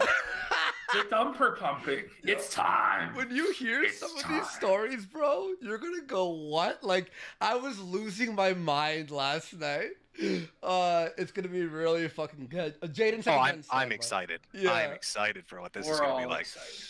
Yo, and Nick is not focused right now on his debate, unfortunately. All right, here we go. We have Jaden? Is it Jaden Gang? Jaden Gang! Hey guys, Yo, what's up? Hold Hey, on. man. Jaden. Hold on. How do I? Why is my? Those camera- aren't one cat second. ear Sorry, I'm not a. headphones, are they? Wait for it. Maybe. No, you're good. I think it was. Yeah, this thing's a little bit weird, but Hold on. Sorry. This is not very. Okay, there we go. What's up? there we Hey, go. man. What's going Hey, how are on, you? Jaden? My mic sound Welcome. all right? Yes, it does. Oh, yeah. All right, Welcome okay. everyone. Welcome Jaden 07's in chat. For Jaden Gang for life. How you doing, Yo, Jaden? 5,000 viewers. If we were on Cozy, you'd be breaking 10. Oh, we'd be at like 20, 30,000 Yeah, literally. if we were on literally. Cozy. Sick. They wouldn't ever let us surpass the Catboy Fuhrer, though, Jaden. Let's Yeah, get real. definitely. They put the hard cap, the glass ceiling on. Oh, fuck, brother. You feeling good tonight? I'm feeling good. Feeling great. You ready to I get sued, Jaden? Yeah, I was just about to say that. I'm taking a real risk to be on here. I'm gonna lose 100K according to Nick. So Whoa, he's not happy. yeah, he's not at all. But he's been taking shots at you non-stop, right? He keeps missing the fact that he's been doing what 6-7 streams about you after you all split up. two Telegram posts of me resigning. Totally, cordial. I would say not aggressive at all. And here we are, a week later, 7 streams. He's been on 7 streams about me. So there you have it. Shit. You look so free, Jaden. It looks like, Yeah, here I am. I just moved into this new apartment, so I don't have really the best setup in the world, but we're getting there. It's good. I'm feeling good. I really am. Is all the furniture at your new place normal people sized? Yes. It's not like Hobbit furniture. You can sit down comfortably like a human. I am normal size, believe it or not. I may have surrounded myself, but that was just like a confidence boost thing. That's Surrounding right. myself You with just like we're small mogging people. these manlets, the Lollipop Guild, Beardson, and all this. Jaden, were you the only member that was above 6 foot tall? I believe so. Well, no, Jake. Before Jake left. Yeah, I think so. I think so. What would you estimate the average height of the average Groiper is now that you've left, Jaden? Is it? Are we saying like Groiper, like Groiper generals, or like yes, average? Groiper generals, the leadership, the cream of the crop. Yeah, probably like 5'7". Okay. 5'8". Yo, how tall is Beardson for real? I don't know. Come on. Probably like I don't know. I don't see the He's thing about 4'9". it is He's 4'9", right? He wants to be nice. You got to ask him in a more subtle way. I'm being nice because Beardson has only attacked me behind the scenes, and he's postured himself publicly as an ally. Like, oh, I love Jaden, but I've seen all the messages where he's already the Beardson stream's incoming, so I don't really feel all that bad in making fun of. I have another face check on what Nick is looking like right now, bros. Are there tears involved? It looks like there's almost tears in his eyes, Jim. Like it's amazing. Salsa's pouring out right now, and the fucking bucket's full. He's like pulling on his cheek, and his eyes are dead, bro. It's like 1,000 Catboy cock stare. Why? He's about to make $100,000 off. Are you able to present this to everybody? Yeah. Let me present it 1 second. Oh, let me open it over here. I haven't really used this system too much, but. Oh, here comes his porn collection. This is gonna be great, guys. Screen cap this. There it is, folks. Like, look at him. He's bitching himself. What the fuck is that? Hello, darkness, my old friends. I've come to talk with you again. Like, that's bad. Like, That look at looks his like left despair. eye. That's like just that is despair. despair. Jaden, what have you done? This was your best friend for life, brother. I mean, he says that, but he hasn't been acting like too great of a friend, if we're being honest. Well, he talked shit for an entire week. An entire week for 2 non-stop. Telegram posts, and I texted him. I said, I'm out, but hopefully we can still be cordial. Thanks for all you've done for me. It goes all the way back. He's not only been talking about me for a week, but he's just been straight up lying. And hopefully we can get into that. That's really the whole point of me coming on here, because I wasn't like planning to come on here initially, but as the week progressed, he's threatening me. He's doxing my biggest donor. He's threatening to dox other people through his little proxy of minions. He's I can't really defend myself on anyone else's stream. People are like, "Why don't you go on Beardson's?" Well, I've seen the screenshots there. He's not really an ally. Well, you speak your truth here, King. No, I appreciate that. I appreciate Yes, that. Yeah, I'm here to speak my truth. So. But I did yeah. want to ask one question, because the height question really does get to me, and I know he doesn't want to specifically tell us how tall Beardson is, because that'll make him throw himself off a bridge. How much money would you say you spent on Icy Hot to soothe your neck from looking down when you're around them? Like just a general dollar amount. Well, Tiger Balm maybe. Yeah. I mean, dude, I don't know, man. I'm not used to the. Right, I need to get out of my. I'm not used to attacking these guys because they've been my friends for so long. I know. I'm just a little light entry. I get it. Let's warm him up. We have to warm it up. Sure. Jaden, you seem like a somewhat like chill, relaxed, like almost normal guy, which I like is to think of myself that way. So how did you end up in the Catboy cult in the first place, Jaden? Like, explain, your relationship to Nick and how you first started off and everything like that, just for people who might not know. Sure, yeah. So for those of you who don't know, I was involved with like campus politics way back when. I was a chapter president of my Turning Point USA at Kansas State. I, within 6 months, had the largest chapter in the Midwest. Charlie Kirk was talking to me. I was getting invited to Mar-a-Lago. I had a pretty cozy deal in Con Inc. basically lined up. Within 6 months to a year of just doing campus politics. And at CPAC, met Nick. And that's CPAC 2019. Sorry for the timelines all over. But CPAC 2019, met Nick. And from there, I started watching his show. I got red-pilled. And I was willing to throw away everything because I thought that it is a lot of the stuff, the truth, the right thing, Christian, right wing, like those are things that I am. And I wanted to push these policies and make a difference. And initially I thought Nick was doing that 2019. I thought he was doing that. I helped with the Groyper War. He even will admit that he admitted it on the Sweat, that I was a pivotal role in that behind the scenes and pushing that and making that a thing. And I was willing to sacrifice everything for America First, for this movement. And I was really there, as you guys know, like I was there for everything. I was his right-hand guy. And that's why it's kind of upsetting, not really, but it's just, I guess, laughable. It's really laughable that he claims, he's so giving, he's so generous, he's done everything for me. And it's like, he's helped me, but I've obviously done a lot for this guy as well. And to say, well, we'll get into that, but it's honestly, it sounds like, you went all in on this movement. I mean, you have a Wikipedia page now saying you're a white nationalist. You're on the SPLC watch list. Right. You've sacrificed a lot for this movement, including a really cushy gig with Charlie Kirk. You'd probably be even more financially well off than you are now if you had went in that direction, but you sacrificed all that for the movement.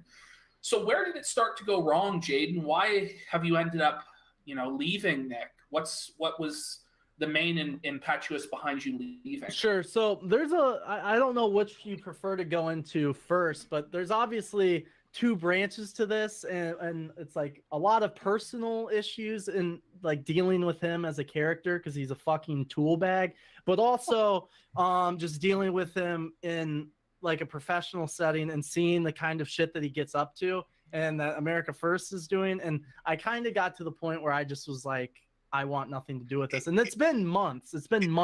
Is there any separation though between that? Because it seems like not really. It's kind of sloppy. Like the personal and business seems to be so intertwined. I mean, look at the last week. Week this guy's been spurging out. And, I have all of his claims listed just because I wanted to hit all of them eventually. But to to say, first of all, if anyone thinks that this is about a girl, maybe he's convinced himself that, but that's like retarded. That's like fucking retarded. Everyone's like, why would you throw your life away, Jaden? You were doing so well for yourself with super chats and stuff. Why would you do that for pussy? And it's like, that's not the case at all, you fucking retard. And everyone has been watching me for years. These groypers have been watching me for years. To think that like that's my character, it really just goes to show how deep Nick has brainwashed these young men, and I was one of them, obviously. And what did Nick mean on Telegram when he said that she texted me first? Is that what this is all about? I don't know. That's a good question. I think he's trying to insinuate that he's talked to her or something. Do you think it was like preemptive damage control? He knew you were going to come on here to talk about some stuff that might be embarrassing, so he's trying to offload it and say, "Oh, it's about a chick, guys. Don't pay attention." It's no, just 100%. But that's the thing that honestly confuses me is it doesn't really make any sense to me. And I tried to leave amicably. I let him know, well, I don't want to turn this into a big thing. I put my statement out publicly for a multitude of reasons, which I could get into now or get into later. But I put the statement out just I'm breaking free. I wasn't going to attack the guy. I was just going to do my own thing, still stream on the side, try to do something professionally, figure out my life. But he had, and if he would have just been like, hey, thanks, whatever, the first statement, that's fine. But that's not how Nick is. He has to always be on top. He's the dominant one. You all submit to me. I'm Stalin. You're my bitch. Is that your confession? You were the bottom, Jake, in the relationship? We'll get into that as well. See, I knew that would come up. Believe it or not, we have to. The contention here is that I was talking to women. I don't know if you guys have been this is insane. That's like, been okay, a thing. Jake, I just gotta ask, what sort of political movement is based around you can't have pussy, you can't have a girlfriend? Not a was right it like this when you first joined? Not a right-wing Christian one that wants young men to have families. Well, that's funny because everyone keeps saying Jaden got a girlfriend and this is what happened. And it's like the truth of the matter is I have had a girlfriend or have talked to girls since I got involved in this. I had a college girlfriend for years that was in this thing. I was talking to people throughout. This is not a new thing. So I like to keep my personal shit off the internet, believe it or not. And my hands kind of been forced here, sadly. But this isn't like a new phenomenon of me talking to women. It's always been a weird issue with Nick for some reason. And we've gone back and forth on the incel thing. The only one that believes in that? Because I know Beardson was married. I know Dalton is in a relationship.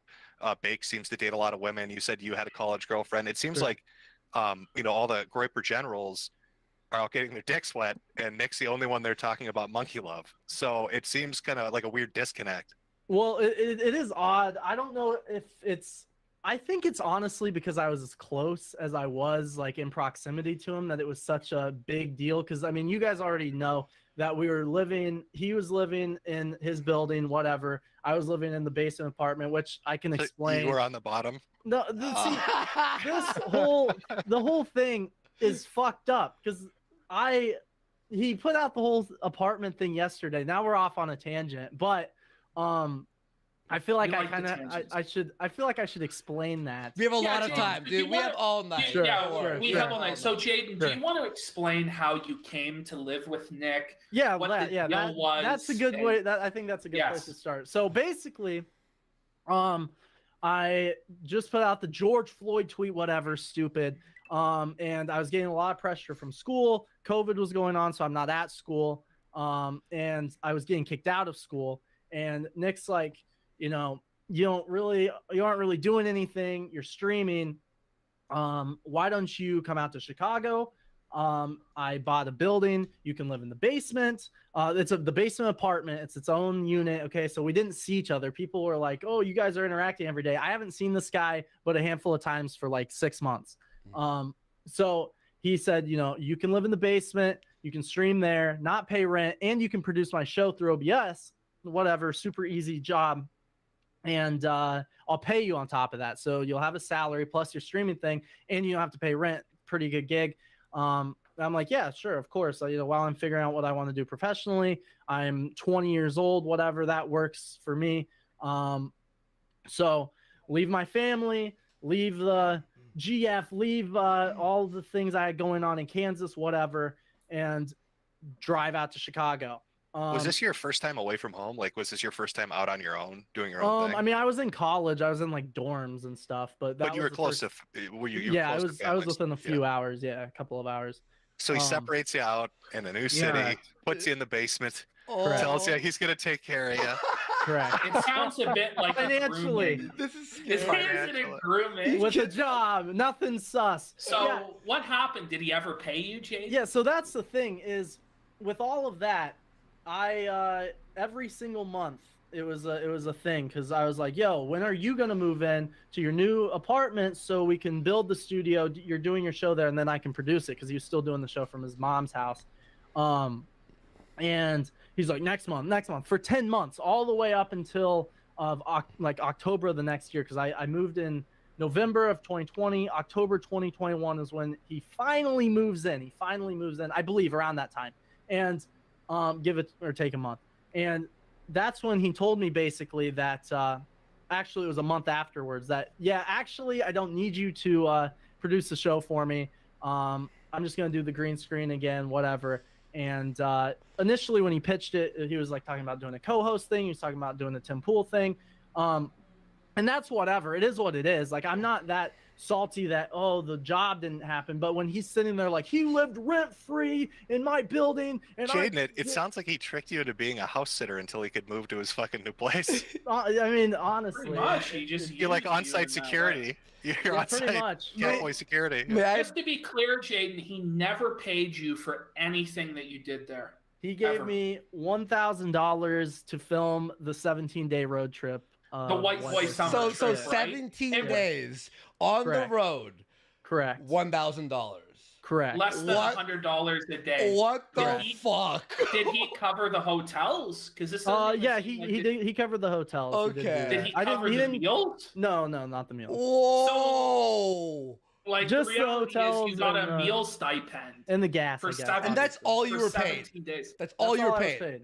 That's all I was paid like the the whole whole- time, ever. Yeah. What Isn't the? he a millionaire, Jaden? Yes. Oh. And he can only pay his supposed best friend. Well, I mean, you'll hear his this. right-hand man in the movement $1,000 You'll hear this over later. all those years. You'll hear it later. It's.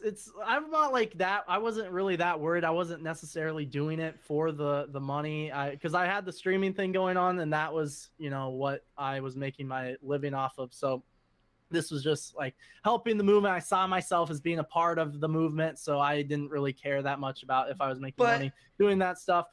But I want to ask Go you, ahead. you were the treasurer of America Yeah. First, right? Correct. So what did that entail, and were you not paid for that?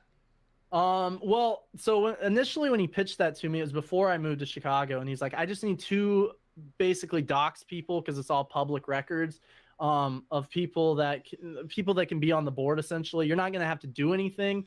So me and Michelle were on the board, Michelle Malkin, and he told me, you don't have to do anything, whatever. When I moved out there, because I wasn't doing anything with the show, it was always constantly like, you're living here for free, you're not helping with anything. And I was always like willing to help. I tried to book his college tour, and he was very like, yes, you do it, no, you don't do it, off and on there. I was trying to help with a few other projects.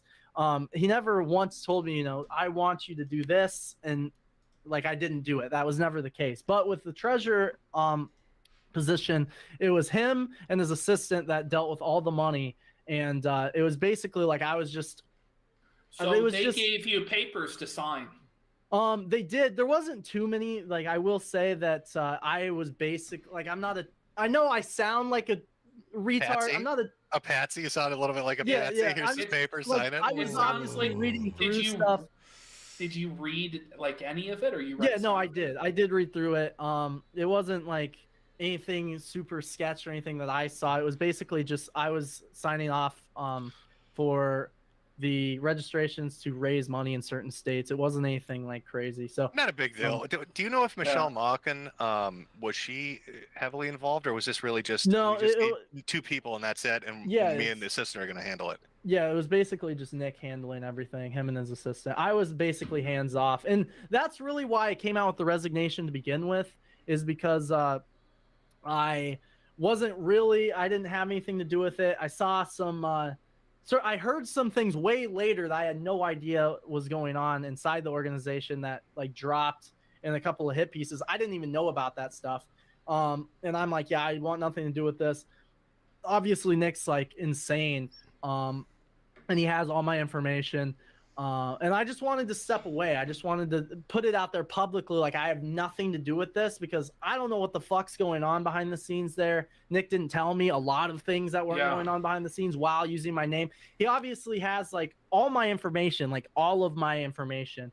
And one of your concerns about this is that you're being threatened with your social security number being released. Yeah, I mean that. Yeah, I was hinting at that. Yeah, it's so. He has my social security number and other stuff like that, and I don't know what he gets up to with the finances of this foundation, but I wanted to basically. Are you concerned at all, Jaden, with the legality of any of this? Like, are you concerned it might come back on you?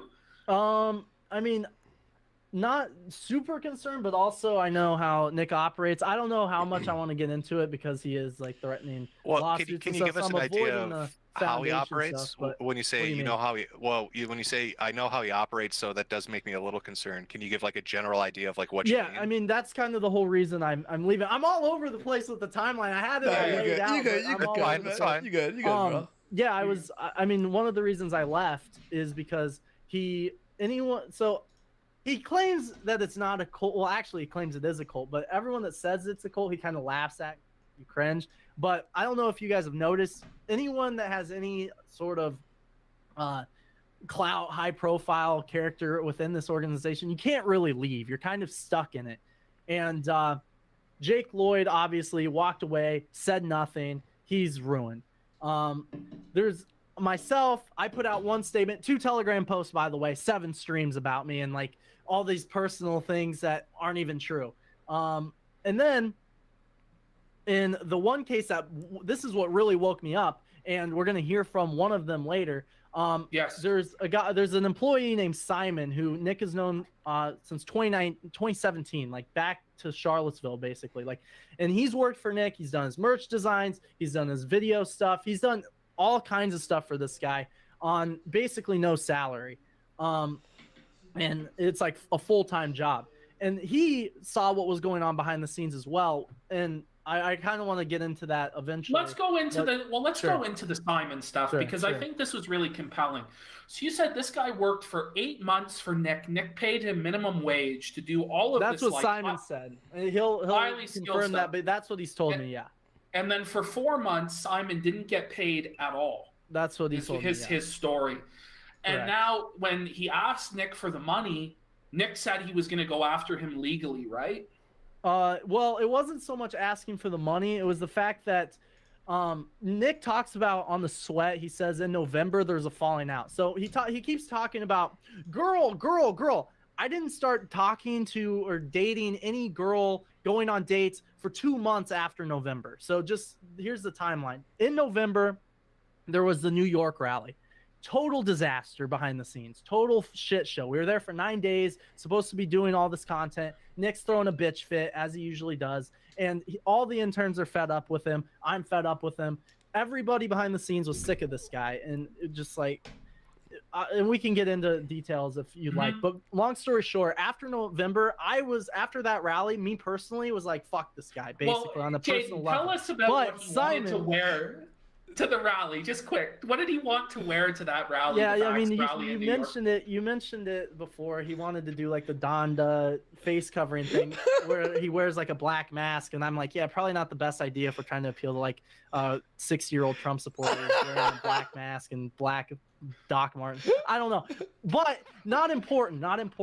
It is to me. It is to me too. What's important about Can you imagine, like, you want to like meet up with all these old grannies and you dress up as Donda, like, yeah, you're gonna go out there. Go ahead. No, but the fact that you have to give him that reality check, like, yeah, I mean, you have to tell him constantly, like, I don't know, dude. You know, you have the cult following thing going on. I mean, the numbers are fake and botted, but you have like 1,000, 2,000 core following there. Wait, hang on. I want to ask you. Okay, so I hinted. We are all over the place. No, I know. I hinted at this on Twitter though. So on the back end of Cozy, tell everyone what Nick has access to. I'm. It was the multiplier. No, yeah. So yeah, the views for Nick show is fake. Like everyone knows that. Not surprising. The movement's been dying for a while, and I've been. Everyone's gonna say, "Oh, Jaden jumped ship." This is like the worst time for me to jump ship on anything, and I've been with this guy through like January 6th, him getting subpoenaed by the feds, everybody leaving him. I've been there, I've stuck around, and you were his skater. Yeah, I mean, I guess you're his I'm not a Ralph, basically. I'm not a Ralph head, but Andy, I mean, sure. We're gonna let Jaden get back onto the Simon track there. But I just want to pull up on screen. I just sent it to you. This is the Donda mask. Okay. This is what he wanted to wear to the Vax rally. This is fucking insane. It's worse than I thought.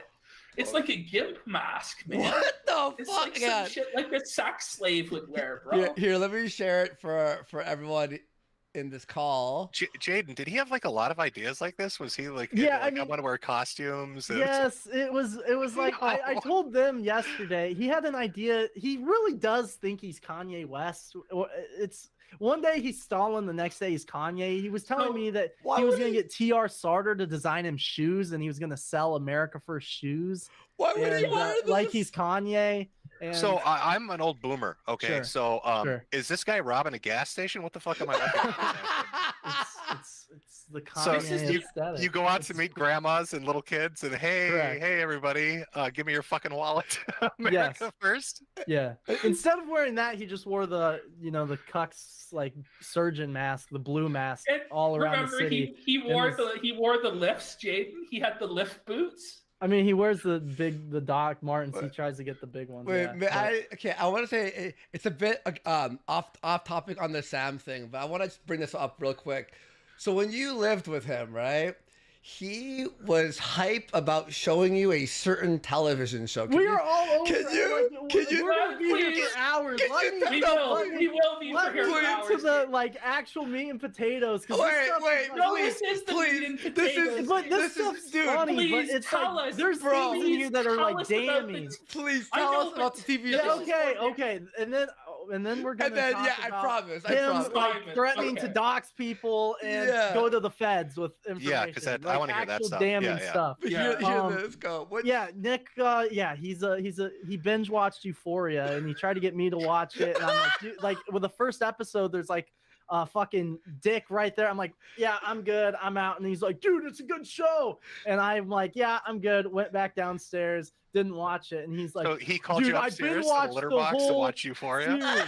What'd you say? I said he called you upstairs to the litter box to watch Euphoria with him. Yeah, I mean, he tried, but unlike Trey Politics or UX Groiper, I never really participated. I never participated. No means no. Yeah, exactly. I was like, it was like the Turning Point groomer thing. I was like, why is this black? No, I'm just playing. But I never picked up on any of like that stuff. Is it Euphoria about like trannies, like black? Yeah, it's a trans show. Yeah, and they showed like the feminine penis and everything. This was Nick's favorite. I mean, show. I've never watched it, but I've never even heard of it. He binged it. It was like an HBO or Showtime or whatever the fuck it was. It's a tranny show. That's his favorite show. I mean, he was a big fan of that. He would watch like there's another one called, they talked about like the sex life of college girls or something. I don't know. You guys can look it up. But regardless, this isn't the point of this. I'm here because let's bring it back to the interesting stuff. Things that actually matter. So can I just sum it up? So sure. You move out there. You're working at the place. You're underpaid. He has you sign up as the treasury or whatever. You give your personal information. It seems like other employees are kind of going through a similar thing where they're not getting paid a lot, or information Nick kind of has access to. So is there a feeling that when you're working with him, like if you step out of line or if somebody walks away in a non-bowing manner, that he's going to just unload and shit's going to get leaked on you? Yeah, and that's what I'm getting to, because he actually so Simon, he's like a year older than me, wife, 2 kids, like just born children. He wanted to walk away essentially because Nick's he's a faggot, you know. You're dealing with him behind the scenes, and you think he's awful to the public eye. He sucks behind, like he's even worse behind closed doors or whatever. So he sucks. He wants to step away. Half the interns, the heads of the political intern team, like everyone that basically did everything politically for this guy in the year 2021, maintained the GOSAR thing, was helping with, made AFAC 2 what it was. Everyone wanted out. Assistant Groiper, myself, and I didn't talk, like me and Assistant Groiper, me and the interns, me and Simon, none of us really were that close. We had a working relationship. We'd see each other at like events and stuff, but Nick would do the whole thing where like, you know, Simon said that I should fire you, Jaden, and you know, you're on the outs. And then he'd pull the same thing with Simon and say, you know, Jaden says that you're a loser. So we never really got along. Was this fracturing by design, do you think? Was it was this like organization designed in such a way where Nick kept everybody so separate that you couldn't commiserate with fellow employees, right, or interns to understand, I mean, like, oh, I'm not the only one going through it? Yeah, definitely to a certain degree, because obviously if you talk about him, there's always the fear of, oh, if I talk to Simon, he might run to Nick, and then my head's on the chopping block. So definitely to a certain degree, but my point is, I didn't even really talk to these people outside of the events and stuff. And I went down to Florida with a fellow friend, or with a fellow Groiper friend, whatever. Like a month after New York, I hadn't been talking to Nick. I hadn't talked to him in like a month because I was fucking fed up with him. He had just gone to Texas to do the Elijah Schaefer thing. I went down to Florida for a week with another buddy. And when we were down there, we met up with Simon. And he told me about the interns quitting and himself and how he was like fucking done with Nick basically. And I was like, I had no idea that was going on, and we felt the same way. And when I got back from that trip, Nick was going off because he had called Simon when I was down there, and like Simon's like, hey, you know, I've decided I want to quit. And he's like, no, you're fired. Fuck you. And I'm going to ruin your life basically if you like do anything, say anything. And Simon had told other interns, you know, like, this guy's fucking nuts. Like, you should get out of this. And that's really the reason I came on this show to begin with. That and the fact that he was doxing people close to me.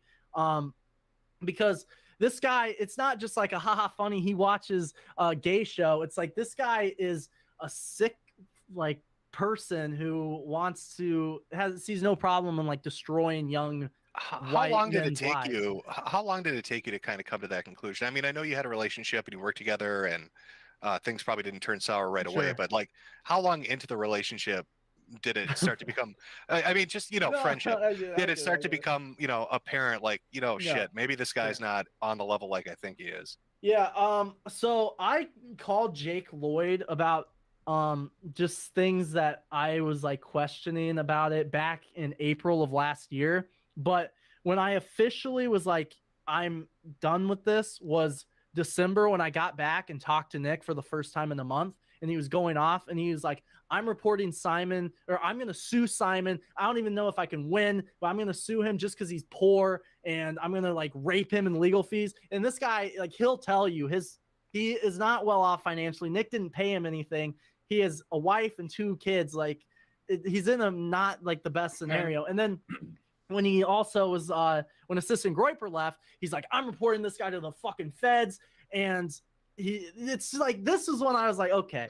Wait, so did he literally say to the feds? 100%, yes. He wants, yeah, and that's what I'm saying. It's like, this guy doesn't give a fuck about anyone, and everyone's expendable. I mean, I'm his best friend in the whole wide world, and I tried to do this all behind closed doors. I tried to, you know, and he pretends publicly. It's an olive branch. I'm offering you an olive branch. You know why you rescinded the olive branch? Because I left the side door unlocked for 2 hours while I went to pick something up from the store. And while I was moving all my shit out, I left the side door open for 2 hours. I have the text. He's like, you left my back door open? Fuck you. I can read it to you if you really want to. Read it to us. You're blocked. Yeah, okay. Well, let me pull it up. Yeah, he also claimed that you trashed the place when you left. Yeah, We'll which, get by the into way, I that took a soon. video because my lawyer said to do that. I took a video. I can send it to you if you want. Nothing was trashed. I don't want to blow up Simon's spot, but I think it's important to know Nick threatening him with that legal action. Sure, yeah, bring him I believe in. you said Simon's daughter has cancer. I believe it's his son.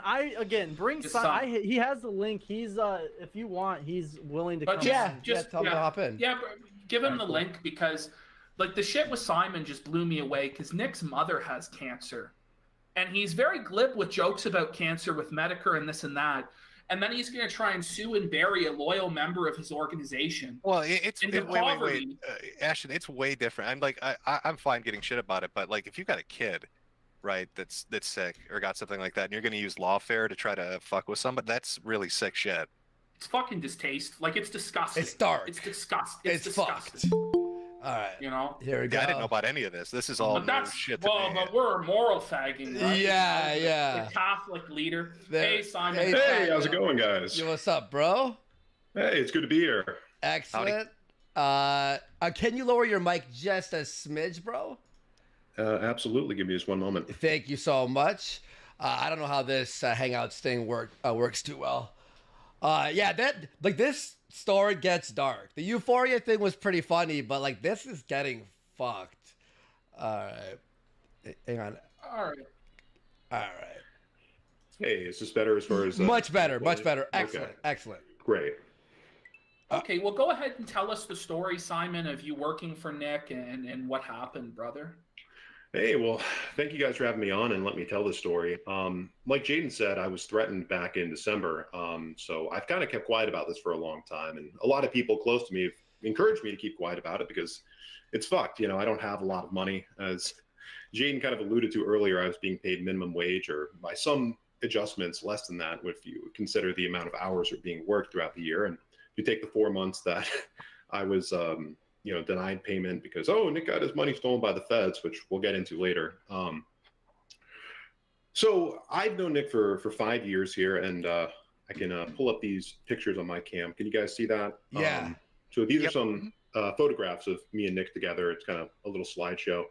I met him in 2017. I actually met my wife through his Discord server. Kind of ironic with the way he discourages, getting married and like talking to women or whatever.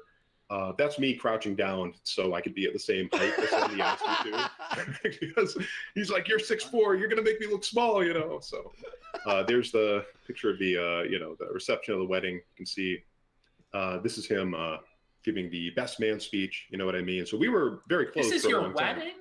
Yes, yeah. This is. He was the best man at your wedding. Oh. Yes, this is him giving the speech. You can see the. So that's.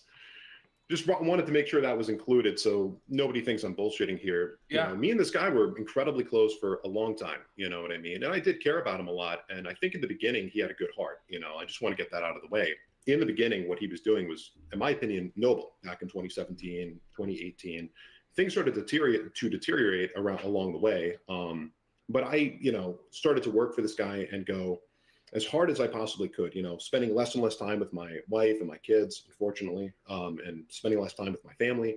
So I could just pour as much energy, as much time, and sometimes my own money, however little of it I had, into trying to build up a political organization around this guy, Jaden, mentioned that, as the treasurer, he was kind of like a little bit separate from what was going on with the internship. But I was one of the core members who set up the entire internship program and kind of built the political and the, whole, like for instance, AFPAC 2 and the events, I was the guy behind the camera at Stop the Steal. If you watch Nick's lobby show every night, that's me, behind the camera on each of those clips.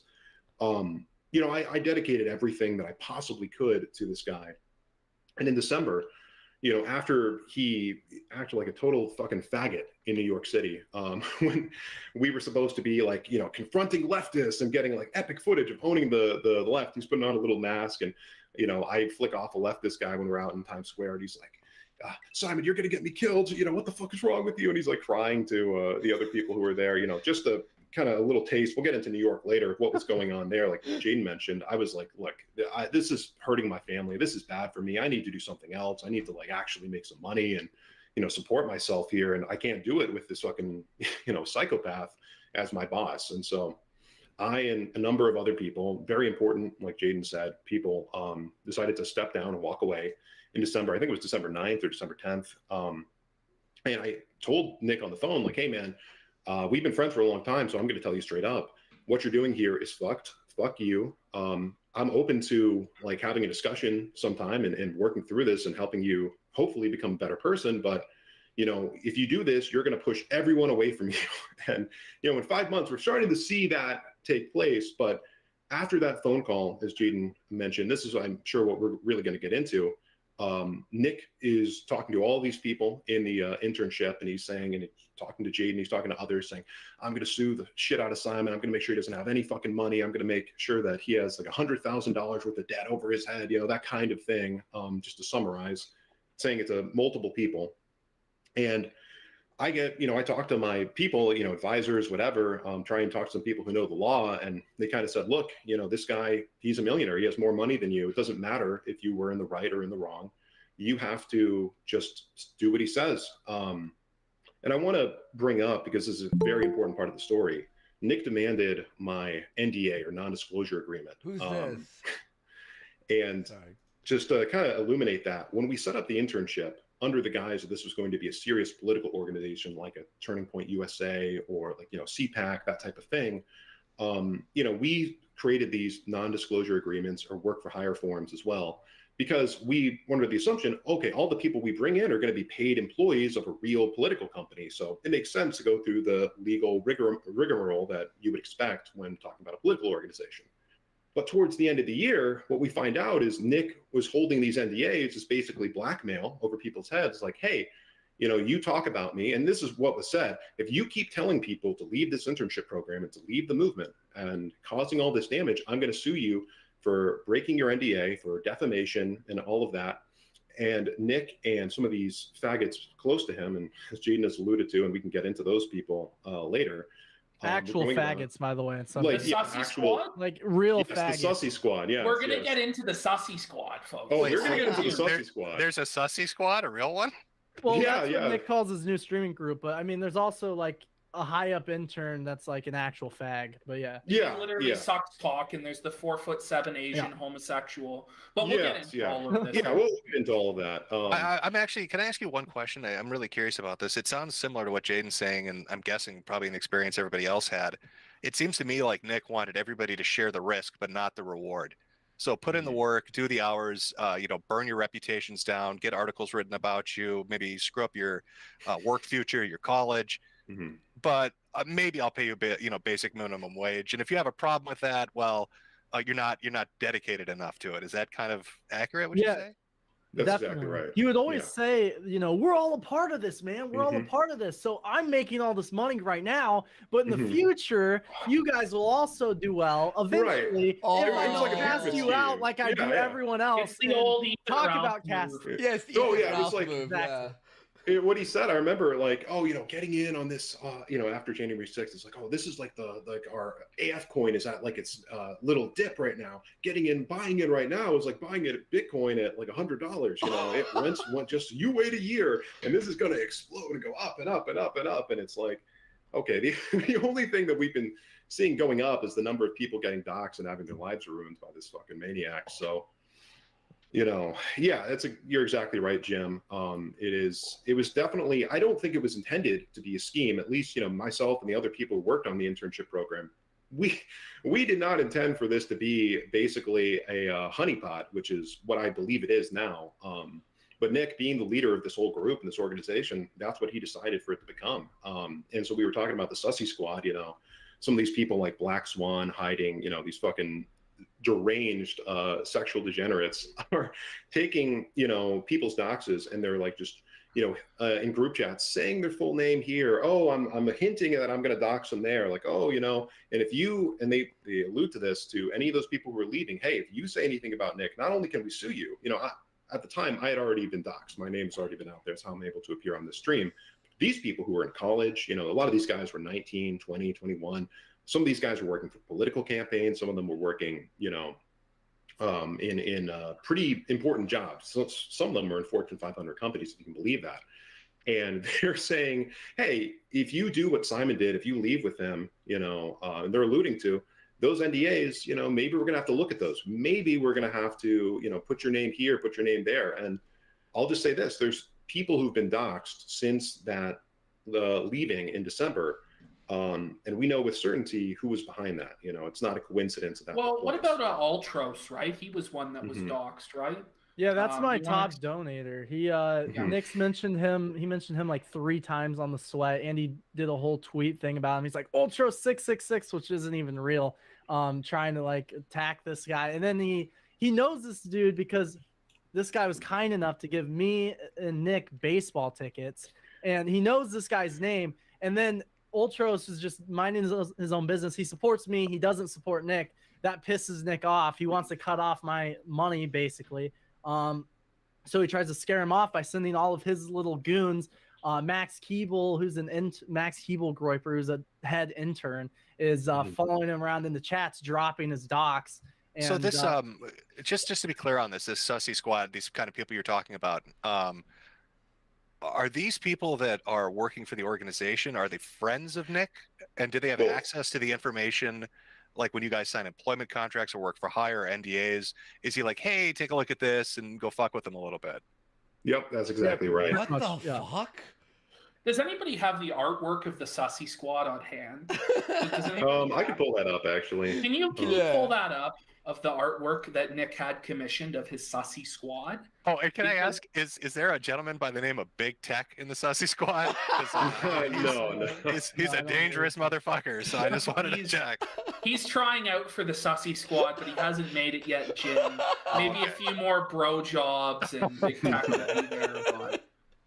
It's just ironic because, Nick, his whole thing since the beginning has been, don't join groups. This is a Fed honeypot. And, that's been his whole MO. And then he's at the same time threatening all these underage people, young men that are willing to put their lives on the line, their identity on the line for him. But if they do anything he doesn't like. What is this artwork I'm looking at now? So this is the profile picture of Black Swan. He uses the Katamari Damacy character. And then the other profile picture is from Nick's new right-hand man, Hiding. I'm not going to say their names because I don't want to engage in the boxing stuff, of course. obviously. But, yeah. Those are their online handles. And Hiding uses that like the bear character, from 4chan is his profile picture historically. So it's an image of them making out in front of the gay flag. And I don't know if it's reversed on the stream or if that's just on my camera here, but it says, I hope whatever leaker doesn't spread this around. That would be so embarrassing if this was public. And you can see that's from Black Swan. He sent that to a number of different people. Isn't there an artwork of the members of the Sussy Squad on their knees before Nick? I'm sorry to interrupt. On their knees. I'm sorry to interrupt. I think the link may have been shared. Well, they can't get in unless you allow them. So. Yeah, but it's going ping pong. So just to let people know, I apologize. If it gets out of hand, I'll make a new hangout. Okay? And then I'm not hearing it. Do you guys hear any ping pongs? I don't hear it. The chat here. The chat here. The chat here. Yeah. I'll make a new meet. And if it's out of a hand, I'll just send you all a new a link. All right. All right. Anyway, go ahead. Sorry for interrupting. Oh yeah, one last question. With the Sussy Squad, how long has Nick been using them? Has that been something the whole time, or is it new? Recent. Yeah. Because... So go ahead. Jaden. No, you go. Oh, okay. All right. So basically, I said this on my stream initially when this stuff was kind of breaking out, but it wasn't like all public. But I said at one point, you actually had to do something to be like a face fag in this movement. Like you had to be a streamer in the movement. Patrick was the AIM guy. Jake Lloyd was the InfoWars guy that got Nick involved. I interned for Elijah Schaefer and got Nick on his show. And I was a Turning Point guy. But now it's basically like if you suck off Nick hard enough and you're a Groiper, you're a Minecraft YouTuber in a duck suit or VTuber in a duck costume or a Fortnite player that doesn't show your none of that matters. He's gonna just AstroTurf prop you up as one of his new streamer guys in the movement.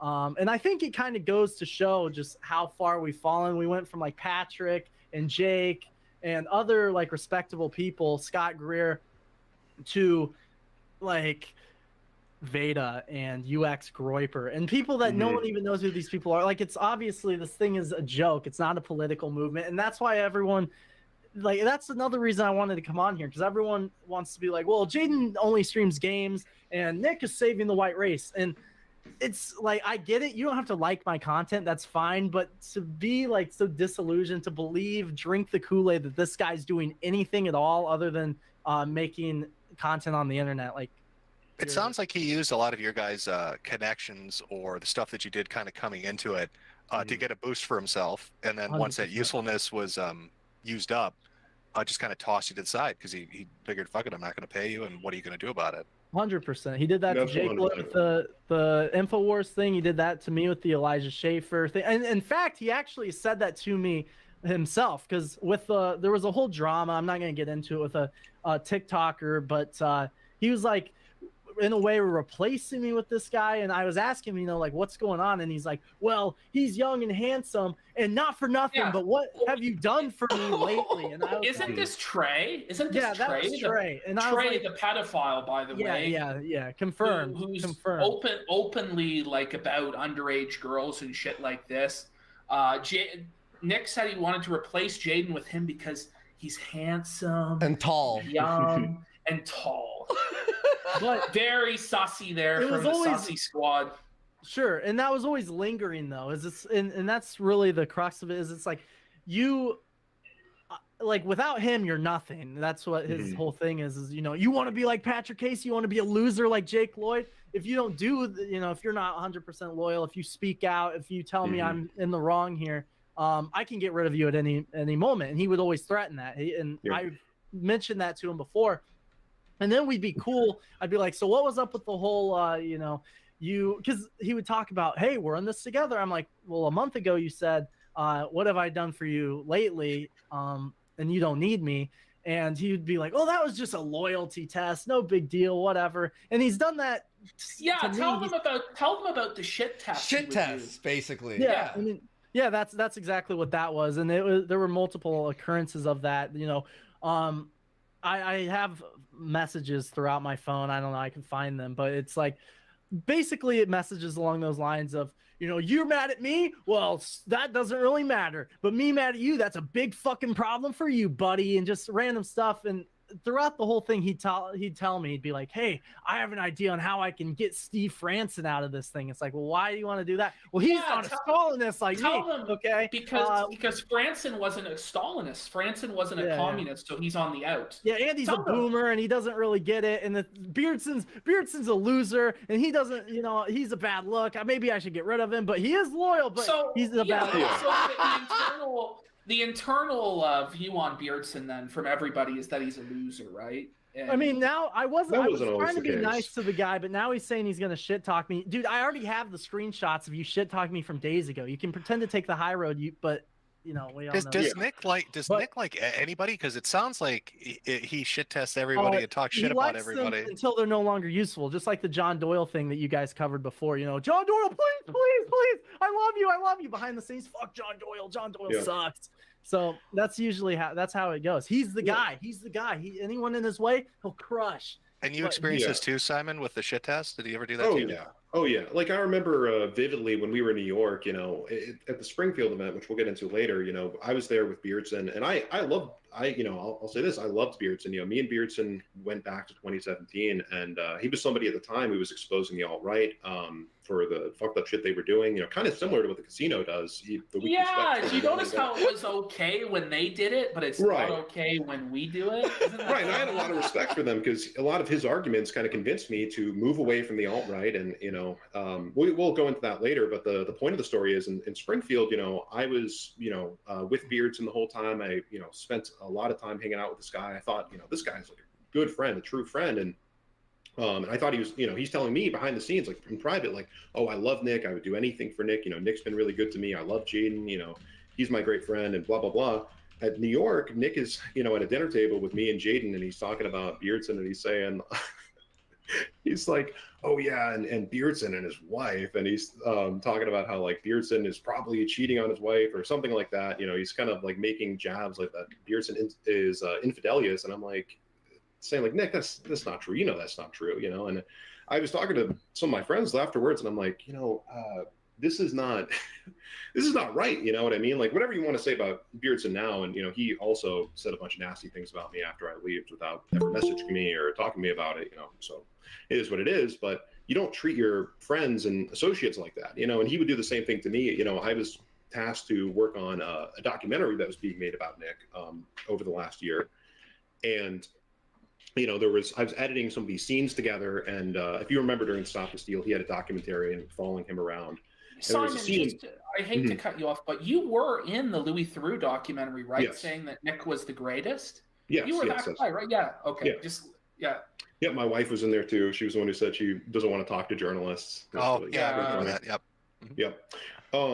Yeah, and so anyways, with that documentary, that was not the Louis Theroux one. It was a different one that was internal, that was being made. I was reviewing the footage with an intern, who was working on the doc with me. And there was a scene where Nick is about to meet up with me because, I'm going to be helping him do security for the event and hold the flag and make sure nobody attacks Nick because I'm, so big and tall or whatever Nick was saying at the time.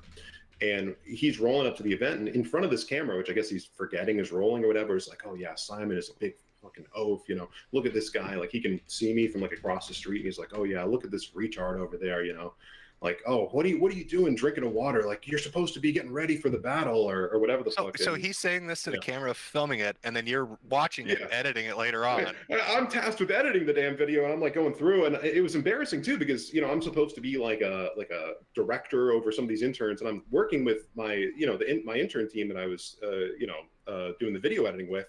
And I kind of like pause the video, and I'm just like, looking at it. I don't even want to say anything. The other guy's embarrassed for me. And I'm like, I just keep on doing my thing and just kind of try and give Nick the benefit of the doubt or whatever. So is loyalty just a one-way street with him? I hear him bring up loyalty a lot. Loyalty. 100%. But it sounds like he just will shit talk you guys in public and private, subtly or openly. It just doesn't matter to him. Sure.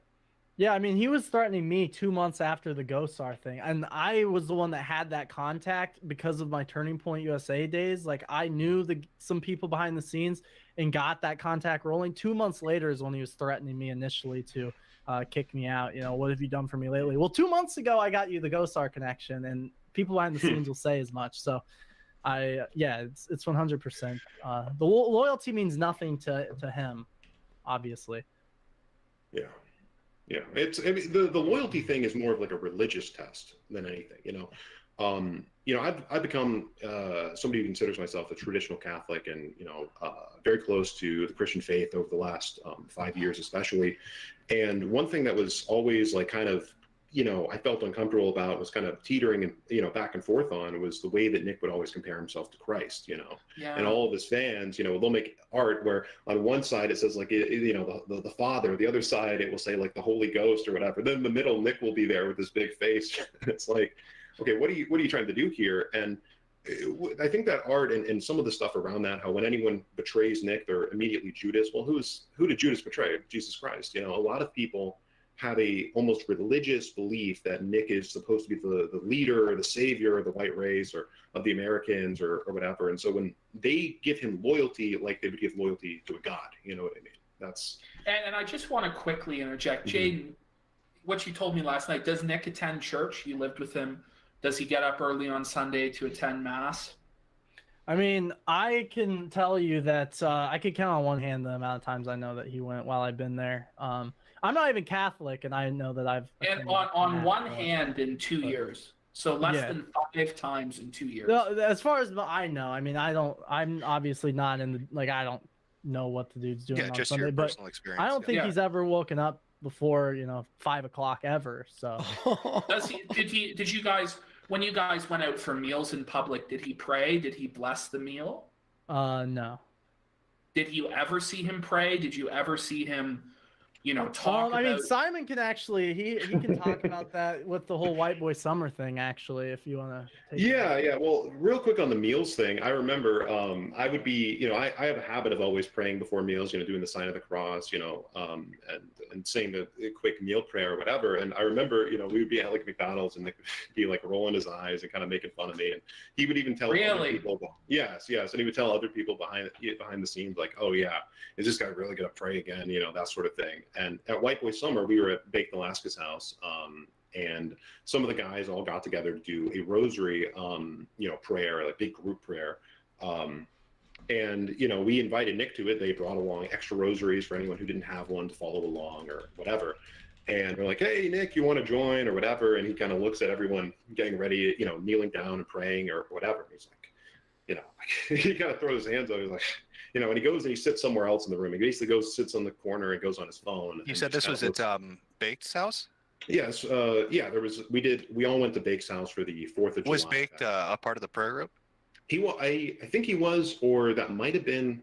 Gene, do you remember if that was when you guys were going in? That was when I was at the airport and the drama was going down because I didn't. Well, it's just mind blowing to me to think of Baked Alaska as being more devout, right? More pious, more pious than Nick Fuentes. Well, Baked Alaska would have been with me. Baked Alaska would have been with me going to pick up Lols. Yeah, so I don't think he was in the prayer circle. Now, I can't speak to Baked's personal piety. I didn't know him well enough to speak on that. You know what I mean? But same with Nick, for the record. I mean, I don't know, what's in his heart of hearts. I'll tell you what he's been doing with the whole threatening of young people, threatening to ruin everyone's life over trying to walk away. Doesn't really seem all that. Well, I think that's I'm sorry to interrupt, but I think that's a really important thing, Simon. I know that Jaden had brought this up, and maybe we got some of the details wrong or it's accurate, and you don't have to talk on it if you don't want to. But Nick wanting to engage in lawfare, sue you, come after you if you ever open your mouth. Do you have a child that's sick with something? Yes, and and we can get into that story, and that's exactly accurate. But he knows it though, right?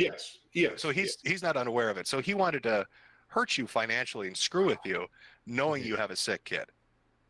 Yes, he was born in July. He was actually it's a terrible story, but the day he was born, July 10th, was actually the day Nick was doing the White Boy Summer speech in Dallas at CPAC, and I was on the phone for 10 or 12 hours the day of my son's birth, trying to organize the event and get all the interns to get the cameras right and get all the equipment ordered or whatever. Nick knows about the kid. You know what I mean? I asked him to be the godfather of my son Joseph. After that whole thing with the White Boy Summer thing, I asked him to be the godfather. He agreed, and we had him baptized, and he's listed as the godfather for Joseph. And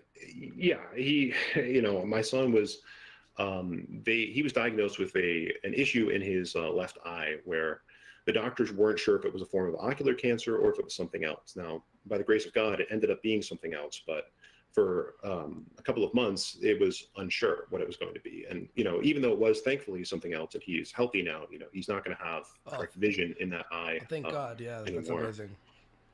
Yeah, but that's why I don't know why there's even a question of if this guy's pious or religious or not. I mean, that's really that's not what you would really do. I mean, there are non-believers who wouldn't fucking do that. Most people have some level of fucking moral conscience. At a certain point, they would be like, "That's fucking disgusting. I can't do that." He seems to not have that boundary. Is it because his ego was injured by you guys questioning him? Is that what it is? Because he said, Jaden doesn't give me enough compliments. Yeah. Well, the opposite was true with me when he sent his message back to me after I challenged him on December 10th, and part of his voice message, he was kind of schizophrenic, going from one side of oh, well, I thought you were my friend. On the other side, oh, I've always hated you, that sort of thing. But one thing he said about me was oh, you were always trying to suck my dick. You were always trying to give me so many compliments and kiss up to me or whatever. And, it's true that I was always trying to be respectful of him because, once I, joined on in the role professionally as somebody who was directing parts of this political organization, I did want to put some elements of the friendship aside and just look at him as a political leader and as a boss, you know what I mean? So oftentimes, even when he would do something I didn't quite like, I wouldn't tell him. When he would do something that I thought was good, I would say, you know what, Nick, you're the best. You did a great job here, et cetera, et cetera. So he was right on that. It's kind of funny, with me and Jaden, it's almost, opposites, where apparently I complimented him too much, Jaden complimented him too little. Oh my fucking God. And you were there when he was constantly attacking, it was a constant battle. It really is some Joseph Stalin shit, isn't it? This is the way that he would command his people, too many compliments, not enough, some cult behavior shit. Jaden, you said that Nick says God talks to him. Is that? I mean, he said that on his show a couple nights ago, but it was just I thought it was a funny example because he was talking about how he saw some guy in like a restaurant from his chat or something. But I mean, he does believe that to a certain extent, that he's like chosen by God to lead this movement and whatnot, which, you know, I think all of us kind of thought at one point more or less ourselves that, you know, I'm just a little fucking blown away by this because it Sure. sounds like the fucking plot to a movie called a Face in the Crowd with Lonesome Rhodes. I don't know if you've ever seen that, but it's about this little guy in the middle of nowhere who rises up through politics and goes crazy and treats everybody underneath him as pieces of shit, and then eventually implodes in a spectacular manner publicly in front of everybody. Well, I mean, you guys saw the last week 2 Telegram posts, by the way. Hey, Jade, didn't you tell us last night that he believes that he's the reincarnation of Stalin? Well, I wouldn't go that far. He definitely thinks that he looks at himself as Stalin. He reads like multiple books and like tries to emulate his day to day. He's talked about, you know, Stalin did this day to day, and when I would confront him about certain things, he would be like, well, you know, I'm like Stalin and this, and it's like, you're not Stalin. You're crying online about, you know, me and you having a falling out as friends and whatnot and making the whole thing. I don't know. From that what I Joseph understand, Stalin Stalin got pussy, right? Like Stalin was actually. I don't know, but the fact of the matter is like the woman thing has nothing to do with it, and that's really everyone has been going after me all week about that, and it's like, well, yes, it's a little bit, it's a little bit funny, but it's weird that like everybody we're talking to and hearing about, you all have normal relationships, married, dating, you know, socializing and stuff. But then Nick really pushes that incel thing, and that kind of creates the catboy gay jokes. Well, yeah, no. What I think I this get is from an outside. Sorry, I need to stop cutting you off. I'm sorry. No, Jaden, I cut you off. You're good. All right, I'll quickly just make this point. What it seems like to me is that Nick wants to he doesn't really want a mainstream political movement anymore. He wants a hardcore cult of followers that are incels. And so him like painting you, oh, he got pussy. It's like an appeal to the base to make you the other. Like, oh, well, Jaden's with girls, guys. Like, we're in an incel death cult together, right? Like, that's to me what it is, like a desperate appeal to the base and to make you as the other. But it's insane to me. Like, this is like some Jonestown tier shit. Well, I want to ask you, when did has he always been on the incel rants? Like, or was that like as far as I remember, yeah. Again, you know, I watched his content back in 2017, and like I said, I met the woman who, you know, I married in his Discord server. You know, back in 2017, 2018, incel was like literally an ironic thing. It was like, okay, you know, what was the half Asian guy who shot up a college and killed himself or whatever? They're like 10 of them. It's hard to keep track at this point. You know, there was like the incel king guy, and there was a lot of like funny jokes about it. Like if you guys remember, like the rapper Eggy, he had a lot of like funny songs about being an incel, and you know, it was like kind of a tongue-in-cheek thing. But like everybody wanted to have a girlfriend, and more specifically, not a girlfriend, but a wife and children, and that was a huge part of Nick's message back in 2017, 2018. You go back and watch the shows, and you'll see he's talking about the American family, the Christian, the Catholic family, how, you know, if you want to save yourself from sin and be closer to God, you need to be married young and have children. You know, if white people aren't having enough children, then they're going to die out, and so on and so on and so on. To the point, again, like he was, you know, always very publicly supportive of the fact that I was getting married, and, you know, said how amazing it was that America First could bring, you know, two people together to, you know, get married and start like a Christian family. Now, over the years, though, that incel thing, I don't know where this started to change, and I don't know if maybe Jaden knows. I honestly have no idea. Started to kind of morph into like just a spiteful, hateful sort of thing, where it's like, oh, you know, I hate all women, you know, I hate everybody, and it's like, yeah, okay, most women are pretty bad, you know what I mean? Like we have a problem in modern society with liberalism, feminism, etc. You know what I mean? But it turned into like a totally different issue than it originally was. And you'll notice like the talks about how you should get married and have children, and how that's like one of the best things that a Christian man can do, especially a young man, etc., have totally, you know, started to be suppressed, gone to the back burner, and then kind of pushed away. It's the point, like you guys are pointing out, when Nick's talking about having a wife, he's like, oh yeah, having a child, that's a chore. I'd rather spend time with a monkey, that sort of thing. It's like, yeah. I could not imagine Nick of 4 years ago saying that on his show. That would have been, all of his supporters would have laughed him out of town because. Well, this transition with this message from have a family, get married, have relationships into girls are gross and icky. Mhm. Did you guys, either of you, notice kind of in the organization or just the group in general? Was he bringing in? I mean, is this like this perspective brought in from outside consultants? Are we talking about people coming in and changing his message because he thinks it's more marketable? I don't think so, honestly. No, I don't think it's so not more either. marketable. A lot of people have theorized that Milo had a big influence on this sort of stuff. Do you guys know what sort of influence Milo had on the organization?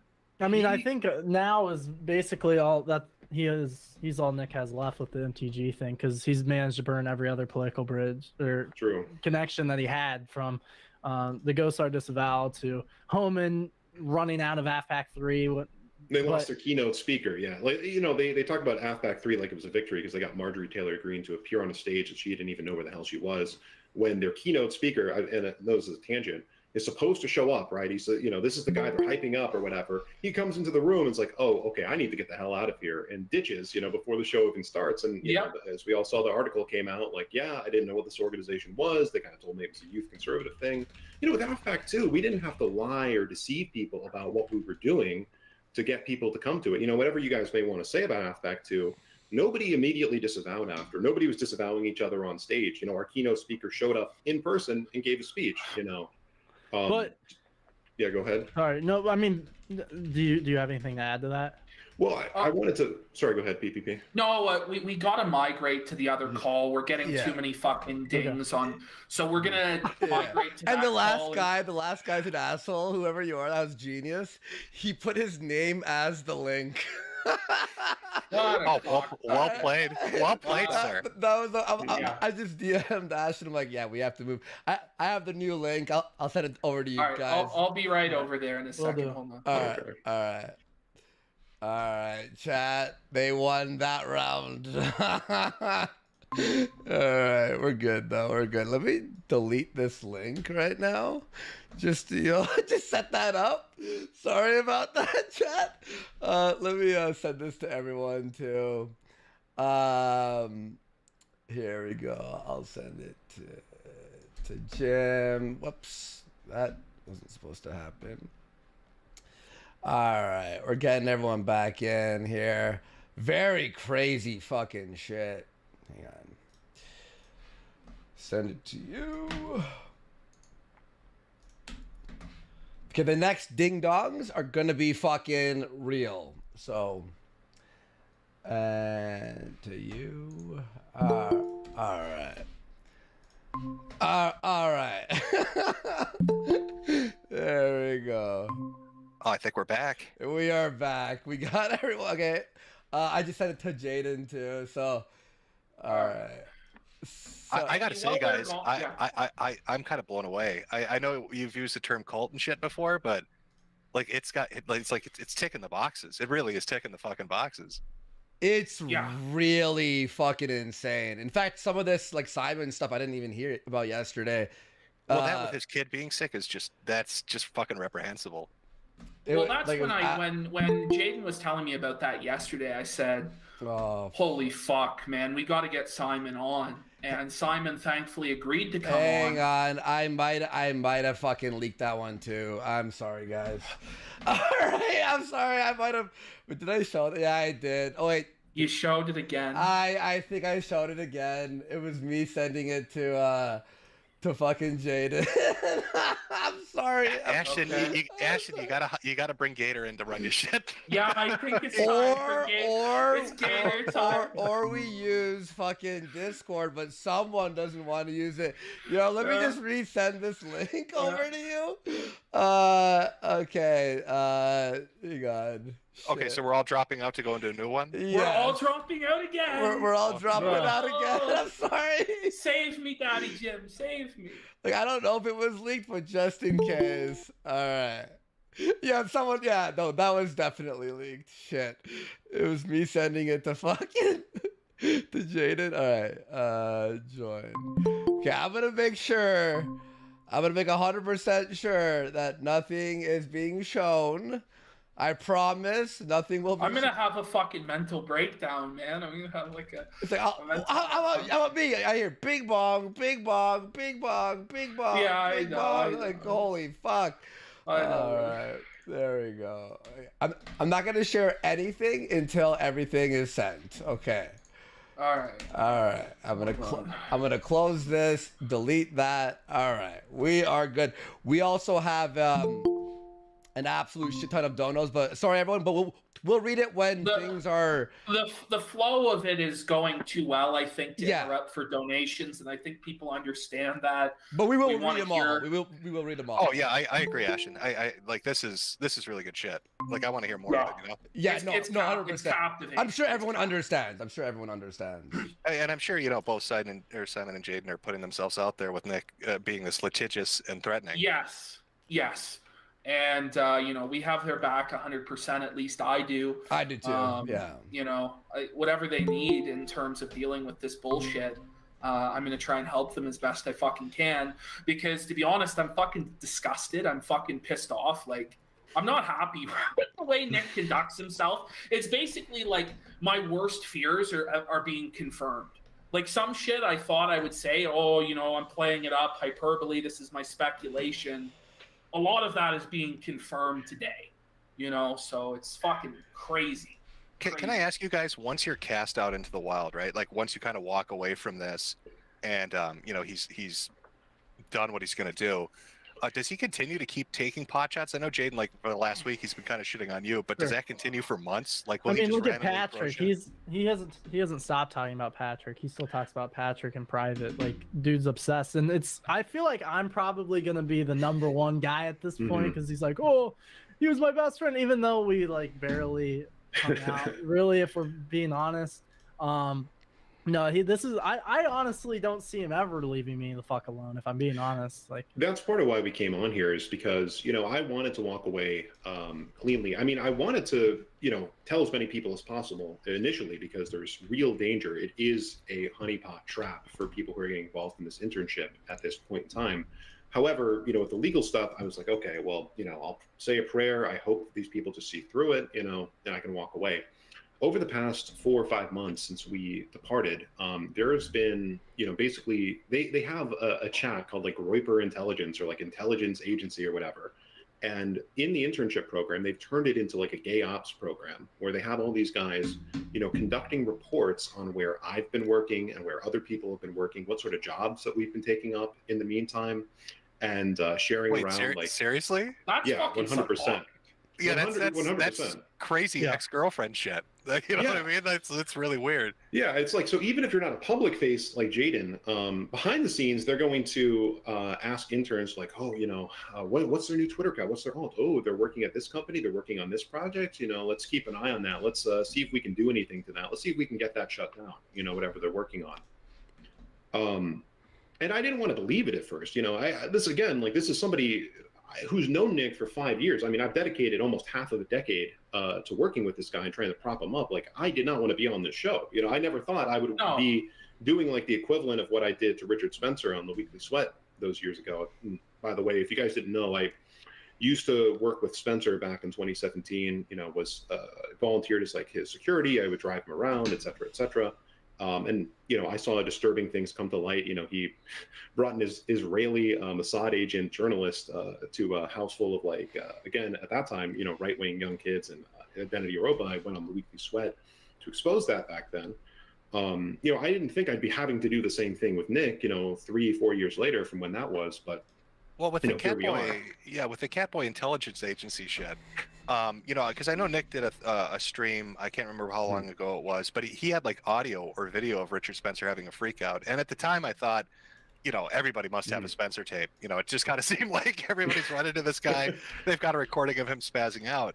But like, is this more deeply ingrained in that? Like, are these, you know, is he sending out interns to kind of keep watch on people, get audio and video on people? 100%, 100%. You know, I don't know if he's done that at Dispenser anytime recently because that guy's irrelevant now, thankfully. But you know, some interns who like were hyped up and how much they hated the traitors who left the organization did it on their own accord. You know, I don't think Nick told every single one of them to do what they were doing with sending around the videos and, you know, looking at our Twitter accounts and trying to get whatever things that I was working on or other people were working on shut down. Some of that was just these people who were sycophantically, you know, oh, you know, they betrayed my leaders. I'm going to make sure they can't have a job. I'm going to look into them. But Nick was encouraging it and directing it as well. I mean, to give you a little taste, you know, the night after I left and a couple of other interns left, you know, one of the interns who had done tremendous work, and I'm not going to name him here because I don't want him to get heat, had posted a message saying like, hey, I really hate to have to say this. I love all you guys. You guys are some of my best friends. I've worked with you for this entire year. Here's a Bible verse. Here's a piece of scripture. And he said something along the lines of, it was a Bible verse saying like, you know, don't put your hope in men, but put your hope in God, you know. And say, you know, I really like Nick with the direction he's taking right now. I can't support it, and I hope you guys are all the best or whatever. Nick came into the chat and saw that message and the intern chats, right? And he said, delete that trash right now. What the fuck is wrong with this guy? He's going to post a gay little Bible verse, you know. And all these people, before Nick came in there, were saying, oh my gosh, I'm so sorry to see you go. You know, they're putting like heart emojis on his thing. Nick's mod team deletes the post inside of there. And all those people who have those messages like saying, oh, I'm so sorry, goodbye, their posts all get deleted and then they completely change their tune. Nick gets in a Discord call with 40 or 50 of these interns, like almost half of the program, and starts, you know, attacking me, attacking some of the other guys who left, and, you know, saying like, oh, you know, I knew this guy for years and he's a piece of shit. He's never done anything good in his life. There's a reason he's poor. That's because he's a piece of shit. There's a reason he's homeless. It's because, you know, whatever. Does he really think it's like the hand of God that's given him wealth? Like, I get that feeling. Yes. Like if you're not doing well, that's God punishing you. And since he's doing well, he must be a good boy. You know what I mean? And like that's some Westboro Baptist Church tier fucking shit. Like, if you get hit by a car, it was God's plan and stuff like this. But I heard him say to Kai this week, I don't know if you guys heard this, he was like, well, Kai, you're appealing to the Bible. Like, how dare you, like, appeal to the Bible? Like, my word is better than the Bible. Like, that's the stuff he says. Well, that like David Carlson guy got canceled for saying, like, he said something along the line of, like, loyalty to... I don't know. What did he? I'll pull up the tweet. Loyalty to ideology or loyalty it's like to God is more to God, important. and he was getting, and like Dalton and crew has been like running this guy through the mud. Nick did a whole segment Dalton because did he said 6 that about how he has hours. like Down syndrome or something. Mind you, this is the guy who's like talking now about no brother wars and optics and all this. Meanwhile, he's directing Dalton to do 6 hours in a row shitting on APU. Today he did 2 hours shitting on Jake Lloyd. And I just got to ask, how is that productive to building a unified right that he tells us he wants? None of it is. That's the thing. Nick is totally politically they're going to unify against him. That's what they're going to do if he's shitting on literally every person. Literally, yeah, exactly. He's well, the problem is people are scared. They're scared of Nick's fucking bullshit tactics. They've heard behind the scene what he does. And so they're afraid to criticize him. But I think after tonight, people might not be as afraid. Well, that's my hope and my prayer. That's why I kind of came out. Because, I mean, I'm fine. And, you know, I'm sure I'm still going to get all the hate, whatever. I'm going to get the backlash. But it got to a point where with him threatening the feds, threatening the legal shit, doxing people close to me, Ultros, my donor, other people that I'm close to. It's just like, it gets to a point, allegedly, you know, I'll throw that in. Well, you know, we have a man stream sniping us who has a problem with stream sniping, Mr. Ethan Ralph. Now, guys, what was the internal feeling in America First when Ethan Ralph was now somehow appointed a Groyper general, the junkyard dog, the attack dog? What was the feeling about Ralph in the movement? If I could take this one, Jaden, myself, one of the other lead developers, and one of the main lead developers on the streaming platform, all were telling Nick, don't bring Ethan Ralph. I kid you not. Like, we were all saying, like, okay, we have America First Live. We know that you want to build something that can be like a platform so other people could come on. But this is a political movement. And so what you do is going to be seen as political. So we shouldn't have people with terrible reputation who are like the definition of bad optics, being front and center on this platform that you build, even if they're nice to you. I haven't had too many experiences with Ralph when I've met him. He's been nice to me or whatever. However, everybody sees the kind of reputation that he has, for better or for worse. Why would you put that front and center at something that is ostensibly a political product? Cozy TV. You guys had to actually sit him down. You had internal discussions and maybe had to sit him down and explain maybe a poop eater isn't the best optics for our fucking brand. Maybe a revenge pornographer isn't the most Right. Christ is King choice. Maybe a Right. guy who's had restraining orders against him by Adrian Blair for harassment isn't the best choice. Somebody who doxes Adrian Blair's employer, tries to get her fired, talks about, ruining Gator's life, putting up posters exposing him as a white nationalist. Well, Ashton, I said this yesterday when we were talking, but hearing all these stories from Jaden and how Nick actually acts behind the scenes, him and Ralph are the same, are like two sides of the same coin. Just very different presentation styles.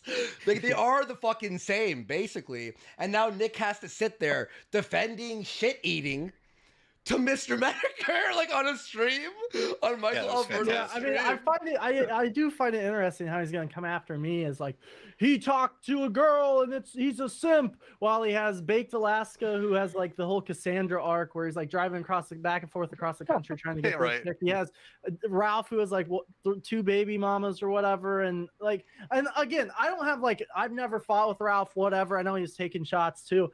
But it's just like interesting how this stuff works. Beardson, who's like going on stream constantly talking about updates with his girlfriend search or his divorce or whatever. But me, I have something totally offline. I'm talking to a female, which by the way has nothing to do with the fallout of all this bullshit, as you've heard.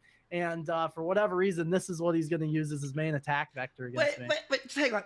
If that was the reason, that's still fucking retarded.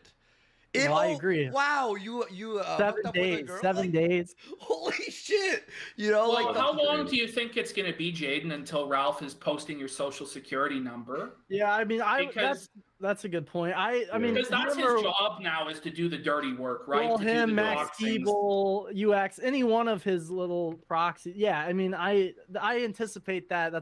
But And I just want to let Ralph's audience know that Ralph has given more money to an African guy in Gambia than he's given to his own white son.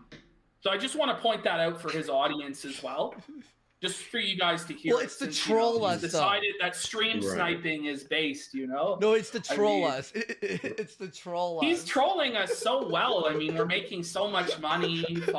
With you two guys coming forward, because I mean you're both front facing, right? Like you interacted with Nick. He knows who you are. Yeah. He's got your information. I mean, your ass is already in the fire. Sure. With the interns, how much of their information is exposed? Like, what's the level of risk they're sitting at? Is it just a name or an address? Is it a social security number? Is it a work history? What is it? Now, I don't know everything that Nick has, to be completely frank, but everyone was supposed to give over a name, provide a photocopy of their license, if I remember correctly, I think an address, and it's a non-disclosure agreement. So there is a threat that, if you talk about what happened in the internship, it's worded in such like a vague way that the scope is so broad that, okay, saying that Nick did X thing, okay, well, that's technically giving away secret information for the company. Now, I'll say this, we've had people with legal experience, lawyers, etc., look at this NDA. It's complete bullshit. It wasn't even written by a real lawyer. I believe it was written by a law student. And the scope of it is too broad to actually be legally binding. Now, does Nick have everyone's doxing information if they do try and leave? He very well might at this point. I think he does. However, I mean, I'll say this, if there's anyone who's trying to leave and they're getting doxed by Nick, I know I'll be doing everything I can to support them. And do not be afraid of the legal ramifications, because there are absolutely none. And on that point, as far as Nick's legal threats against me that he made back then, I'm sure he's going to be threatening me now. He's already said the same thing with Jaden. I'm not going to be accepting any sort of communication from Nick as a legal threat. In that situation, you don't talk to the other party who is threatening you legally. So there'll be no communication there. And if anyone else is threatened legally, do the same thing. This is fucked. This is incredible. Yeah. Sorry, go ahead. No, I was just going to say good advice. It's so weird, the level of control. It just seems like he's malicious. I remember watching him in 17, 18, and 19. I thought, and the stuff like Groyper Wars and stuff like that, and I thought, oh shit, this is funny, it's entertaining.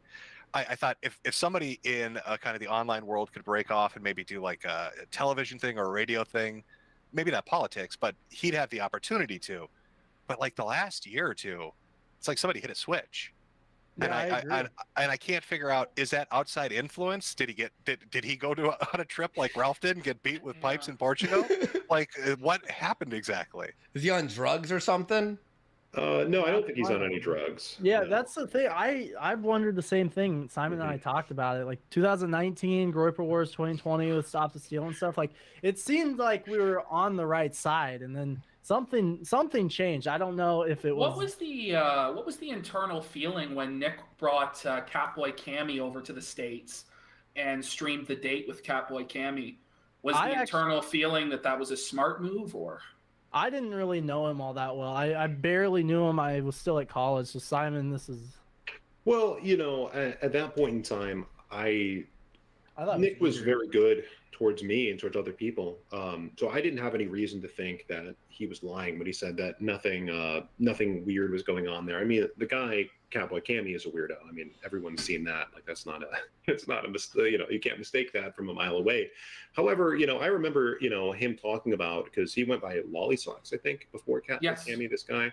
Like, oh well, this guy has a lot of viewers. Maybe this is a collab that could add more viewers to America First, etc. And I think it was a miscalculated move. That was what I think everybody was thinking at the time. Now, there's been a lot more, let's just say, questionable stuff in the last couple of months or years. I think that the Catboy Cammy thing is far less egregious than stuff he says on his show daily now. Yes, being real. Yes. Well, yeah, wasn't Catboy Cammy? Didn't he get disavowed for giving like a tongue-in-cheek Hitler speech? But then Nick goes on stream and says he wants to be Hitler 2, 3, and 4. Right, and he compares Putin to Hitler at his premier political conference. And this is what I do want to, if you guys are comfortable, kind of get into the political side of things, because a lot of people follow this guy because they think he's going to be a political force, like you mentioned, Jim. At the premier, the headline political conference of the movement, he's up there in his keynote speech talking about, oh well, they compare Putin to Hitler, and like that's a bad thing, and he's laughing, and the crowd is cheering. It's like, oh, I shouldn't have said that. I mean, to me, it kind of comes off as the same thing, maybe not exactly the same as like the Hail Trump, Hail Our People, Hail Victory, like the Spencer moment from 2016. It's like, what are you really trying to do here? If the goal is to build a political movement, who is the political voter base? The vast majority of right-wing voters are older people, boomers. I know it's such a horrible thing. A lot of Gen Xers, millennials. I don't think Zoomers are voting nearly as much, and the Zoomers that do vote are far more on the left. So if you're trying to appeal to Republican voter base, the people who elected Trump, first of all, I don't think it's a good idea to, praise Putin as like as like the savior of America. When he's a Russian politician, whether you like Putin or not, I do like a lot of his policies. That's just not something you do politically. That's not the point. Tucker Carlson's a great political leader, and he doesn't even do that. But then to take it a step further and say, not only is Putin good, they compare Putin to Hitler, and that's a bad thing. Like, you don't want to be compared to Hitler because you do want to be compared to Hitler. And it's like, anyone with a brain can see. You go through any mainstream conservative talking point as well, and he's like the total opposite side and tries to justify it. And maybe like we know maybe it's right, but also it's like, are we trying to win here and like get normal people involved? And I know you've touched on that a lot, PPP, in the last few months, like the free speech thing, obviously with the Metokur debate, which he was really upset that I didn't say that he won. And like I know he's anti-gun in some Second Amendment I've heard thing. him say he's anti-gun. It's very go ahead. This week he justified the Louis Theroux documentary. He said it was a good thing because it made him look like Hitler. Nobody even knew that was happening, by the way. I heard about that the first time on the way to AFPAC, and I'm like, probably not the best idea to have the BBC like filming people. But he's like, but think of all the exposure. And Simon can say the same thing. No one knew about that. It sounds so attention whore too. Like when you guys are talking about stuff he does, it's exposure, numbers, views, 100%. Networking. But I'm confused why is this guy who I remember who would like shit on the idea of Wignats, right? Now want to be them. Yeah. Like it's fuck these guys and the white ethno state stuff and the Hitler stuff. That's cringe. That's cringe. But now he's like, I want to be Adolf, and I don't get that. It's a weird thing. Maybe it has something to do with. This is just total speculation. I don't know that the GOP, Charlie Kirk's kind of adopted some of the old talking points, so maybe he's just trying to be a contrarian, pushing the 100% right. Well, Master Coughlin was awesome because he's having sex with his cousin. Like that's indefensible, but he tries to justify it in some way. That's like his political ideology at this point. I have no idea, but because Kirk embraced a lot of his positions, so now he can't distinguish himself from Charlie other than just going full Wignat. I'm Hitler. Like put women, white Sharia, put women in chains, slavery, like. Well, why wouldn't you own that either? That's what I'm confused about. Why wouldn't you have said, "Hey, look, I was so convincing, and what we were saying for 2 or 3 years, Charlie Kirk now is on our side. He agrees with the shit we say." He should. Well, that's exactly the thing. I mean, if you were a serious political actor who, you're taking in hundreds of thousands of dollars worth of donations from donors to the foundation, you're taking in hundreds of thousands of dollars of donations from super chats, people who want to see political goals achieved, you would think, right? Why would it be when we do get the political goals at least somewhat achieved? You have mainstream political figures saying there's a war on white people and talking about, that feminism was bad. I mean, they've been saying that for a long time, but they're going back to, first wave feminism, there were issues, we should do these things with the family, white people are under attack, et cetera, et cetera. That would be a huge political victory, that Tucker Carlson's going on there talking about white genocide, Charlie Kirk talking about the war on white people. This is, what we were dreaming of back in 2017. But and a year ago, here's the thing. Oh, sorry, Jaden, but I was going to say this really quickly. No political goal is good in the eyes of Nick if it's separate from him. If Charlie Kirk doesn't come out there and say, well, Nick Fuentes convinced me there's a war on white people, then it's bullshit. Then it's like, oh, no, that's no good. Charlie Kirk may say these things, but he's secretly not on our side. Secretly, he just wants to, yada, yada, yada. Like he said on the Elijah Schaffer show. I mean, Elijah, I think, felt at him, to borrow a term for you guys, pretty well when he asked, okay, well, if you're saying that Charlie's taken up a lot of your positions, why are you so hostile to Charlie and all these other people in the conservative movement? And, for the first time, I think in that interview, Nick started to stutter and go, well, here's the thing, Con Inc. and just ramble on. And because there's no good answer to it. It's just an ego thing. It is an ego thing. And it's that with everybody. With fucking Jake Lloyd, with Patrick Casey, with everybody. Nothing, by the way. Everyone's like, you put out that statement and you started all this. Like I was talking to some streamers on Cozy and they're like, just so you started this. It's like, oh, that would have been made public and he would have been like, I fired Jaden, which again, not even truth, but that's what it always is. But he fired you from what? You weren't even being paid. Does he even have the authority to fire you? Because is he on the foundation paperwork? Is like he's the president. So he is the president. Yeah. Okay. But I wasn't sure if he actually put his own name on the foundation paperwork, or if it was just you guys were totally the fall guys for it. No, he was the president and he was handling stuff. But not an important detail. But yeah, just to clear that up, I wasn't bullshitting. This guy's like he lies about everything. By the way, just throwing this out there, Jim, because I know we brought it up in your debate. The 500K, he's had that for almost a year. Okay, he's had that back from the feds for almost a year, and he's just been using that to raise money. So it was total bullshit. Total. Yeah, it was for a few months, and he's been using that to raise money and throw like a. It was return in the summer. Hey, 16-year-olds, give me. Are you fucking serious? No, I'm dead serious. He bought a $70,000 car right afterwards. So whoa, it's not like a big, yeah. So what a grifting piece of shit. Yeah, look at me. Exactly. I'm so oppressed. Oh my god, guys, I'm the martyr out here. Yeah, they took my 500K. Oh no, I got it back. I can't use a bank. Oops, yes I can. What the fuck? Yeah. Well, and not to go, tinfoil hat here, but I hit on that point. I mean, okay, we're on the no-fly list. Now we're not. Oh, the feds took my money. Oh, now they gave it back. It's like, okay, that would be one thing, but I haven't heard about too many right-wing political dissidents who, when the feds come down on them, they just pull back and leave them alone unless certain things happen. And it's kind of interesting that, as myself and these other people started to leave in November, December, Milo Yiannopoulos started to kind of come in and become way more of a voice in Nick's ear. Somebody who's an admitted federal informant who was given express notice of January 6th. Milo warned people on January 5th what was going to happen on January 6th.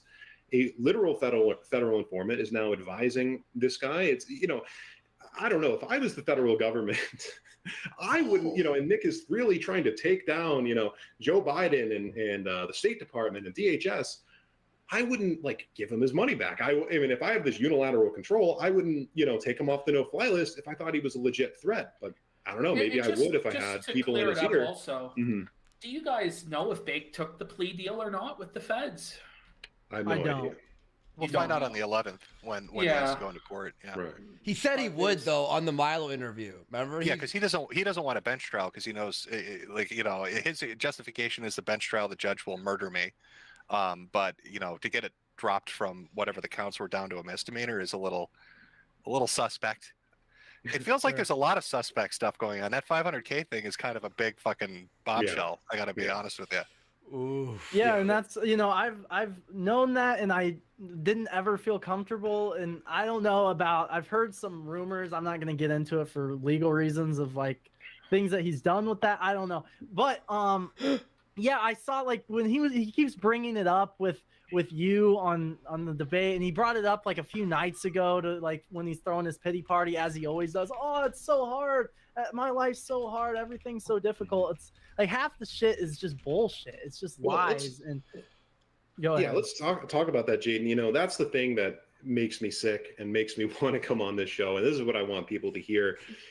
When he's talking about Jaden or he's talking about these other people, he talks about the New York situations, and we'll go into later. He says, in 2021 was the hardest year of my life. 2021 was so difficult. I was the most persecuted man in America. I was put on the no-fly list. I had my money taken away and got it back. And, I had, he had somebody in his family that got, his parents got sick. Somebody in his family passed away. And that is incredibly sad. And I do pray for those, for his family on all of that. However, he will talk about that and then we'll say, you know what? And then I realize that I am great and I will conquer and I will destroy my enemies. And, and then he'll say in private too, oh, and I had the worst year financially. I actually had to know what it was like to live paycheck to paycheck. And then on the other hand, he'll say, I'm a millionaire. I have the most money in the world. In 2021, I made less than $20,000. It was either exactly 20,000, a little above, a little bit below, working full time for this guy with a wife and 2 children. Right. And overtime too, right? And overtime, and paying a lot of times for my own travel. Is America first have you ever heard of the term black company? They use it in Japan where they just run their employees to the ringer. It's overtime, unpaid. You're basically driven to the point of quitting or suicide. Is America First organization a black company? It might be. I mean, think of a Charlotte. Charlotte died on amphetamines, working fucking 20 hours a day for Nick. That's not like that's. I don't know anything. It was pretty. I saw him on D Live a few days before. He wasn't working for Nick. That was. Yeah, I don't know about that. I mean, it was very tragic when Charlotte passed away. But he was not an employee. He had prior health conditions before that. Okay. Yeah, God rest his soul. But with the year, that I had, it's it's the day of my son's birth. I'm working almost the entire day. I'm calling all the interns. I'm calling up everybody, trying to get this event together. And of course, the event was still a failure because it was a rush job. I mean, he literally decided to do the event 12 hours before the event was supposed to go on, and you can't do that. You know what I mean? With and expect everything to go perfectly, especially without your creative director there. And, you go through, we have the birth, and then it's Springfield, which was the Vax Watch event where he gave that speech in Springfield, Illinois, outside of the, I think the governor or the Capitol building or whatever. That was the week where I had 2 members of my family who were incredibly close to me die of suicide. Oof, sorry to hear that. At the same time. And it was the week of my birthday. Which he made fun of. He thought that it was funny. What? How do they commit a double suicide? What does that even mean? Do they shoot each other? Do they? Did he do this publicly or privately? No, he just was joking. That's still fucked. Yeah. That's still it's just nothing matters to him. Nothing, dude. Nothing cares. He doesn't think about anyone but himself. I know that's no shit, but it's just example after example after example. Can I ask this too? Because I just want to make sure, everybody knows this, right? This isn't something where Beardson or Baked or the others could be oh, I never knew Nick was like this. Everybody has to know that he acts like this, right? They know certain It's parts. on a certain, I mean, yeah, some level, because it's not like I don't know how close they are really behind the scenes, because I think Nick's kind of like a loner, and that's why he's like, Jaden was my only friend, because I was in the basement and I saw him, once every 2 to 3 weeks maybe. So it was like, okay, this guy's like, we're Is this close why this now. dude gave me so much shit about my saying that real life friends are different than Yeah, online you're totally friends? vindicated on that, especially after all these faggots are coming after me now. When I had no problem with them and they didn't even know the drama. They've all been like, oh yeah, it's because he. So you're his best friend because you see him once a month. Yeah, pretty much. I mean, Yeah. because again, the last year he's been like threatening to. He's been pushing me out. I was talking to Jake Lloyd about it. It's been like a constant thing. The last 6 months, I've talked to him maybe 5 times, and that was me going up there trying to squash it. Was like trying to squash it, talk like adults, and it was always, oh, I don't think you want to be my friend anymore. And it's like, dude, we got like there's problems here that we need to talk about. And he's like, you just don't like me. And it's like let's talk about this stuff. I don't know. There's a lot of examples there. What was the truth about the no-fly list? Was he actually on the no-fly list? Do you guys know? I mean, to my knowledge, I also know that he yeah. was. I don't think he was like trying to fly frequently, but I don't really know. I know that he filed the lawsuit, so I'm assuming it's true. No, I assume it's true as well. I remember he was calling me and his assistant the morning of we were supposed to do an event April 27th, 2021 for I think it was the free speech bill in Florida, and he was supposed to come there, and that was when. Right. Yeah, no, I do remember that whole exchange. We talked to Nick that day. He was definitely under the legitimate impression he was on the no-fly list. I do believe that, at least, for his knowledge and what we know, that is correct. So which goes to show, I don't know, Patrick Casey, he beat me to it. How did he know that both his account was frozen and the no-fly list thing was real? If that's like, I don't know. Well, let's really quickly talk about Patrick for a second. If Patrick's watching this, which he probably is, he might remember me and him had a beef for a long time. Like, me and him would kind of go at each other, and it was silly. You know what I mean? It was stupid. And when he betrayed Nick, I sent him a meme message, which I apologize right now for. But the thing with Patrick is, whatever, if you think what he did was right or wrong or whatever, after that point, Nick tells me and Jaden after AFPAC 2, I think we were at like a McDonald's or something, and he's gloating about how he 4D chessed Patrick, how he manipulated and had like Beardson and other people, push Patrick, because he wanted him out of there for months, right? He wanted this guy out of there, and he wanted to basically have an excuse to cut him off completely from the movement. So he asked other people or encouraged other people to attack this guy. So then Patrick feels like he's pushed out, and it's like, oh, okay, well, I guess if I'm being pushed out of this thing, I might as well attack Nick. And then Nick kind of is able to play the card of like, oh, I'm the good guy. I had no idea that he was going to do this to me. And this is his tactic too. I mean, you look at Jaden, you had these people like UX Groiper and others on Twitter attacking Jaden for the last couple of weeks. Nick's attacking Jaden on his like private Twitter account or whatever. Months, yeah, months, whatever. And then he does 7 days of streaming about Jaden. Jaden says, hey, I'm going to go on a stream to defend myself, tell my side of the story. And, Nick's like, I'm going to sue you. You're going to be $100,000 poorer. All these people on Twitter are saying, rape this guy, kill this guy, et cetera, et cetera. This is, his card, but it gets a little bit darker, with Patrick specifically. And I don't know if this is the first time Patrick is hearing this, but Nick told me and Jaden at AFPAC 2 in that McDonald's parking lot, that he had acquired video footage of Patrick, let's just say in a situation that would not be good for him legally if that was released. And I'm not going to describe it because obviously I don't want to screw Patrick over here. And he said, oh, if Patrick does anything against me, if he does anything else, if he wants to, whatever, wouldn't it be really funny if this got leaked, if this got put out to the public, implying like, oh, if this made its way to the public and federal agents saw this, that Patrick would be again with the federal. How is it this guy is crying constantly about being persecuted by the fucking federal government? No fly list, they're freezing my bitcoins. Oh, look at me, I'm the little martyr. And then he's telling Jaden, I'm going to involve the feds. He's telling you, in regards to Casey, oh, well, this would be real bad if this information gets leaked to all law enforcement. He's on a stream with me saying criminality's based. Right. I love, fuck the law. The law cucks, fuck the law. Oh, I'm Hitler 34. You know, it's this hot topic fucking eternal teenager shit. And then this Right. kid runs out there and he's like, I'm going to get the feds. It's literally he's a fucking hall monitor. Nick Fuentes is the eternal fucking hall monitor running to the teacher to tattle when shit gets tough. And, you know, crying when it happens to him. It's fucking unreal. The worst part about it is certain things that Nick says are true. We are in the most precarious situation that we've ever been in politically as far as the government is concerned. I mean, the Biden administration has waged a war on Trump supporters and on political dissidents in the last, 18 months or however long since he was installed into the government. I mean, arguably, when the alt-right was doxing and snitching on people to the feds, that was a horrible thing. And that was treated as, rightfully so, as like breaking the first commandment of right-wing politics. You do not snitch on your fellow right-wing activists to the feds. But that was under Trump. That was when the government wasn't actively looking for people like this. You know, the Biden administration's already put tons of people in jail in connection with January 6th and various other things with Stop the Steal. So then you have a guy who's running ostensibly one of the biggest right-wing political activist organizations as far as like member list, et cetera, who is threatened in front of multiple people who work for him to go to the federal government on people he doesn't like.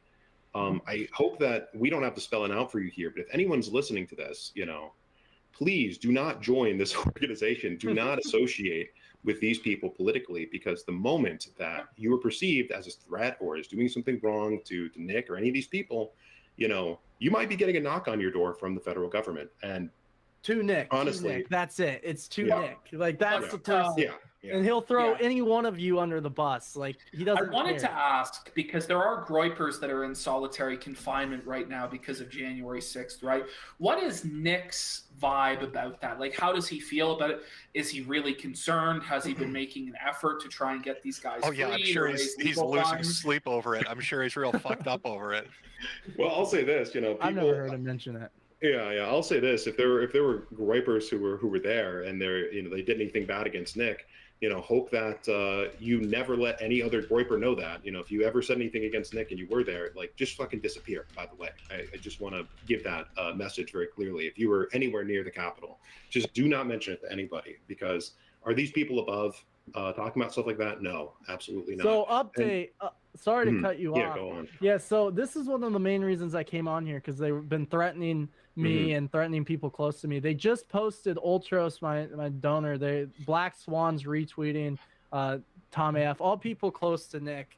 Black Swan, actual confirmed homosexual, by the way, who's like the #2 guy in the foundation.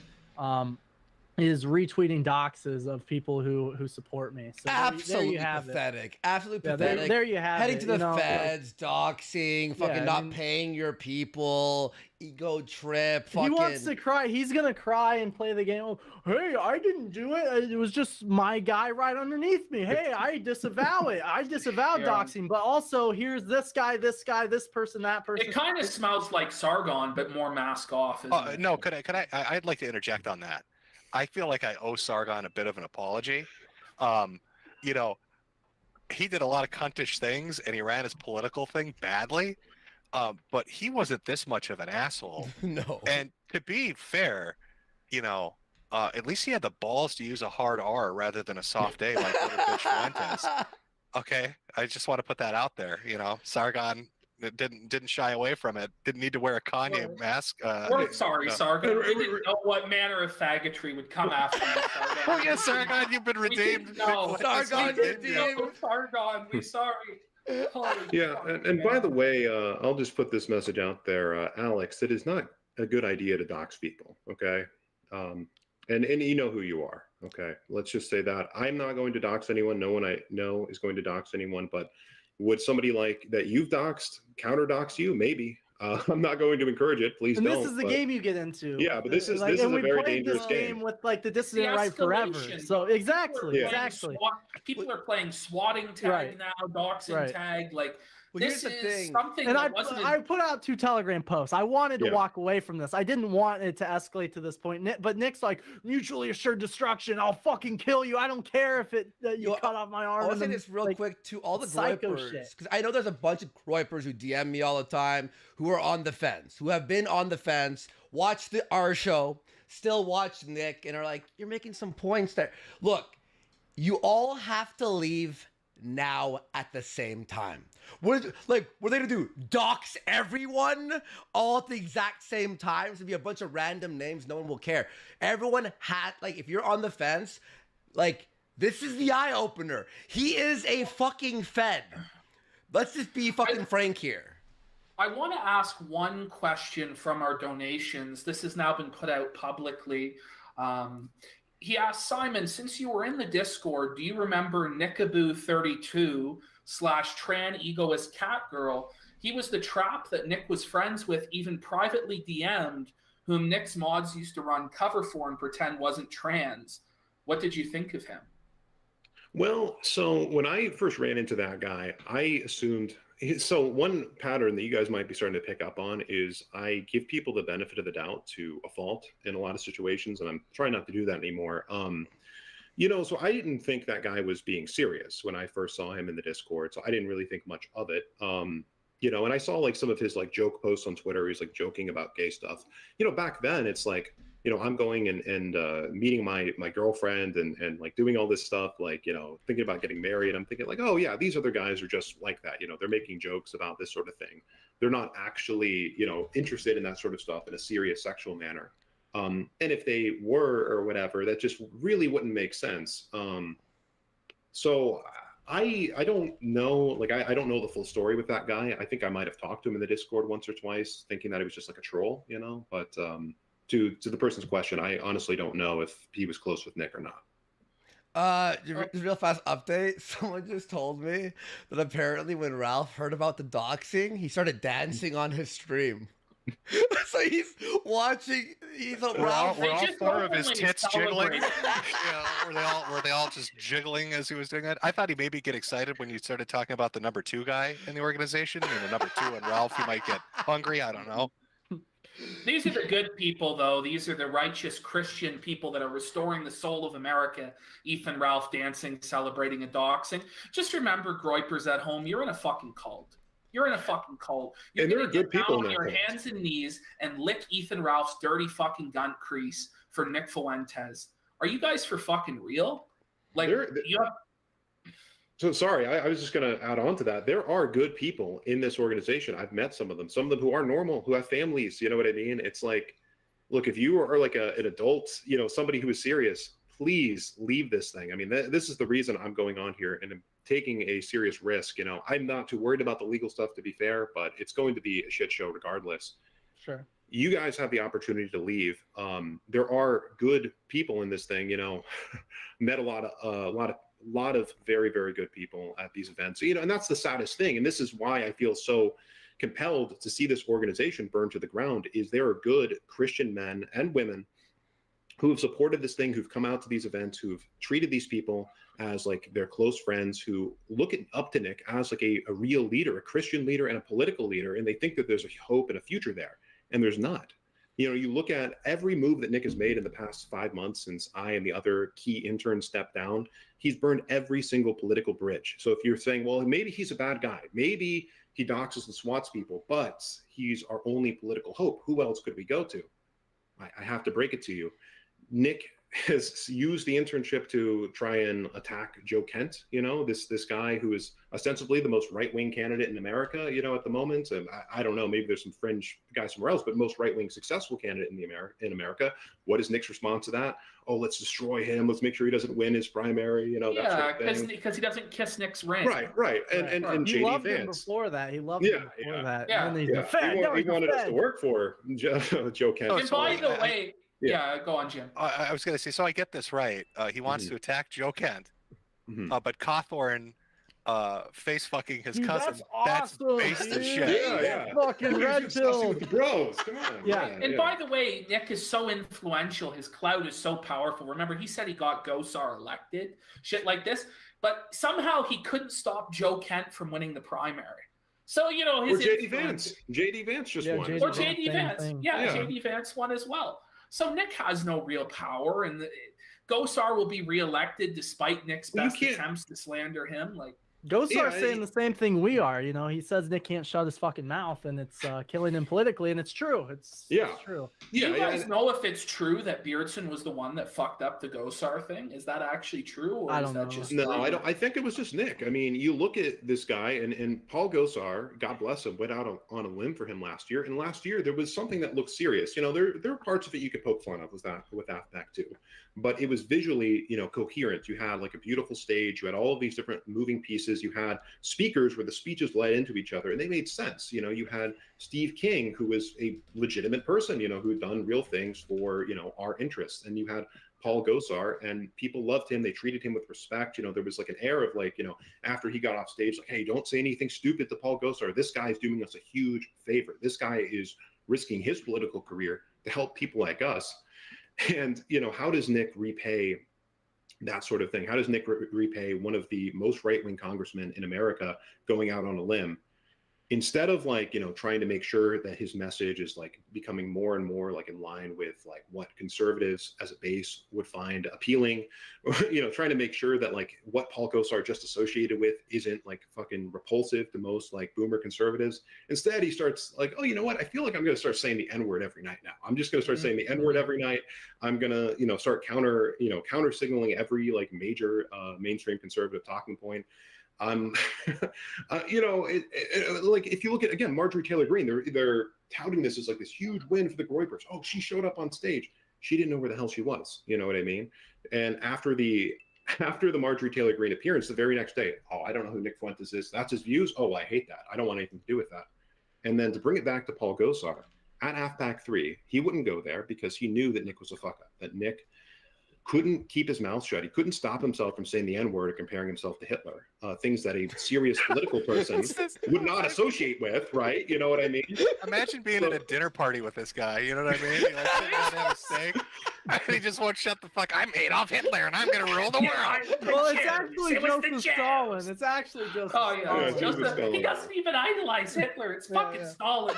Send the Groypers to the gulags. Okay, I got to ask, because we're talking about optics and all this shit. We're all going to the gulag. What was the internal feeling about Baked Alaska being made a part of the movement? Oh, yeah. I think Nick started like a free Yoba chant at AFPAC during the keynote address, did he not? What was the thought there? Well, I mean, yeah, go ahead, Jade. I mean, I don't, you know, I personally, I know Baked probably, you already know where he's going to stand. He's going to stand against me, whatever. But unlike Beardson, I haven't seen anything where he's taken a strong stance against me. But it's the same thing with all these people. Like, I don't have a personal thing against him per se, but it's like, what if this is a serious political thing? I mean, you could even question me in some ways, like the gaming stream. Granted, I did other things and I was political, like at one point and behind the scenes, whatever. But like him and Beardson and Ralph and like a lot of these people, it's like in the new people, even like now we have the Minecraft VTuber. It's like, is this a serious political thing? What? Or is it Minecraft UX Groypers, oh, the Minecraft UX? VTuber? Okay, but it's like, you know, Baked. You know, I've been friends with him for years, but it is questionable as to what are the goals of this thing, and is this a politically effective connection to have? And listen, the way you reach kids is by having Catholic Minecraft sessions where you build crosses. You know, I mean, I believe that at one point, I believe that like the gaming streams could reach, and I still do to a certain extent, like not necessarily I agree with that. I think he used your guys' religion as a crutch, as a prop. No, I agree with that. I agree. And I think he drew in a lot of you guys who were actually pious or devout, or maybe just, you know, semi-religious or whatever. And that was the honey, right? For the honey trap. It's like, oh, hey, come be a part of the organization, you know, Sure. Christian nationalism, whatever. And then you hang out with him and he doesn't want to do prayer circles. He laughs about it. He doesn't go to church. He's mocking religion, mocking people dying, wanting to hurt people's kids, has blackmail, talking about going to the feds, lies about his money, treats you, Jaden, like a fucking house sitter, and then throws your ass in the street after paying you a nickel. Like, what about this guy There's nothing good. I haven't heard one good fucking thing. I mean, yeah, he's charismatic and he brings people in because of that. But like, no, eventually you can see through the bullshit. Hopefully, ideally, like if you're a if you're a real human being, you can see through the bullshit. The problem with this is that he preys upon children, people who are underage or don't know better. Young people. I was 19. I don't really think there's anyone over the age of 25 who's fooled at this point, which is why he's doubling down on like young incel men, the most vulnerable people, to providing them this black-pilled bullshit doomsday cult worldview. That's what this is. That's what cults do. I mean, I know you guys have thrown that out there, but it really does tick the boxes. What do? You find a vulnerable population that feels isolated and antagonistic towards the world. You separate them from it. You make them dependent on you. And then you put the fear of God into them because you're now their God. So, hey, I took you out of this bad situation. Look how fucked up the world is. And if you turn your back on me, I'm going to fucking bury you and nobody's coming to save you. And let's think about it, because when you join the Groypers, a lot of your family are going to turn on you. A lot of your friends are going to abandon you. So the only friends that you have, the only family that you have are the other Groypers. The group chat. Isolation. Who Nick controls completely. So he has the ability, if you say something he doesn't like, to completely take away your entire social group, completely ostracize you, and break you. And he's done this to other people. Didn't he do it to, what was his name? The Groyper that got kicked out of AFPAC 3. What was his name? That was like with Lowe's. Ralph. Oh, not Lowe's. Zoomer? What was his name? Fuck it, doesn't matter. But there's other examples of it. I mean, this week we watched Smiley got dragged up into a humiliation ritual. For a tweet. It was a struggle session. You liked the tweet. For one tweet, a 5-hour struggle session because the dude liked to tweet. Yeah, that was like some Scientology shit, wasn't it? It was like...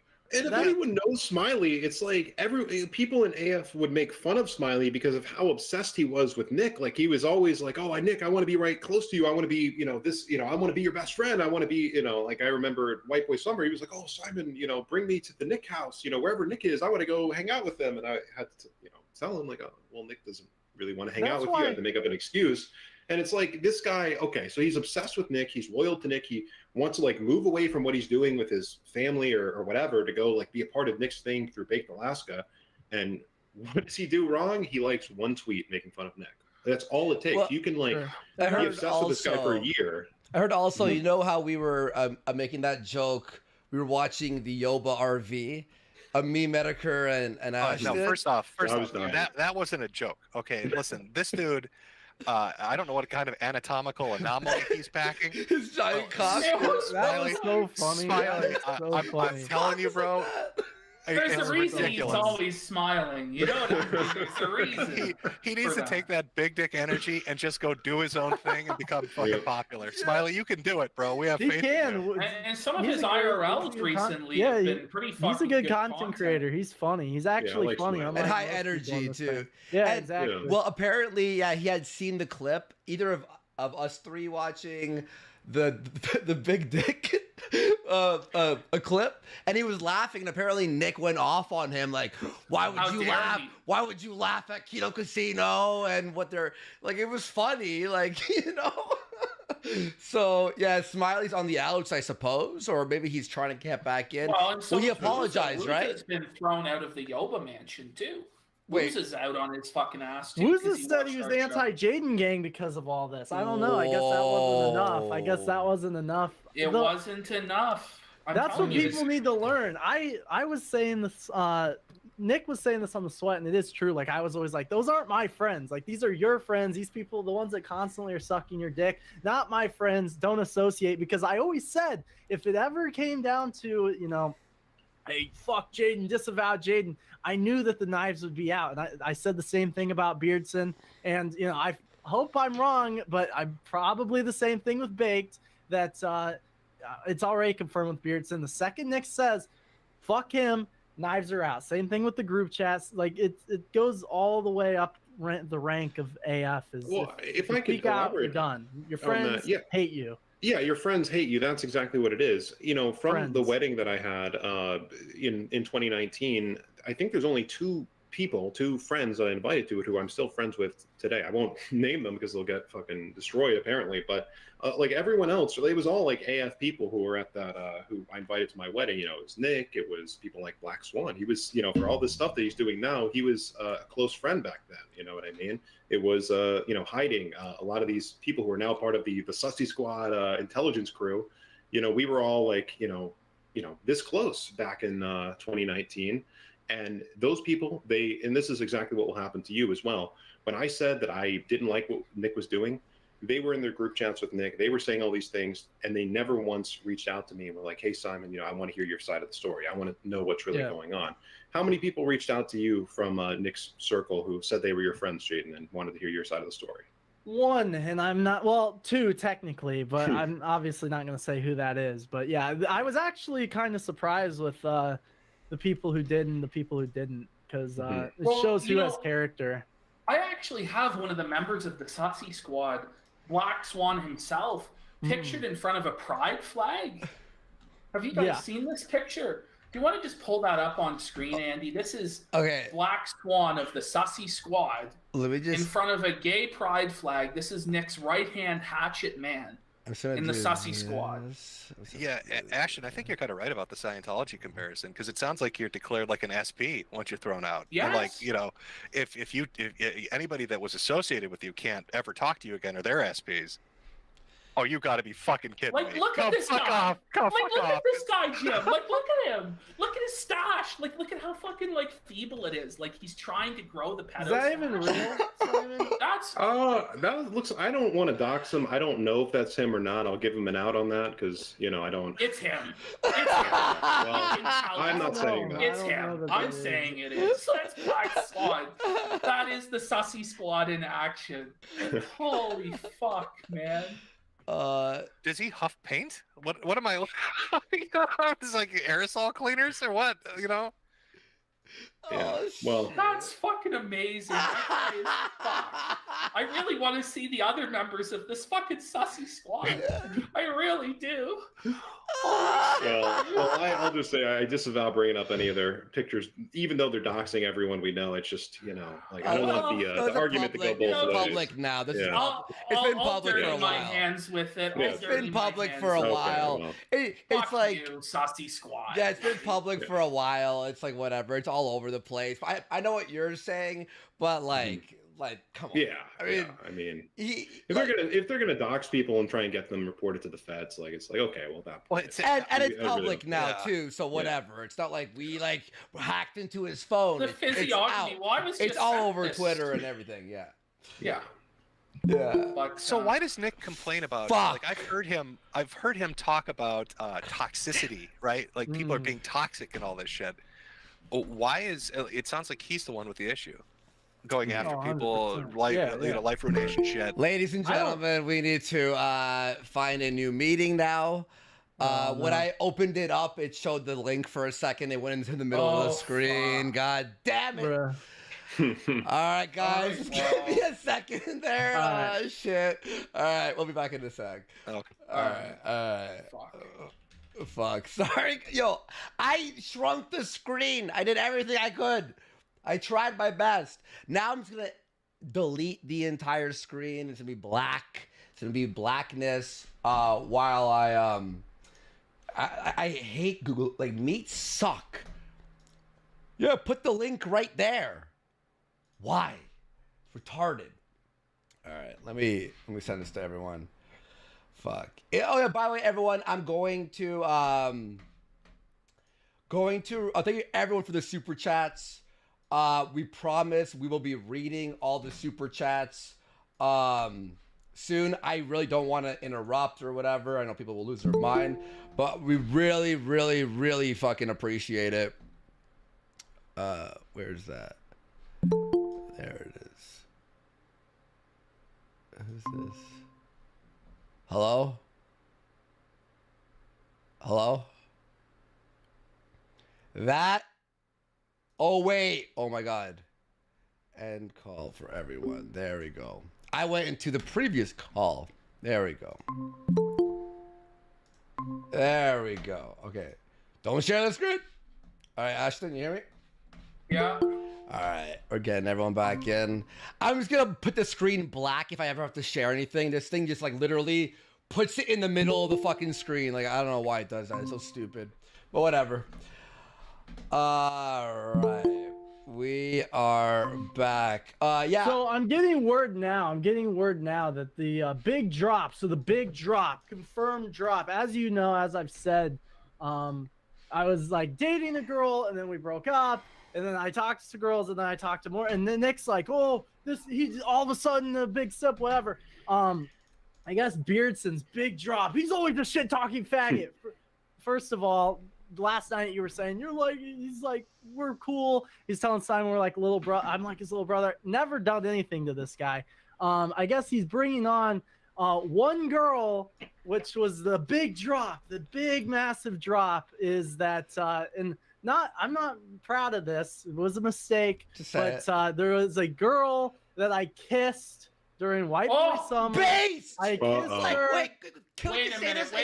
I will say it was a mistake. I talked to her for a few weeks. You don't have to explain yourself. She was an e-girl. What a high crime. I disavow it. How can she be an e-girl when you kissed her in real life? You know what I mean? This is what I don't understand. She had a big TikTok. I'm just saying. I'm going on the record right now. I'm going on the record right now to say I realized that it was dumb. I blocked her. Never talked to her again. Was this the time that Nick begged you to watch him play Civ 5 and you went to the party instead? No, this was that's a different thing. Yeah, so that would be he freaked out about a more recent girl because there were a few of us that were planning to hang out on New Year's, and everyone bailed but Nick and myself. And I'm like, hey, Nick, even though like we had our falling out in November, but this was like kind of like a let's hang out because we haven't seen each other and let's like make up sort of thing. And I was like, hey dude, you still want to hang out, just you and I, because everyone else canceled? And he's like, no. And I'm like, are you sure? Because like I don't have any other plans, and like I'll make other plans if you don't want to hang out, but we should hang out. Let's squash this. And he's like, no, I just want to play Civ 5. I'm like, are you sure? Because I know how he reacts about this stuff. I know how he gets about this stuff. I'm like, are you sure that you don't want to hang out? Because I will make other plans. He's like, no, dude, I don't give a fuck. I'm like, okay. So I made other plans. On New Year's, I went out with a girl on a date, and then I come back because he quits talking to me, which he always does. He always ghosts, does this whole like petty woman thing.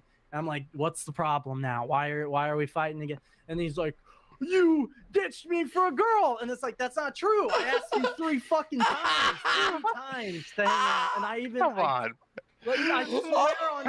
Tell them what's the story of where he was in the sports car. He was like, you could have been cool. Oh yeah. We're coming back from being downtown for New Year's, whatever, and coming back to my apartment, and we're walking into the door, and Nick pulls up in his brand new $70,000 car, and he can go in the garage, whatever. By the time I'm inside, there's no awkward interaction there. But instead he floors it, flies out of the alley. And I talked to him after the fact. I'm like, you didn't have to do that. Like, there wouldn't have been a weird interaction, because I get it. Like, you don't want to talk to some random girl. That makes sense. Fair enough. And he's like, no, I did that because I wanted you to be jealous that instead of hanging out with me, I'm in my cool car, you were with a girl. Wow. Imagine. But I've got to ask a question. No. There's too much to unpack. Two questions. Sure. First off, since this is Beardson's big drop, will you now tell us how fucking tall he is? Yeah, probably like 5'4". Probably like 5'5". Why he's taller than Ethan Ralph? Wow. If I'm being generous, probably like 5'5". He's taller than Ethan Ralph. Yeah. My second question, based off his reaction to anybody interacting with a woman, have you guys ever seen him with a woman? Well, tell the story of he was holding hands with the girl at the dance. No, that was Nick. I meant Nick. Nick. Yeah, tell the story. So I mean, the girl comes up to him. That's when so at this party that we were at, the girl came up. He's told this story on the show, and like was like being very flirtatious with him. And at the time, he knew I Snapchatted this girl for a couple of weeks, And it was like a big ordeal between us because he's like, she's an e-girl, and like, fair enough. It was hypocritical, and to his credit, I cut that off for that reason, and others. But at this party, he was like with this chick, she's like all up on him, whatever. And that's kind of what led me to go with this other girl. But what we found out, because he was like driving her around in his car and like hanging out with her, she was all over. She's like, hey, I don't believe in the Holocaust either. And he's like, flirting back and forth. But it turns out, woman coming on the neck. This is very odd. This is rare.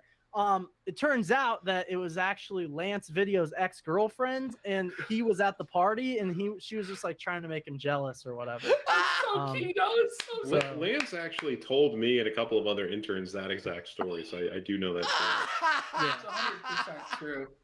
So he's driving around in his car with a chick that's just using him for giggles, and they're Well, it talking turns about out the Lance was in the Holocaust. back of the car, actually. Yeah. Lance got in the car with them, so that's why I was alone. Like, I told him, I'm like, yeah, you're right. Like, e-girls cringe. I'm not going to interact with this girl. But he's like, you ride with her, and then I'm going to go with this girl and Lance, who's in the back of the car.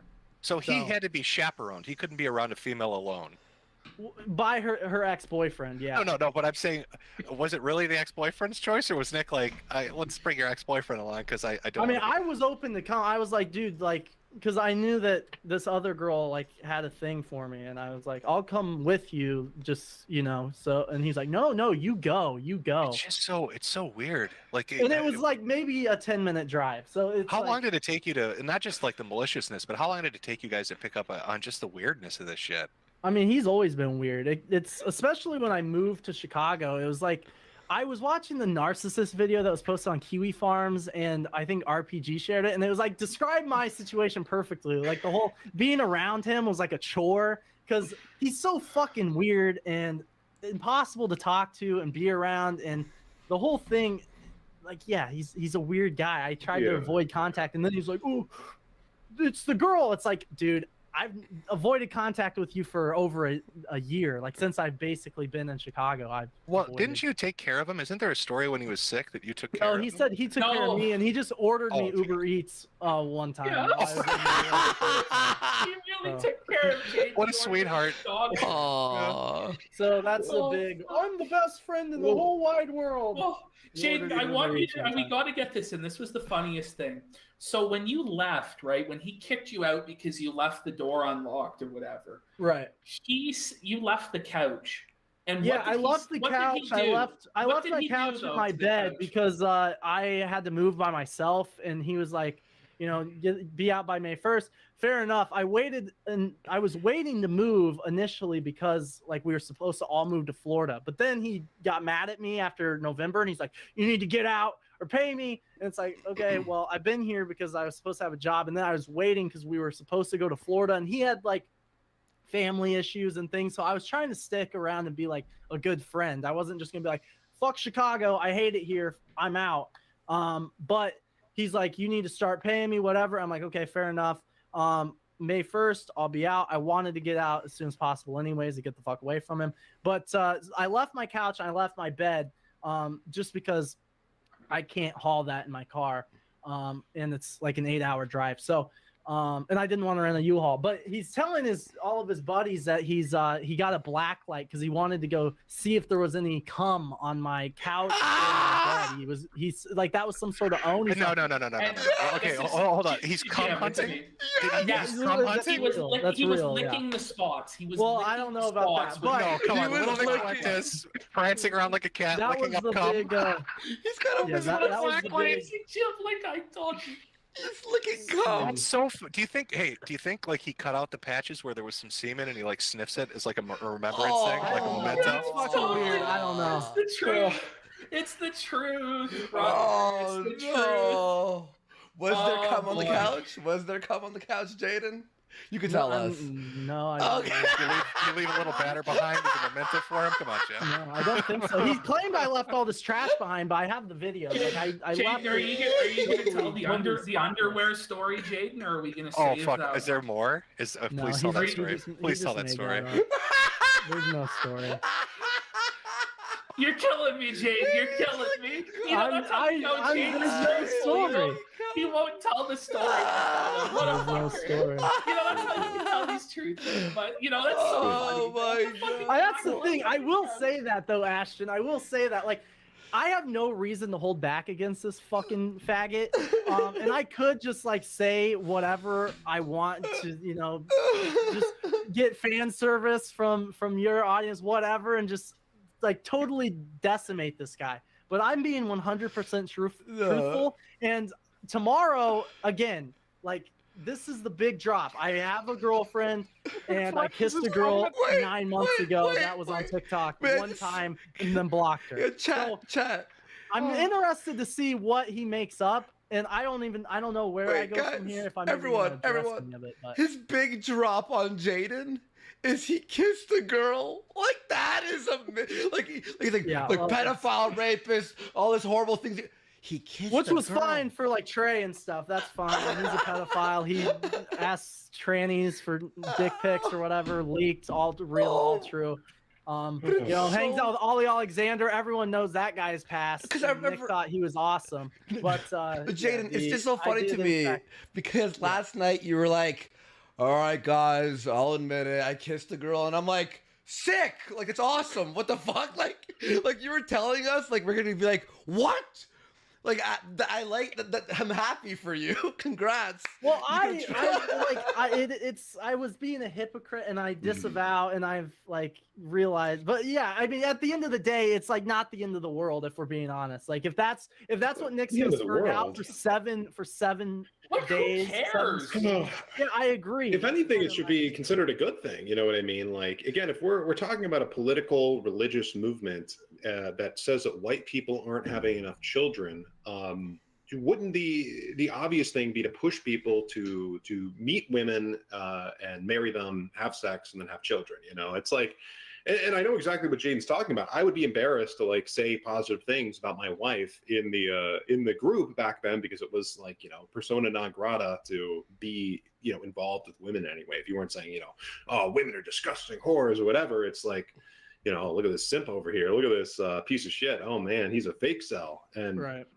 It's, you know, and I don't want to like pivot off of the hilarious fucking the big drop, the kiss too much here, but you know, it's funny that that's their big drop when I think that what we're bringing on the show tonight is something of actual substance. You know what I mean? Yeah, like we are reporting talking feds, doxing people, trying to ruin everyone's lives. Well, let's just remember, we talked about this at the beginning of the show. I don't think we went into it enough.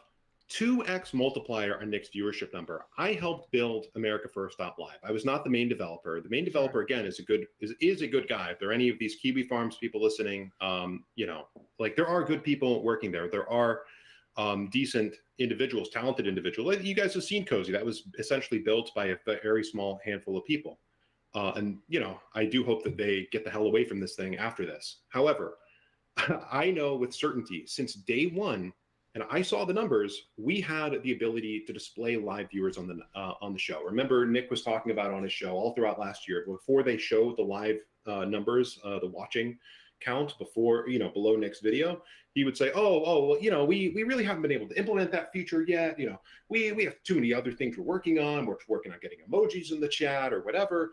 And the reason we didn't implement that live feature is because it would have told a very, very bad story. We started off at the beginning of 2021 with roughly 5,000 legitimate viewers on America First Live, going from DLive averaging around 8,000 a night. We started at around 5,000 the first time Nick went live after January 6th.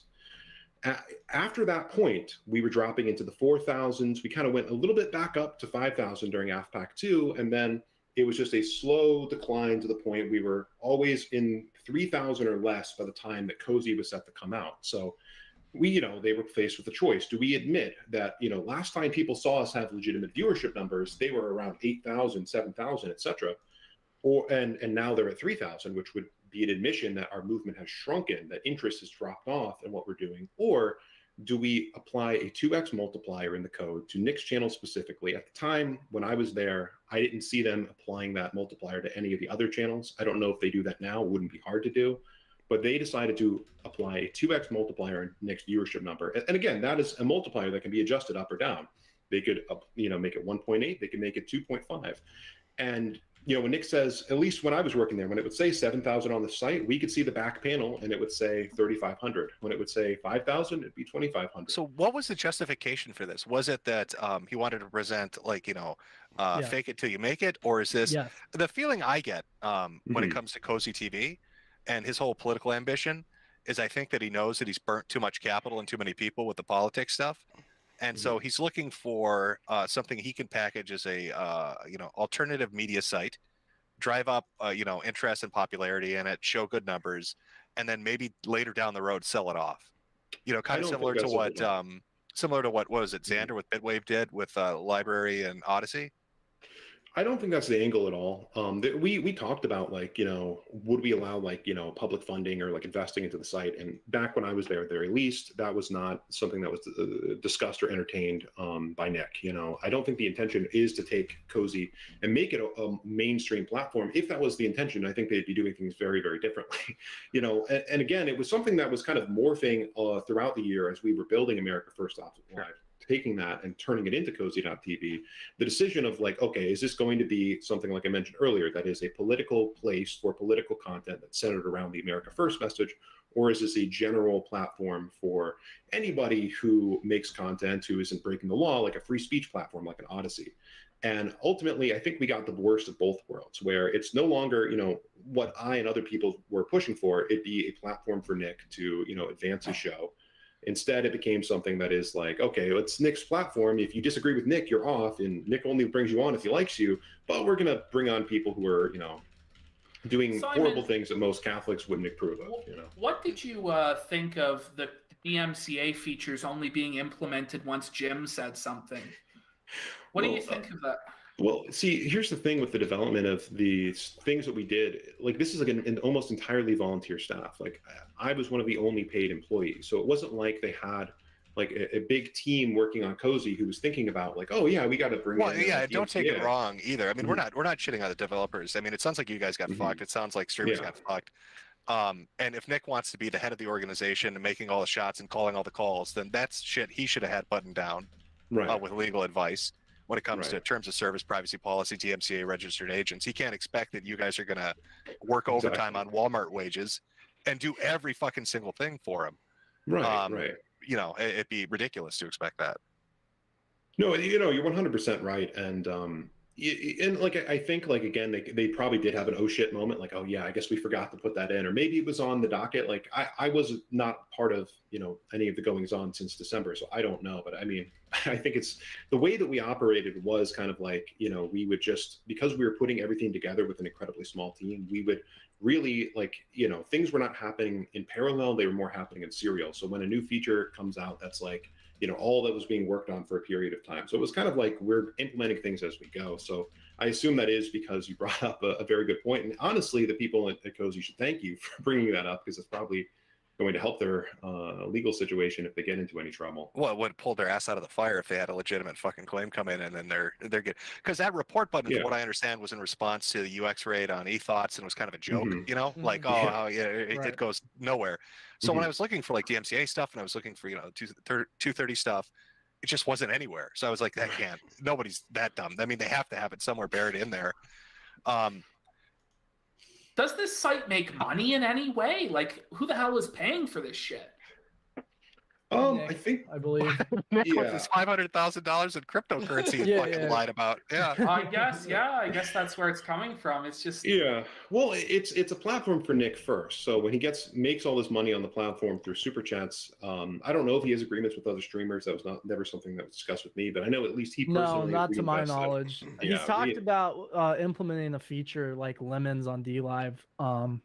Where he would I'm take sure a cut that's of it. gonna but- go well. Yeah. I mean, he hasn't been able to do that yet, and Well, you guys need to stop being so negative. I mean, this guy's making big dollars. I watched him talk for 20 minutes for $3 about fucking monkeys. So obviously, that cash flow is coming in hard and fast for Nick.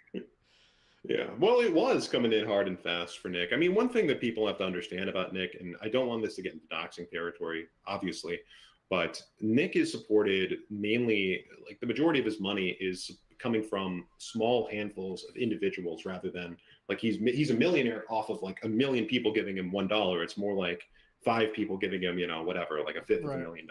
Not exactly like those numbers, but that's you know, so like with the super chats, yeah, he's because the viewership is down so low, it only makes sense that the super chats decrease. But I do think Nick is doing quite fine financially outside of the show. So was I wrong about anything in my fucking debate with this guy? So I called him on the 500,000. I called him on the bank account. I called him on Cozy's DMCA and privacy policy, the online friendship shit, the in real life friendship shit, you know, freedom of speech shit. He's tried to tell me that because, and I noticed this when you both were talking about your relationship with him, you know, kind of how you interacted with him. He likes to present it where it's like, he doesn't start shit. He's only responding to it, even though he's totally starting shit. Yeah, that's what he's been doing to me for the last few months. It's funny because I actually learned from the Patrick Casey thing of how he does it. Like he's obviously behind the scenes. He sent Beardson to go attack Patrick, and Patrick responded knowing it's from Nick, and he's ruining. Nick's trying to ruin my life, and Nick's like, I didn't do anything. What are you talking about? And that's how he acts with all these people. And I know when I've been talking about like the UX people, UX and the Sussy Squad, and these people who have been coming after me. I know exactly who's sending these characters after me. They didn't just appear out of thin blue sky, and I think that's why Nick had a breakdown on Twitter and was like, Jaden and and I'm gonna also, you need to come sign this, and all like back because it was really over weeks and months like escalating behind closed doors because he was thinking that I would be like, Nick's sending these people, it's obviously Nick, but I'd sound like I'm insane if I said that, even though like I know that that's what's happening. Everyone behind the scenes knows what's happening, but if you say that, you sound like a crazy person. So then, you know, Jaden, I wish you could have told the cum hunting story like a year or two ago when Murdoch still existed, so we'd have a fucking episode of that. I'm just imagining a cartoon of Fuentes hunting through apartments for semen, and I can't get the image out of my fucking head now. Yeah, it's what a weird thing to say. I wanted to he ask left his about- couch.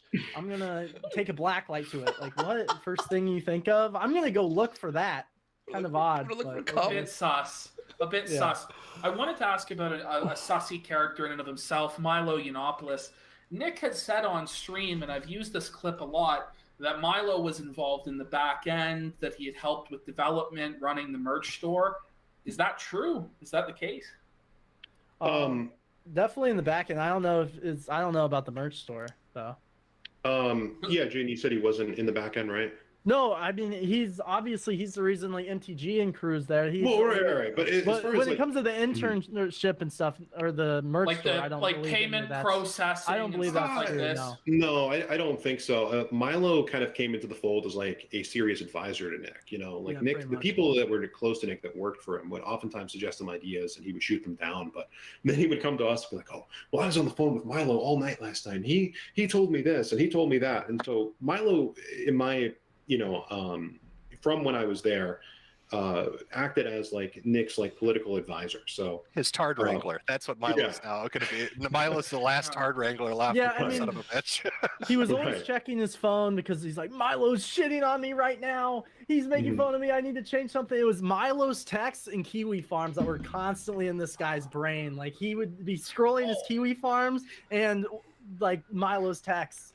And, Jay, didn't Fuentes attack? Like, didn't he talk to you about a particular Kiwi Farms user by name? I know that he's always talking about Gay Stoner, and he's like, I'm gonna go get this disgusting meal just so Gay Stoner posts about me. On Kiwi Farms. He's like, this guy's obsessed with me, and his name's literally Gay Stoner. Like, what a fucking loser, dude. So yeah, definitely. It's like you're I have a question. Can I ask? Sorry. Oh shit! I'm sorry to interrupt, but I just thought of this. Does he do the knife thing in private? Like, will he be having a conversation? And be like, "I'm incisive." Actually, he did get brass knuckles one time, and he was sitting there like doing this. But that was the only time that he's ever done that. But, yeah. Oh, I want to ask you about the multiplier on Cozy, right? So there's a multiplier that anyone on the back end can add 2.5 times, which is crazy to me, right? Does he do that for any other streamer, or does he say like, "Hey, if you keep supporting me, I'll throw on an extra 1.5 or whatever"? Like, how does that work? While I was there, that was not the case at the time. So, but it very easily could be implemented. I mean, it's literally like changing one variable. And I saw somebody in the chat said something like, "Oh, well, if it's a 2x multiplier, why aren't Nick's numbers always even?" It's like the developers aren't idiots. If they're doing something like that, it's going to be like 2.10, blah, blah, blah, random string of numbers. So it doesn't, have like an even, or it's always odd or whatever. Like there are ways to do that in code if you guys weren't aware, but I don't know if he's doing that. I did want to say, I was forgetting with the whole Milo and MTG thing, like not to, redirect the conversation too much back there, but it's funny because when it comes to like the political future of America First, they had Paul Gosar. He came out and said what I guess me and Jaden are saying right now, that this guy can't shut his mouth, which I think everyone who's watching the stream would agree with. Marjorie Taylor Greene, who they think they still have an in with because Milo is like working for her, when she said everywhere publicly, "I don't like this guy, I don't want to support this guy, this is weird, this is a turnoff to my voter base." And if you have like exactly the most right-wing candidates in America, from Joe Kent to JD Vance to Paul Gosar to MTG, I think Lauren Bobart or whatever was also attacking them. Like you've pissed all these people off. There's literally no political future for you. I was thinking about it when you brought up Milo. I don't think I made it clear enough earlier, and I think this is something that needs to be repeated.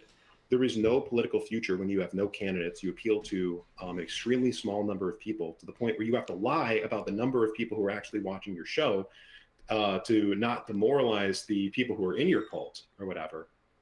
Like, this is a political movement that's imploding, Sorry, go ahead. I don't know why he can't. I mean, I guess I do know, because then the donos dry up from the backers if they don't believe that it's not a serious thing. But like, he had an entertaining show. He has an audience. Like, just drop the bullshit. He's been going after me for 7 days straight. He's going to continue to go after me every day. I mean, is this to our political goals to go after me? Would Joseph Stalin consistently go after me? It probably would have been dealt with it privately. Maybe I would have been killed. I don't know. But to constantly go like, "Oh, well, guess what? I'm going on Beards and Beardley's stream, and I'm going to fucking own this guy with a bunch of drama and rumors." It's just like, this isn't serious. This isn't serious. Get a fucking grip, people. Like, if you love the drama, that's fine. That's great. Everyone watches the Kino Casino for that reason. Let's go. But why do we have to LARP as a serious political movement? It's not. If you want that, go watch John Doyle or something. But this is a fucking joke. Yeah, it's funny. Can either of you give me any insight into, because didn't Torba and Gab give like 20 grand to Nick for one of his dinners? Do you think Torba, do you think he's regretting that right about now? Because I noticed once they thought they could get back on Twitter, they were all like, "Fuck Gab, it's boomers." And they call me Little Nicky over there. And he seemed like he was really excited to get back on Twitter the second he thought he could. Yeah. I remember Nick ran a chat that I was in. It was something like the Gab heads, and Torba was in there. And the minute, Nick, Torba has done so much for Nick. I won't even go into some of it because I don't want to embarrass Torba, because I do think that he's probably a very good guy who's really been screwed over here. But let's just say Torba's done a lot to help Nick with political stuff behind the scenes. And Nick gets on Gab and literally is like, "Oh, hey, Torba, your main audience, like the boomers who are on your platform, screw all boomers. Boomers are horrible. Hey, Ilhan Omar, like one of the most liberal candidates or Congress people in the entire country, she's base because she said the Jews suck." And then it's like all these boomers are attacking Nick, and he goes in this chat and he's like, "Oh yeah, Gab is for effing retards. Gab's a piece of shit platform." Go on and on and on. And Torba was like, "Hey, Nick, what are you doing here, man? Like, what? Like, I'm trying to help you. And I feel bad for Torba because now he had all these groypers start attacking him or whatever, and trying to kind of bully him, saying, you know what, I was wrong. I think I understand Nick's points. And then Torba goes out of his way to help Nick again by sponsoring AFPAC 3, donating money to his political foundation. And then the moment that, Nick thinks he can escape the terrible platform of Gab, it's again like, oh yeah, F this shitty platform. This platform sucks. It's all filled with cringe boomers, millennials, wignats, etc. I mean, the story of Torba's relationship with Nick is just the story of anyone's relationship with Nick. If you give it enough time, which is you help him, you give him the benefit of the doubt, you attack him, or excuse me, he attacks you, you give him the benefit of the doubt. And as soon as you're not useful to him, it's like, oh yeah, well, fuck you. I didn't need you anyways. So. Yeah. How much did he give for the AFPAC 3? 20K. I think it was 20K. 20K. Damn. Because it wasn't a per table; it was like 20K. You could reserve a VIP table, and I think he bought one of those packages. I think it was something like that. Yeah. Yeah. Went to the donor dinner that Nick was 2.5 hours late for, and everyone had finished eating by the time. So just like his regular streams, where he shows up exactly. 5 hours late. People who are sending tens of thousands of dollars to eat at this dinner, 2.5 hours late. His assistant hiding, didn't even have the tables figured out. Like there were more people there than there were seats. It was a total disaster. What did they again goes to show how this guy has it all figured out. So what did they eat there? Was it like Uber Eats? Was that the specialty dinner for your 20K fucking meal? Yeah, McDonald's. Oh fuck. Well, Jaden, I gotta ask because it goes to the professional. I mean, 2.5 hours late for this. He's late to his show constantly. I believe it was you who exposed him for the 2-hour shower that he takes like every day. Like, what is this guy's sleep schedule? What is his sleep schedule like? And what is his showering habit there? The only reason I know about that is because I was on vacation, or not vacation. We were on the White Boy Summer thing, and every day that was a thing because we couldn't leave. But yeah, 2 hours, really though? Yeah, that's real. What is he doing in there for 2 hours? I don't know. See, is he licking himself clean like a cat? I don't know, man. I don't know. Why is he coughing up little Fuentes hairballs?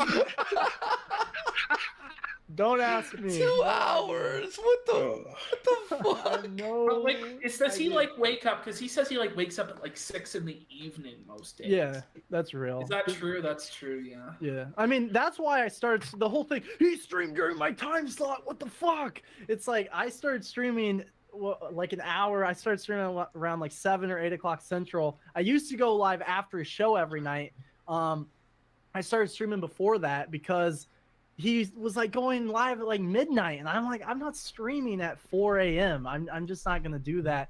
And I didn't know that was a slight. I didn't know that was against the rules. That my like 200 viewers was really, I guess, any real viewers that he can get is like crucial. But yeah, I didn't think my 200 viewers really mattered all that much. But he took it pretty. Does he get jealous? Like even if it's a small viewership that's even close to competing with his time slot?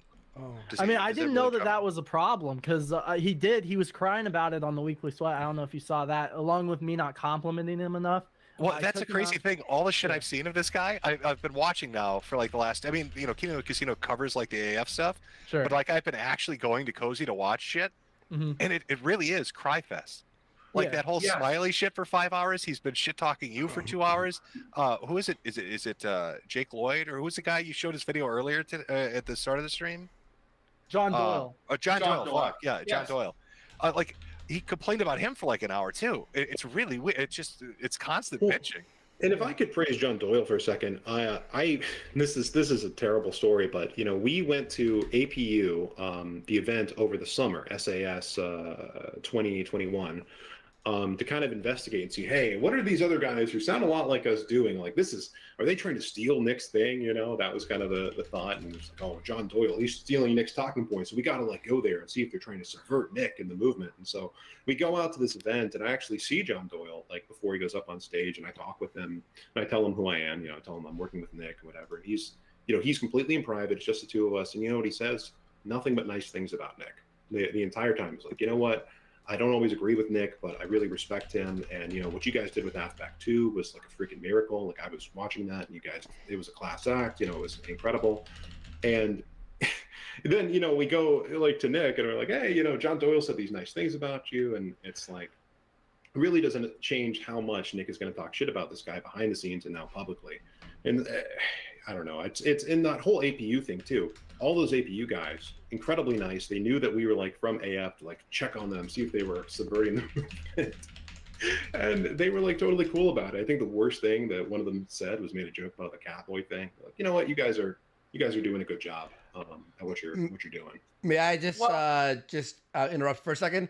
Apparently, Eggy, he's like a big streamer or something. He wants to phone in. People are DMing me. Does he have relevance to this, guys? Or Eggy's a good guy. I don't know if he's involved with Nick and AF. I hope not. He was also. I've never at my talked wedding to the guy.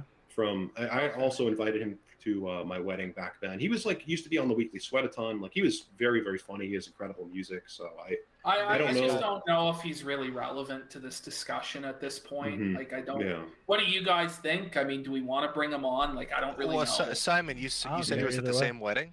Yeah. He actually, because he was a musician, we had him like do do a little musical performance at the after party or whatever. And I don't know if you've heard his song Alex Manassian, where he's like screaming about like running over women. It was like he was very funny. I know him as like the incel king. Like eventually. Well, yeah, but he's the guy. Like who also like, you know, when we would talk to him, he was totally like getting, you know, bitches or whatever, getting girls all the time. Like he like, you know, the incel thing. I don't know, because I haven't talked to him in years. I was perceiving it at the time as like, oh, this is funny, you know, like this is like a silly thing. We're talking about it in such a way that kind of shows it's ridiculous, but it's getting at like a truth. And part of the irony of it is like, oh, we're incels, yet we have girlfriends, you know, we are popular with women or whatever. And I kind of perceived Eggy in that way. Well, it's your call, Ashton. Your show. I had like a bunch of DMs from a bunch of people, and then he donated as well, just to ask to come on. But Eggy. Well, let's see what he has to say. I mean, bring him on. If I could, I mean, I do love Eggy, but I do think that this is like specifically about America First. I'd love to talk to, you know, Eggy, if you're listening. I'd love to talk to you sometime after the stream or whatever. But I do worry that like some people might, you know, start, you know, kind of forgetting about the fact that Nick got his money back from the feds and is snitching to the feds, etc. Like, well, I thought it would be like in relation, because like if he was there at the wedding, maybe he had like some insight into like, you know, maybe Nick took him on a cum hunt, and he's like, hey, I never told anybody about this, but this guy's really weird, and he wanted to go cum I don't know. at the wedding. So I don't know. I got the black lights. Get your black lights. Let's go. What the fuck, man? That's a good point. And apparently, the best man of your wedding is DMing me now. His name was Sharia LaBouffe.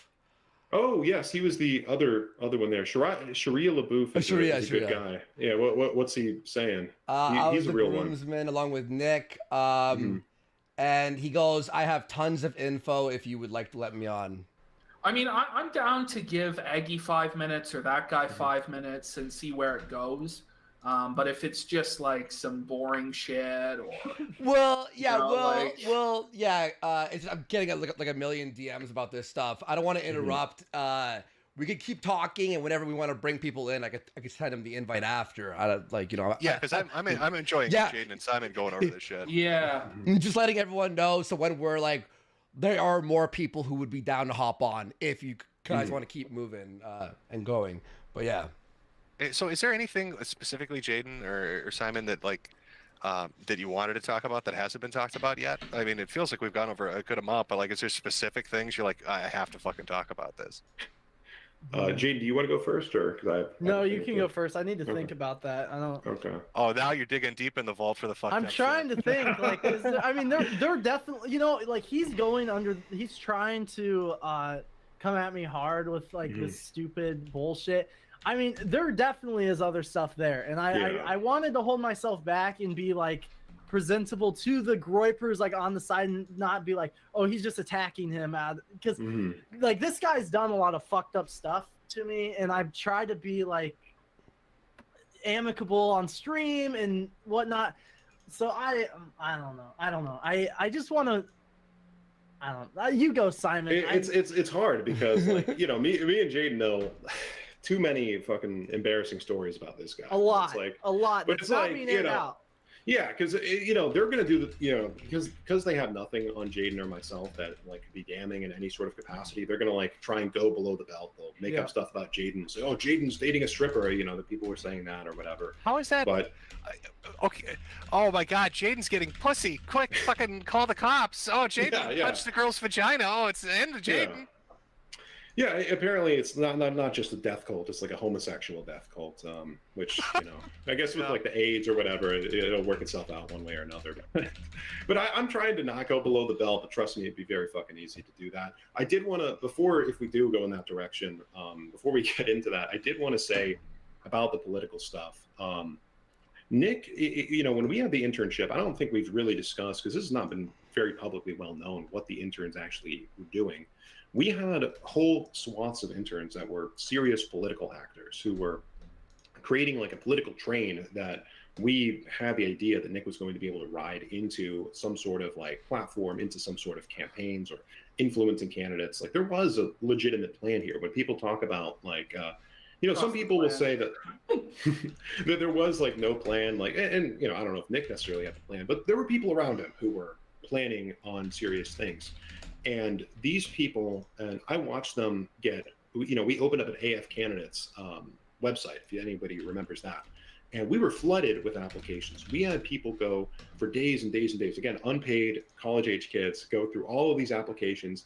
These, the people on this, on the political team, on the other intern teams, the data teams, whatever, would go through and like, look at, okay, in this district, what's the D+17? Okay, they're not going to be able to run there. Okay, what are the other Republican candidates look like? There was like legitimate political research that, when we talked to some people who were actually from DC and from the political sphere, they took a look at what we were doing. It's like, okay, this is like what $1 million operation in DC would look like, if it was being run by college kids. But regardless, it was, starting to approach that level. Somewhere along, like towards the middle of the year, though, I don't know if you guys remember this or how closely you were following. The whole thing about AF candidates kind of just fell apart. Like nobody talked about it anymore. Nick stopped talking about it. Like there was really no like big efforts to run candidates, etc. And we tried to hand Nick like on a silver platter, like a political platform here, a political platform here. Here's an agenda. Here's a thing that you can tangibly do to affect political change. And always, the response we would get when we run it up the chain to Nick was like, not interested. We can't do that right now. We can go on a 17-day white boy summer road trip to embarrass ourselves. So you do all this data interpolation and analysis. You start vetting things. You start looking at demographics. You put together a platform and a plank. You start looking at candidates. You put together this dossier of how you can expand this as a political movement. And he's like, "No, I want to get in my BMW and go look at cum stains." Well, it's funny with the BMW, or I think it was actually like, what was it, Dodge Challenger? Was it like a reference to James Fields who ran through all those people at Charlottesville? It's like, first of all, is his license plate say Hitler 2, 3, and 4 on the back? That would be a good one. Somebody should reserve that. But no, it's funny because during the White Boy Summer there was a donor event, and if you watch the White Boy Summer movie that we put together, you can kind of see where he's like addressing like this fancy room of like donors or whatever. I don't know the timeline exactly, but at that donor event, I know that from talking to a lot of Groypers went there, not just political donors, but I remember Groypers talking about, oh yeah, Nick got his money taken from the feds, and so like we have like these legitimate political goals that can't be accomplished, that we're doing harsh data analysis, we're doing like these comparisons and talking to people in DC, sending people out to campaigns, but instead of doing any of that, we do this road trip, and then when we go to like talk to donors, we lie to them. We say, oh yeah, my money's taken away, woe is me, I'm so poor. And like just even take the morality out of it, you don't need to lie. Like as a Christian, I think it's terrible to take people's money based on a lie, obviously. However, you don't even need to lie, Nick. That's the thing. It's like those people probably would have supported you even if you didn't lie to them. But now I don't know how many donors are going to come back. Doesn't he detest them? I mean, I could have sworn I saw a clip of I think it was Nick and Beardson talking about like doxing some guy. And it wasn't really that they were doxing him, but one of the comments they made was like, "Oh, he's a blue collar worker. He's poor. What a piece of shit." And it's just weird to me that he'll take, because you said at this donor event there are Groypers there and stuff, and he's got Groypers that financially support him either on stream or otherwise. But it feels like there's no appreciation for it. You know what I mean? Like, that he just looks down on them. He deserves it because Right. he's saving the white race. It's like, you're not giving me enough money in super chats. I'm saving. You should be gracious. I'm your benevolent king. It reminds me of the Richard Spencer call. I don't know if you guys ever heard the leaked Richard Spencer call. Yeah, I was talking about earlier when I said it sounds like everybody's got a Spencer fucking recording that they just Milo Fuentes, they just got it on their phone somewhere. Well, no, I'm referencing when Spencer was like on that leaked phone call where he's like, "Do you know who the fuck I am?" And like, "I'm the greatest. I'm the best. Like, why are you?" Holy shit! Yeah, it's exactly like that. Yeah. Well, and just thinking about it for a second, I mean, Milo, who's apparently Nick's closest confidant, he has the vault. You ever seen his hard drive? He says he has all these secrets on people. So who knows and what he has allegedly on Milo Nick? got warned by the feds about January 6th. I don't know. Right. I mean, Nick has talked. I believe he said that on stream. So, Mm-hmm. and this is his go-to guy now because really I he's just the like only the person idea with any political. that Milo Yiannopoulos, that the feds would warn Milo Yiannopoulos, like, dude, you don't understand how retarded this guy is. You need to stay away from Nicholas Fuentes for your own safety. Trust me. One thing I've been getting a lot of, we get donations and messages about is the America First Students thing, James. Yes. Sure. You were in charge of organizing that. Yeah. What happened with that? I remember last night you were saying like Nick self-sabotaged you, or I don't want to. Yeah. So I mean, there was a mixture of things there because it happened. Like that was getting started right as COVID kicked up and school was out after one meeting and for however long, and I got kicked out of school because I was tweeting edgy things, whatever. But yeah, that whole thing. So that was like my bread and butter. And it's like kind of cringe because it's whatever. It's campus politics. But Turning Point USA, I was like one of the top guys in a very short amount of time. And I was pretty good at organizing, and Elijah Schaefer and Fleckus Talks. Like I did a big event for them, and they offered me an internship right after, and that's how I got Nick connected to Elijah. And there's definitely there's something there, and for whatever reason, the AF students thing, Nick gave me a call one day, and he's like, "Are you trying to fuck with me? Like, is this a joke? Like, are you trying to test my power?" And it's like, "No, dude. I'm just a fan I'm just a fan." And I had been talking to him briefly, but he's like, "Are you trying to make this thing your thing?" It's like, "No, I'm 100%, behind you. I'm not trying to do my own thing here." And then, for no reason at all, I was still in school. I still had my club. Basically, he was bringing other people into the fold, and he said it's because my face was involved and he didn't want me involved with things because I had been doxxed and I was associated with him. So he brought other people into the fold to kind of handle it. But nothing has happened with that. And everyone's like, "Jaden did nothing with this. He totally shit the bed." And it's like, well, I got kicked out of college. And also Nick was like, "You're not really involved anymore." And now they have their whole thing. But nothing has happened. And Nick's been talking about doing the college tour since 2019. And nothing's ever happened. So what about the Airbnb? Why did you get blacklisted from Airbnb? Yeah, I'm glad you brought that up. So yeah, funny enough, so through all of this, by the way, all the personal stuff, I've been trying to distance for months, but I still was the treasurer of the foundation. And I had to do certain stuff for AFPAC. And for whatever reason, one of the things he gave me was the Airbnb situation. And he wanted me to use my account instead of any other random account, which is retarded. But he had me use my account. And the day before, all the Airbnbs for the interns got canceled. And there were no other Airbnbs in Florida. So I was on the phone for 5 hours with Airbnb, and a ton of people in chat can attest to this because I was with them and I had to work all night. I was on the phone with the Airbnb. I was on the phone with the owners of the Airbnb trying to work a deal out because Airbnb banned me. Trying to work a deal out for people to stay because they had nowhere to go. And I got my account banned. Ton of work went into it, ton of time. And I was nothing but cool with Nick. I want to make it clear that I tried to squash this. He's like, he wouldn't pick up the phone. I tried to squash this 5 times in person. I went up to his apartment, knock, knock, knock, let's just squash this. Because I don't want a public feud. I know how he is. I know he's insane. But yeah, the Airbnb thing happened. I was trying to be cordial with him with that. He didn't even say, thank you, anything, which I didn't expect. But yeah, that was basically that story. Nothing too crazy, but just kind of goes. One more thing. Yeah, Go back. Oh, I was going to say on the AF students thing, real quick. Like, Jane, were you involved in? Like, I honestly didn't know this. I don't know the answer to this. Were you involved with the CRPC thing with AF students, or was that completely Is out that of your hands? is that what they're? Yeah. That's I wasn't like I was sort of behind the scenes, but it was more of a transition thing. So he gave it to the other person. Yeah. Yeah. They transitioned from the AF students to the College Republican Patriot Coalition, which is kind of funny because their AF students, like, big effort is like has to pretend like it has nothing to do with Nick Fuentes because Nick has made himself so radioactive to other people. So I didn't know if that was something that was already discussed, but yeah, that's the new AF students is College Republican Patriot Coalition, and it's funny too because they know.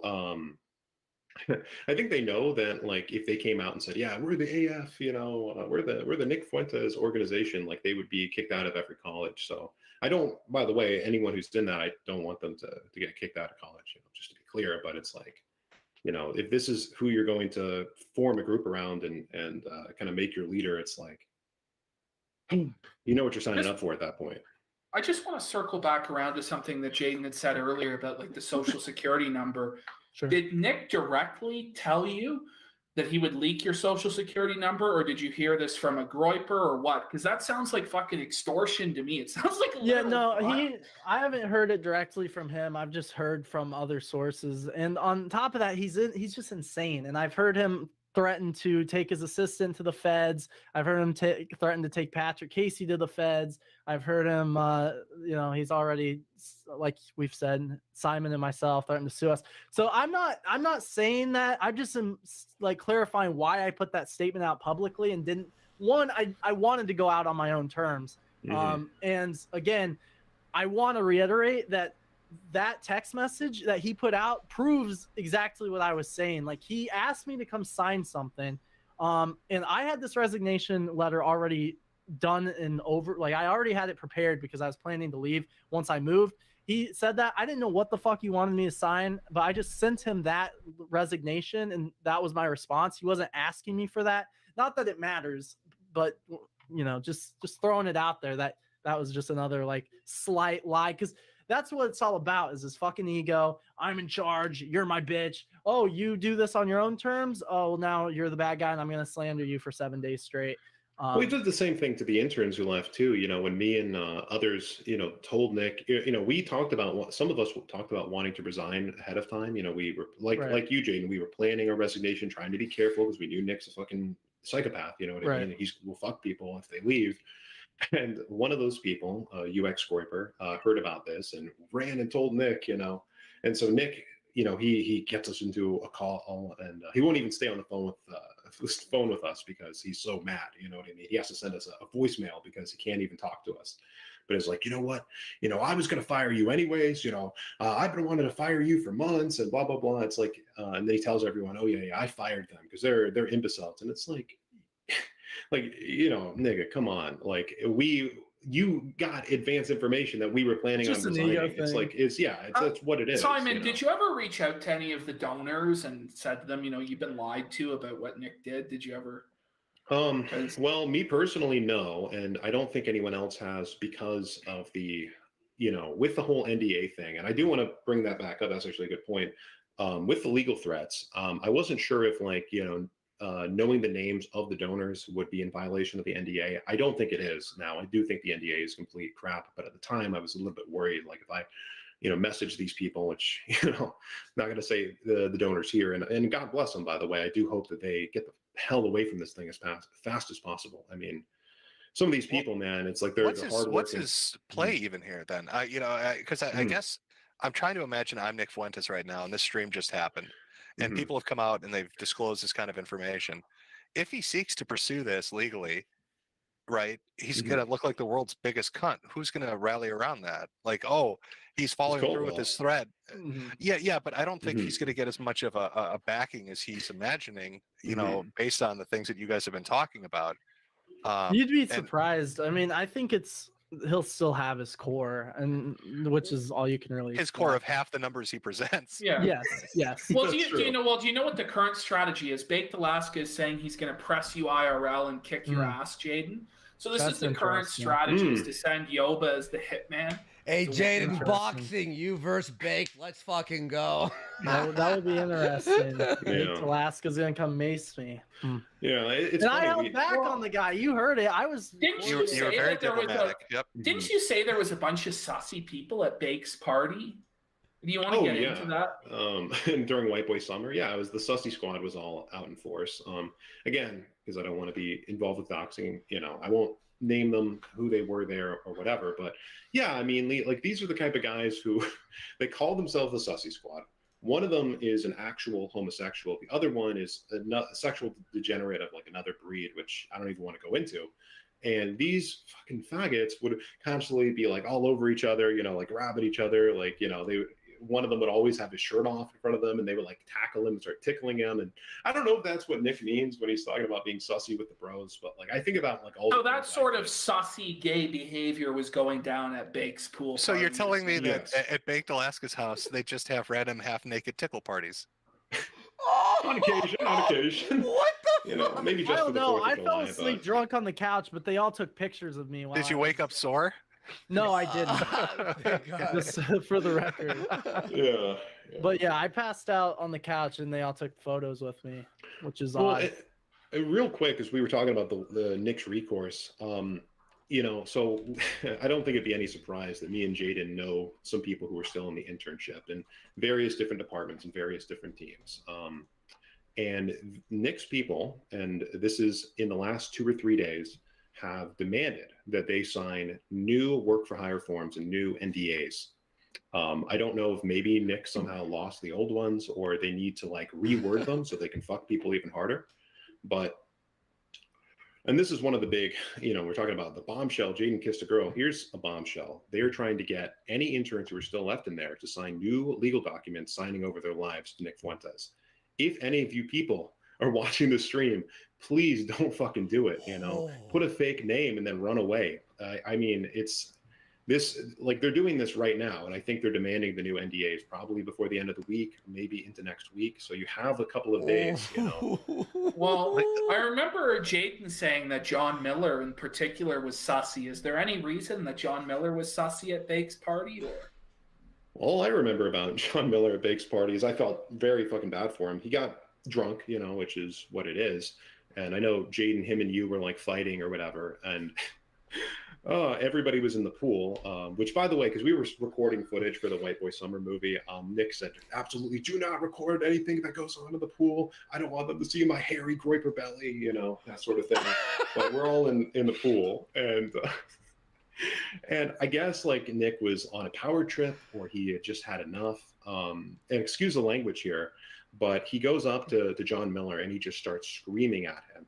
And I can't remember everything he said, but I vividly remember this. He looks at him straight in the face and he said, and you fucking nigger, as loud as possible. Whoa. You can hear a pin drop. And Jaden, you remember this. I think anyone I who's there thought I was remembers. just like, I don't know if we're on YouTube. If you can say that. Well, sorry. Well, if you're quoting, all right, brother. if you're It was a quoting, quote, Fair but, enough. yeah. if you're quoting, That's what I was you worried aren't- about there. and you aren't Yeah. saying it to a black person. Right. Yeah. No, I wouldn't. Yeah. No, and I was shocked at the time. And everybody there was shocked. And it was dead silence. And everyone looked around at each other. And then a couple of people there were just like, start like kind of fake laughing. That everyone starts kind of laughing. And it was so funny because John Miller came up to Nick later that evening, was like, hey, man, I really don't appreciate what you did to me back there. And Nick's like, well, yeah, well, you kind of deserved it. You were acting like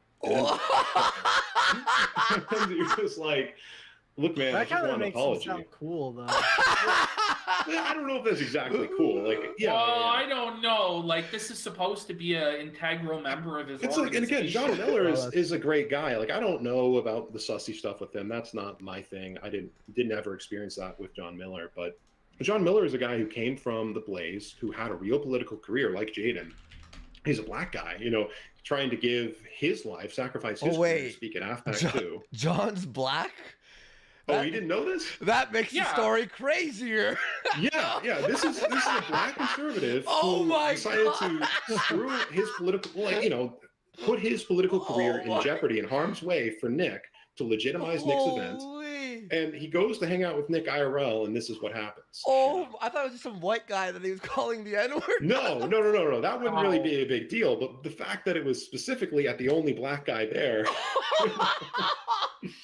Nick. Not to mention any names, but do you guys know if there was a gay hookup at Bake's house or? Not to my knowledge. Not to your knowledge, there wasn't. Let's read between the lines of half-naked tickle. Yeah, you know, you have to.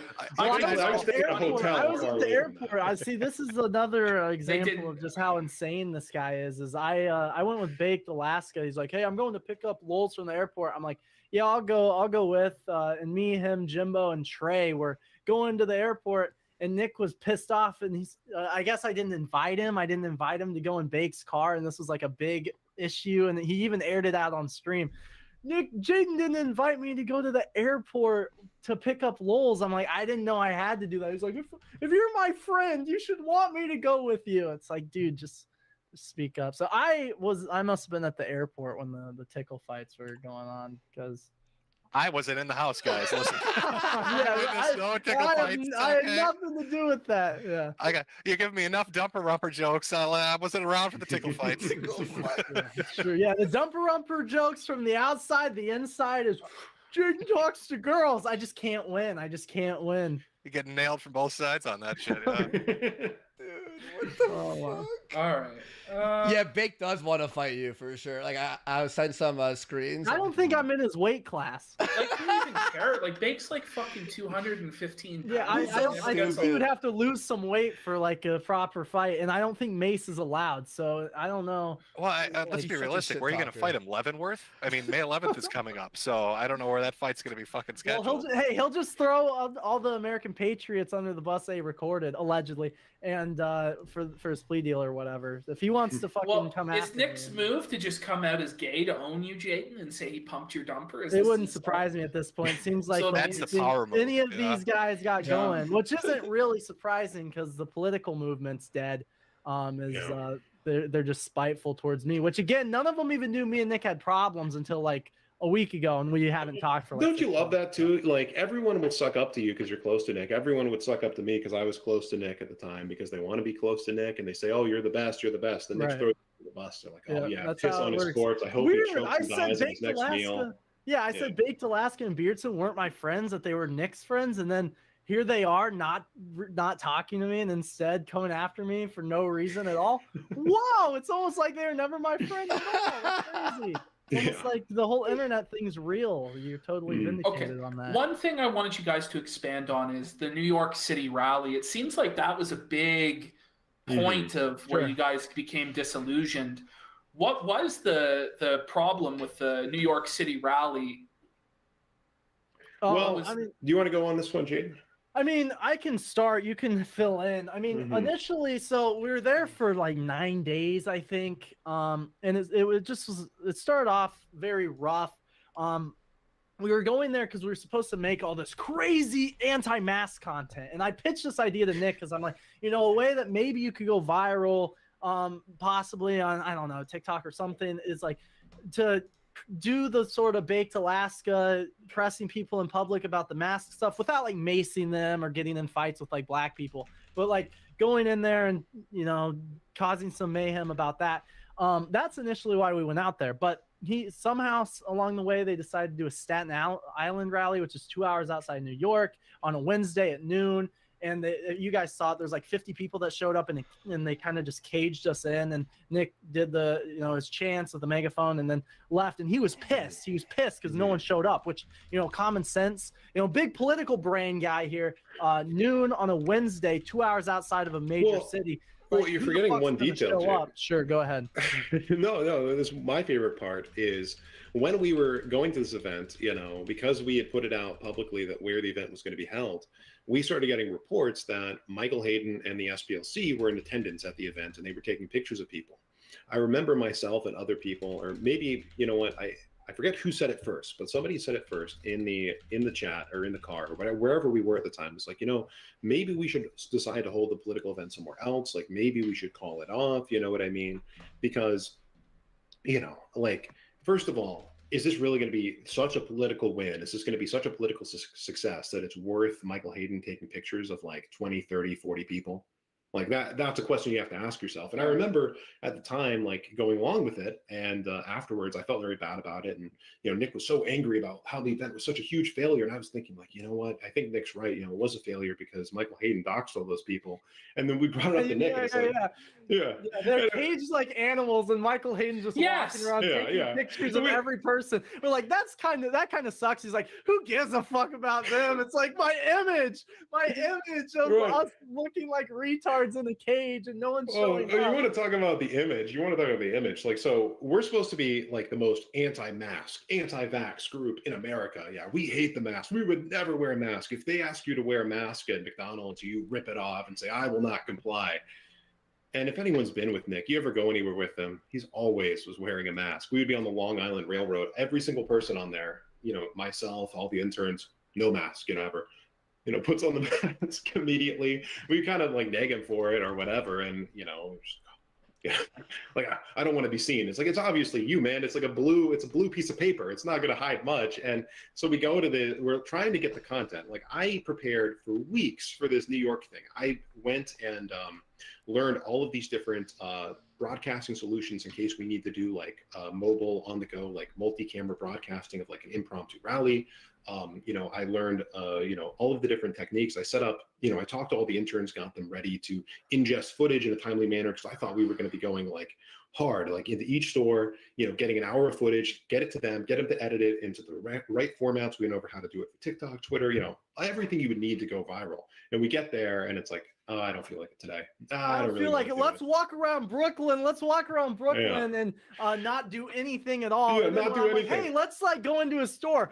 Shut the fuck up. Like, no, fuck you. Simon, stop recording. Yeah. They were telling me to stop recording. I'm like, well, Nick, I'm sure there's something in here, that we can make into like a funny video. And there's a reason no videos came out from that, by the way. But we go to Times Square and there's actually a leftist rally going on there. Like, how lucky. We're trying to find like angry leftists, conservative, confronts libtard, type of content. And there's a pro-immigrant rally happening. And so we're like, okay, yeah, we got to go check this out. And, the whole crew, rolls up there and, some of us start debating them. I remember Tenrio, he was very funny, he was pressing them, whatever. He was a funny guy, but we were there. And Nick starts like getting nervous because there's all these leftists, all of these immigrant people. And it's like, guys, we got to get out of here. Like, this is too dangerous, and he starts telling to the guys who are arguing with the pro-immigrant people, it's like, all right, let's calm this down. Stop recording. This is not the kind of content we want or whatever. And so we like move away from the crowd. And then there's some guy who's staring us down, like making faces at us, like yelling at us. And so one of us flicks him off, because we want interesting content, right? Like, we're out here, I get briefed that we're trying to do a confrontation, viral video. So we flick one guy off. Nick gets mad about it. He comes over there and he's like yelling, and I'm recording the whole thing. I thought it was hilarious. You remember, story short, yeah, I remember. Yeah. Long story short, it was just a total waste of time, and he was just a like faggot the entire time. My favorite part is he's yelling. That's everything we did. Everything we did from Springfield to this. It's basically like him just treating everyone, all of his interns, and like shit, and like screaming at Simon doing that. And really, it wasn't like one specific thing for me, anyways. It was just like the straw that broke the camel's back. It was like, I can't deal with this fucking person. Well, that's essentially what it was. This guy is going to be like the new Hitler, the new Aryan, like master, savior of the white race. You know what I mean? Some like Italian liberal comes over and starts yelling at us. He's turning to the interns like, "You're going to get us fucking killed. We need to get the fuck out of here right now." And there are literally 6 police officers right here. This is Times Square. If there's ever a place where you probably don't need to worry about getting shot, it is Times Square. And like, it was all this like bitching. And the subsequent days of the trip, there was like no events. I was always like, "Oh, we're gonna get more content." No, we're gonna sit in the hotel all day. We're gonna get more content. No, I'm gonna sit on TikTok all day. And so then we promised we were gonna do a rally at the end of the week. And this is one of my favorite things because Nick talks about New York like this was the moment he flipped the switch. This is the moment when everyone around me was hurting me, and I realized that I don't care about them because I'm great. He said on a show a little while ago. And if you guys want to know like a taste of what that greatness looks like, Nick is yelling at all of the interns who were there with him, saying, "You guys are fuck ups. You guys are embarrassing me. My image is on the line," etc. and we say, okay, well, we still want to do the rally on Friday, right? Like this rally, or rather, it was on Saturday. At the Pfizer he called building. everybody. He called everybody, Mhm. got him on the phone, ripped their ass, said the one on Wednesday was a total disaster. The one on Mhm. Saturday, he's going to cancel it. He's going gonna home. cancel Fuck it. this. He's firing half of you. Like, Mhm. it's over. I'm like, dude, why don't you just do what you did at Stop the Steal? Just go out there, speak, do your thing, Yeah. try to get the And all of boomers us over on your beg side. him. We And beg he's him, like, yeah. He's like, he does that. Jaden, you saved the day. That's what he says to me, whatever, and rips them a new asshole. But even at that point, I was fucking over it. I was over him. And again, that's basically the Well, no, story. I It's just love nothing like we have to beg him to do his own event that hundreds of people flew out there to go attend. You know what I mean? And then when the event actually takes place, and we put in the hard work of like doing all the filming and the transport and booking the vehicles and all this kind of stuff, it's like, you know what, I turned that thing around. You guys were fucking it all up, and then I was great. It's like, bro, you wanted to cancel the whole thing, and all of us were begging you, please don't cancel it. You're going to embarrass yourself. We already wanted to quit at that point. Jaden already wanted to quit. All of us already wanted to quit, but we're like, man, we all came out here. Let's at least give these people who paid money to come out here to see you what they wanted, Anyways, that's I wanted to, one more thing about Sorry to go this, off. because it was was great. fantastic. It was guys. great. It was great. When it comes to the vaccine, I mean, America First was so anti-vaccine. Right. Anyone did Nick take the vaccine? Did Tyler Russell take the vaccine? What about Baked? Anybody know? Not Or to were my they all knowledge. clean? I don't know. Not to my knowledge. No. Okay. I don't think he does. Okay. But All right, he guys. wears a mask everywhere, but he does wear the mask everywhere. That is real. But I don't know about the vax thing. I always gave him shit for the mask. He's like, what if I'm noticed? So, anyways, Just to protect his identity. Well, do we want to? Is there anything left? I think we've gone over a lot of shit. I think tonight, we've guys. basically covered most. Yeah. Of it. I mean, the last. I hope I can leave it at that. I just wanted to get that information out there about the. He's gonna totally come after your ass. I mean, he's already been coming after me. But And I that's just the want thing to is, like, say this. Jaden's left a lot on the table. He told me there's a lot that left that he could say. Right. Simon, there's probably a lot left he could say. They're showing restraint. Nick. I tried to not. Maybe it's you know, time to hit quit below while the you're belt, going ahead. So Yeah. I'm gonna use the bathroom. Be right back. Yeah. Oh, and by the way, Ralph right now is encouraging everybody to flag the stream for hate speech. It's again the Groypers Fuck really you, pro free Ralph, speech you there. piece of fucking Classic. shit. So much for freedom of speech. Yeah. He's being a fucking dick right now. I'm just gonna use the bathroom. I'll be right back. Okay, one final thing. Yeah, go on, Jim. Go. Yeah, I was going to ask you, Ashton. Just based off all this shit coming out, and I'm sure there are going to be other people that want to talk. Are you and Worski going to do? Like, I have a feeling you're going to get flooded with people that want to talk about shit now from the inside of the organization.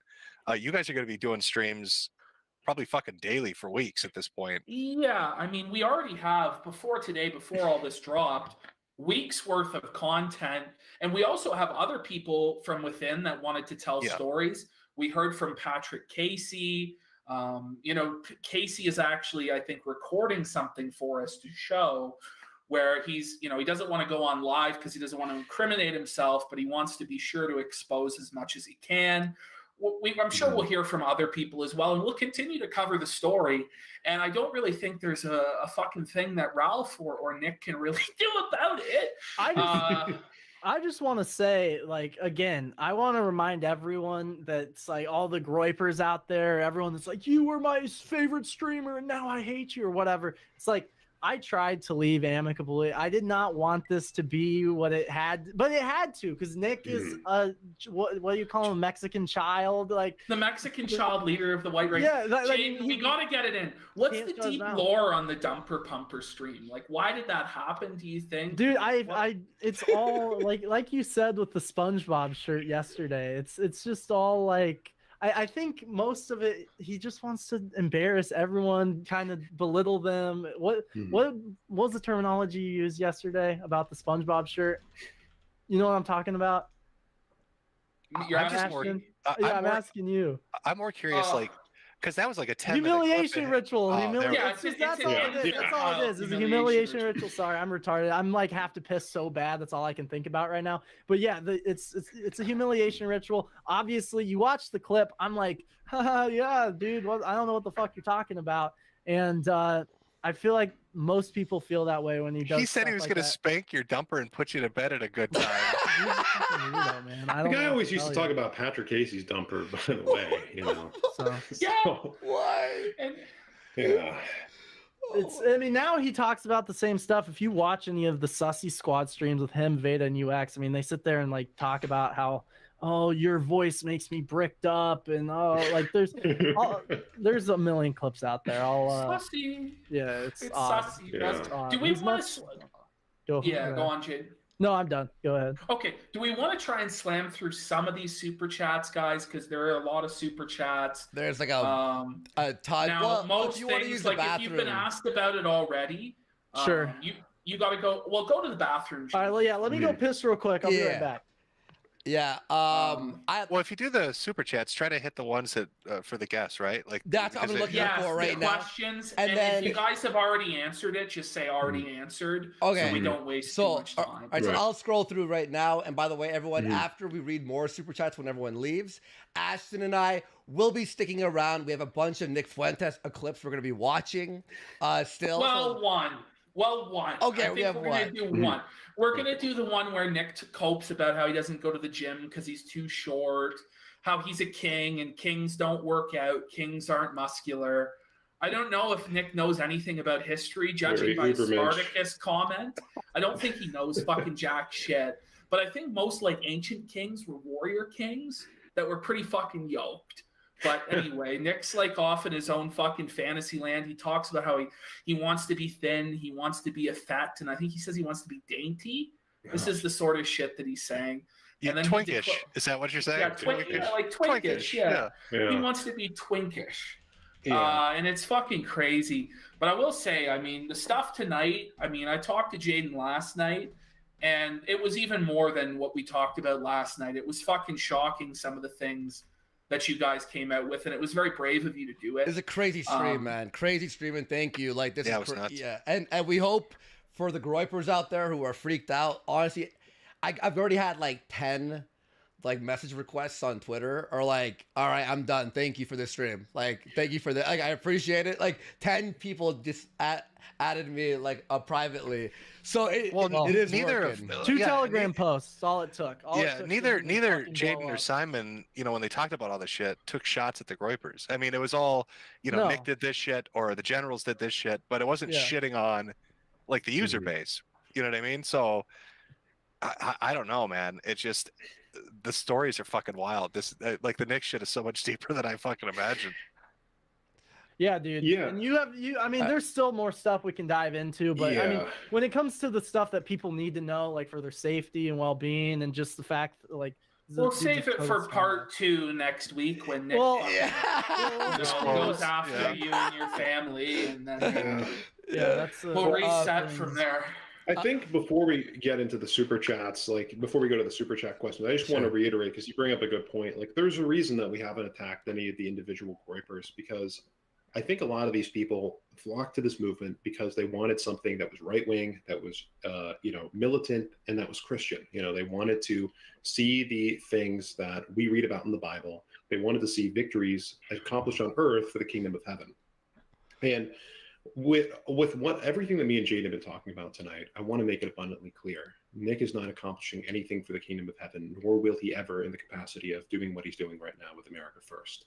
And if you care at all about the will of God and seeing the kingship of Christ actually realized on earth, it takes a lot more than just chanting Christ is king and then stabbing people in the back and going and snitching to the feds, etc.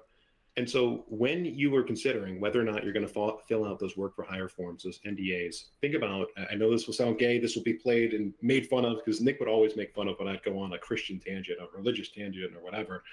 You think about truly, what would God want you to do? What would our Lord and Savior Jesus Christ want you to do? He wants you to sell your soul to somebody who would just as easily throw it away tomorrow?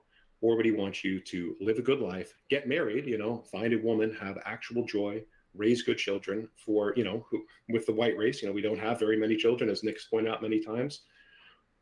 It's either that or it's being a slave to this guy. Because if you've learned anything from me and Jaden tonight, Nick's going to go on his stream and say that he's had the hardest year. Everyone's betrayed him. Everyone's backstabbed him. But if a man is kicked out of 109 different friendship relationships, it's not about those people. Nick will take anyone who's close to him. People that will even suck up to him, even to this day. Like I love, Beardson. I still don't want to say anything bad about him because I did, enjoy the friendship we once had. He'll take him and throw him under the bus when he's talking to me and Jaden. When he talks to me and someone else, he'll throw Jaden under the bus, and he's going to throw everybody who gets close to him under the bus in any context. Nobody is safe from Nick's fucking gay faggot wrath. Okay. Amen, brother Simon. Yeah. Amen. Hey, Simon, well, an incredible righteous speech. I'm gonna go pee, and I'll be right back. All right. It's so funny you say that. It's happens. The exact same thing as Ralph, telling everyone, "Oh, everyone like backstabbed me this year." And yeah, I'm sure 29 people all like betrayed you for no reason, right? Yeah. You're the righteous one, buddy. You're the righteous one. I'm still collecting some of the questions here. Thank you everyone for the support. Holy fuck. The first question here from Al for 25. Thank you so much. Jaden, is Zimmerman still involved with Cozy in some way? And if so, how? And what about Rob Monster? The Zimmerman thing, as far as I know, is just a big joke because he just hosts Epic hosting, right, Simon? I mean, you know better than I do. So, he's not actually like. No, Zimmerdev, excuse me. So people would say Zimmerman is Zoomerdev. That's not true. Zoomerdev is totally different. Whatever. I see that on Kiwi Farms. Zimmerman was a guy who there was an SBLC article about that I was also included in that were alleging that we were Zoomerdev. That's not true. Zimmerman had a small role, or he helped the construction of AF.Live in the early parts of the year, and then he kind of is doing his own thing at Epic. I don't think he's involved with America First in any capacity. And Rob Monster, he's the one who runs Epic, right? I don't think that he has any direct involvement with Nick. I think the reason people are curious about Rob Monster in particular is the last 7 to 8 months he's been going on a lot of public speaking tours talking about Web 3.0 and what he envisions. It's like a dot reality thing and VR. But one of the things he's really pushing hard, which lines up with what Nick is doing right now, is he said he absolutely loves drama and he absolutely loves shock jock radio. So when I saw Ralph kind of go onto that website, I thought that lines up really close with fucking what Monster's been talking about quite a bit for what he envisions as a new platform for video content. Well, I don't think there, at least in my tenure at the organization until December 2021, there was no official reaching out to Rob Monster and collaboration there. As far as I'm aware, I mean, it does sound like something from what you're saying that he would enjoy, but I don't think there's anything official that's like a deal or anything like that that's been discussed. Yeah, I just think that's where it's coming from, if I had to guess. No, that's probably true. All right, Metokur Masochist for 100 massive dono saying Metokur is literally how I found all of you guys. Jim, you have given me years of entertainment, and I hope you're able to give me many more years, man. That's just a nice one there for you, Jim. Sure. Winston Fujimori, who he was in my Discord and we talked. Groiper. And he was and he was my buddy, and he would always hear both sides, but this is what he says. This stream is incredible. I have been wrong about AF for a long time and gave Nick and his people every last shred of doubt of belief that things would all work out, but this is the seal. This is the seal on this clusterfuck of a time bomb. I'm done with AF. No more. Winston Fujimori books it. In chat. There we go. I remember talking to Winston about all this. Yeah. Oh, you had a debate with him on our Discord, right? Anonymous for 5. Jaden, what did Nick say about John Doyle behind the scenes? It's weird how he defended him despite him after felting Nick earlier. He always was shit talking John. Not really a surprise. The second John is no longer useful, he'll get stabbed in the back as well.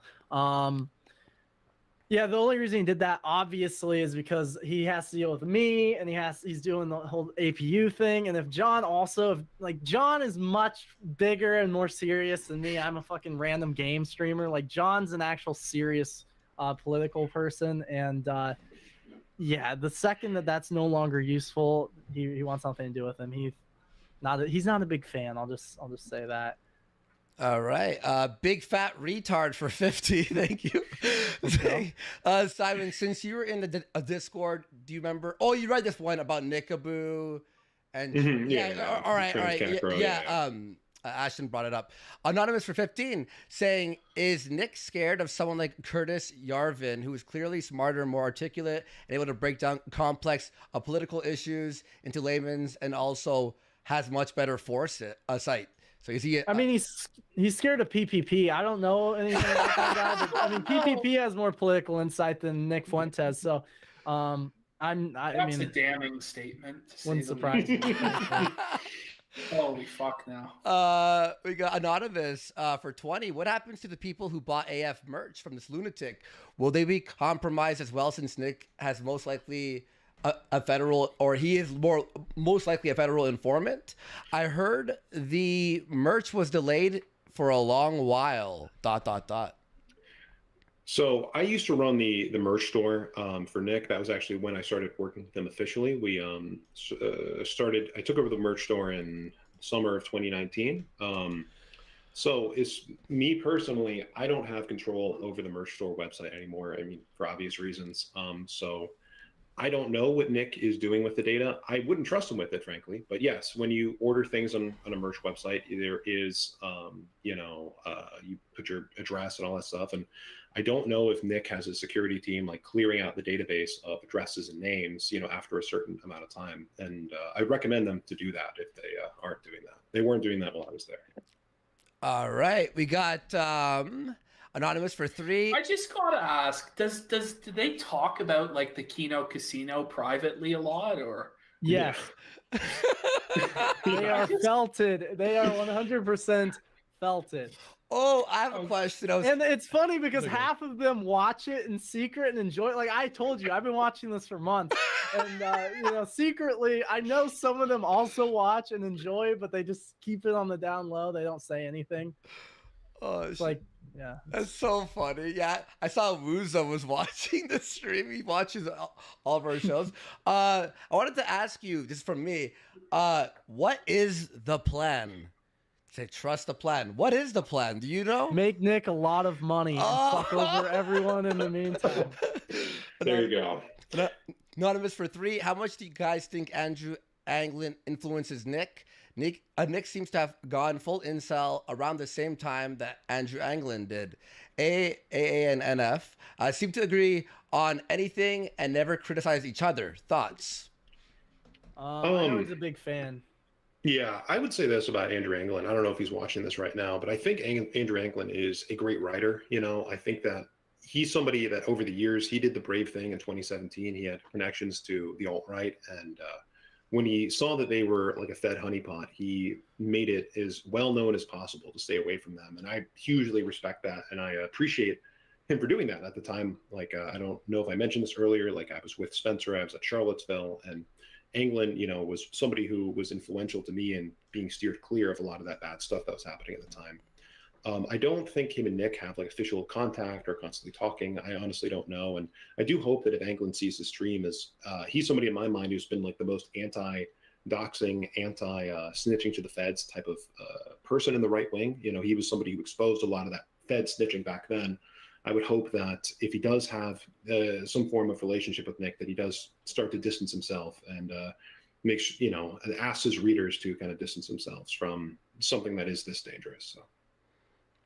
All right. Thank you for that.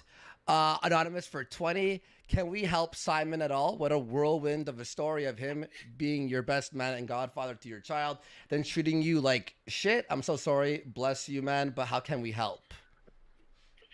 Hey, I really appreciate that. I will I shut down all my social media accounts a while ago, but I will open one up in the background here on the stream, and I'll post information there on how people can help. But, the best thing that you can do is to pray pray for us, and also pray for the people who are trapped in that hellhole right now of an internship. So no, but I greatly appreciate it. God bless. Hell yeah, man.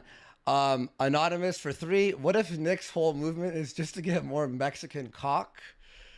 That's all that says there. I thought I'd add that in. From Black Santa, saying, I was completely unaware of this drama up to a month ago, and now I'm binging this drama. Doesn't it seem like genuine mental illness on Nick's part to any of you? Yes. Again, Yes. 2 Telegram posts. 2 Telegram posts. Nothing nasty at all was said, and he goes to literally. I say nothing. He goes to dox my donor and people close to me. So here we are. 2 Telegram. 2 few sentences, and we got a whole week of spurging. Actually, I mean, it is kind of interesting because most men develop mental health issues like schizophrenia and stuff like that in their 20s. Just saying, Nick, I mean, you're kind of getting a little off kilter with some of the weird shit we're hearing here. Yeah, if this whole AF thing doesn't work out, I might be actually concerned about him like hunting me down and trying to kill me or something. Or your 'cause he's bodily fluids. Well, who knows? And last one for you guys. It's just a statement. Poo Poo King for 20 for 20. Yo! He says, Jaden, you lost, nigga. No! I know who that is. Damn, that sucks. Whatever. I know him and Nick are close. So Yeah. that sucks, but We hey. threw $20, so he's on the list now. Hey, that's a way better message than anything my all my close friends Beardson and Baked and crew were saying about me. So Yeah. fair enough. We have a couple of add-ons here at the end. Porcelain, what's up, buddy? For 20, how do shirtless tickle parties help with the culture war? Great question. I think it's the reference to the famous Dave Riley question. How does sex help us from the culture war? Yeah, they don't. They don't. Kino E says, imagine trusting the plan after the stream. Here we go. Christorian X for 10. Simon and Jaden, between Telegram's connection to Cozy and Cozy itself, what data is being collected on any viewers or members of the site, and what does Nick have direct access to? That's your question. I have no idea. So when it came to his subscription platform and his merch platform, any payment details, those are possibly saved. Again, if you provided any shipping addresses and names with those shipping addresses, those are saved. Is he doing merch's drop shipping, or is he going through a third party that handles it all? So we did drop shipping with a third party. I won't dox the third party here, but yeah. It was like a print on demand thing. So when somebody placed an order, so on and so forth. And for the hats and the flags, those were something where I had to kind of like help us, actually package those up and send those out to people because those were like batch ordered. Okay.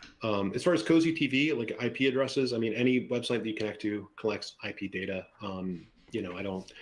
I don't know if they do it any differently over there. I would hope that they have security measures to where that information is wiped and anonymized, but I wasn't on that side of things. The answer is allegedly they collect literally everything they possibly can. Allegedly. Right. Oh, wow. For legal reasons. Allegedly. I don't know. A bro moment for 10. I have a question to ask. Nick always dodges and plays the question off, but is Nick actually homosexual, or do you believe he is? No. Well, that's a long silence, boys. That's a long silence. I don't know. I haven't seen. There's been some things I've questioned, but there's no confirmation from me. I think next week's stream we'll get into the confirmation. I think we'll get nothing but dead silence, and the eyes are wandering everywhere. Yeah. I wanted to ask you guys with the super chat, because people in the regular chat were talking about Waukesha. What did you guys think about Nick, saying the little white girls deserved it because they would have burned the coal? Yeah, obviously that was fucked up. I don't know how. I don't know what his exact statement was on, because I remember the tweet, but I remember that people who were calling that out, he was calling simps. So. Yeah. Well, look, you know, Nick's gotten to a point like anything referencing like murdering women, even if they're children, is like funny, I guess, because they'll be whores.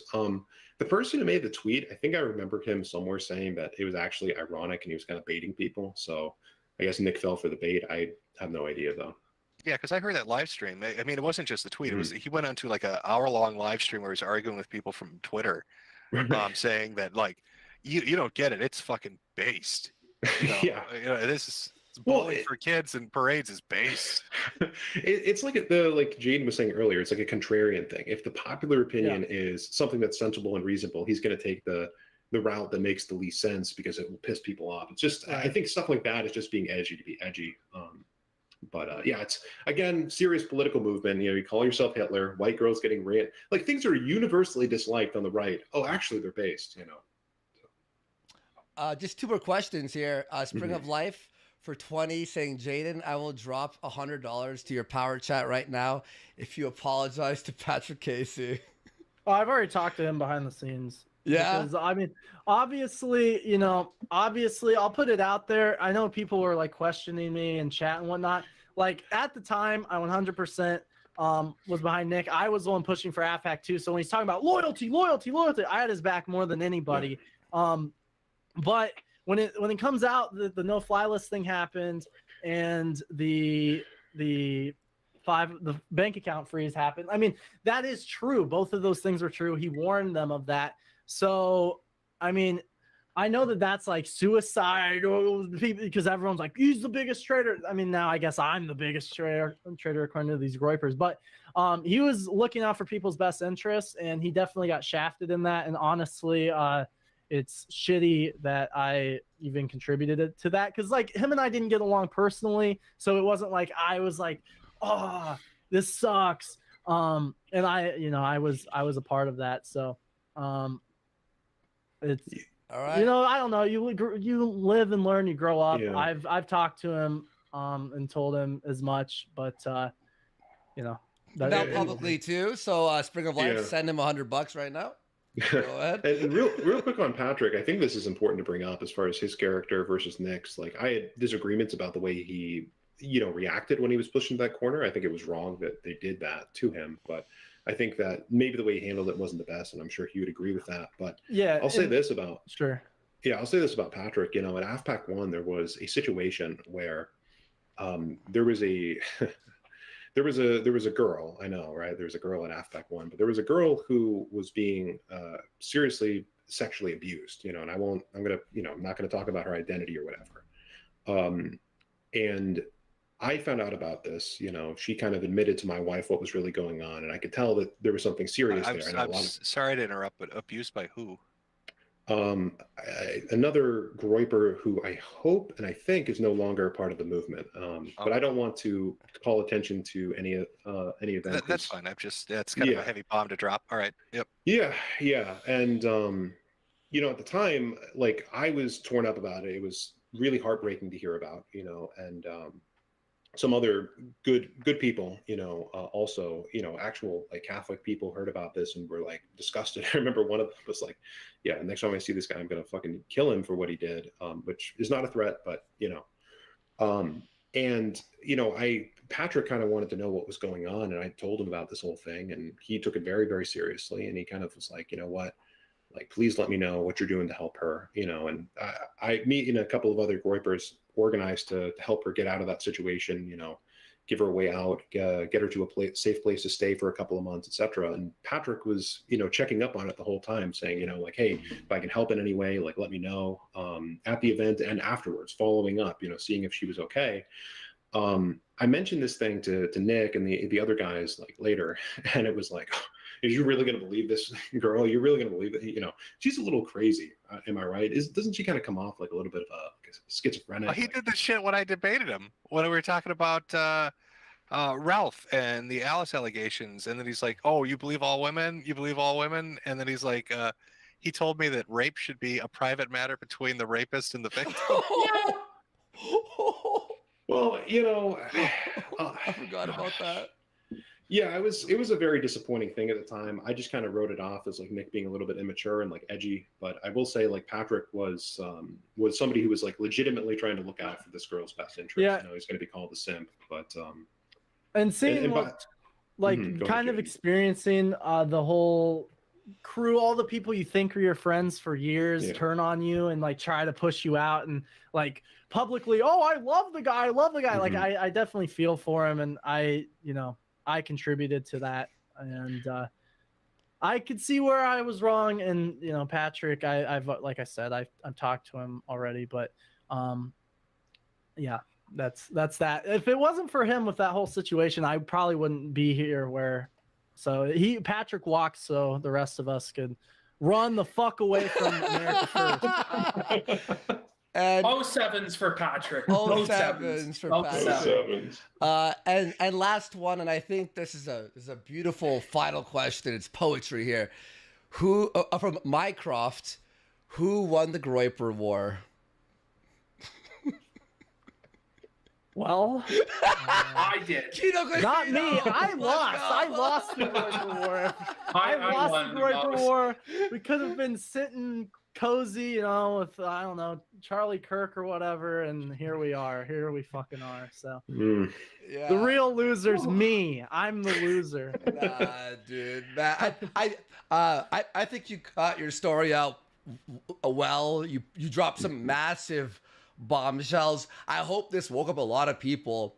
Everyone go sub to Jaden, man. Like, go sub to him and support him there. I appreciate it. And we'll stream some more times and shit in the future and stuff. Cause for sure. It was fun, dude. It was fun. Hit me up whenever. Yeah, I appreciate you guys having and Simon, you too, man. Yeah, well, no, Simon said he was going to set up a social media thing if people wanted to reach out. So I have that here. Thank you, Jim, by the way.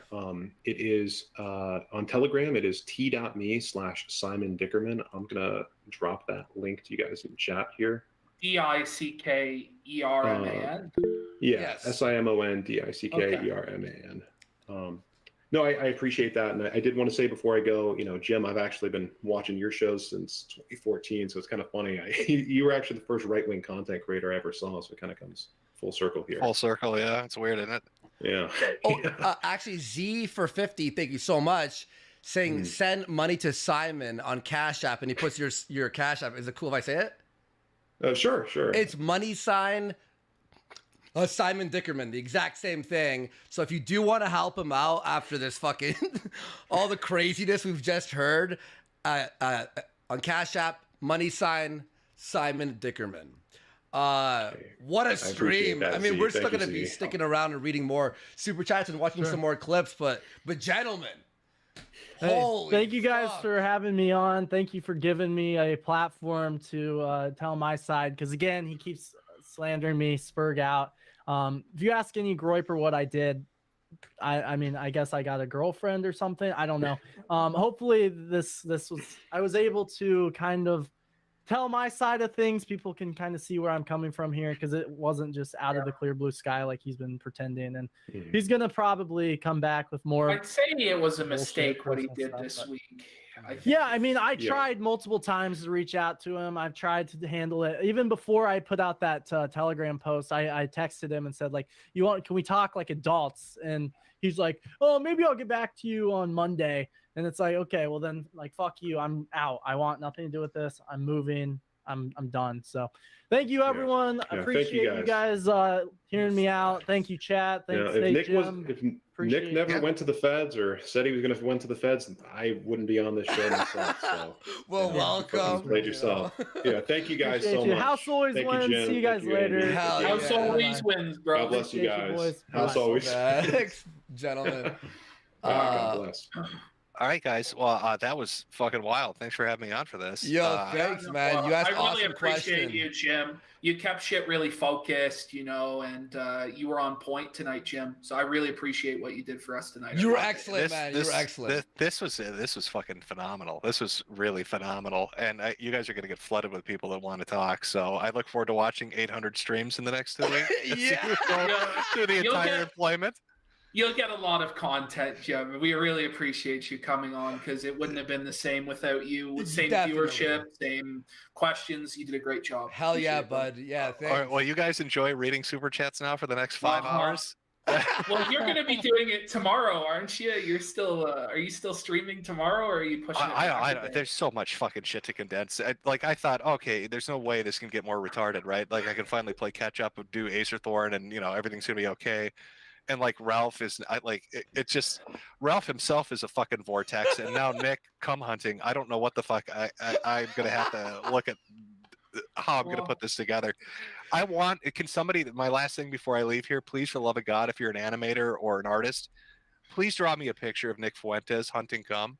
Yeah, there's a lot of memes already. I've seen it. I've seen a lot. There's like 100 memes of him fucking. I need those pictures and the naked tickle fights too. I just want Nick Fuentes being a faggot everywhere you can put him, because these stories were just great. He watches you. He binge watched Euphoria and forced Jaden to watch it. And there's dicks. Oh my God. I love it. I love that it felt like poor Jaden is living in the basement. It's like Nick is trying everything to be seductive, like taking 2-hour showers with the door probably wide open, prancing around on all fours, cum hunting. And Jaden's probably like, get me the fuck out of here. I like girls. Leave me alone. What the hell's the matter with you? All right, guys. Take it easy. Appreciate it. Yeah. Break back. It's the blackjack for the house, or are we going to get blacked? I don't fucking know, folks, but it's time to fucking gamble. Exciting fucking events throughout all this last week. We're going to address all the controversy, all the fucking drama. We've got Daddy Jim. My dad is here with us in the casino to ask the hard-hitting questions. It's funny with me and Jim. Started out, I was grilling him about like a payment processor. Then we ended up doing some shows together, felting Ralph, felting others. Now it's gone full circle. It's like poetry, it rhymes. Now Jim's going to be grilling me about the payment processor. So let's see how it goes, folks. That's right. I'm here with the tough questions tonight, boys. Very. And I think the opening question that we should start with is, what made you both decide to handle this in the most retarded fucking manner possible? Well, you know who you're dealing with, right? You're dealing with the retarded Phoenix and the fat retarded Canadian. So sometimes, Jim, you fuck up. And it is what it is. You fuck up. You try and learn from it. You try and do better. But yeah, with the handling of this, hasn't been the very best. No. I tell you that. Well, I've seen the revolt in your chat. I can see partially it's still going on. I'm sure some of it's astroturfing, but you get a lot of tomatoes. Well, and I saw that your Jannies had an uprising. Are you Jannyless tonight? Yeah. Well, the Jannies that I have in the first place, they're not anybody that was close to us to begin with. They're guys that I literally modded like 3 years ago just for fucking fun. And they barely ever fucking modded anyway. But yeah, they weren't happy either. The long-term fans aren't fucking happy with the direction of the show, and I'm willing to admit that. Some of them aren't happy. But yeah, that did happen. But it's not the first time we've had a chat revolt, and it probably won't be the last. But it is the first time you've had a Janny revolt, though. Well, no. I mean, Sargoy has refused to sweep it up for fucking years. I took away his broom momentarily. I gave it back because it's his destiny to sweep. But he's revolted in the past. Has he? Yeah, he always like I tell you, he keeps. Listen, Sargoy back in the day was one of the most ruthless janitors I'd ever seen. Back in the Cooking with Surfer days. Holy fuck, he just kept banning me. I said, Sargoy, why do you keep doing this? And he was like, I don't know, man. Like, they're just bastards. So now, the reason I bring it up is we're unprotected tonight. The chat can say whatever they like. There's no Jannies there to sweep it. There are no Jannies to sweep it up. Only us, Jim. No, Andy, will you do me the favor? Sure. Because that chat's on slow mode. I want to see how fast they can throw tomatoes. Will you unslow mode that chat? Well, I'll have to. Because Ashton, can you unslow mode that chat? Let's see. And let the people speak tonight. We'll unslow mode it, Jim. Let's see here. Where is it? See, I don't even really know how to fucking do this. This is why you shouldn't have fired your Jannies. Well, listen, the Jannies don't really do anything, Jim. You know that. Fuck. Let me see here. I don't know. I actually don't know. You know, I'm not. Okay, there it is. Okay, here we go, Jim. Here we go. Everyone, You let gotta him remember, fly. buddy, Let I him used fly. to just fucking stream with a fucking phone, brother. You know. They need the catharsis. They need the fuck. There we Oh, go. yeah. There you go, There Chad. it's there. Oh, It's there blurry it now. is. There's so many. There's Chad, so can we many. see 2,500 tomatoes getting thrown at these fucks? Come on. I know there's some mad there. Let it out. They're rattled, Jim. They're rattled. Well, we do have a lot to talk about. There were some stuff I wanted to talk about. I have some clips too that I think will elucidate the conversation. I know that's a big word if you're a day drinker. How you doing, Ralph? I'm sure you're stream sniping right now. But you know, we'll get to it. But I guess it goes down to like one of two things. One's the personal, one's the professional. What do you boys want to start with? It doesn't matter, man. Honestly, whatever you want to start with, we can deal with. Anything's good, man. Yeah. Okay, well, let's start with the professional because I think the power chat thing's the big thing. Sure. So I guess my introduction to what was kind of going on with that, or what the concerns about that were through Twitter. Now, there's an account that Ralph is convinced is a transsexual Antifa member that's hunting him down. I think VHS Archive. They had brought up information about Beardson doxing some of his donators through power chat. And then it got into a conversation about who owns that platform as a payment platform. You know, like who is the person behind that processor? Now, my take on this was that it was Luz, right? Yeah, Luz. Yeah, it was an IP2 thing that he did it himself, and that's not the case. And in fact, it's a lot worse than it looks, especially given the interview he gave about 3 days ago. So I kind of wanted to get into that, like. Were you warned? Because I know Godwinson did a video. I know other people have talked about this. Were you warned that there were issues that were potentially there with Power Chat and that was not a safe payment processor to use for donators? No. How it started was when I was on D Live with Kyler. Sure. So he's friends with all the IP2 stuff. We covered all the IP2 stuff all the time. That's right after like the whole January 6th thing happened, and they removed our lemons, like anyone who was kind of edgy. So Lulz, he was streaming, and then it ended up releasing. It was called Lulz.tips. Yeah, first, right? Mm-hmm. So then we had access to it, and we used it ever since for like 2 years, and I think it turned into Power Chat about 6 months ago. From what my understanding was, and Ashton's understanding was, Lulz had a buddy, like a developer, who made this basically to have people not get banned for IP2 stuff or for whatever. That developer, according to him, an interview he gave to RV Andy, I think it was 3 days ago. So that initial developer was Bake's close friend.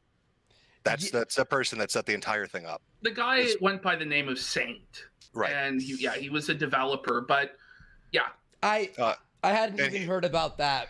Right, and to be fair, he walked away because he thought that IP2 were too degenerate to provide financial services for. So maybe that's initially where some of the split came from. But yeah. So a lot of the split also came because of what Baked was doing as well. Yeah, because he had an issue with Baked Alaska asking women to show their tits and shit like this. Yeah. So he wasn't on friendly terms with Baked since last year. So okay, so Luz puts up his payment thing. It's tips.when or whatever the fuck it is. He changes it to Power Chat. You guys use it. When did you first start hearing that there might be an issue with it? If you didn't hear about it at first, when did you first start hearing concerns about it? That was when I think it was when Baked said something a few weeks ago or some shit, where he said something along the lines of, "Oh, I own part of Power Chat," and I was like, "What?" Because I had never heard any of Baked owning Power Chat, and as soon as that happened, Ashton and I got into a call and we said, look, we can't fucking use Power Chat if Baked's involved. And there was also talks about Nick possibly taking a cut of the money or some shit. So that was when we instantly went, okay, look, from what we knew about Power Chat, it was this Saint dude, but he was so disenfranchised by America First and all this stuff. That's what we heard from some people from behind the scenes. Sure. The minute we heard Baked say that, it was like, oh, what the fuck? And we instantly took that off. It was the same thing with Jaden, who was public enemy number one of America First, continued to use it after he left America First, and he was the treasurer of the America First Foundation. So if there was any risk, you know, Jaden would have known. He kept using it. The reason that both him and us discontinued it is simply because it looked bad. It undercut the message. And I would like to apologize to anybody who felt like the message was undercut by our use of that service. But I think that everybody's information is safe. But I do understand a lot of people would be upset. They're like, this undercuts the message. This is associated with these guys. And I get that. And I think, to be honest with you, if I had to do it again, I wouldn't use it. Yeah, I think it was a mistake. But I think everybody's information is safe. And I haven't seen any information that would prove to the otherwise. I will answer. I will also bring up one thing. We talked about this last week, but I'll just bring it up because I'm sure you'll ask us. So what happens through Power Chat, just so people know how it works, you don't actually enter your information into Power Chat. There is like a thing where you can put your name and your message and all that stuff. That's what's entered into Power Chat, and it uses a piggyback system off PayPal and all that to sort of like be like the middleman. Yeah, it's a backdoor. Yeah, it's the backdoor.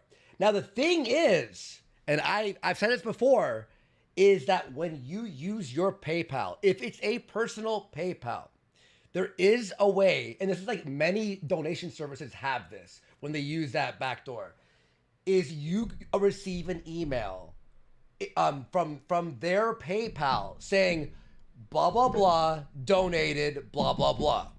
So that's when Beardson, that's when this whole thing started. Like, it was right, I think a few days before the Baked announcement that he owned Power Chat, was Beardson was pissed off at a donator, and he actually opened up the PayPal email and went, hey, whatever his name was, and then he said it like over and over and over. This is when people started saying, oh, does it get your a credit card information? Does it get your this, that, the other? And the answer is no. There were people on Kiwi Farms, 2 people in particular, who really showed no evidence that it was Power Chat, but their cards were compromised. But I've been using it for, 2 years now, and hundreds of people have donated. I've asked many people, hey, is your card okay? I was asking a bunch of people. No one's information had been leaked. So these 2 random people with no evidence said, oh yeah, all my information was released. But that is untrue. Sure, and I can understand that. Yeah. I think a lot of the confusion right now is what's the involvement, who's involved, how does this even work? How does Power Chat even work? Now, I know when Louis started this, they didn't make any money. That's not true anymore. Off Google Pay, it's now 10% fee coming off, 3% for Google, 7% for him. Now, he claims in his interview that 7% goes to development. But if Power Chat is charging 7% a fee between that transaction, where's that interception happening? Are they charging the person as a transaction happens so they get both ends of it? Or are they just charging you after you receive the money? Well, he doesn't go on to explain that. I believe it's after you receive it. Yeah, because so say you donate whatever, like $10 to me, the PayPal fee I get is not PayPal, Google Pay. Oh, that I'm not sure because he's not doing PayPal yet. He said that they are planning on making money in the future, but Google right now that fee is 10%. Oh, for Google, see, all I know is what we receive is a percentage of the total donation. So if you donate $100, go ahead, Ash. I don't know if that's quite right. I mean, that's literally what he said 3 days ago in an interview. That's what he said. Okay. See, from what he said, 7.1% is going back into developers, which I guess leads me to this. I think maybe this would be good. This was one of my concerns. Andy, I'm going to put it in the little sidebar, little thing on the right. Hope to try not to show the link guys, to the chat. I'm gonna hide. Oh, listen, it's Mission Impossible. There's like this. Meat shows the link everywhere. So let me pop. So I timestamped it. It should have the timestamp on it. It's only like a need minute long from this section of the interview. But, Sure. you know, when we were talking about who's involved in this, who owns part of it, you know, yeah, obviously Bake's friend was involved in the beginning. But this I found to be really fucking concerning. Sure. And this is what Luis said on interview himself. 1 second. I have to present. I made sure to hide the screen for now. Sure.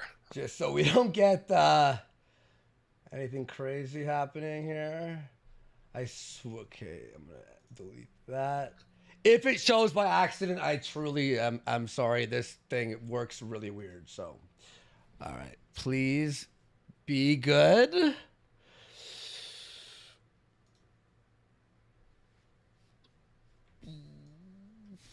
Okay, yeah, we're good. We're good. It didn't show the top there. It didn't show the bottom. Thank God. Okay. Yeah, just let it play for a little bit, and then I'll tell you when to pause it. Sure. I should be able to hear this, right, when it plays? Yeah. Do you hear it? So, Yep. All right. Perfect. All right. Let's watch it. what percentage of the Power Chat staff are groypers? Like who owns a percentage, or Well, like just developers? like people on the team, you know, people on the team. Would you say they're mostly all groypers? That's a tough one. I think the developers are mostly groypers, and it saves us money. However, everybody on the team is signed like an NDA, and they cannot disclose information to like literally anybody else, like without risking themselves being sued for Okay, you want doing to pause so. it? So Sure. Do you have? So, after Bake's friend leaves, this is where things get weird for me, right? So all the developers, I mean, that's what he's talking about. All the people developing this fucking thing on the back end are all groypers. These are American first people working on the back end of this. But don't worry, they've all signed NDAs. There's nothing to worry It's about. very sketchy. Yeah. It seems super fucking suspect to me. Earlier in this interview, when he's talking about Nick Fuentes and getting drunk and talking on stream about him and how they made up, he says, "Oh, I met with Nick Fuentes and, you know, we worked it out." But the weird thing is, Luis says, is I was going to meet with him anyway. I was meeting with Nick's developers and my developers. Well, what do these two guys develop? Well, Luis works on Power Chat. That's it. And Nick, the only fucking thing he's developing is Cozy TV. So it sounds like that was already a pre-planned business meeting. And those leaks that were, you know, rumored to be going around about Nick wanting a cut or how things were going to be run. And now we find out that, you know, Baked was involved at the very beginning. Luis won't tell how much of a stake. He won't say Baked owns 50%. It's less than that. But at the same time, he won't say who the majority owner is. During no time during this interview does he say, I own the majority. Or, you know, this third party owns the majority of what this is. I mean, his plan is, and I don't blame him, man, you know, is I want to make this super chatting thing and then sell it years from now and make some money. I mean, more power to him. But it seems like AF is balls deep in this fucking thing. They were balls deep when it was starting with Baked being involved initially and his friend developing it. And, you know, it's weird that he'd say they're all groypers. It saves us money. Why would hiring groypers save you money? I mean, what does that mean? Because they do it for free, right? So when Saint does development on it, he doesn't expect a salary. Same thing when Assistant Groyper developed, or not Assistant Groyper, but what's his name, helped develop Cozy TV. He didn't draw a salary for that. These people believe that they're helping restore the soul of America, and they do it for free. So that's why it would save them money. At this point, there's no doubt that America First is balls deep involved in Power Chat. That's why we've abandoned using Power Chat as a service. The real question is whether or not people's info is at risk. And I don't believe that it is. I don't believe that they have access to user info that would be compromising on the back end based off the explanation I've had on how the API works. And my big question is, if stuff would be leaked, wouldn't it have been leaked by now? Well, that's another interesting thing. So, I mean, here's one of the things I guess would be a counterpoint to that.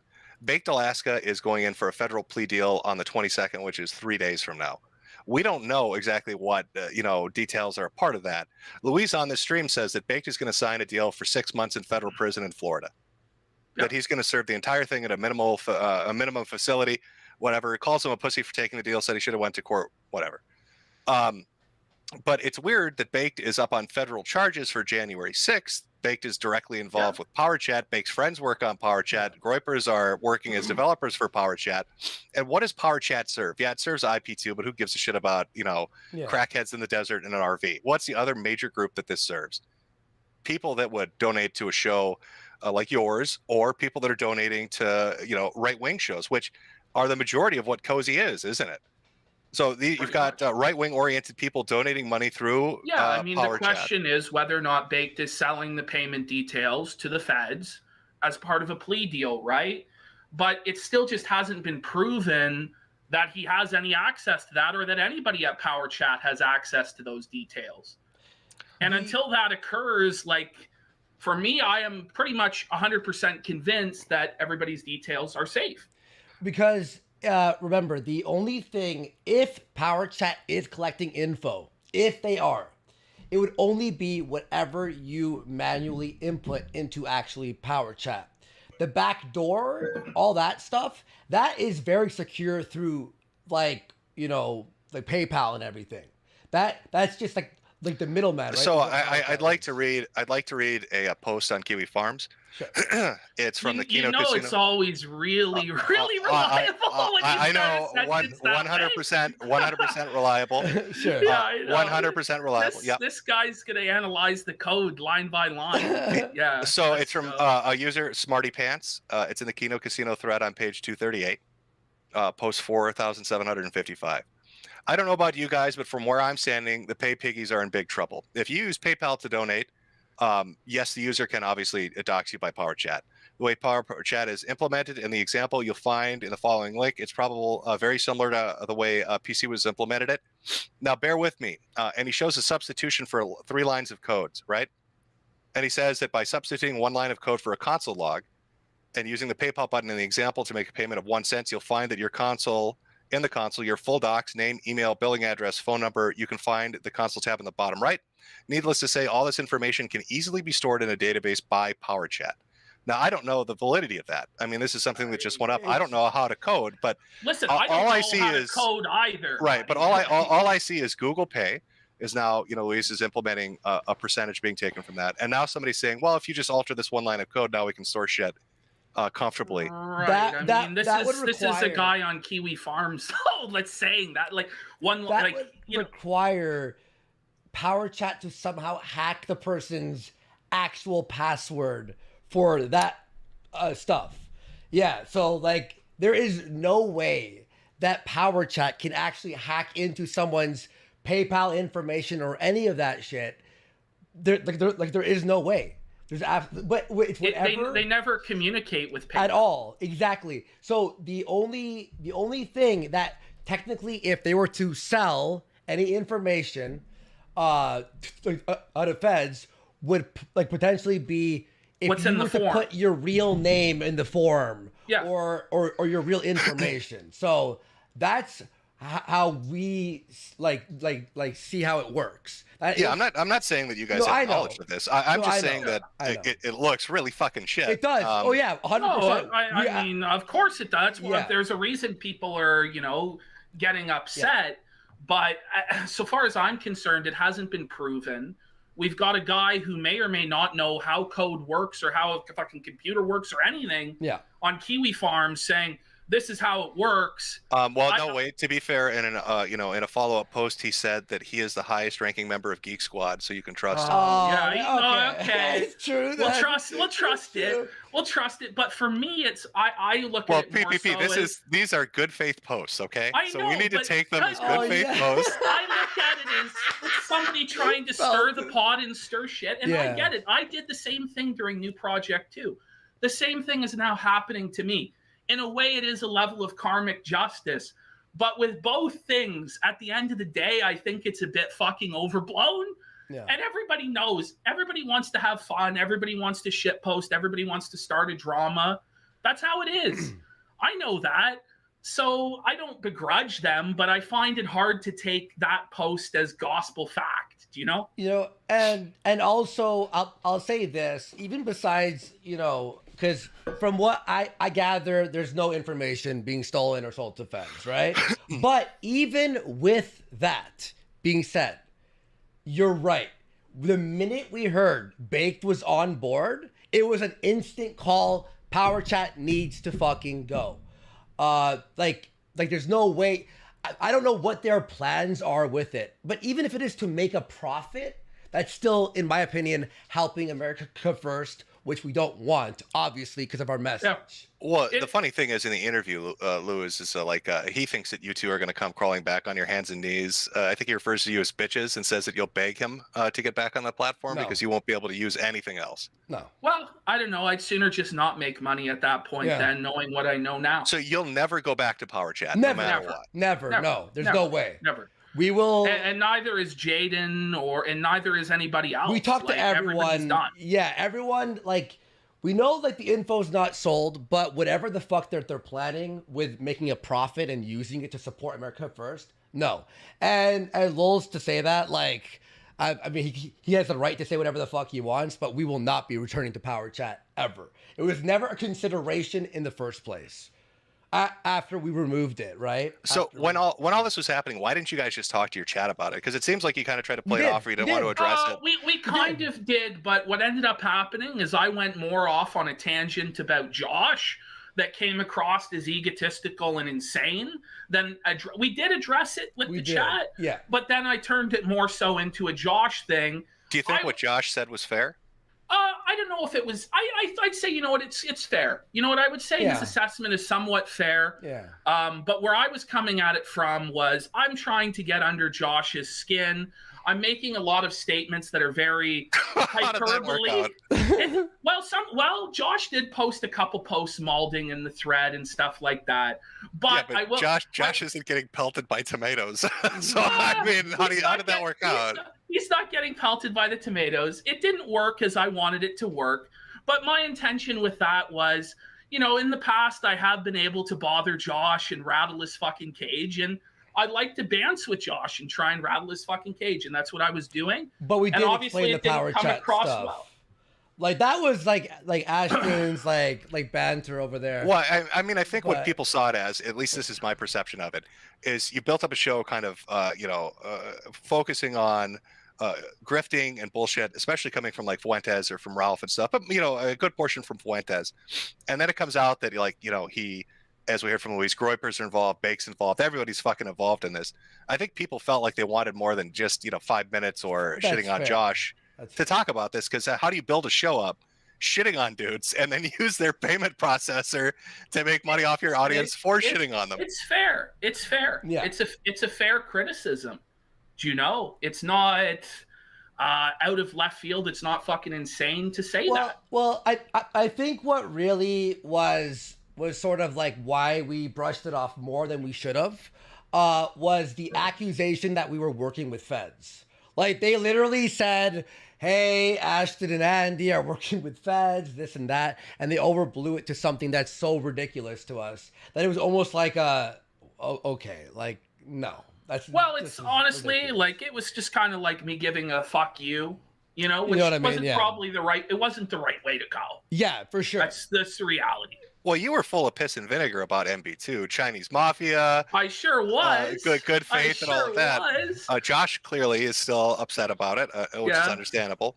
So yeah, I mean, it is like you said, it is ironic to see this kind of happening now. Yeah. Now, if the old PPP, if this situation were reversed and it was Jim sitting with Andy as co-host, and the old PPP was coming in here, and I gave the explanations you did about Power Chat, what would the old PPP say? He wouldn't accept them, but the difference... No, not that he wouldn't accept them. What would he say? What would he say in that situation? He'd be like, you motherfucker, you grifting piece of shit, you're working for the feds, da-da-da-da-da, here's this. The thing is, I'm not the same person as I was fucking 2-3 years ago. A lot of things have changed with me, and I've embraced the grift.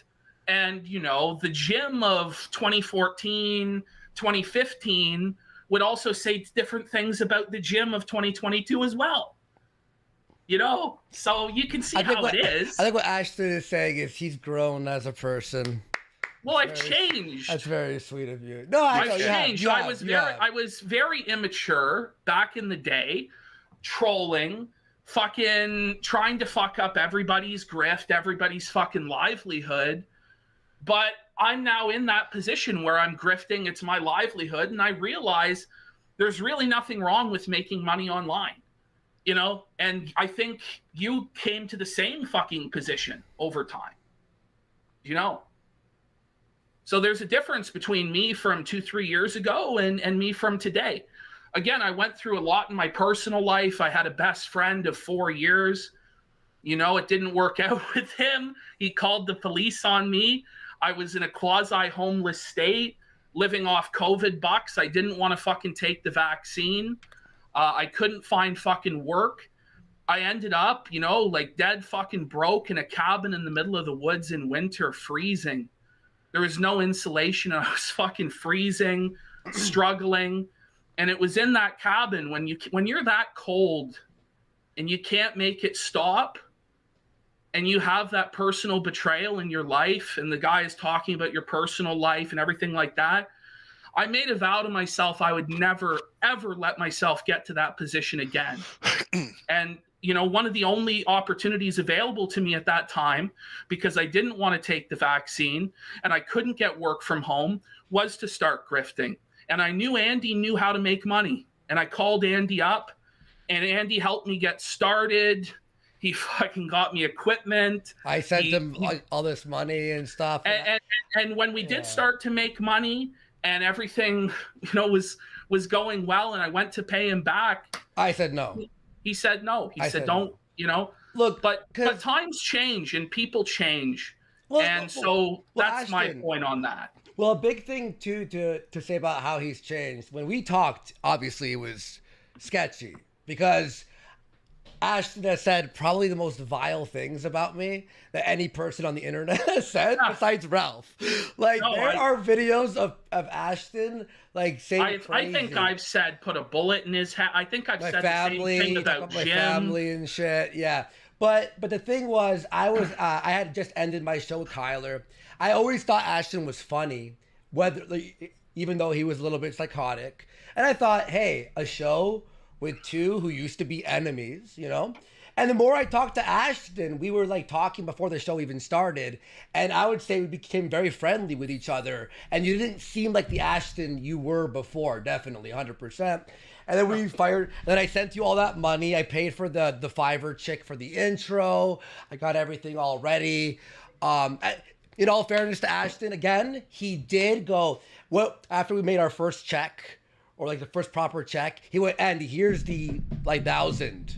And I went, no, listen, we're in this together. Let's fucking do it. So yeah, that's how that whole thing materialized. But Ashton was and I think this leads kind of into some of the other things. So let's talk about Godwinson.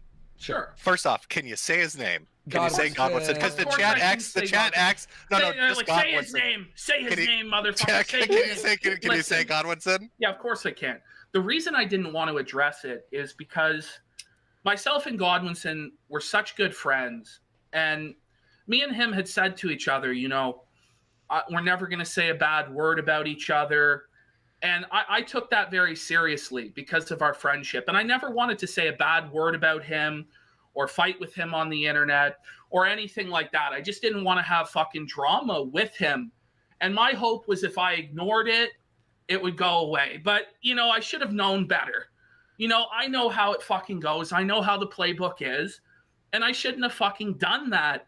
But I didn't want to fire back at Godwinson about stuff because in order to rebut some of what he's saying, I have to go into some of his personal life, and I don't want to reveal like some of the details and stuff like that. I didn't want to fucking go into. Well, speaking of that, I think one of the big criticisms of the video that you put out was the accusation you doxed him by putting up his PayPal information. Did you? Well, so here's what happened. I wanted to make it very clear that it wasn't kayfabe, it wasn't whatever. He did take the money. Now, me and Andy got drunk as fuck. I'm sitting there, we're talking about the situation, and I'm like, did you ever see the video Coach put up about Godwinson? And he's like, no, I never did. So I put it on. He's like, shit, we should just throw this up because I think it's funny, you know. It's at least something until the interview with you. And a lot of the points that Coach was making, I felt were relevant to the personal situation between me and him and whether or not he was going to come onto the show and things like this. So I'm like, oh, okay, we're gonna throw that up, and I was like, well, how do I spice it up a little bit? I saw on the and then I passed out, as you saw in the video. Well, yeah. So I literally we were passed like right out at the bottom of the 40-ounce bottle of vodka, fucking bunch of beers, bunch of ciders. You know what else? Yeah. So anyway, then I'm on that same Shitstream Archive channel. I see the video of talking about the hats, where Godwinson criticizes you for selling out and grifting and selling hats and all this shit. Sure. And I go, this is a video where Godwinson makes his position on grifting very, very clear, that all forms of monetization are wrong and that you shouldn't involve yourself in it. You're selling your soul. You're sending the wrong message to children at school to be e-celebs instead of doctors and lawyers. And this was his position. So I say, okay, I'll put that up. And then what I'll do is, because I'm going to throw up some DMs where he's asking me for the money, which contradicts his message in that video. And I want to put up the PayPal receipt showing that, in fact, yes, he really did take this money, because sometimes with what me and Godwinson do, it's hard to tell what's real, what's not, what's an exaggeration. The problem was I was drunk as fuck and didn't. Now, his name being out there, it's been out there for a long time. Even with his YouTube channels he's had in the past have been called like Adam Edge of the Multiverse, stuff like this. Oh, you're doubling down. Some sensitive there was some sensitive information that I didn't realize the extent of when I put that out. And because of that, I trimmed out that section initially when I learned. And then I said, you know what? It's just not appropriate to leave this up. This was a mistake, and I took it down. And that's the situation with that. So the position is that it was a drunk doxing. Yeah. It's like a drive-by drinking. Okay. That is what it is. It's like literally what but now you've said his name again on stream. So, I mean, now I'm in the awkward position because I don't want to do it, but now that it's been put out there, is that his name or is that just a title? Is the sensitive information you excluded the name? Is that why you took the video down? And if so, why would you say the name again on stream? No, the name isn't what's sensitive. But I don't want to get in, like, you know what I mean? But that is his fucking name. He goes by it. He's gone by it for years. People have known that that's his name for years. So. I had some channels with his name there. Well, and not only that, but it's been leaked out and also all over the place. But it's it was something Farms, else it's on Cow. Yeah, it was something else that was part of that But the intention PayPal. wasn't to dox him or whatever. My intention was just to make kind of a drunken shit post about him and kind of expose a bit of the hypocrisy. It wasn't supposed to be a serious video. It wasn't supposed to be me intimidating him. But I did make a mistake by doing that, and I own up to that. So why hold back? It seems like Godwinson made a lot of claims in his video.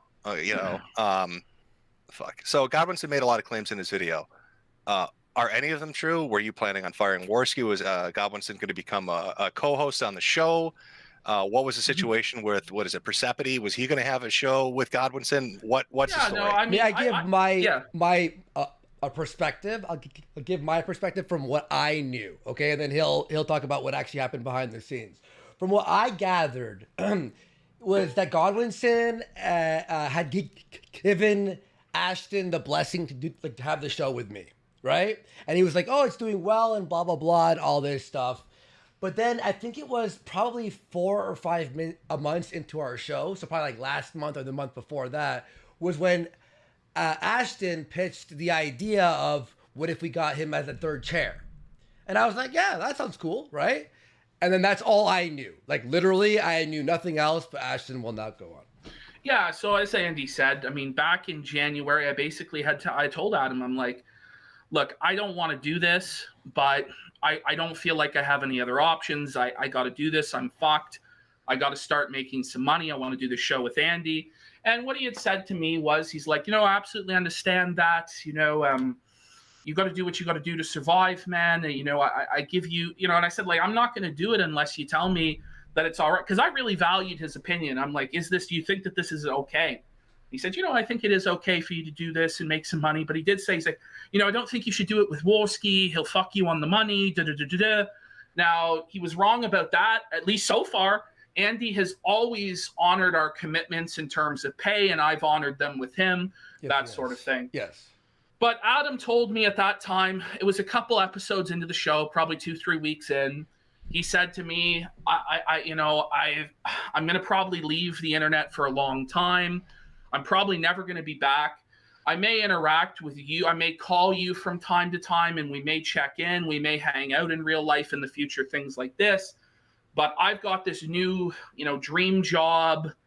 And it was a job that he was really excited for in a field that he had always been interested in. And he was working for somebody that was very important and very influential and a public figure. And I don't want to go into it too much. I sat down and I recorded a video yesterday, a couple days ago, going into more detail, but I don't think it's appropriate to do so. But this job he got, right? It was a new job, new prospects, new opportunities. So about 6 months later, I think it was June 2nd, he comes back online and he gives me a call.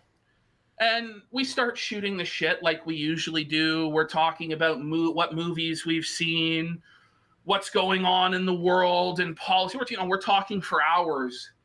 And I ask him about the job that, he's been doing. And he kind of just tells me a big fucking sob story about this job that he's doing that, it is really, working for somebody influential, somebody important, but it's not what he thought it was going to be. That he's kind of being treated as like the office gopher, the office bitch boy.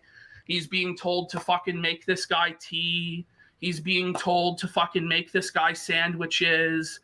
This motherfucker is like requesting that Godwinson rub his fucking shoulders while he's working so he doesn't fall asleep. He's having fucking Godwinson. He's like, can you whistle calm down races just keep my brain stimulated? So my fucking good friend sitting here having to rub this guy's shoulders, fucking whistling Dixie. He's saying, my time is not my own anymore. I wish I could fucking have the freedom to not have to do this schedule. I'm having to work a lot of fucking overtime. This guy's fucking bringing me in on my days off. And sometimes it seems like it's just to fucking embarrass me. Like, apparently he brought him in on the weekend and asked him to wash his fucking car for him. This is the sort of shit he was having to deal with. And one of the things that was really fucking heartbreaking for me to fucking hear, this public figure, they're supposed to go to a children's cancer hospital together. Him and this public figure are going to go to the children's cancer hospital. I got to interrupt you a little bit here. Yeah, okay, I know. I'm going on a long tangent. No, it's not that. But it's like you understand, like, he's totally fucked now, right? Well, I don't think he's totally fucked. I do. I mean, you've given out his name. You've confirmed it. Now you've confirmed the kind of job he works in. And then you've given a specific event. You gave a specific event he went to with this guy. So now all anybody has to do is look up an event that's similar to that with a guy, his name, and now they know him. So why the fuck would you do that, man?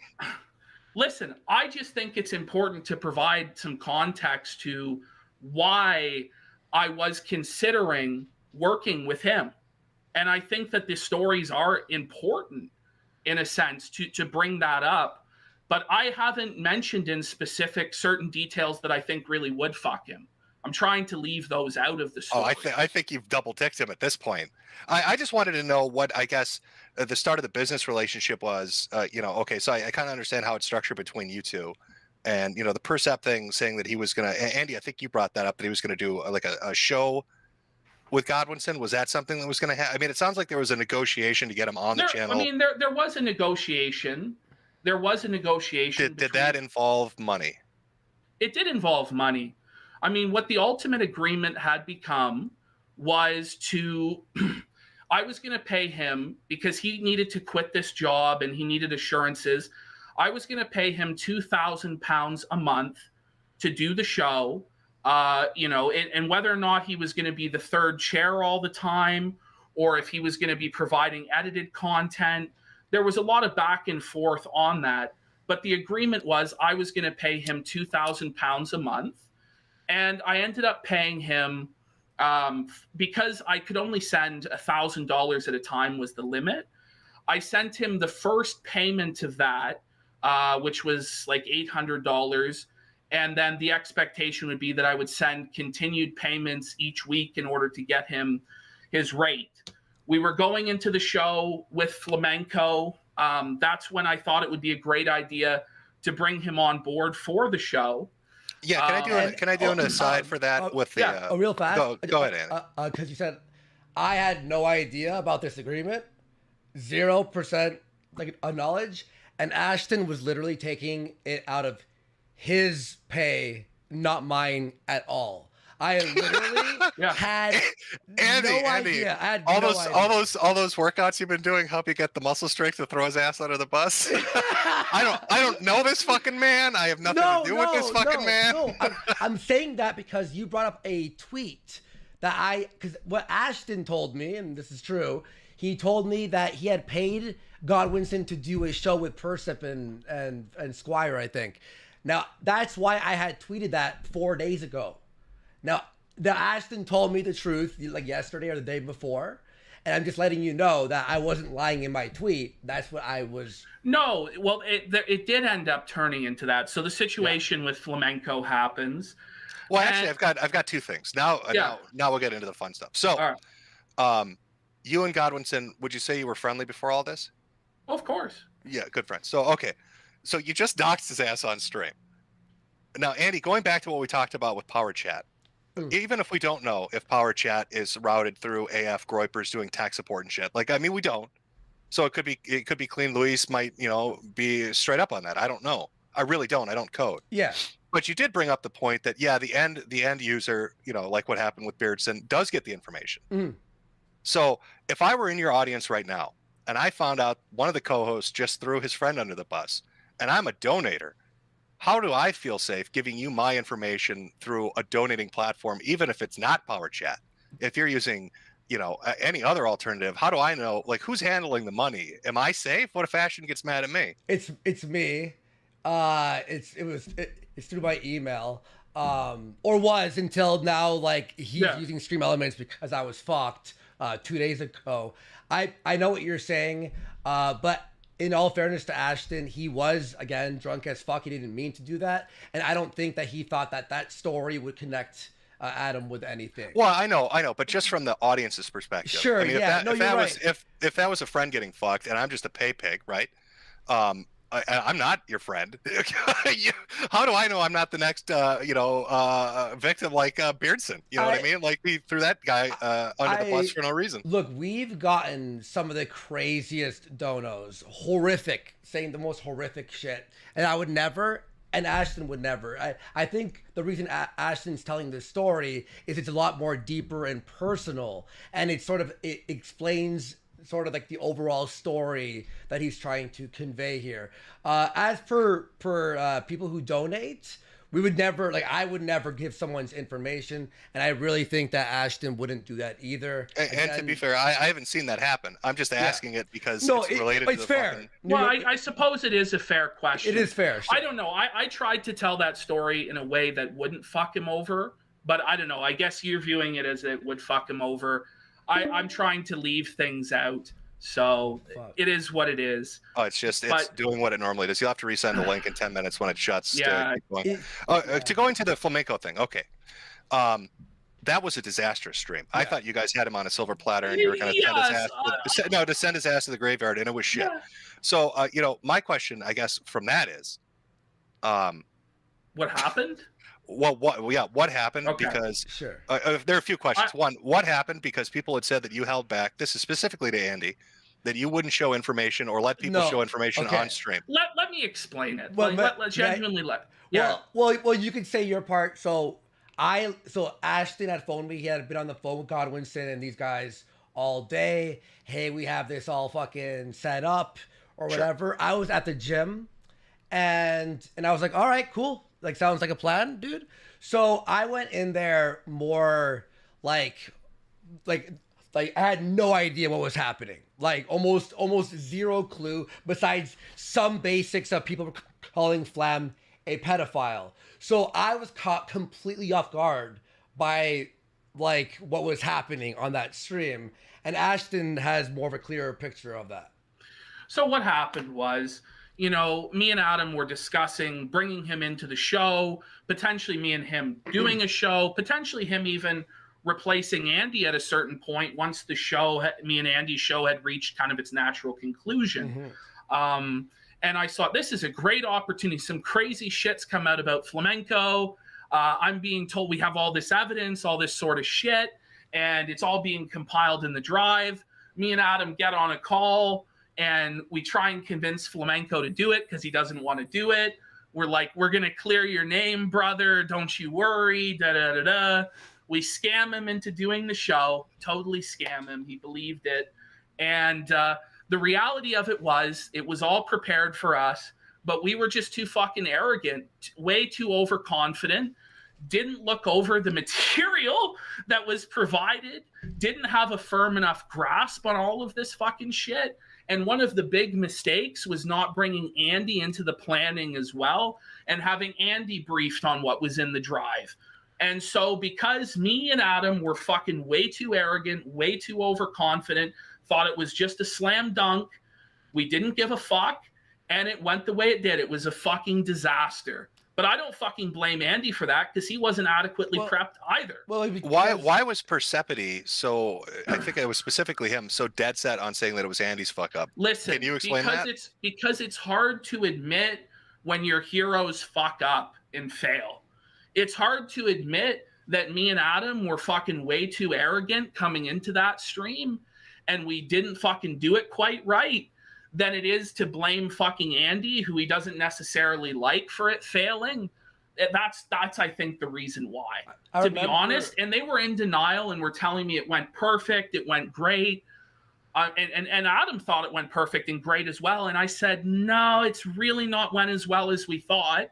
Now, there was some moments where we got Flam pissed off. We were clearly fucking with him. But to me, that's not enough to justify, the stream, to be honest. But also, too, when I was being blamed for that, I was like, when people are like, why aren't you showing the evidence? I'm like, what fucking evidence? Send me a link. I'll put it on the screen. No one called me. There was even like me and Ashton had a little back and forth for like a minute. It was like only like 1 minute where Ashton was like, oh, you didn't back us. And I'm like, Ashton, I had no idea what I was walking into. And I'm not going to just like head onto like the stream and go, you're a pedophile, And Godwinson was the one who was like, everyone's like, where's the evidence? Listen, you're a pedophile. Where's the evidence? You're a pedophile. Listen, he brought it right at the beginning. Yeah. Are you a pedophile? Yeah. Yes or no? At that point, I followed his lead on it, and I honestly was like, basically, part of it copying his mannerism, shit like this. Yeah. I backed him to the hilt on that, and we just tried to steamroll the fucking guy, but it just didn't work. So you lost to a 34-year-old autistic man that dresses up like a VTuber popping a cup. It's tough, but he's having his own. I just want to make sure I have this straight. No, You're telling me that Nicholas DiOrio and Augie did a better job than you and Godwinson. Than me and Godwinson.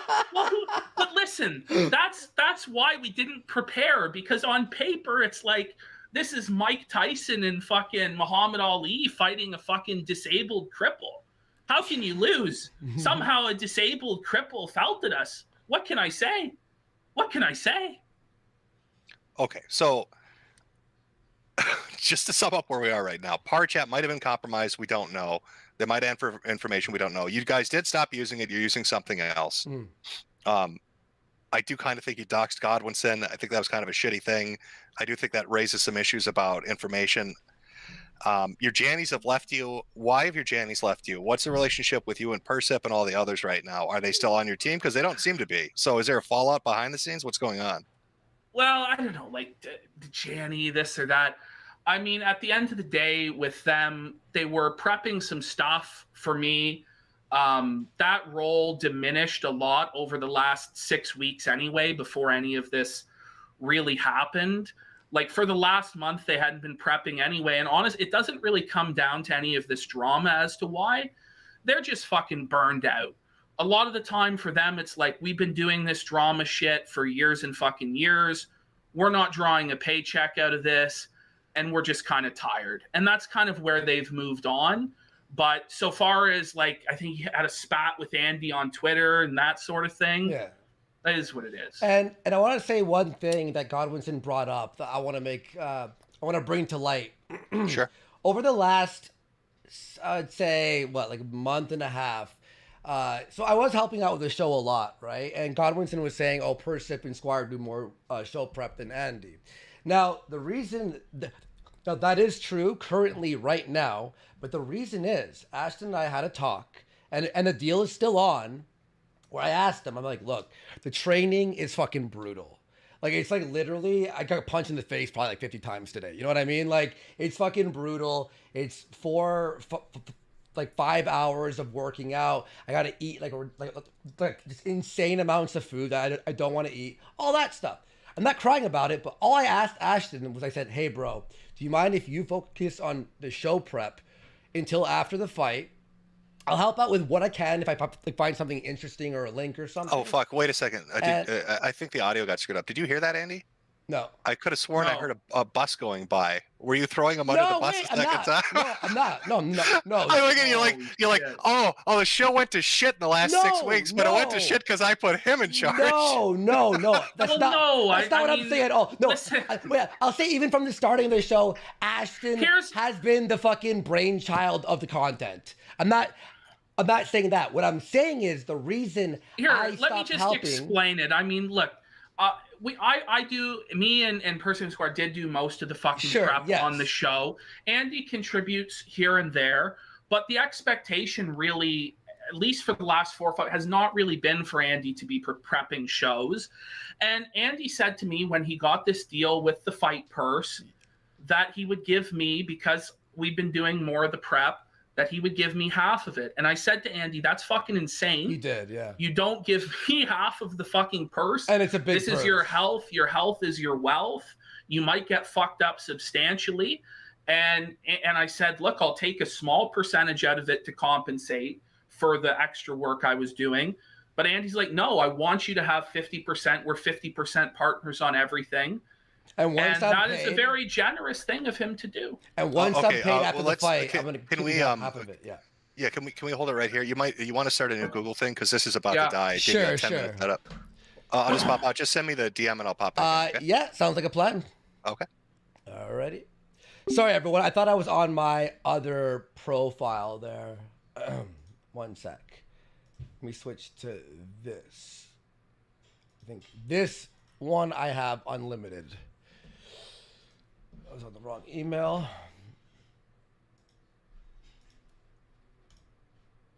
Okay. Sent to Ashton.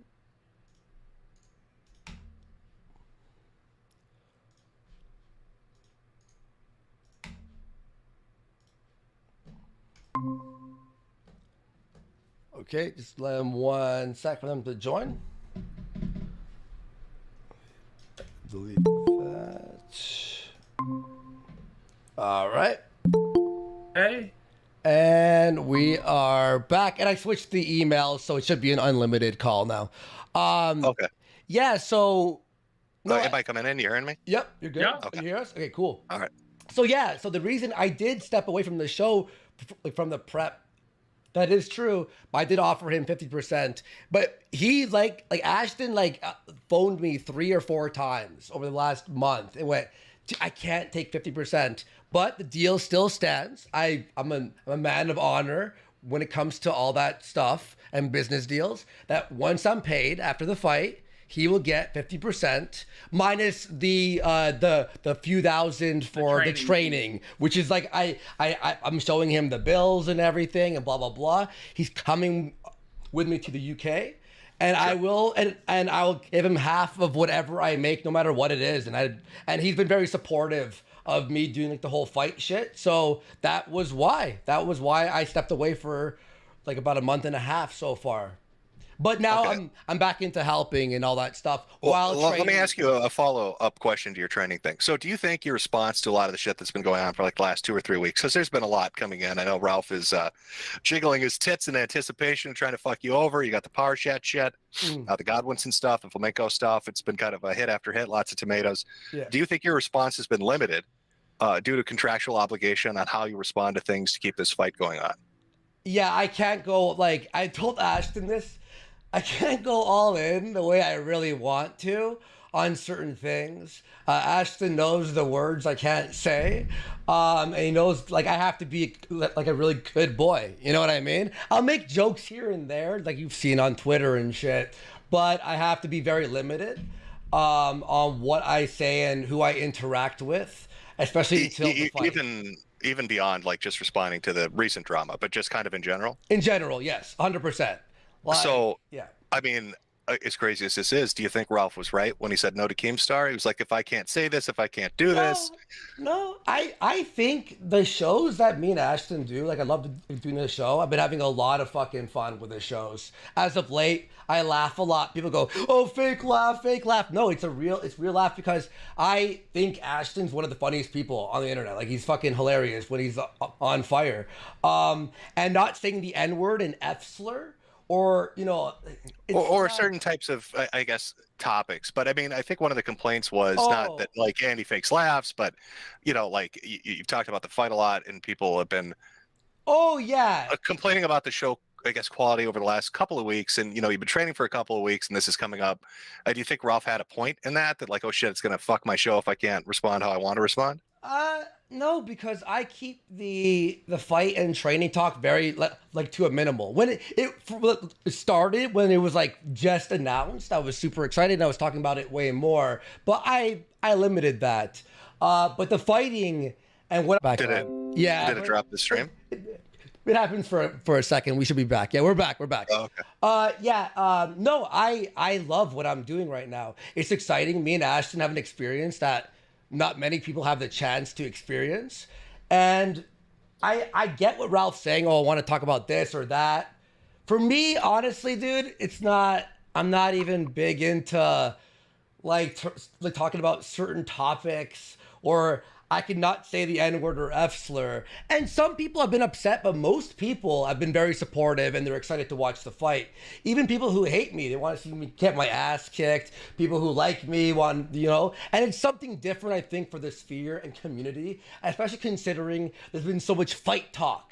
Now I'm actually going to be fighting on a huge platform, and I think it's something to shake up the show as well. And yeah, that's what I think. Okay. Where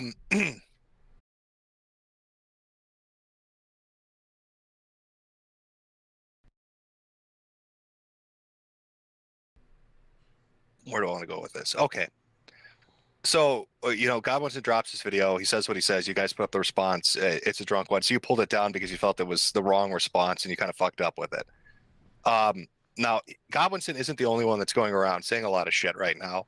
Some of the stuff I want to get into, Surfer has made some appearances and said some stuff. I guess this is particularly to PPP. Let me phrase this right because I know Ralph is stream sniping. So let me phrase this question perfectly for his fat day drinking ass. So, like Ethan, Ralph has been accused of raping a woman. Alice had said that she had got him drunk and then face fucked her while she was unconscious. I believe it was Surfer who had said that you had a situation in college where you were accused of rape, and it was related to somebody named Jory. Is there anything to that? What's the story? I had addressed this 4 years ago in a video called #MeToo, #Truth. It's on my BitChute. We could play it, but if you go to my BitChute channel, People's Populist Press, this video I put out is one of the first videos I put out in late 2018 when all the Me Too stuff was going around. And essentially what happened, and my story hasn't changed from then, this is something I'm not ashamed of. This is something I had told a lot of people. Like, I had told this story on stream before, so it's surprising that Surfer thinks that this is some sort of big own. But yes, when I was in college in 2016, I was a fucking edgelord, pole-tard, and I was fucking DMing a girl on Facebook, and I DM'd her some memes and some jokes that she didn't like, and she took it to the fucking college, and I was suspended for a semester because of some edgy comments that I had made. But it wasn't a fucking rape. It was to say that a lot of times with women, they get preferential treatment in college or other institutions, and you're just not going to be believed that you're kidding about certain stuff. So that's what happened with that. so far as the guy named Jory is concerned, he was a friend of mine that was kind of a troll guy. And he said to her, it would be funny if you reported him about this. And that's what happened. But it was 6 fucking years ago that this happened. And I don't know why that guy deserves to have motherfuckers come at him now about that. So that's what happened with that. And you can go back and watch my video from 4 years ago. So why do you think Surfer has made appearances like this and brought stuff up? I get that you guys had a falling out, but why has it continued past that? What's the story? I don't know. I think it's mental illness. I think we were so close as friends to the point where people now assume that we must have been gay lovers or something with the way that he reacts. I mean, he obsesses about me. When he does Bible study, I'm every bad character in the Bible. When he does any stream, Bible related, regardless, the topic is always seems to come around to me and how I was a motherfucker and this story, that story, the other story. But the thing is, if I was such a motherfucker, why was I your best friend for 4 years? And I understand there's bad feelings, and I said some shit about Surfer that I regret saying at the time when we had the breakup because I was emotional. But since that time, I've tried my best, aside from the odd little joke here or there that we're gay or that he scrubbed my shit off the toilet. I've tried my best to avoid it because me and him know each other's families.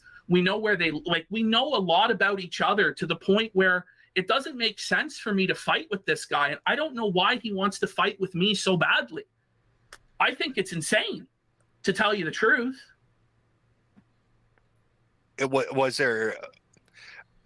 So with the initial breakup, as emotional as it was, I mean, cops got called, right, to the apartment. Who called the cops? Surfer called the cops. So why did Surfer call the cops? He called the cops because he thought things were going to get violent, but they never got violent. Why did he think they'd get violent? Well, in the past, me and him had fights when we were drunk or we were angry at each other, but nobody ever got hurt. And a lot of guys that have lived with another guy have had similar fucking experiences. That's not insane. And we had reconciled those experiences in the past. Was he asking for it, Ashton? Is that what you're telling me? Listen, there are some things that you just shouldn't say to another fucking person when you're like right up close to them, especially when the motherfucker is like 400 pounds, okay? Like, it is what it is, folks. It is what it is. So you have a close relationship with Surfer, a bit emotional. You get into lovers' spats. Was there any gay relationship? Any drunk? Listen, I wish, but there was no gay relationship. It's funny to say that there fucking was, especially when he's crying, videos, I miss him, or I'm doing the same fucking thing. But listen, we were just really, really close friends. We shared the same worldview, the same perspective on things. It's a real shame the way things went down. I regret the way that things went down. There are ways that I could have handled it better. But at a certain point, we have to let this go and fucking move on with our lives. I get it. I mean, but Chad is asking a reasonable question, I think. They want to know, when you were topping Surfer, did you spit in his mouth or kiss him? Well, I would fucking... Sometimes you go to the neck, you go to the neck, you mark your territory, you give him a hickey, then you pull on the hair, but then you dial it back. You gently kiss the back of his head. You whisper sweet nothings. It's all going to be okay, my son. The ethno state will come any day now. Don't you worry. We're going to win, okay? And Daddy Jim's going to lead us, and it's going to be Gamergate 3, okay? That's what I would whisper to him as we fucked. Yeah. Now, okay. How do you come back from this? It seems like there's a lot of shit going on. What's your plan for coming back from this? Because I feel like you've taken damage. I think some of it's fucking astroturfed. I mean, I guarantee you, Ralph, right now, tits are jiggling as he's excited. As he sniffs something more, akin to the poop he usually digs out. He's very happy today. But how do you come back from it? And can you come back from it? I just think the bottom line is you got to put out entertaining shows and, respond to some of the criticism of chat. Some criticism is that we pause too much. Some criticism is that, you know, there's too much America First, too much Ralph content, and they want more variety.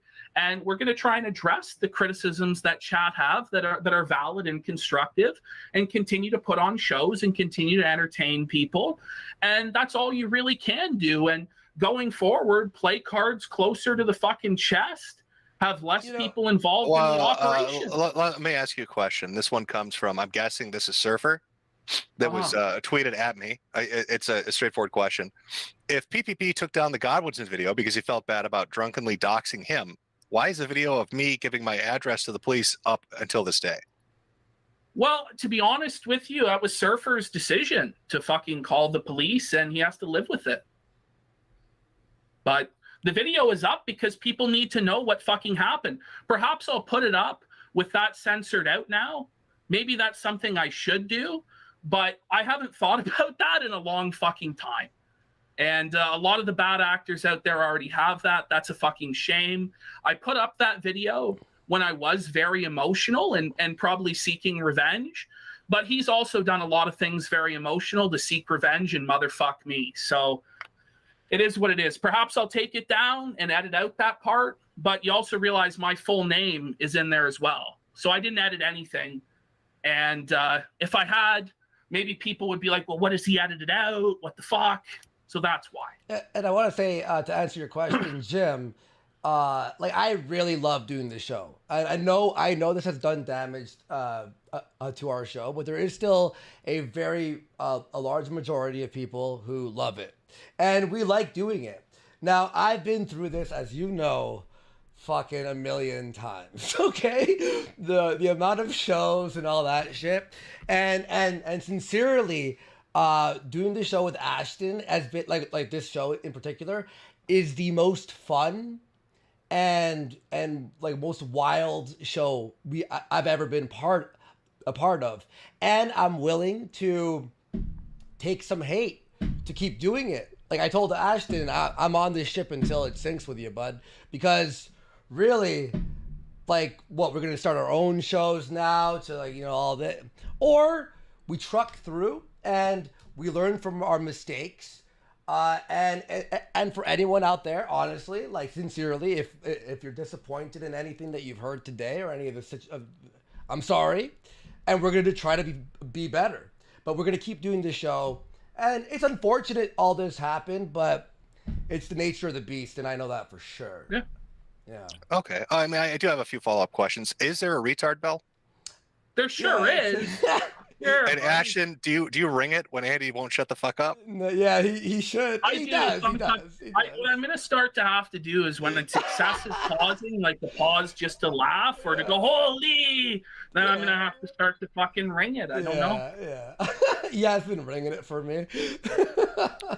Now, one of the other things too that came, I could give a shit about, but I mean, I did see it brought up, and as long as we're talking, are there fake donations? You can do test donations. A lot of people are saying, "Oh my God, these are fake donations coming in." Hand to Christ, I swear, not one fake donation, not one. No, like literally, all legit on the level. I swear, yeah. All legit on the level, yeah. Oh yeah, 100%. These people are very supportive. They're amazing, and I thank them very thoroughly. And some people donate a lot, and I'm very appreciative, and it really helps the show keep going. We've never faked one donation ever. Okay. Have you seen a hit in your donation since this Power Chat started? No. So it's been a consistent amount of support, even with the fallout. Yeah. Pretty much, yeah. Yeah, definitely. And you think it'll be the same going forward? Yeah, I think as long as, you know, we're honest, and not talking about this earlier was a mistake. I agree with that completely. But as long as we're honest and put on good shows and we're consistent with them, and we promise that, especially after the whole fight thing, we're gonna be doing like other things as well, and we hope people can continue to support, and we'll continue to put out content. You know, and I think the bottom line, as long as you continue to be entertaining and deliver what people want to see, you'll make money. If you're not entertaining and you fucking suck, you won't. And that's what I think the bottom line is on. Well, now, you know, one of the interesting things I think in comparison, you look like Matt Jarbo and Ralph, right? is like when Matt fucked up, he apologized. When Ralph fucks up, he doesn't apologize, right? Mhm. So are you two willing to say that you're felted fuckboys and you made a mistake with how you handled the situation? Well, I'm not gonna say I'm that, but I will. You won't say tell I the did- audience as a show of contrition that you're Listen, that you're felted you might be my internet daddy, but you're not my BDSM daddy, okay? I don't know. Is I'll chat say- demanding it? You've got 3,700 people Oh no! watching. Are If they chat's demanding it, I'll have to do it. Andy, put a poll up and see if chat wants you to say They that as an will. apology. They will want that. They will want it, Jim. But it's too bad for them. It's too bad for them. I will say we were felted. That is We were true. That is- felted. We were felted. but I'm not gonna we be made a bitch. mistake. I'm not gonna be a bitch. You know, but I'm not your fucking personal asshole slave, Daddy Jim. I'm not asking for it. Your chat is. Look at them right now. They're demanding it. What can we do? These are the people that financially support you and lift you up to heights know. of success. They I want to hear know. you say, "I fucked I up. know. I'm a felted fuckboy." I'm sure they did. I think I'm they would sure be, they did. I think they would be more embarrassed if we did say it than if we didn't. To be completely honest with you, Jim. But nice try, dude. Or at least put the poll up. I'm curious what the percentage of chat thinks. All right. I'll put the poll up for you, Okay, Jim. we'll put the But you're. poll. Just ask them, are we I'll give are you we that. I'll felted give. fuckboys? Yes or no? Put that chat up. Or as the poll. All right, hold on. For you, Jim, just because you were my hero in Gamergate. Oh, yeah, Gamergate leading the way into a new fucking revolution, yeah. This time, Jim. This time we'll get the feminists. This time. All right, there you go, Jim. There you go. There you go, chat. Okay, Feel free. 99%. I already know. Damn, 99% felted. Oh, Fuck. no. Oh, let me see. There we are.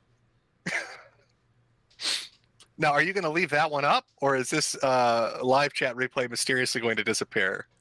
Well, the thing with the live chat replays is the reason that the ones that have been down are down is because when you get like a music notification, so for instance, on the one that was recently down with Andy Dick, I got claimed, no fucking word of a lie, for 10 seconds of Raspberry Beret in the background of Andy Dick's fucking RV. I had to mute that section. And when you do that, it fucks with the chat replay and takes it down. But it wasn't manually disabled. And yes, this chat replay will stay up as long as that doesn't happen again. Yeah. And that poll result will stay up? We're going to let that run for a little while? Well, I mean, it's already overwhelming that we got felted, Jim. So it can only really improve from here. We might make a comeback. You never know. So I'm I'll not keep saying you're that down. I'm not saying you're down and out. I just, like I said, I was coming on to ask the hard questions. Well, you did. I think you have asked some was hard tough, questions. You got me in a couple of corners. You scored some blows for sure. You did a great job, Jim. Well, I think the power chat thing really fucks me up. Not particularly on YouTube. I mean, I think it was a mistake to use it. If you did know ahead of time, that's fucked up. No. But I would worry about Ralph's audience, or I would worry about Nick Fuentes' audience. When you've got people making federal plea deals and using power chat, and that information might be intercepted, you would be a pretty big fucking retard to use it. In case anybody's stream sniping their audience might hear that. I don't know. Well, but I'm just putting that out. That's the one thing that's such a contradiction about it is it's such a scandal to use this because it's going, but they're using it all. All of them are using it. So it's kind of a silly. It's kind of a silly line of attack from them because it's what they use to survive. So I don't know. I know it's weird, right? You'd think that they would address it. How do they address it? But I'm sure they've got some excuse. I know that they're doing a subscription model. Luis was talking about it. I wonder if that's going to be implemented like some kind of drop shipping thing or some like retail arbitrage where you make it look like you're doing it, but really you're backed by somebody else. It's obfuscated. So I wonder if Dick Masterson with his new NP2P2 double boogaloo is going to use power chat to make this happen. Like if that's going to be the back end shit of it. I didn't know about that because when Fuentes made a post on one of his alternate Twitter accounts about or when Dick made a post about new project 2 or 3 or whatever the fuck it is, Fuentes had liked that comment on his alt account So I wondered, is there going to be some sort of integration between those two? I have He probably liked it because his fucking employees are all the developers for the goddamn Power Chat. Well, that's what I might be saying. I don't know. Yeah. I don't know in particular. Okay. Well, I've asked my questions that I wanted to ask. You know, people sent a few in. I got my answers. Where you boys go from here, we'll see. Do you think Godwinson's going to continue his line of attack? Will you have Godwinson on to have a discussion with him about this? I don't know, to be honest with you. I have no fucking clue what's going through his head right now. I wish it didn't happen the way it's happened between me and him. We were good friends. I know you've always said no internet friends, but we had interacted in real life and stuff like that. And I don't know, I just felt, you know, stabbed in the back a bit by him. And, you know, it's just a shame it's happened, but I don't know. Whatever he wants to do is that's his business. And what about Surfer? Would you do a stream with Surfer to talk it out? No, That bridge is burnt. There's just no value in that, because all that's going to happen is going after each other in such a way that it's just destructive to the two of us, and I have no interest in that. Which is why I try and not engage with him, because I don't even think that he realizes the damage he's doing to his own life and to his own family with some of the stories that he tells. You know, and sometimes he just gets drunk and says shit. Like, I heard him the other day say that he slept with an underage girl and shit. Like he needs to fucking chill the fuck out. Jeez. He's got to chill out. Like, I'm sorry. Maybe one day, years from now, me and him will fucking reconcile. But every day attacking each other, or him attacking me, like, it's not going to reconcile that way. I wish I could be friends with him again. But when one guy keeps talking shit, bringing up details from your past, a few things are true, a lot of things are lies, but a lot of things are something with a seed of truth that's twisted into a whole different fucking story. And there's a lot of stories I can tell about him that I just don't have interest in, because it hurts him and it hurts his family. And I just don't want to deal with that. So that's why I don't interact with him. Oh, okay. I guess my last two questions in relation to Surfer. That's so fucking stupid, but I hear it go back and forth. Did you get vaxxed to the max, PPP? Because that's one of his claims. Okay. And then what is with the high heel collection? Okay. I don't know where he came up with this from. But even if it was true, who gives a fuck? Even you you have a foot fetish, Jim. Like, who gives a fuck? It's retarded. Yeah, but he's saying that you have like a personalized high heel collection. Where are the pictures of this collection? Like, we lived together for. And here's the thing: where did I store it? I lived on the fucking couch. Where did I store the collection of heels? We filmed the whole apartment a million fucking times from every different direction during Cooking with Surfer. Where's the collection of high heels? That's just one that he's made up out of fucking thin air. That's one that's I just was at his house this weekend, and I can. Here's another one. Listen, here's another one that he brings up. He talks about Ben. Yeah, when I was 8 years old, I had a sleepover, and my buddy grabbed my tit. 10 years later, I'm not even. He comes out as gay. So I tell the story. I've told the story on stream a million times. Like, that turns into there were gay lovers, da-da-da-da. It's like, listen, man, if I was gay lovers with him, there's no doubt I was gay with you. And then that leaves some uncomfortable questions. But that's another story where it's like, who even really gives a fuck? I know, but I mean, when you put them all together, like Surfer paints this picture of you running around getting your tits grabbed in high heels and being emotional with men. Is that how you're able to suss out Nick Fuentes? Is it like gaydar? It's the gaydar, Daddy Jim. Is that what's going on? That's straight up what's going on, my brother. We're the real sussy squad. Well, I think we did. I think we did. And like, I got to ask the questions I want. I don't know how satisfied Chad is. Let's see what that poll's sitting at. Are we felted fuckboys sitting at 82%? Well, we got 3,000 we got 18% though. We got the 18% loyalists who were with us even during the darkest hour of the casino. So, you know, and it's just sad. So, do you think? I guess my last question to you is this: if you had a fucking time machine to go back and you just address the fucking thing, would you just do that? Yeah. Yeah. Yeah. Yeah. I even I'd say. said this in a drunken stupor. I was like, we should have just talked about it. Like, you know, but that's the risk of the online, like, or the live shows, right? It's hard to react to things, certain, you know, like, and you really learn the hard way. And yeah, we're sorry, guys. We didn't just talk about it immediately. We should have, you know. But yeah.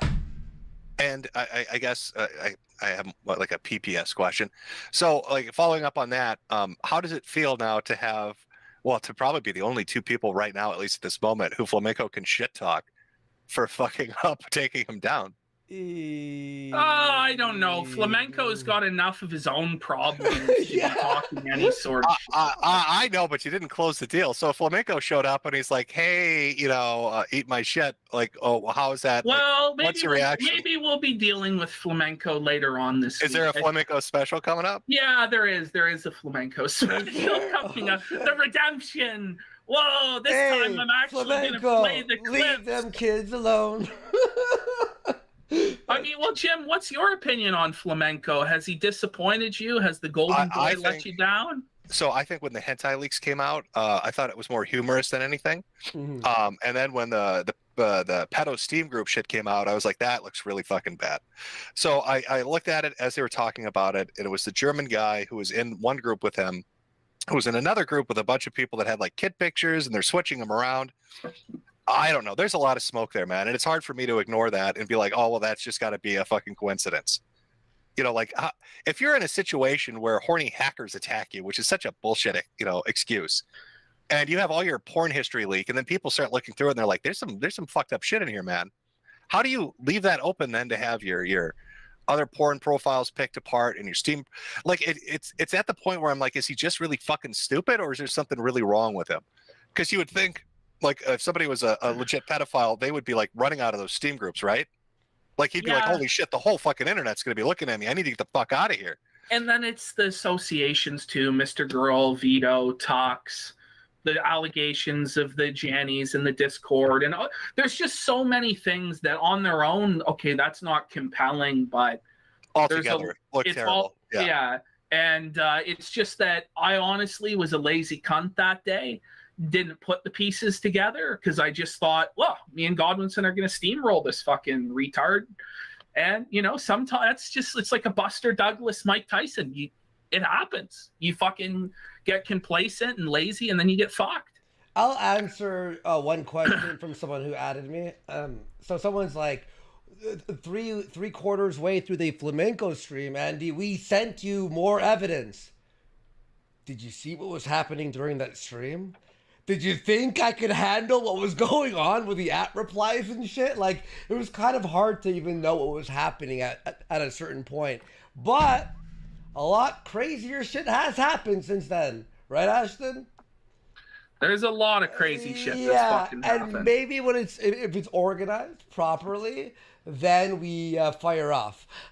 So, yeah, that's my 2 cents. Well, yeah, like I said, I just don't get Flamenco. I don't understand. It's so fucking weird. It's so fucking weird, and there's just so much weird shit there.